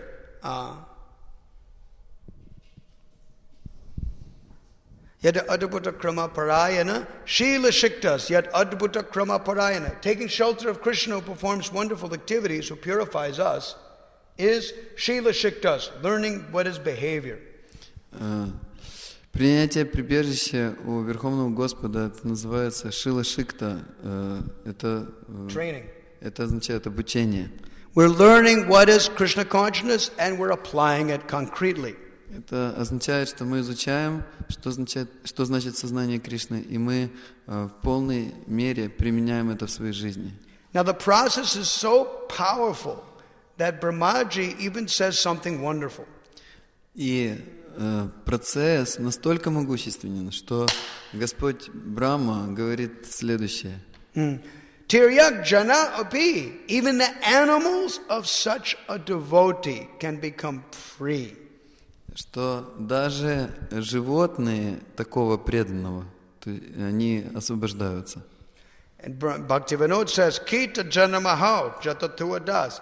Even if I had to take birth as a bug, as a worm, in the house of a devotee, that's not bad.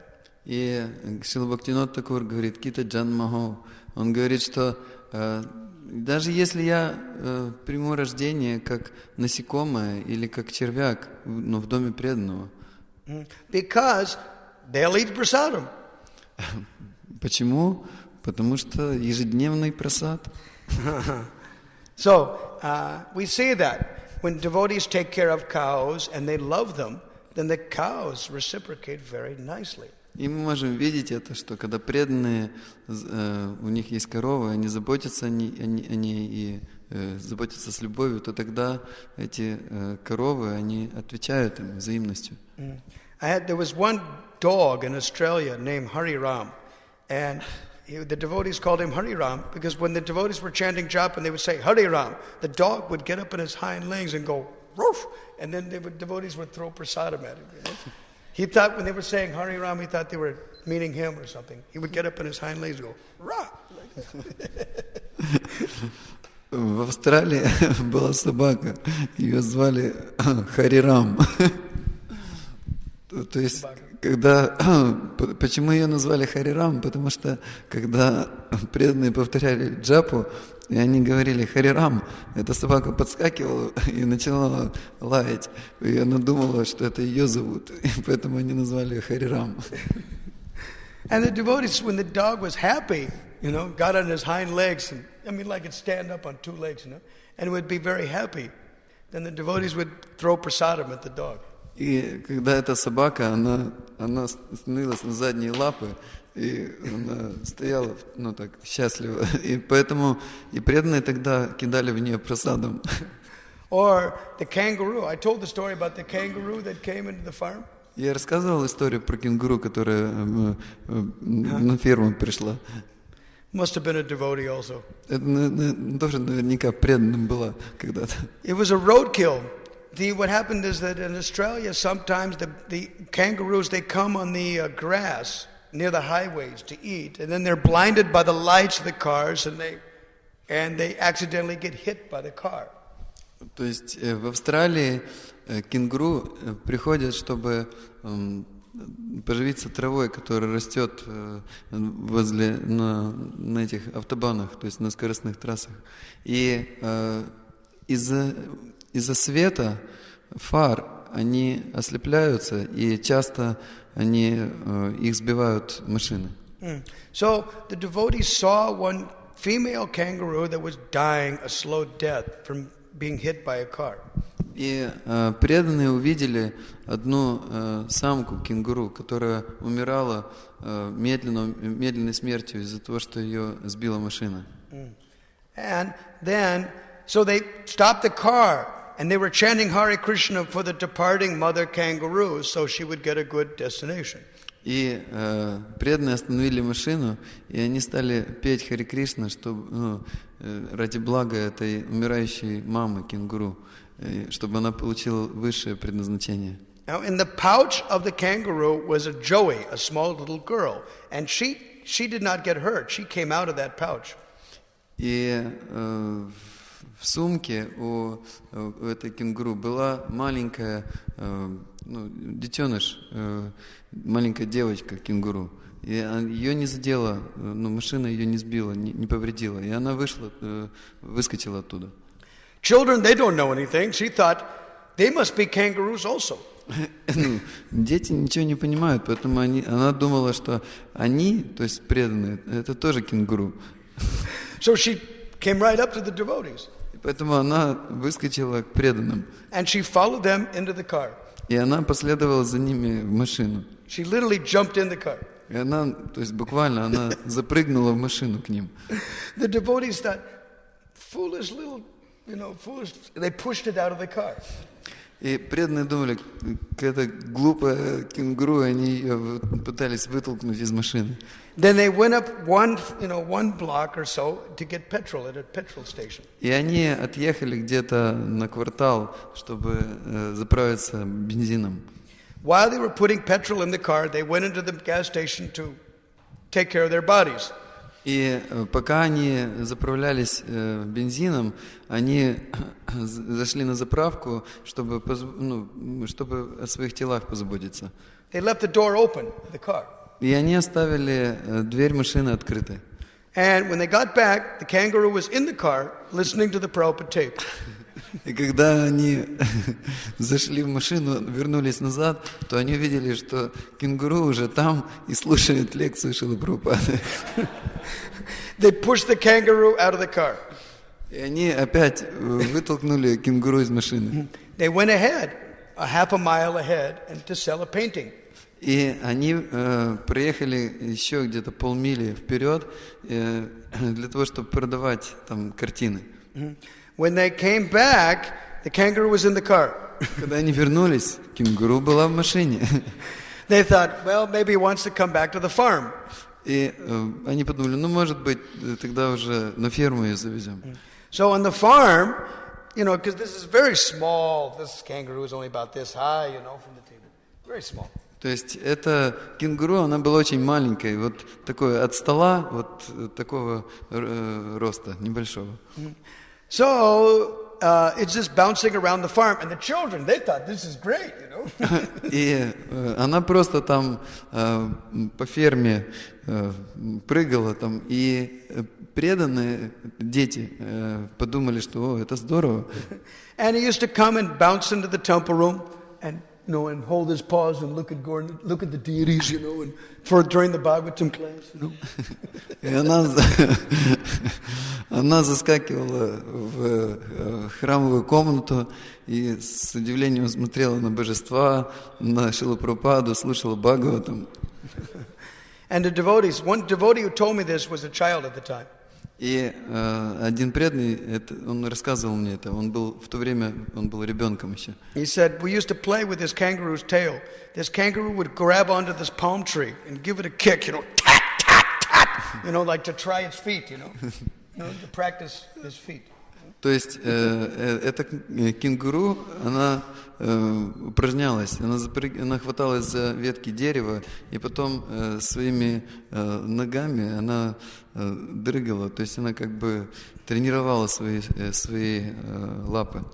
And while she was busy with that, the devotees would grab her tail. The children would grab her tail. И пока она этим была занята, дети хватались за ее хвост. She would be disturbed by that, and she would turn around and grab the kids with her two paws and go tat tat tat and give them a kick. И это ее беспокоило, поэтому она хватала своими лапами детей и их пинала потом. And the kids would just laugh, she couldn't do anything, she was too small, То есть, она ничего не могла им сделать, потому что она была слишком маленькой, но и дети этим развлекались. Janananda tells us stories in Malaysia of a cow named Vishaka that would come to Mangal Artik every day and cry. Janananda. Janananda рассказывал, что Malaysia. В Малайзии была корова, которая приходила на Мангаларати. И каждый день плакала. Yeah, and she would sit in Bhagavatam class with the ladies. Она сидела на Бхагаватам вместе с женщинами. And if anybody spoke any language other than Tamil language, she would fall asleep. И если свисасаны давали лекцию не на языке тамил, то тогда она засыпала. But if they spoke in Tamil language, she would be fully awake the whole lecture. Но если кто-то рассказывал на тамильском языке, то она была в бодром состоянии всю лекцию. So these are devotees. There was no question. They acted like devotees. When you read about Jadabharata in the form of a deer and remain close to devotees. So these are some examples in Shastra. То есть нет сомнений, что эти животные были преданными. И мы читаем такие примеры в Бхагаватам. Джадабхарата в своей следующей жизни, он как животное, он все время оставался рядом с преданными.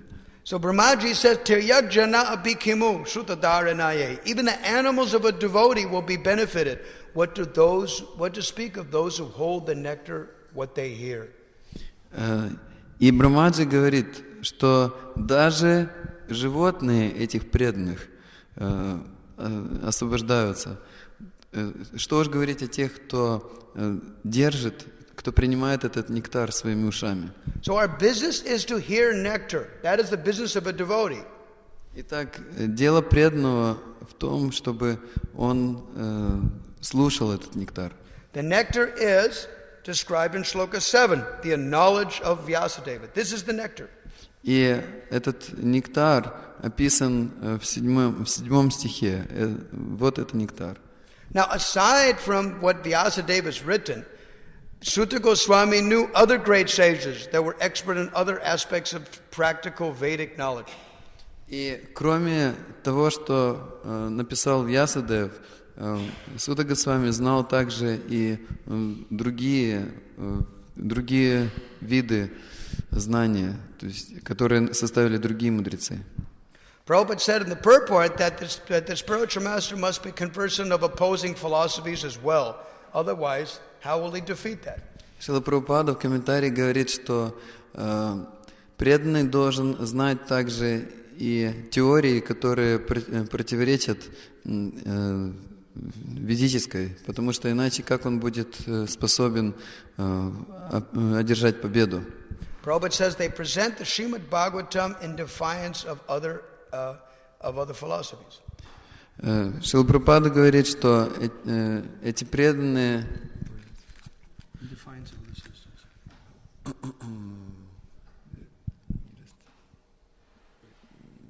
То есть Шрила Прабхупада говорит, что человек представляет может представить полностью теистические взгляды Бхагаватам с тем, чтобы победить одержать победу над другими системами. So he's conversant with so many practical knowledge that he can give to the students. Он очень хорошо знает все эти виды знаний для того, чтобы представить должным образом это своим ученикам. Then in Shloka 8 it says, because he was a submissive student, none of this made him proud or puffed up or whimsical. This knowledge made him perfectly humble. И дальше в 8 стихе говорится, что поскольку он был смиренным, то есть поэтому духовные учителя даровали благо, то есть это знание сделало его смиренным. Humility, this is not foolish humility, this humility born out of knowledge. Это не какое-то глупое смирение, это смирение, которое родилось в результате знания. Humility is good, but humility is sustained by transcendental knowledge. Смирение – это хорошо, но смирение, которое поддерживается, подкрепляется трансцендентным знанием. Hitopadesh says, В Гитападеш говорится, Vidyam dadati vinayam. Knowledge means it will bestow upon you humility. Там говорится, что знание дарует человеку смирение. Vinayat yati patratam. When you actually become humble, then you can become a holding pot, a receptacle, a holding container. И если человек становится смиренным, то тогда он превращается в сосуд, который может принимать это знание. The nectar, it doesn't mean that nectar is going through your ears and it goes out the other ear while you're sleeping. No. Нектар это не означает, что вы услышали в одно ухо, и потом, когда вы спите, он вытекает через другое. No, it means holding that nectar, Brahmaji says. Нет, Брахмаджи говорит, что это означает, что человек должен держать, то есть хранить этот нектар. Shrutadharana. And if you hold it, then you can churn it in your brain and get realization. Then you can sing it. И если человек хранит этот нектар, то тогда он способен пахтать его, и потом этот нектар выходит из его уст. By holding it in your brain, Shrutadharana, by holding what you're hearing, you're thinking about it, relishing it again and again, and it comes out as song. How nice. И если человек Шрутадарана, если он слушает этот нектар, он хранит его, думает о нем, наслаждается им, то тогда он потом выходит из его уст. And this means hasi gai karaye nartan. You will laugh, you will sing and dance in ecstasy, like normal. И это означает, что такой человек будет хаси гай карае нартан, будет улыбаться, будет, то есть он будет смеяться, будет петь и будет танцевать. Это нормально, это норма. But you be humble. Vinayat yatri patratam. Но человек должен быть смиренным. Винayat yatri patratam. Patratvat dhanam apnoti. When you actually hold this nectar, you become rich. И когда человек хранит этот нектар, то тогда он становится на самом деле богатым. You have realization. У такого человека есть осознание. It also means yasmin vigyate sarvam evam vigyatam bhavanti. It means that when you understand Krishna, all other subordinate knowledge goes along with it. Это означает, что если человек знает Кришну, то тогда он знает и все остальные предметы, которые являются подчиненными этому главному предмету. Yasmin vigyate sarvam evam vigyatam bhavanti. Right. Subordinate knowledge comes along with it. То есть знание, которое является подчиненным, приходит автоматически. What does that mean? Что это значит?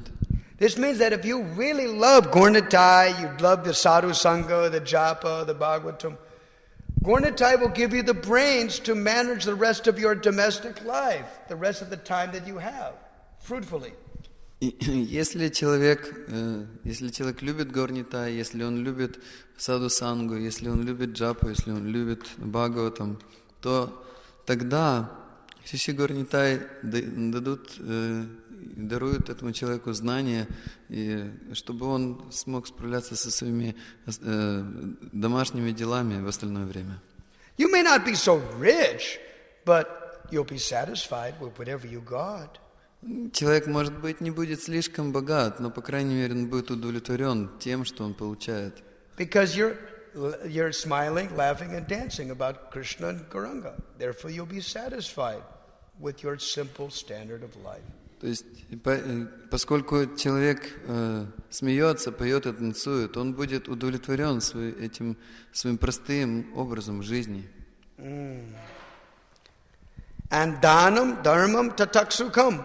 With that wealth of realization, and you can maintain your religious occupational duty. И благодаря этому богатству осознания человек сможет поддерживать и хранить свои религиозные обязанности. Tataksukam, then you'll be peaceful, happy, content, no anxieties, no worries.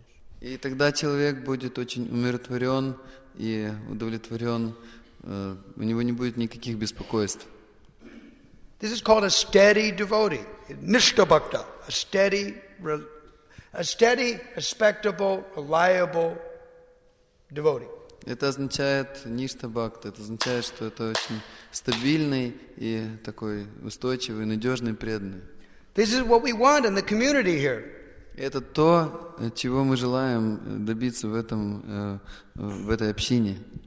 Because as it says here, Bruyu snigdasya shishyasya, when a devotee is just like that, you have those qualities of a genuine disciple. Если человек именно таков, когда он обладает качествами истинного ученика. You're showing it. It's not just simply on occasion. You're stably showing those good qualities continually. Это не означает, что человек иногда проявляет эти качества. Это означает, что человек стабильно, постоянно проявляет эти качества. This is mentioned in Canto 3, chapter 32, verse number 41 and 42. Это упоминается в 3-й песне, 32 главе, в 41 и 42 стихе. The word there is used, diatam. The spiritual masters are impelled to show compassion upon that candidate because they have such good qualities. И тогда духовные учителя, они просто вынуждены давать свои благословения такому ученику, который обладает такими замечательными качествами. Those two verses are very good. Эти 2 стиха очень хороши. Actually, 39, 40, 41, very good. 3:32, 39, 40, 41. 32 глава 3 песни, 39, 41 и 42 стихи. They're in the same category. Они все в одной категории. They get all the favors bestowed upon a gentle disciple. Они, учителя, даруют все благословения такому искреннему ученику. Now, the Sevis of Naimisharanya says, therefore, you can tell us all that you've scientifically learned from them. И поэтому здесь мудрецы Наймишарани говорят, что поэтому ты можешь передать нам все, что ты получил. Ты способен раскрыть нам все, что они научно объяснили тебе. And this is very common in the Bhagavatam. И это очень распространено в Бхагаватам. Just like when Vidura was with Uddhava. Как, например, когда Видура был с Удавой. He said, they must have had wonderful, wonderful conversations, these great sages and saintly persons. What did they say? What did they say? You know? Он сказал, эти мудрецы, у них, наверное, было очень хорошее обсуждение. Что же они сказали? Что же они сказали? This is nice. See, you can tell us, the sages of Naimisharanya said, you're so elderly, you're so learned, you're so humble, you're so qualified. You can give it to us. И это то, что здесь эти мудрецы говорят тоже. Они говорят, что ты такой уважающий, то есть ты старше, ты очень много знаешь, ты такой смиренный, ты обладаешь такой квалификацией, ты способен дать это нам. Why would they want it?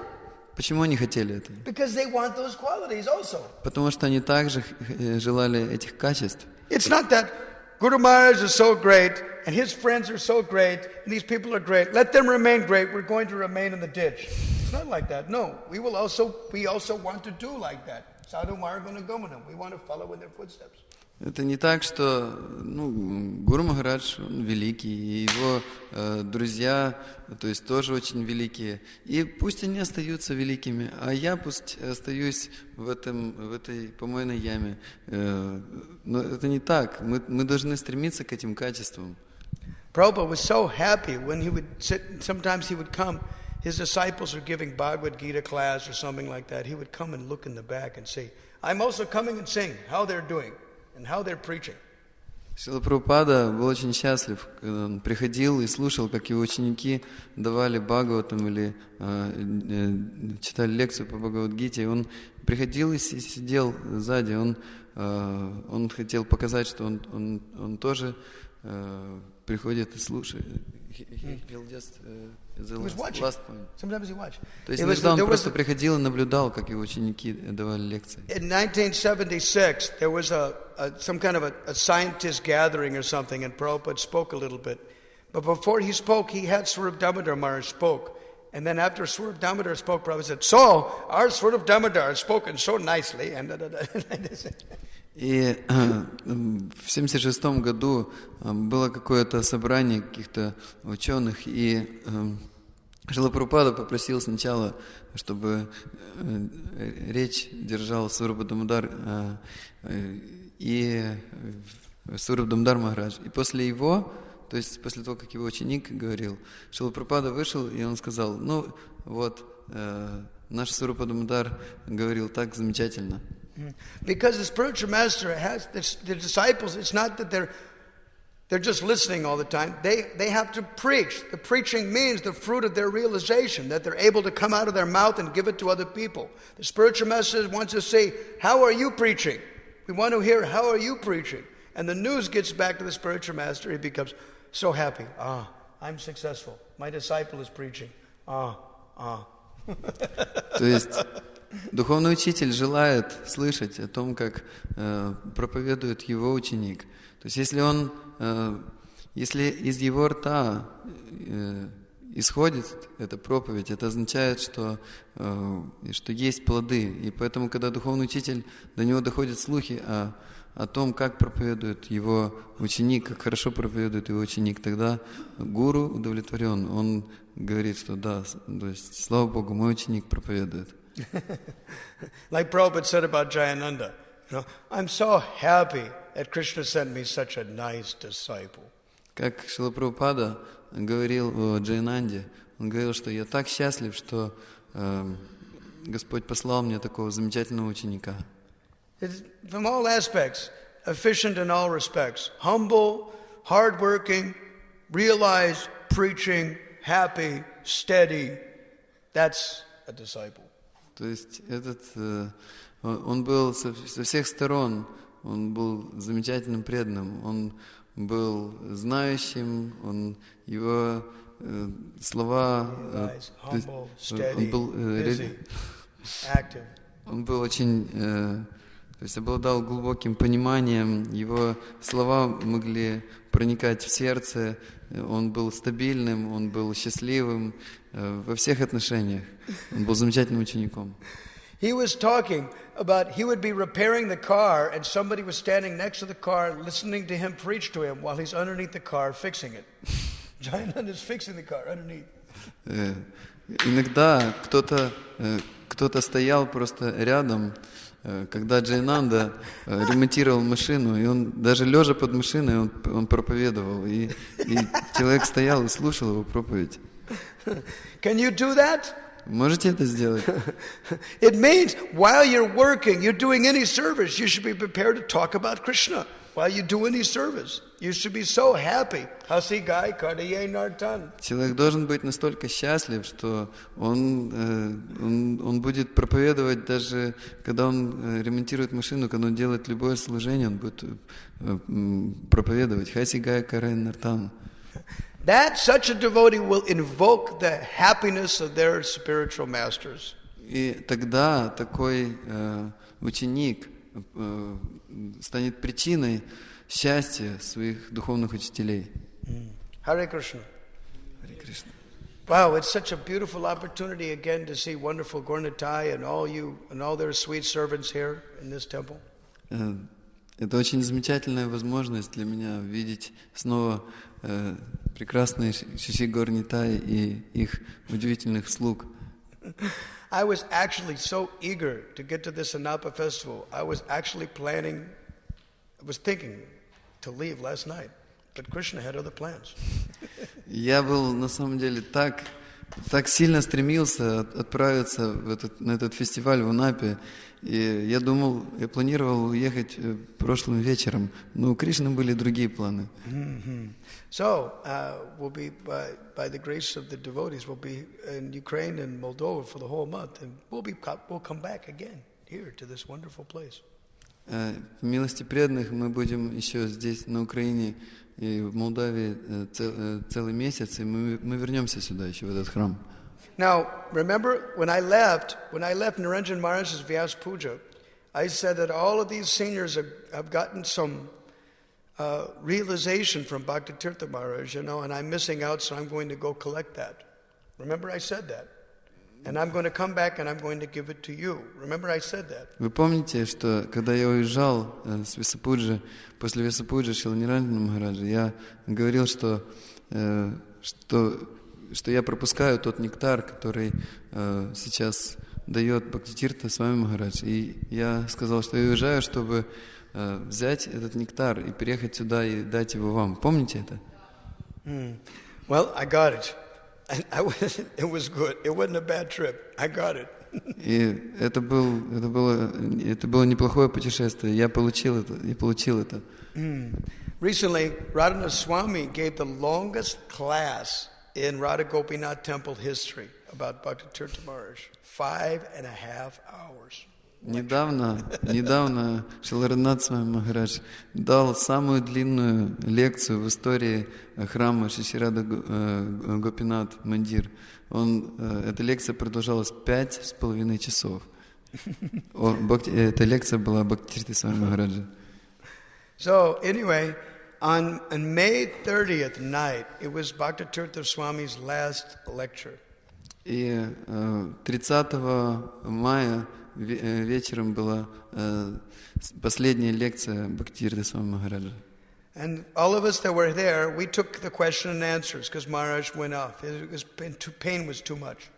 И поскольку боль, которую испытывал Махарадж, была слишком сильной, он был вынужден в конце уйти, и мы отвечали на вопросы. Then afterwards, we went to his house to talk with him a little bit more and take prasad. И затем мы отправились к нему в дом, чтобы принять прасад и поговорить с ним. So it was Bhakti Vaibhava Swami, Gunagrahi Swami, Radhanath Swami, Chandramoli Swami, and myself. Это были Гунаграхи Свами, Чандрамаули Свами, Бхакти Вайбхава Махарадж, Радханаth Свами и я. And so I asked Bhakti Tirtha Maharaj, I said, Maharaj, you've been traveling as a sannyasi for so long, like the wind. Tell us about balance. One of my favorite questions to ask about balance. How do you balance all of it? И я задал вопрос Бхакти Тиртхе Свами Махараджу. Я спросил: Махарадж, вы путешествовали по всему миру как ветер, и такое долгое время. Пожалуйста, скажите мне о балансе. Это мой любимый вопрос. Then his eyes went big, and he said, "You're looking at one of the most unbalanced of all of them. You are looking at one of the most unbalanced of all the sannyasis." Он сказал: ты смотришь, он говорил о себе, ты смотришь на самого несбалансированного среди всех саньяси. He was very humble. Он был очень смиренным. He said, I was traveling. He said, in the last few years, I was traveling, I was thinking I would cheat the travel agents by getting more stops on my round-the-world ticket. Он говорит, что он путешествовал, и он по всему миру он пытался обмануть эти авиакомпании, делая больше остановок, имея этот билет, кругосветный билет. But actually, I was just cheating my body. Но на самом деле я обманывал свое тело. He said, I would be in West Africa, and then I would fly to USA. And before my body got used to that time, then I'd jump on the plane and go to Australia. And I have to give 6 classes a day or something. It was too much. И он говорит, что я был в Западной Африке, и потом я отправлялся в Соединенные Штаты, и еще до того, как я привыкал к местному времени, я уже улетал в Австралию, и я давал каждый день около 6 лекций, и это было слишком для моего тела. He said, and I said, yeah. How do you balance all that? Yeah, how do you do it? How do you manage all that? How do you do it? Yeah. И я сказал, да, но как же ты с этим всем справлялся? Как это? He said, I'll never forget this. И он сказал то, чего я никогда не забуду. You just try to make the biggest splash you can, biggest impact in the Krishna consciousness of people, wherever you go, and whatever you say, and whatever you do. Ты просто должен попытаться сделать наибольший вклад, то есть в сознание Кришны людей куда бы ты ни отправлялся и что бы ты ни делал. Then, despite any mistake that may come in all that, your body, your health, your arrangements, managerially, there may be so many mistakes involved in doing that.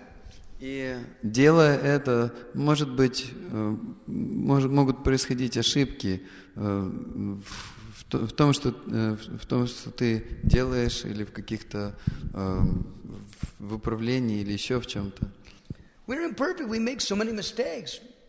Мы несовершенны, мы делаем множество ошибок, совершаем. But as long as the mood is to make the biggest impact on other people's Krishna consciousness. Но до тех пор, пока настроение таково, что мы пытаемся дать людям наибольший вклад в их сознание Кришны. And your own as well. И в свое собственное также. Then Lord Chaitanya and Krishna will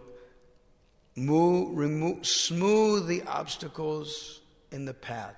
То тогда Господь Чайтанья постепенно Он уберет все препятствия на этом пути. Then we have no fear. И тогда у нас не будет страха. That doesn't mean we don't try to improve. No, we'll always try to improve and make the balance more properly balanced. И это не означает, что мы не совершаем попыток, чтобы улучшиться. Но это означает, что да, мы пытаемся сбалансировать все это, весь этот баланс. But if the balance is a little off still, but if the mentality is right, then Lord Chaitanya will protect his devotee. Но если даже баланса все равно еще нет совершенного баланса, то Господь Чайтанья все равно защитит своего, но настроение правильное, то тогда Господь Чайтанья защитит своего преданного. Shrutadharana means to hold some nectar when you get from a devotee, but that holding means you're ready to hold it for the rest of your life. That's it. You've learned something sublime, and it stays with you the rest of your life. Shrutadharana означает, что человек, который получает какой-то нектар от преданного, он держит этот и хранит этот нектар до конца своей жизни и наслаждается им. And such a beautiful instruction like that, it's something that you can strive the rest of the life to apply.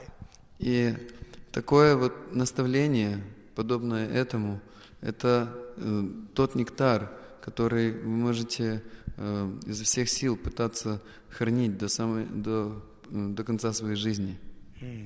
Харе Кришна. So it's nice to see all of you again. What a wonderful chance. Another month in Ukraine. Замечательная возможность увидеть всех вас вновь. Это замечательный шанс для меня еще целый месяц на Украине провести. I really like to see Gaura-Nitai in this beautiful outfit. Мне в действительности очень нравится Gaura-Nitai в этих одеждах. The Lord and shelter of all the Ukrainian devotees. Господь здесь предстает как прибежище всех украинских преданных. They should take photographs of these and give them as gifts give this as gift to the customs people or something like that. The real Gaura-Nitai, the real Ukrainians, the source of all the Ukrainians. Нужно сделать фотографии Шиши Gaura-Nitai и давать эти фотографии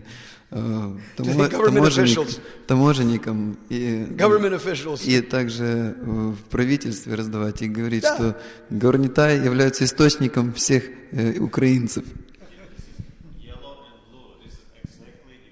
Yeah. That's my point. So you give it to the government officials. Here, we're giving you a picture of our deities, Our movement so much likes Ukraine, Just give this picture to, Chernenko and everybody else, Yushchenko and everybody. Нужно давать эти фотографии, раздавать в правительстве и говорить, что вот, смотрите, это вот фотографии наших божеств. Наше движение очень любит Украину.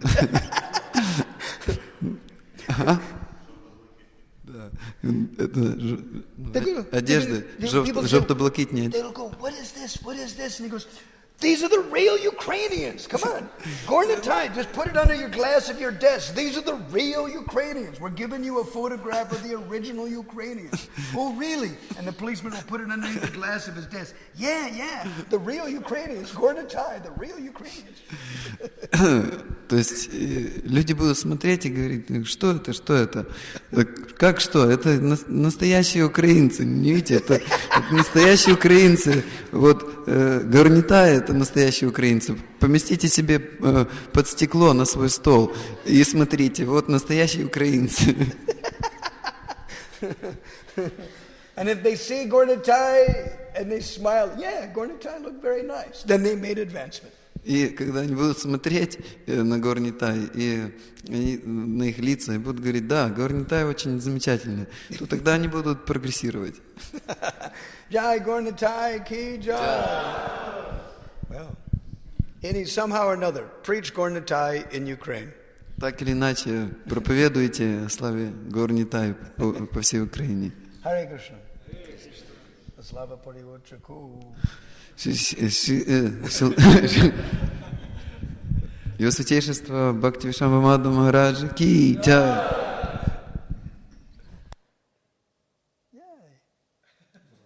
It wasn't too hard, was it? We tried to help you out. It's surprising what's going on. Now it's all right. Now it's working. Before it wasn't.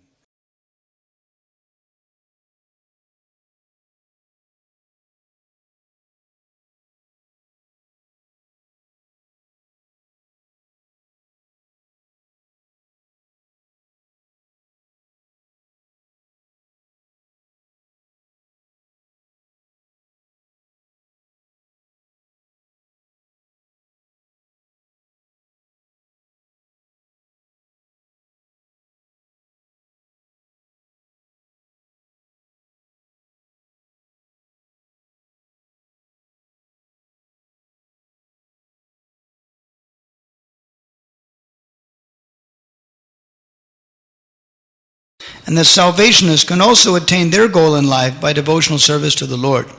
Те, кто трудится ради наслаждения плодами своего труда, могут достичь своих целей с помощью преданного служения Господу. То же самое относится и к тем, кто ищет спасения. The devotees do not want the fruit of results of their work, nor do they want any kind of salvation. Но преданным не нужны ни плоды их деятельности, ни освобождения. Они наслаждаются нектаром удивительных сверхъестественных деяний Господа. They relish the glorious superhuman activities of the Lord, such as his lifting Govardhan hill and his killing the demon Putana in infancy. Например, они наслаждаются нектаром удивительных сверхъестественных деяний Господа, таких как его детскими играми, во время которых он поднял холм Говардана и убил ведьму Путану. His activities are enacted to attract all kinds of men, karmis, jnanis, and bhaktas. Господь совершил эти деяния, чтобы привлечь к себе всех людей, карми, гьяни и бхакт. Because he is transcendental to all laws of karma, there is no possibility of his accepting a form of maya as is forced on the ordinary living entities who are bound by the actions and reactions of their own deeds. Трансцендентный ко всем законам кармы, он никогда не принимает материальных форм майи, как это вынуждены делать обыкновенные живые существа, скованные цепями своей деятельности и ее последствий. The secondary purpose of his appearance is to annihilate the upstart asuras and to stop the nonsense of atheistic propaganda by less intelligent persons. Вторая по значимости цель прихода Господа на землю – уничтожить самонадеянных асуров и положить конец вздорной пропаганде атеизма, которую ведут не слишком разумные люди. By the Lord's causeless mercy, the asuras who are killed personally by the personality of Godhead get salvation. По беспричинной милости Господа асуры, погибшие от Его руки, получают освобождение. The meaningful appearance of the Lord is always distinct from ordinary birth. Приход Господа на землю всегда исполнен глубокого смысла и не имеет ничего общего с рождением обыкновенных людей. Even the pure devotees have no connection with the material body. And certainly the Lord, who appears as he is in his Satchidananda form, is not limited by a material form. Даже чистые преданные не зависят от материального тела, не говоря уже о Господе, который приходит сюда таким, как Он есть, в своей изначальной форме Саччитананды, и не ведает ограничений, связанных с пребыванием в материальном теле.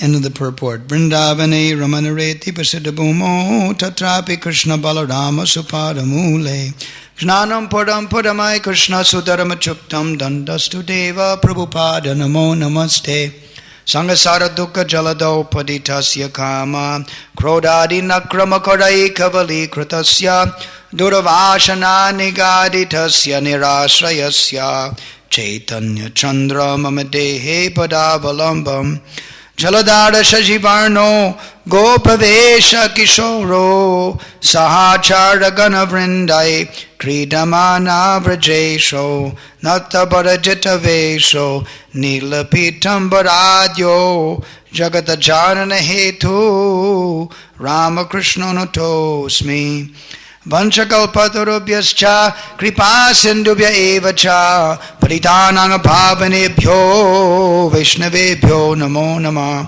Hare Krishna Krishna Krishna Hare Hare Hare Rama Rama Rama Hare Hare Ajasya janamod patanashanaya karmanya karatur grahanaya pungsham nananyatha ko harati deha yogam parogunanam utakarma tantram.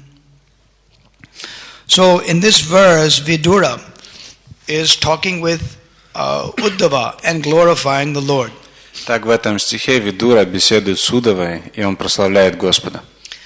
Vidura was forced by circumstances to quit his home and go on pilgrimage. В результате сложившихся обстоятельств Видура должен был оставить свой дом и отправиться в паломничество. And he did so in renunciation. Он сделал это в духе отречения. He was the minister. He was the council, the minister in charge of council for Dhritarashtra. Он занимал положение министра и советника во дворце у Dhritarashtra. When his council, which was suing for peace with the Pandavas, was not appreciated by Dhritarashtra's son, И когда его советы, которые призывали к тому, чтобы заключить какой-то мирный договор с пандавами, не достигли никакого успеха, то он просто оставил все. Then Duryodhan, who was offense personified and envious of others' good fortune, И затем Дурьодана, который был олицетворением оскорбления и беспокойств для окружающих, he mistakenly considered that Vidura has aligned himself with my enemies, the Pandavas, by discussing virtue or good over my plan. По своей ошибке Дурьодана заключил, что Видура на самом деле находится на стороне врага, и теперь он просто не думает о моем благополучии и делает какие-то интриги за моей спиной. Although Vidura was a superior, practically on the level of his father, Duryodhana threw him out.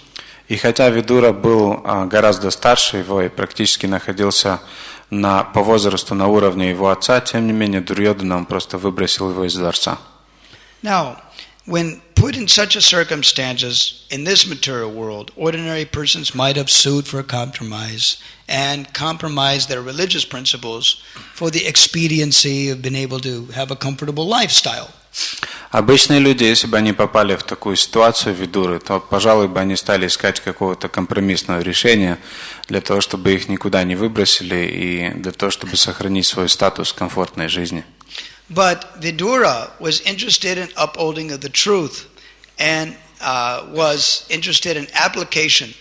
Но Видура, он был заинтересован в истине, поэтому он не хотел пренебрегать религиозными принципами, и он думал о том, как применять их в жизни.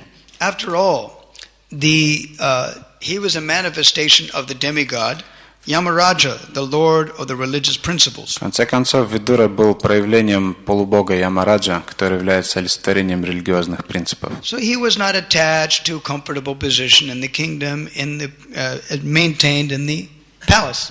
Поэтому он не был привязан к удобному положению в царстве и к тому, чтобы царский двор поддерживал его жизнь. It is one thing in the material world. It is rare in this material world to be morally unshakable. В материальном мире это очень редкое явление, когда вы нравственно непогрешимы. Because in Kali Yuga, all the principles have been compromised, and there's only one leg standing, which is truthfulness. На самом деле в Кали-югу всеми принципами пренебрегают, и остается только одна нога религии, на которой держится общество. And that is also shaking.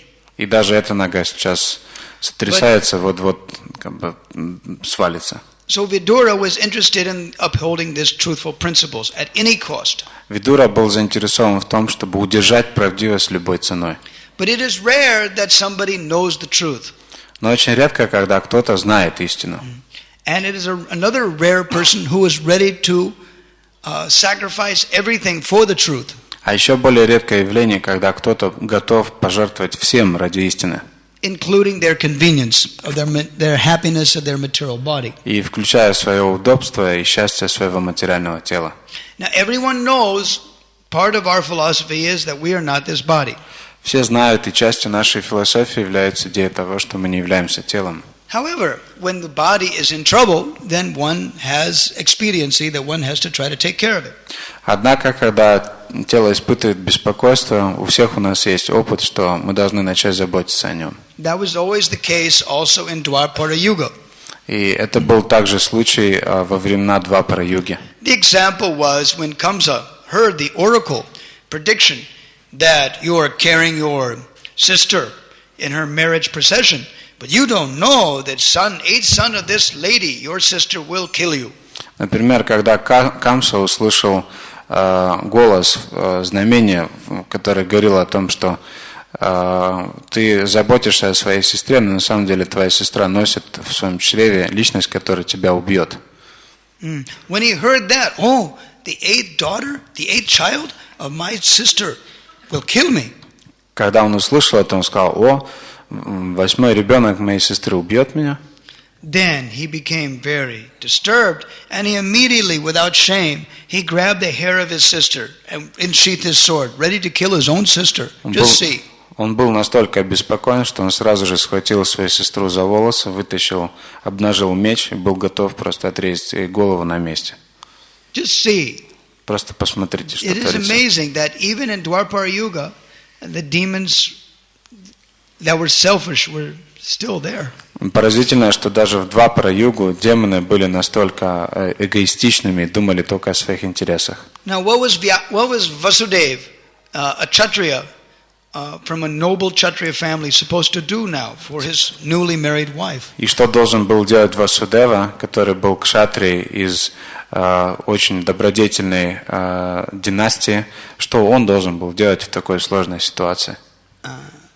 He thought, well, as Hitopadesa says, if something is destiny, then that will happen and cannot be otherwise. Васудев думал, что, как говорится в Хитопадеше, что если кому-то предначертано сбыться, то никто этому не может помешать. So, if the eighth child of my wife Devaki will kill Kamsa, then it will become a fact. It will, and so somehow or another, let us immediately promise anything and do anything to preserve my wife's health. Поэтому Васудева он подумал, что если предначертано, чтобы 8-й ребенок, мой ребенок, убил Камсу, это обязательно случится. Но сейчас я должен сделать все необходимое для того, чтобы сохранить жизнь своей супруги. He said, "Oh, she is a woman. She should be protected by you." И тогда он обратился к Камсе и сказал, что да, она женщина, ты должен ее защищать. She is innocent. She is not going to kill you. Она невинна, она тебя не убьет. Her eighth son is destined to kill you. 8-й ее сын должен будет тебя убить. Furthermore, I will deliver to you every single son born from her. Более того, я обещаю тебе, что я дам тебе всех сыновей, которые родятся из ее чрева. So, and because Vasudeva was very famous as a man who keeps his word, when Kamsa heard that, he thought, well, all right, why should I spoil my reputation and sin by killing her, my sister, on her wedding day? You know, what would the public think? You know. И Васудева был известен тем, что он всегда сдерживал свои слова. Поэтому Камса подумал, что что публика подумает вообще, что люди подумают обо мне, если я убью свою собственную сестру в день ее свадьбы. So we see that even in Dwapara Yuga, Vasudeva acted to protect the body of his wife. Таким образом, мы видим, что даже в Двапара-югу Васудева должен был действовать так, как он действовал, для того, чтобы защитить тело своей супруги. Although we know that the spirit soul is transcendental and distinct from the body, still there is a responsibility to manage things as far as one is possible, within one's strength. И хотя мы знаем, что душа отличная от тела, тем не менее, когда мы находимся в определенных обстоятельствах, нам необходимо действовать правильным образом для того, чтобы поддержать благополучие этого тела. When Duryodhana took his birth, there was inauspicious signs. Когда Дурьодана родился, на небе появились разного рода неблагоприятные знаки. There was jackals howling and winds and rain and horrible inauspicious omens. Шакалы выли, дождь лился, ветра поднимались очень большие, были ужасные просто знаки и знамения. So strange omens. Были такие страшные знамения. And Dhritarashtra asked in Mahabharata, what could this mean? What could all these strange signs mean? Дритараштра в Махабхарате он задается вопросом, что бы это означало все, что это может означать. And Vidura said, all these signs point that your whole dynasty will be destroyed by this one boy. И Видура тогда сразу же сказал, все эти знаки говорят о том, что вся твоя династия погибнет просто в результате вот этого одного малыша. You have 99 children, very beautiful boys. У тебя 90... You may leave this one for the sake of the dynasty and the other 99. У тебя 99 других детей, они все очень красивые, прекрасные. Ты можешь спокойно избавиться от этого одного для того, чтобы сохранить жизнь всем остальным. But Dhritarashtra did not heed the advice. Дритараштра не прислушался к совету. Out of attachment for the body. Из-за привязанности к телу. He was attached to the body of his child. Он был привязан к телу своего ребенка. So, but the throne was to be for Yudhishthira and the Pandavas. Но трон должен был принадлежать Юдхиштире и Пандавам. Because Yudhishthira took birth first. Потому что Юдхиштира он принял рождение первым. But Dhritarashtra thought, well, look, the throne actually belonged to me. I could not have it because I'm blind. It went to my brother Pandu, and now Pandu's dead. Why should it go to his sons? It should go back to my son. Но Дритараштра подумал, что трон принадлежал Панду, Панду сейчас умер, трон перешел ко мне, но я слеп. Но почему трон должен переходить теперь к сыновьям Панду? Пусть трон переходит к моим сыновьям. So that was the politics. Такова была политика. But Vidura always wanted peace within the family. Но Видура всегда хотел, чтобы в семье был мир. As did Bhishmadev and Dronacharya. Точно так же, как и Бхишмадев и Дроначарья. This is in knowledge that we are not this body. But even in royal affairs, they had respect for maintaining. Это знание о том, что мы не являемся телом, общедоступно. Но даже в царской семье, тем не менее, присутствует привязанность к телу. Just to set a good example for the human society. Просто для того, чтобы показать подобающий пример для человеческого общества. The goal of human society is to progress in devotion to the absolute truth, so that at the end of life one can think of the absolute truth and go to transcend the bodily conception of life. Цель человеческого общества заключается в том, чтобы в конце существования этого материального тела постичь абсолютную истину и осознать ее. For one who has that as the foremost goal of one's life, human life, then anything, happy, distress, good, bad, they can see it in terms of self-realization. Тот, кто сделал целью своей жизни познание абсолютной истины, все, что бы с ним ни случилось в жизни, хорошее, плохое или еще что-то, он всегда видит очень ясным образом свою конечную цель, не обращая внимания на внешние события. So because his advice was not heeded, and Vidura was thrown out of the house, he says, all right, I'm not attached to this royal opulence. I can think of the absolute truth and depend on him anywhere. Видура тогда подумал, что я дал им совет, они пренебрегли им. Так или иначе, я сосредоточусь на абсолютной истине сейчас, и пускай они делают то, что они хотят в любом случае. He was a man of integrity that was ready to follow the lifestyle dictated by his beliefs. Он был человеком целостного характера, и он всегда следовал своим внутренним убеждениям. See how rare that is? Знаете, насколько это редко? First rareness is that he knew the absolute truth.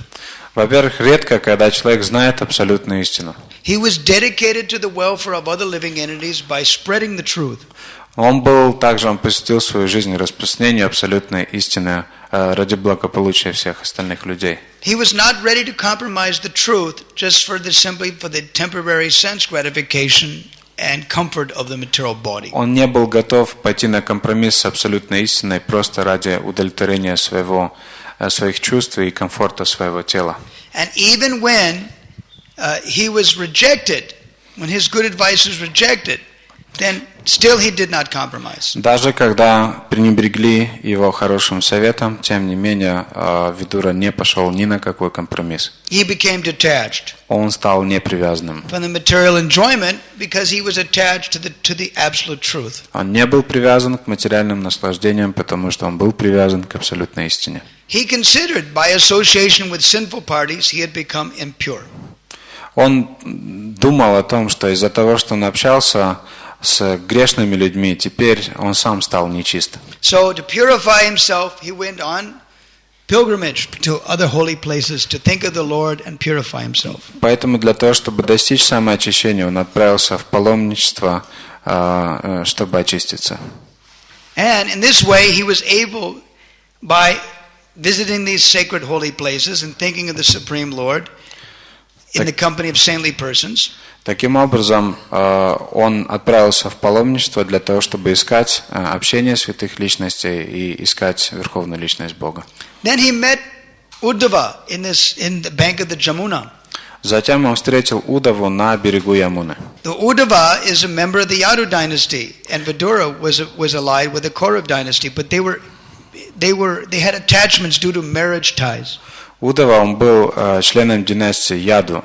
Видура был членом династии Кауравов, но они были родственниками. So after embracing each other and inquiring after each other's welfare, then they inquired about the welfare of wonderful persons in the dynasty. Обнявшись, затем поприветствовав друг друга, они стали спрашивать друг друга о благополучии членов своих династий.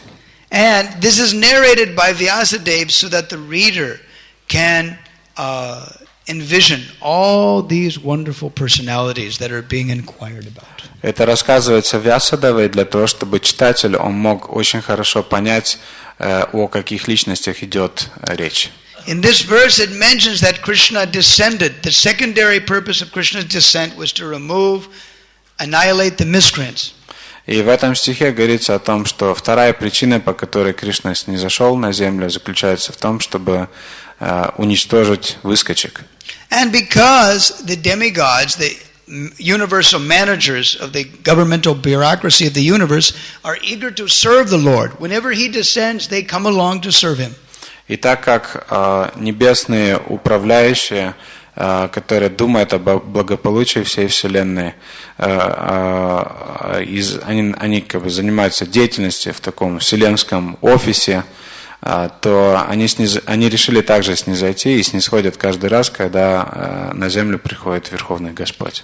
All of those personalities that Vidura was inquiring about were all very powerful demigods or great personalities from the heavenly planets. И все эти личности, о которых спрашивал Видура, на самом деле были великими полубогами, которые снизошли с райских планет.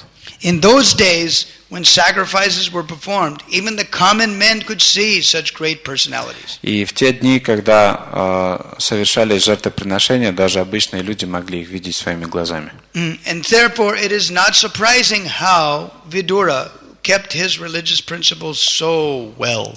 Поэтому неудивительно, что Видура идеальным образом следовал своим религиозным принципам. So he was detached because he was attached to remembering the Lord.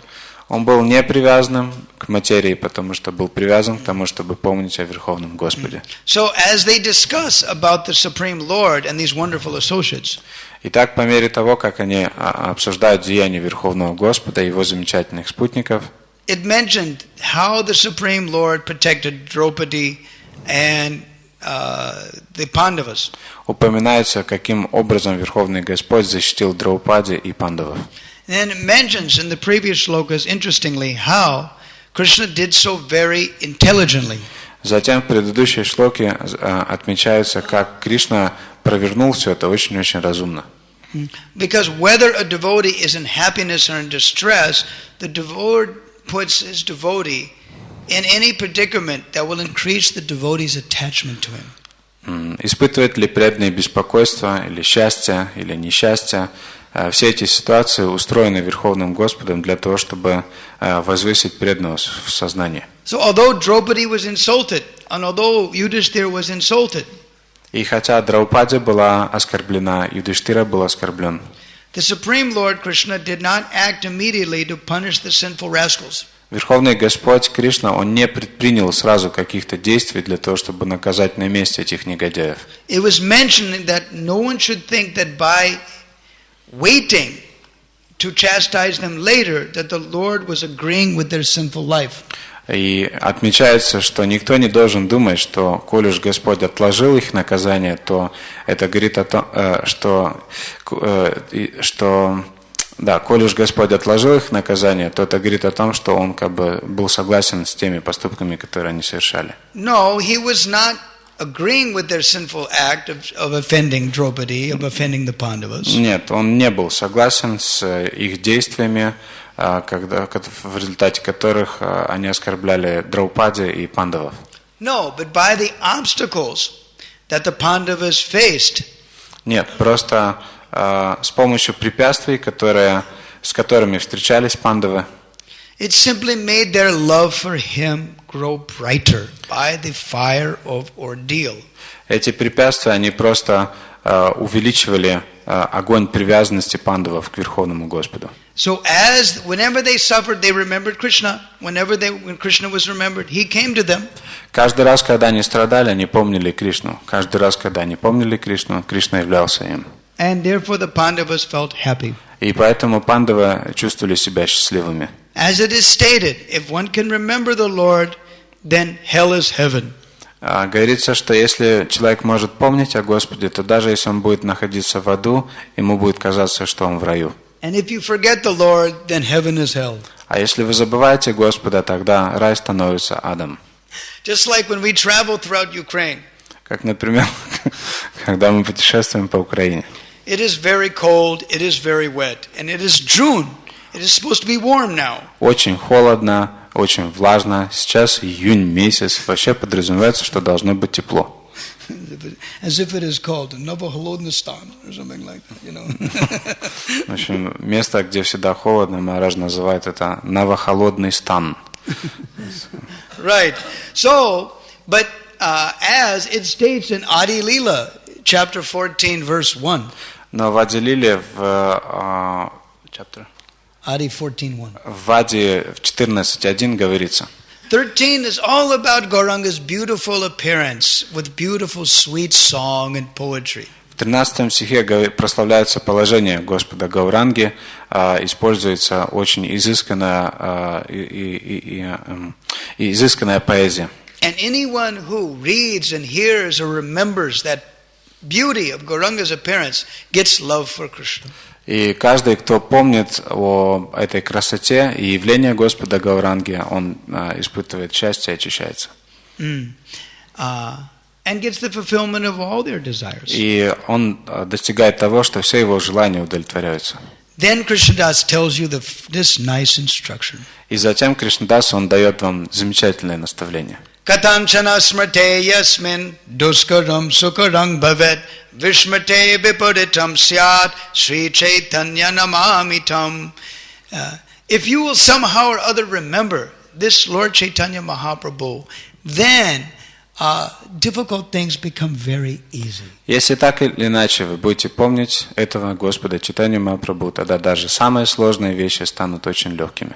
Vishmate viparitam syat. And if you will forget him, the opposite will happen. Но если вы забудете его, то случится противоположное. Easy things become very difficult. Тогда даже легкие вещи становятся очень сложными. Sri Chaitanya Namamitam. Therefore, we offer our respects to that Chaitanya. Шри Чайтанья Намамитам. Поэтому мы предлагаем почтение этому Шри Чайтанье. Why does Krishna do this to his devotees, you may ask? Вы можете спросить, почему Кришна делает так со своими преданными? Why did Krishna do this to the Pandavas, to Draupadi? Почему Кришна поступил так с Пандавами и с Драупади? First thing is, for Shudras, it is very entertaining. Politics, intrigue, war, romance, scandals. Во-первых, нужно понять такую вещь, что шудрам всегда очень интересны те события, когда есть много политики, много разных интриг, много разных каких-то завернутых сюжетов. Kalo Shudra Sambhava. In Kali Yuga, every one of us come from Shudra background. Калау Шудра Самбхава, и в Кали-югу все мы имеем происхождение шудры. Therefore, to try to attract us, Vyasadeva has put it in very nice poetry to attract. It's better than any movie, better than any video. Поэтому для того, чтобы привлечь наше сознание Вясадева, он написал это настолько привлекательным, чтобы это было поинтереснее любого театра или кино. Before the days of video, before the days of movies, people, the traders would come in the evening in the village center and watch dramas based on this book, Mahabharata and Bhagavatam. Еще до того, как наступила эра видео, эра кино, люди, они собирались в деревнях по вечерам и смотрели разные спектакли, где разыгрывались сцены из Махабхараты, из Рамаяна. And from the eldest grandmother and grandfather down to the small children, all would be mesmerized. What will happen next? What will happen next? И когда дети, они слушали свою бабушку или своего дедушку, то они слушали с открытым ртом и всегда хотели узнать. Они хотели узнать, маленькие дети слушали свою бабушку, дедушку и хотели узнать, что же будет дальше, что же будет дальше. And then they will not leave it. Но дедушка не заканчивали рассказ, вернее, заканчивали внезапно рассказ. And that's nice. You mean that they didn't leave it? That the topics, the narration, the book. They ended or they continued? They will just continue to read it. И дедушка или бабушка, они просто продолжали рассказывать и рассказывать все время. They will watch it. They will never give it up. А дети смотрели непрестанно и никогда им не наскучивало. By hearing the topics of devotees of substance, who always thought of Krishna despite the obstacle, it is a victory for bhakti, a victory for devotional service. Если мы слушаем о деяниях преданных, вы никогда не будете уставать, и на самом деле это является признаком бхакти, признаком преданности. In the Harmonist in 1927, в 1927 году в журнале «Гармонист» Bhaktisiddhanta Saraswati Thakur wrote, Бхактисиддханта Сарасвати Такур написал, that Hiranyakasipu, by his negative propaganda, he established the glories of Nrsimhadev. Very nice. Что Хираньякашипу за счет своей негативной пропаганды установил славу Нрсимхадевы, вернее, отрекламировал славу Нрсимхадевы идеальным образом. So this, we always have the villains. They have Dhritarashtra and Duryodhana and the villains that cause problem to the saints. То есть мы всегда имеем вот таких негодяев, которые причиняют проблемы Дритараштре там, или другим каким-то возвышенным личностям. То есть всегда есть такие виновные, как бы негативные герои. And we all know, all of us devotees, we all knew what happened. Well, there was 18 days, there was a fight, the Pandavas won, and everybody, and the kingdom went back to Yudhishthira. We all know that. И мы все знаем, что, 18 дней все длилось, всех перебили, все наладили, мы все знаем. Some devotees, that's enough, and they'll read Bhagavatam, and they don't even touch Mahabharata. Для некоторых преданных это достаточно. Они прочитают, они прочитают один раз Махабхарату, и все, больше не будут к ней прикасаться, они будут просто дальше изучать Шримад Бхагаватам. But because Bhagavatam just tells you the concentrated nectar and does not get into the detail. Но так как Бхагаватам рассказывает вам просто такой сконцентрированный нектар и не рассказывает о деталях. The detail was given because Vyasadeva had to keep speaking to give Ganpati something to write about. And Ganpati had to understand it first before he could write it. And this way they kept going. Но детали были даны для того, чтобы просто держать Ганапати занятым, потому что Ганапати должен был все время писать. И поэтому Вьясадева он все время использовал какую-то сложную деталь, и Ганапати, прежде чем записать ее, условие было такое, что он должен был понимать, о чем он пишет. Поэтому Вьясадева все время оперировал какими-то сложными деталями. This is why the detail was given for all of us. Именно поэтому все эти детали также были даны и нам. So, it's interesting. The details still are quite interesting. Итак, эти детали достаточно очень интересны. And when you're in the midst of Novy Holodnastan in the winter time or something like that here, you know, when there's... И вот, когда вы находитесь в такой стране, как там холодный стан, то... And if you have a few hours to spare to leave the boundaries of your room, и осталось всего лишь несколько часов для того, чтобы уехать из своей комнаты. or if your work in this place is making you a little crazy, then you can read Bhagavatam and Nectar Devotion and go to Vrindavan and go to... Или если вы просто работаете, и эта работа сводит вас с ума, вы можете в любой момент остановиться и взять и начать немного читать Бхагаватам или Нектар преданности или еще какую-нибудь книгу. I'll never forget that once in May, I think it was April or May of 1998. Я никогда не забуду, однажды в 98 году, в апреле или в мае месяце, I was stuck in Delhi temple in the heat, waiting to get 2 visas for Ukraine and Russia, back to back. я застрял в Делийском храме, потому что мне нужно было получить украинскую визу и российскую визу, и пришлось ждать 2 недели. So while I was waiting, I bought a set of Mahabharata for Niranjan Maharaj. И вот в то время, пока я ждал, то я купил целый набор Махабхараты для Ниранджана Махараджа. So one night I thought, let me read something. И однажды вечером подумал, надо бы почитать что-нибудь. Let's get into some action, you know. Давайте-ка, нужен какой-то экшен. So we opened up to the sections, the war is just going to start. И я открыл на той главе, где вот война только-только начинается. So I looked at my watch, it was 7 o'clock at night. You know? Посмотрел на свои часы, всего лишь 7 часов вечера. 3-4 hours before sleep, okay. Ладно, 2-3 часа до сна, ничего. So I started to read. Начал читать. And it just like pulls you right in. Это просто втягивает вас на страницы этой книги. You just like, you know, and just like reading and reading and reading. And then after a while I looked at my watch and I go, whoa, it's 3 o'clock in the morning. И через короткое время я посмотрел на часы и подумал, то 3 часа утра. Mangalartik's in an hour and a half. Через 1,5 часа Мангаларати And I didn't начинается. sleep all night. Я всю ночь не спал. And I thought, wow, this book is really powerful. Я подумал, да, эта книга на самом деле очень могущественна. But what is the purpose of such thing? Но в чем смысл таких книг? To give us a little taste for Krishna and his devotees. В том, чтобы дать нам немного вкуса о Кришне и вкуса по Кришне и его преданным. Because as it says here in the purport, not only Krishna's body, Sachidananda Vigraha, and his activities are not ordinary karma. Потому что здесь говорится в комментарии, что Кришна, он является Саччитананда, он обладает трансцендентным телом, и его деяния также очень трансцендентны.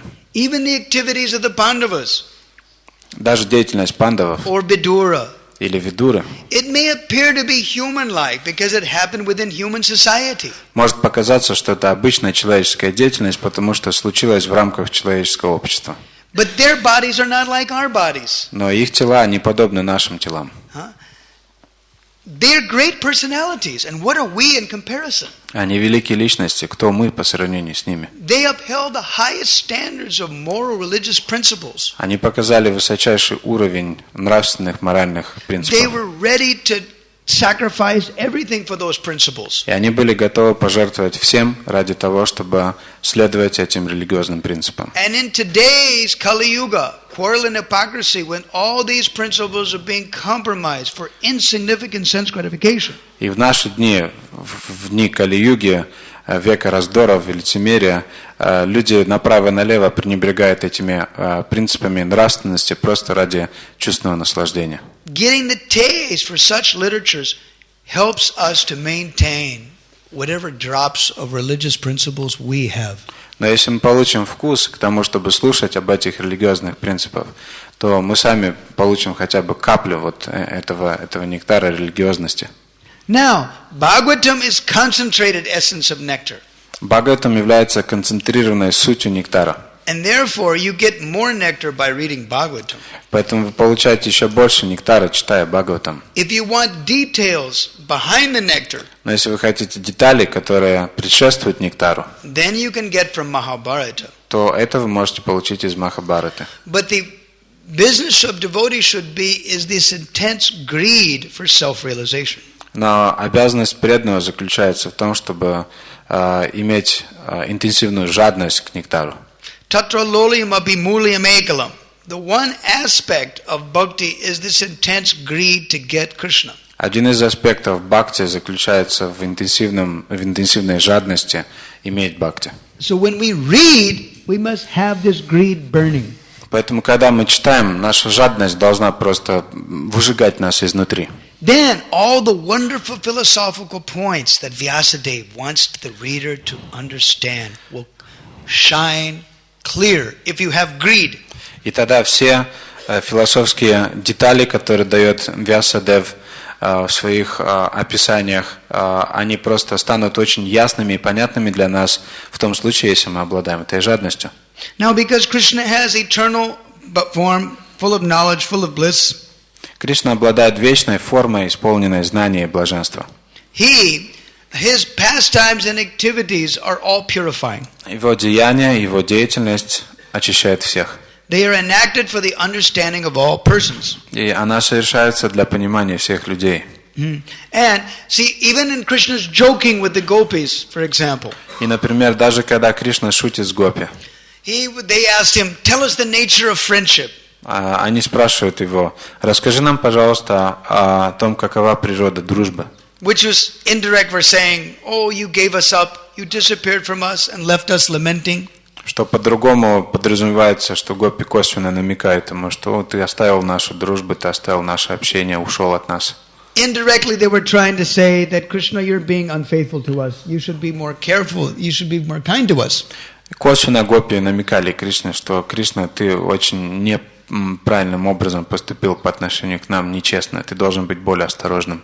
And not only us, but all the rest of the Vrajavasis, they've given everything unto you. And you... Не только по отношению к нам, а также по отношению к самим Бриджабасе. Они все ради тебя оставили. And you run away to Mathura to kill Kamsa and so many demons. А ты убежал в Мадхуру, там, убивать Камсу и других демонов. Don't you care about us anymore? Тебе что, нет больше дела до нас? You're surrounded by all those girls that are your queens in Dwaraka. Don't you care about us anymore? Тебя окружают все эти прекрасные девушки, царицы Двараки. Тебе больше разве нет дела до нас?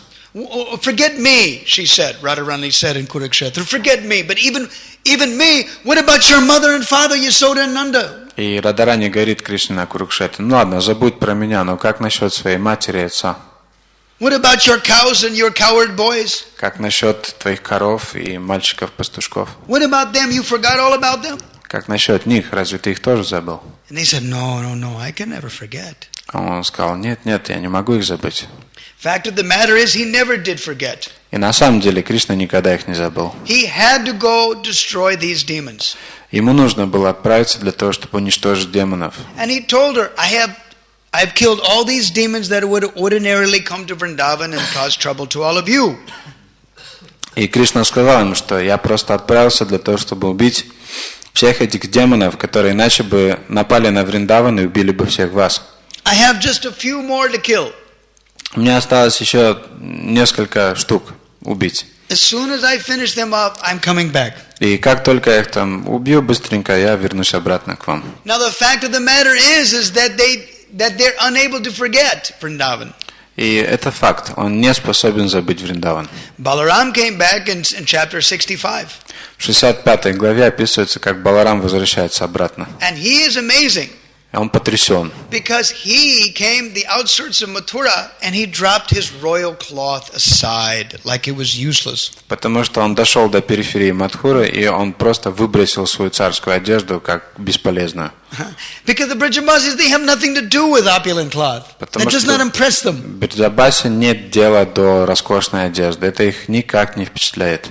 When Yasoda and Nanda went to Kurukshetra, Krishna was 125. He had already so many children, hundreds of children. Когда Нанда и Яшода отправились на Курукшетру, Кришне было 125 лет. К тому времени у него было сотни даже внуков.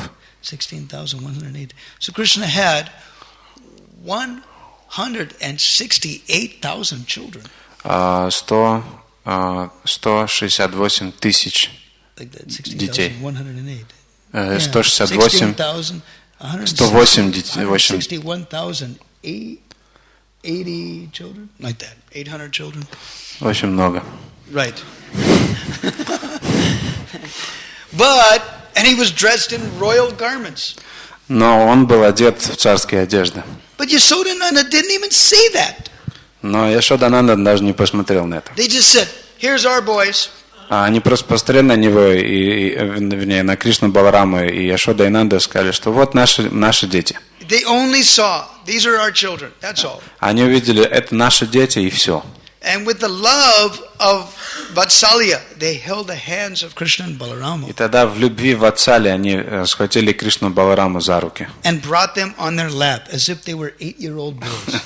И посадили к себе на колени, как будто бы им было всего лишь 8 лет. Then Krishna and Balarama cried oceans of tears, so that so much they could not even see it was described. Тогда Кришна и Баларам начали просто плакать. Говорится, что они пролили целые океаны слез, они ничего не видели из-за того, что все время плакали. Rohini went and grabbed the hand of Devaki and said, "Just look at this." Рохини подошла, схватила за руку Деваки и сказала, иди и посмотри на это. Look at this. Then when Devaki saw that, he thought, they never did this with us. Когда Деваки увидела это, она сказала, они с нами такого никогда не делали.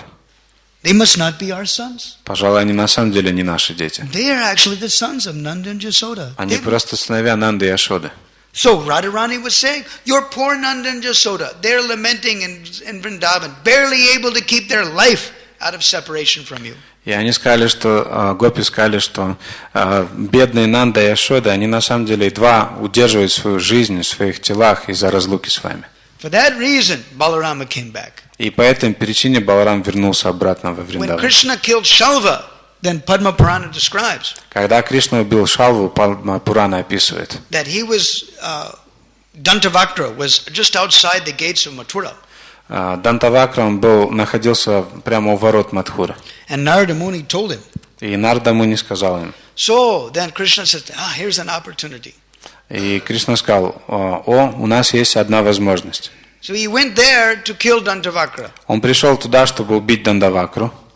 Then afterwards, he went to Mathura and stayed for 2 months. После этого он отправился в Мадхуру и жил там в течение 2 месяцев. And he dropped his royal cloth and ran into Vrindavan.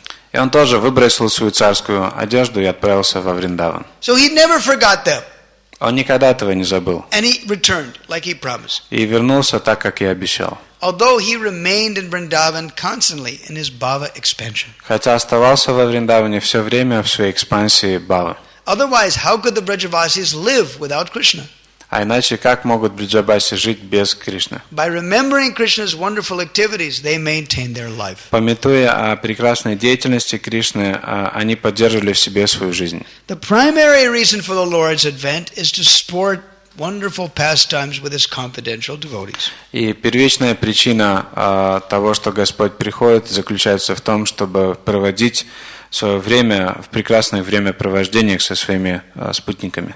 And because human beings like nice literatures of romance and nice literatures of war and intrigue and scandal and И так как живые существа любят разные скандалы, интриги, перипетии, therefore the Lord's activities appear to be like that, although they are transcendental. Поэтому деятельность Верховного Господа, она выглядит именно таким образом, хотя и является трансцендентной. In this way, those that are foolish, that are attracted to the path of karma, they will also become attracted by this thief. Таким образом, глупые люди, которые привлекаются путем кармы, такие вот повествования интересны для их умов, тоже будет им интересно. Их привлечет Krishna will это. steal their mind. Кришна украдет их ум. And if Krishna steals their mind, then the karmis become purified of their selfish desires to enjoy their karma. Если Кришна украдет ум таких карме, то тогда их умы очистятся, и они перестанут наслаждаться плодами своей кармы. Krishna's relationship with his devotees, such as Rukmini,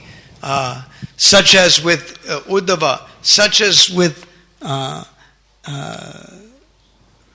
and these great sages, which are highly philosophical points. Взаимоотношения Кришны с Уддавой и с Рукмини, на самом деле в этих взаимоотношениях, в этих повествованиях содержатся глубоко философские определенные идеи. Like with Uddhava also. И с Уддавой.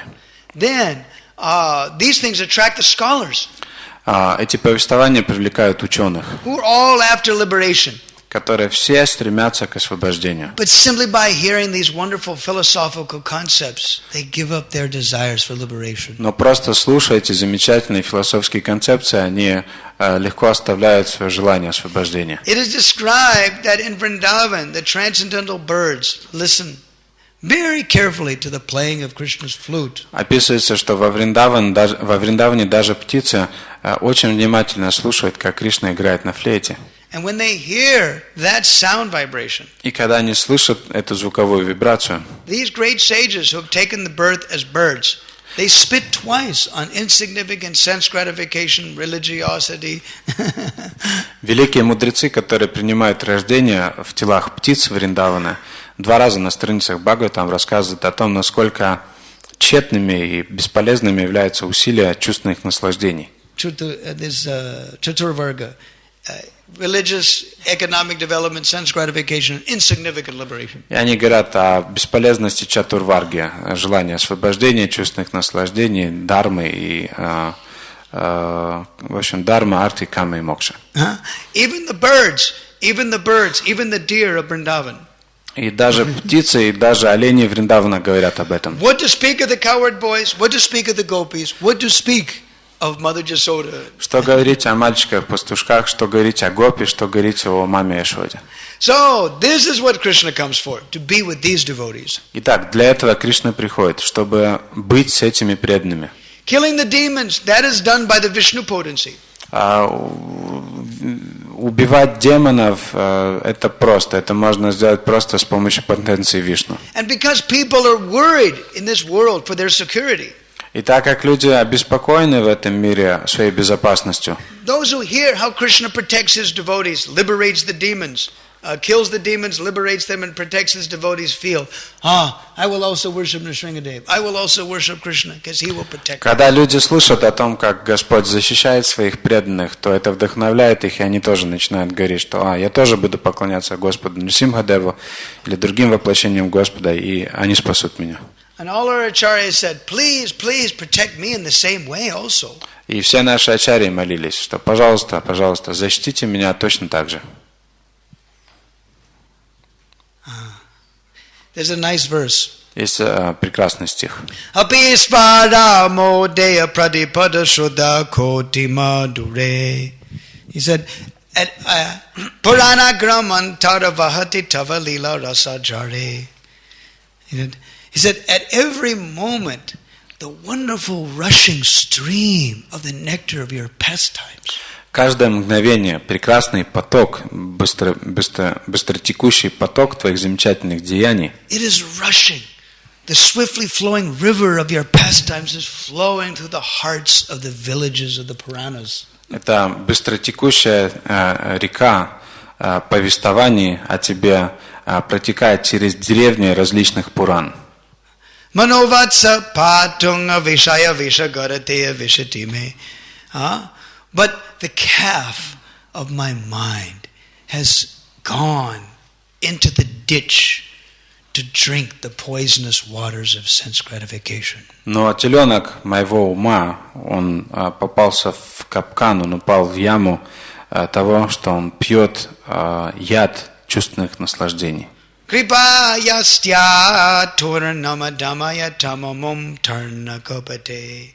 He said, Oh, Lord of the calves, please take your stick of mercy and grab the calf of my mind and bring him back to you. О, повелитель телят, поэтому возьми, пожалуйста, шест своей милости, палку своей милости и вытащи теленка моего ума и привлеки его к себе. So when you go to Vrindavan or you see pictures of Krishna, he has this staff.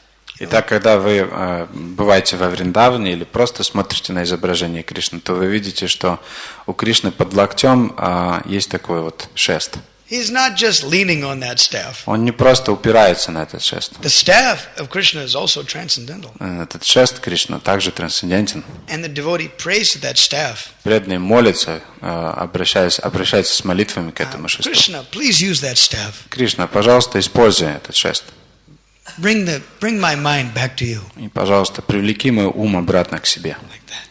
So nice. Замечательно. So the acharyas are praying, please protect me just like that. Поэтому ачарьи молятся, пожалуйста, защитите меня подобным же образом. So we're so distracted, the calves of our mind are attracted. Итак, мы настолько обеспокоены, что необходимо привлечь телят нашего ума. Just like we're distracted by so many things. Bright neon signs, buy this, buy that, you'll be happy, go here, wear this. Как, например, нас все время отвлекают какой-то рекламой. Купи вот эти вот очки, купи, или привлекает неоновая какая-то реклама. Купи то, купи это, ты будешь счастлив, это нужно. And Prahlad Maharaj says, these my senses are like enemies, just like as if I had 7 wives. И Пралад Махарадж говорит, что мои чувства не подобны врагам, как будто бы у меня есть 7 жен. And this way we're embarrassed. И таким образом мы находимся в престижном состоянии. Have you seen the cows? Видели ли вы коров? They always go next to the fence and they're eating grass. But this grass is no good. But that grass, the other side of the fence, oh, that must be very special. Коровам почему-то всегда очень нравится дотягиваться до травы, которая растет за забором. Хотя на ее стороне много очень травы, но ей почему-то нравится тянуться именно туда. За забором трава зеленее. And they're always trying to eat that grass. Они всегда пытаются есть именно эту траву. So all the cow-like people that are in Kiev, they see all the billboards of Kiev. You'll be happy, buy this, buy that. Go here, go there, dress like this, just like the grass on the other side of the fence. И вот такие коровоподобные люди Киева, они всегда созерцают ту рекламу, которая развешена повсюду. Ешьте это, покупайте это, одевайте это, носите то, используйте вот это. Все эти люди, они подобны коровам, которые дотягиваются своей шеей вот до травы, которая растет за забором. But they don't know. But they don't know that if they get these items, then you get duty-free AIDS, duty-free rock, duty-free. Но они не знают, что если вы будете тянуться за забором к этим чувственным наслаждениям, то вы получите бесплатный СПИД, бесплатный рак. Free. Бесплатно. Without any duty, without any charge. Без никаких процентов и налогов. So this will not make us happy in this world. Это не сделает вас счастливыми в этом мире. What we need to do is listen to Gauranga Katha and Krishna Katha. Но что мы должны делать, чем мы должны заниматься? Мы должны слушать Гауранга Катху и Кришна Катху. And they're inviting us. They're dancing on their altar. They're inviting all of you. И они привлекают нас, они танцуют на алтаре, привлекают всех вас. Just chant Hare Krishna and make your life successful. That's all they're begging. Просто воспевайте Харе Кришна, сделайте свою жизнь счастливой. Это все, о чем они молят. And if you remember their activities, если вы будете помнить об их деятельности, then they will also steal the calf of your mind and тогда bring it unto они them. тоже украдут теленка вашего ума. So we wish all of you to get the good fortune to be able to read some night. Let's just read for an hour. Let's just read for an hour, and then if you have the good fortune of reading for 5 hours, then consider yourself blessed. Я желаю вам всем удачи, чтобы вы обрели способность сидеть и хотя бы в течение часа читать непрерывно. Если вы сумеете, обретете, например, привычку сидеть и читать в течение непрерывно 5 часов, будьте уверены, что вы на самом деле удачливы. At Bhagavad Gita chapter 5 says, В 5 главе Бхагавад-гиты сказано: Ekam sankyam cha yogam cha yapasyati sapasyati. One who knows that the path of devotional service is not different from the path of karma, the path of yoga. And those who engage in devotional service gets the results of both. Тот, кто знает, что путь преданного служения не отличен от пути кармы, от пути йоги, он понимает, что, занимаясь преданным служением, он получает плоды обоих этих путей. Just utilize all of your senses and all of your so-called material opulences in the service of Krishna and Gauranga. Просто используйте все свое богатство и все свои чувства в служении Гауранги и Кришне. And even in this life, even in Navoy Holodna Stan, you all can become successful. И даже в этой жизни, даже в новохолодном стхане вы станете счастливыми. Харе Кришна.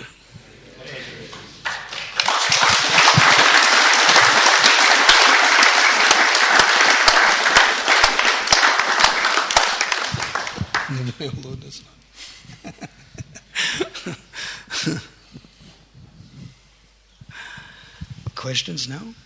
Есть ли вопросы?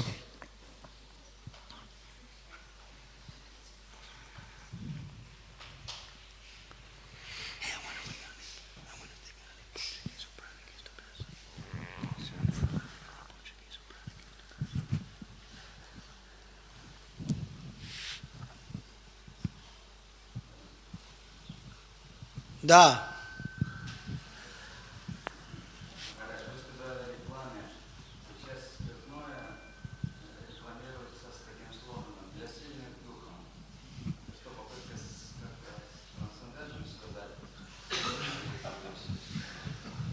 You are speaking about advertisement. Now there is a kind of advertisement where it is said that the alcohol, a special kind of alcohol, is for those who are might and spirit, whose spirit is very mighty, very powerful.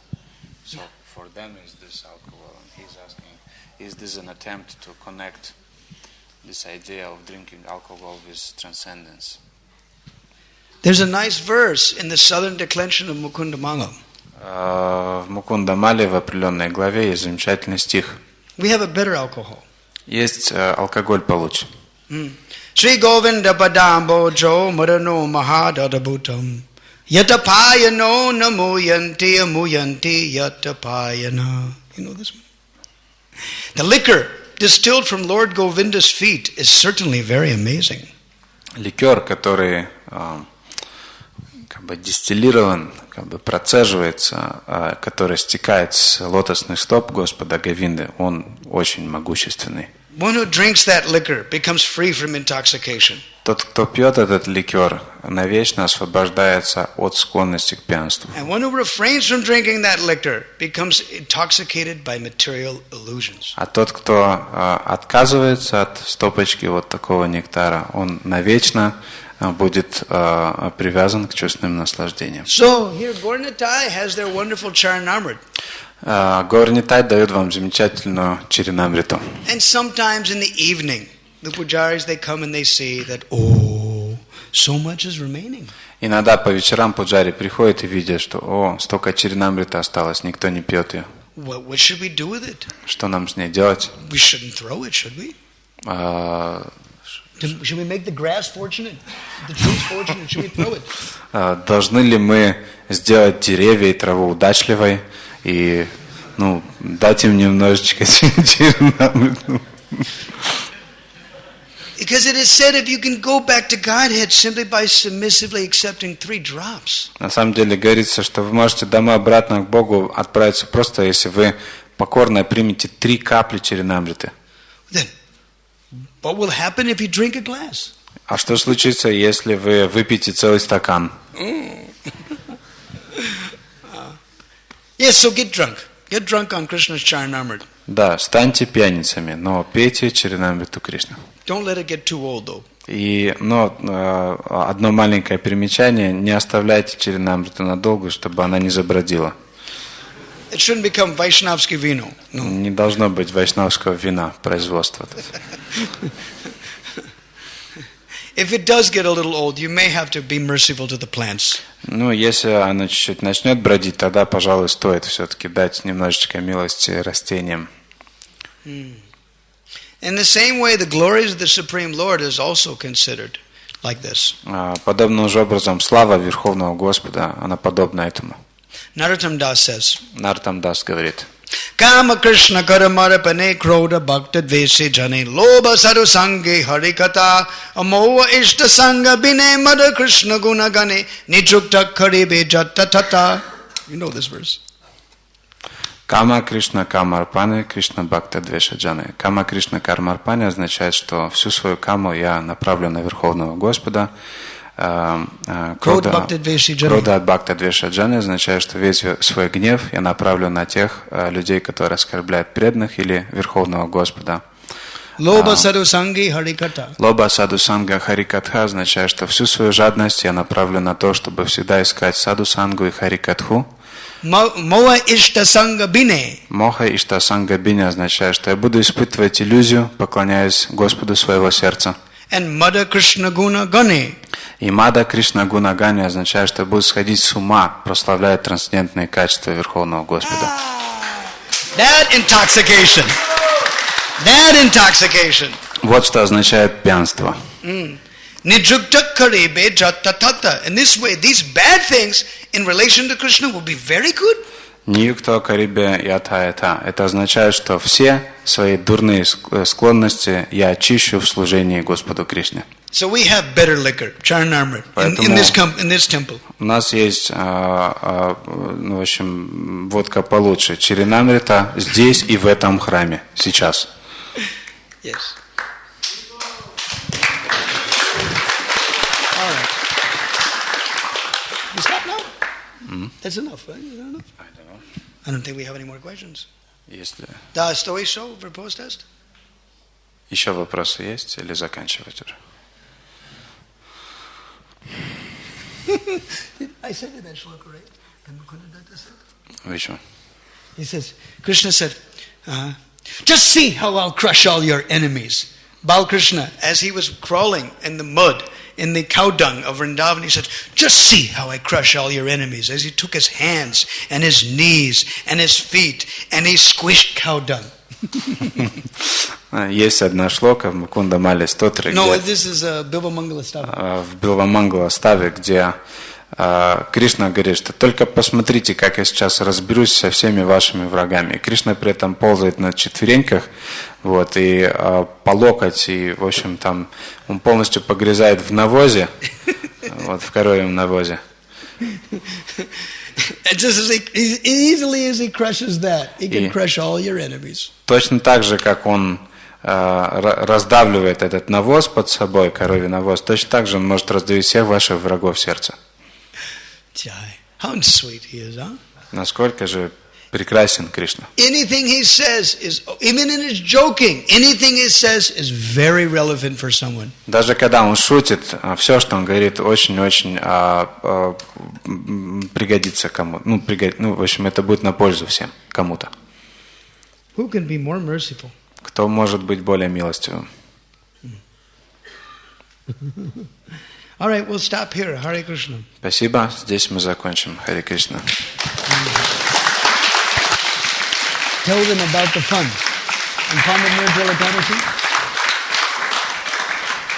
And Марадж просил напомнить про Пандава Нирджала Экадаши. Сегодня Гаура Пурнима Прабху будет делать более подробное объявление относительно этого. Нирджала Экадаши будет в среду. This is Wednesday, right? No. And because the weather is very chanchal, very flickering, therefore the temple room will be the backup spot if it rains. Так как погода очень такая чанчала, изменчивая в наши дни, то поэтому храмовая комната, она останется про запас. Если вдруг пойдет дождь в лесу, то мы вернемся сюда, в храмовую комнату. But sometimes if devotees see clouds and think that it might rain, they think, why should I go? It will rain. But please come anyway. Your mind should not be chanchala. We'll chant 64 rounds on Ekadasi. Don't let your mind be chanchala. По крайней мере, ваши умы не должны быть чанчала, изменчивыми. И даже если вы увидите пару облаков на небе, не пугайтесь. Мы вместе повторим 64 круга в Нирджала Пандава Экадаши. This is a tradition now with this temple. Сейчас в этом храме это стало традицией. And we're letting you know early so that you can make some excuses to get away from your job or whatever it is so that you can come. И поэтому мы заранее вас предупредили, чтобы у вас получилось уйти со своей работы или как-то договориться, чтобы вы были способны также приехать. So we hope a lot of you will come and purify us with loud chanting of Hare Krishna, Krishna Krishna, Hare Hare, Hare Rama, Rama Rama, Hare Hare.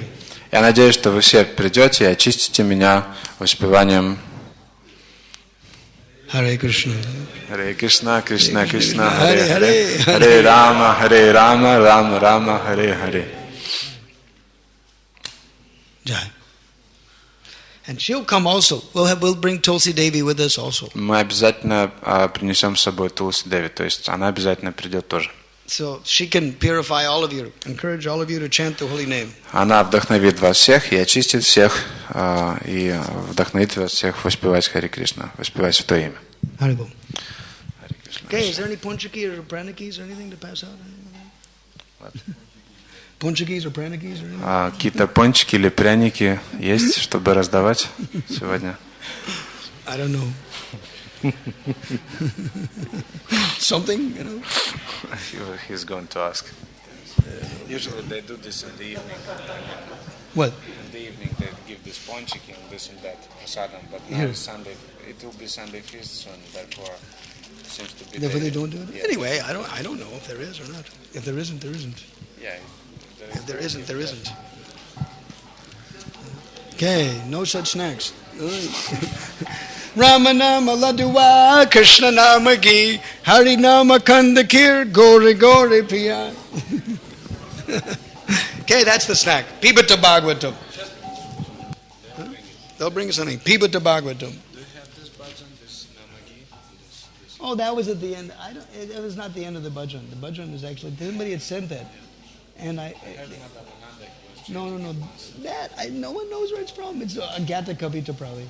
That's at the end of the statement of the bhajan of Lochan Das Thakur. Ki jabe by Bhava Sindhu Para Danya Kali Jugera Chaitanya Yavatara Amara Gaurangira Gate Adana Keyavai Adana Atura Abidi Parahai. Like that, right? Harinama no kakari Sri Guru Kandari Sankirtana Koya Yalo Duba Hupasharis Sarva Jilo Hoilo Par Primera Vata Se Apan Loch Puriya Rohila Lochan Apanera Doshe. That's the bhajan like that. Huh? Madhavananda, did you get these downloads of this Krishna Kathamrita Bindu? Recently there was a very neat bhajan that they sent. Very good bhajan in there. I have them all, and I also bought them in printed form, and now they sell it. Yeah, they have in a book, yeah. Hey, here we are. Kanu Ram. Okay, here you are.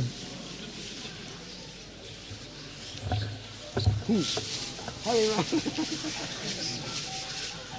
Hare Krishna. Okay. Hare Krishna. Okay, where's the secret chant Hare Nam?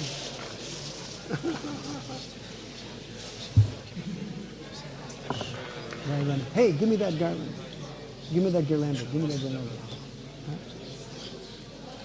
Huh? Oh, now I'll steal that. This is from a Tulsi Rani. Tulsi Rani Prasadam. Saptaham Murujit Kadambuja Pari Brajat Kanistanguli Rodyat Balgu Vanata Ko Pari Milana Mugado. Oh, where did Radha Govinda go? Hey, Radha Govinda. Oh, Radha Govinda. Hey, Radha Govinda. Hey, Radha Govinda. Are you going to help that boy eventually in Simferopol? That Krishna. Yeah, I'm going there. I'm going there on the 9th. I'm going to Moldova for 2 days, and then straight from there I will be there on 12th. Pravana label. Yeah, so you can instruct him. I think you're the best person to instruct these Yeah, okay. He's very sincere. He's been around 6-7 years as Maharaj's disciple. You can check him out and see what he can, you know.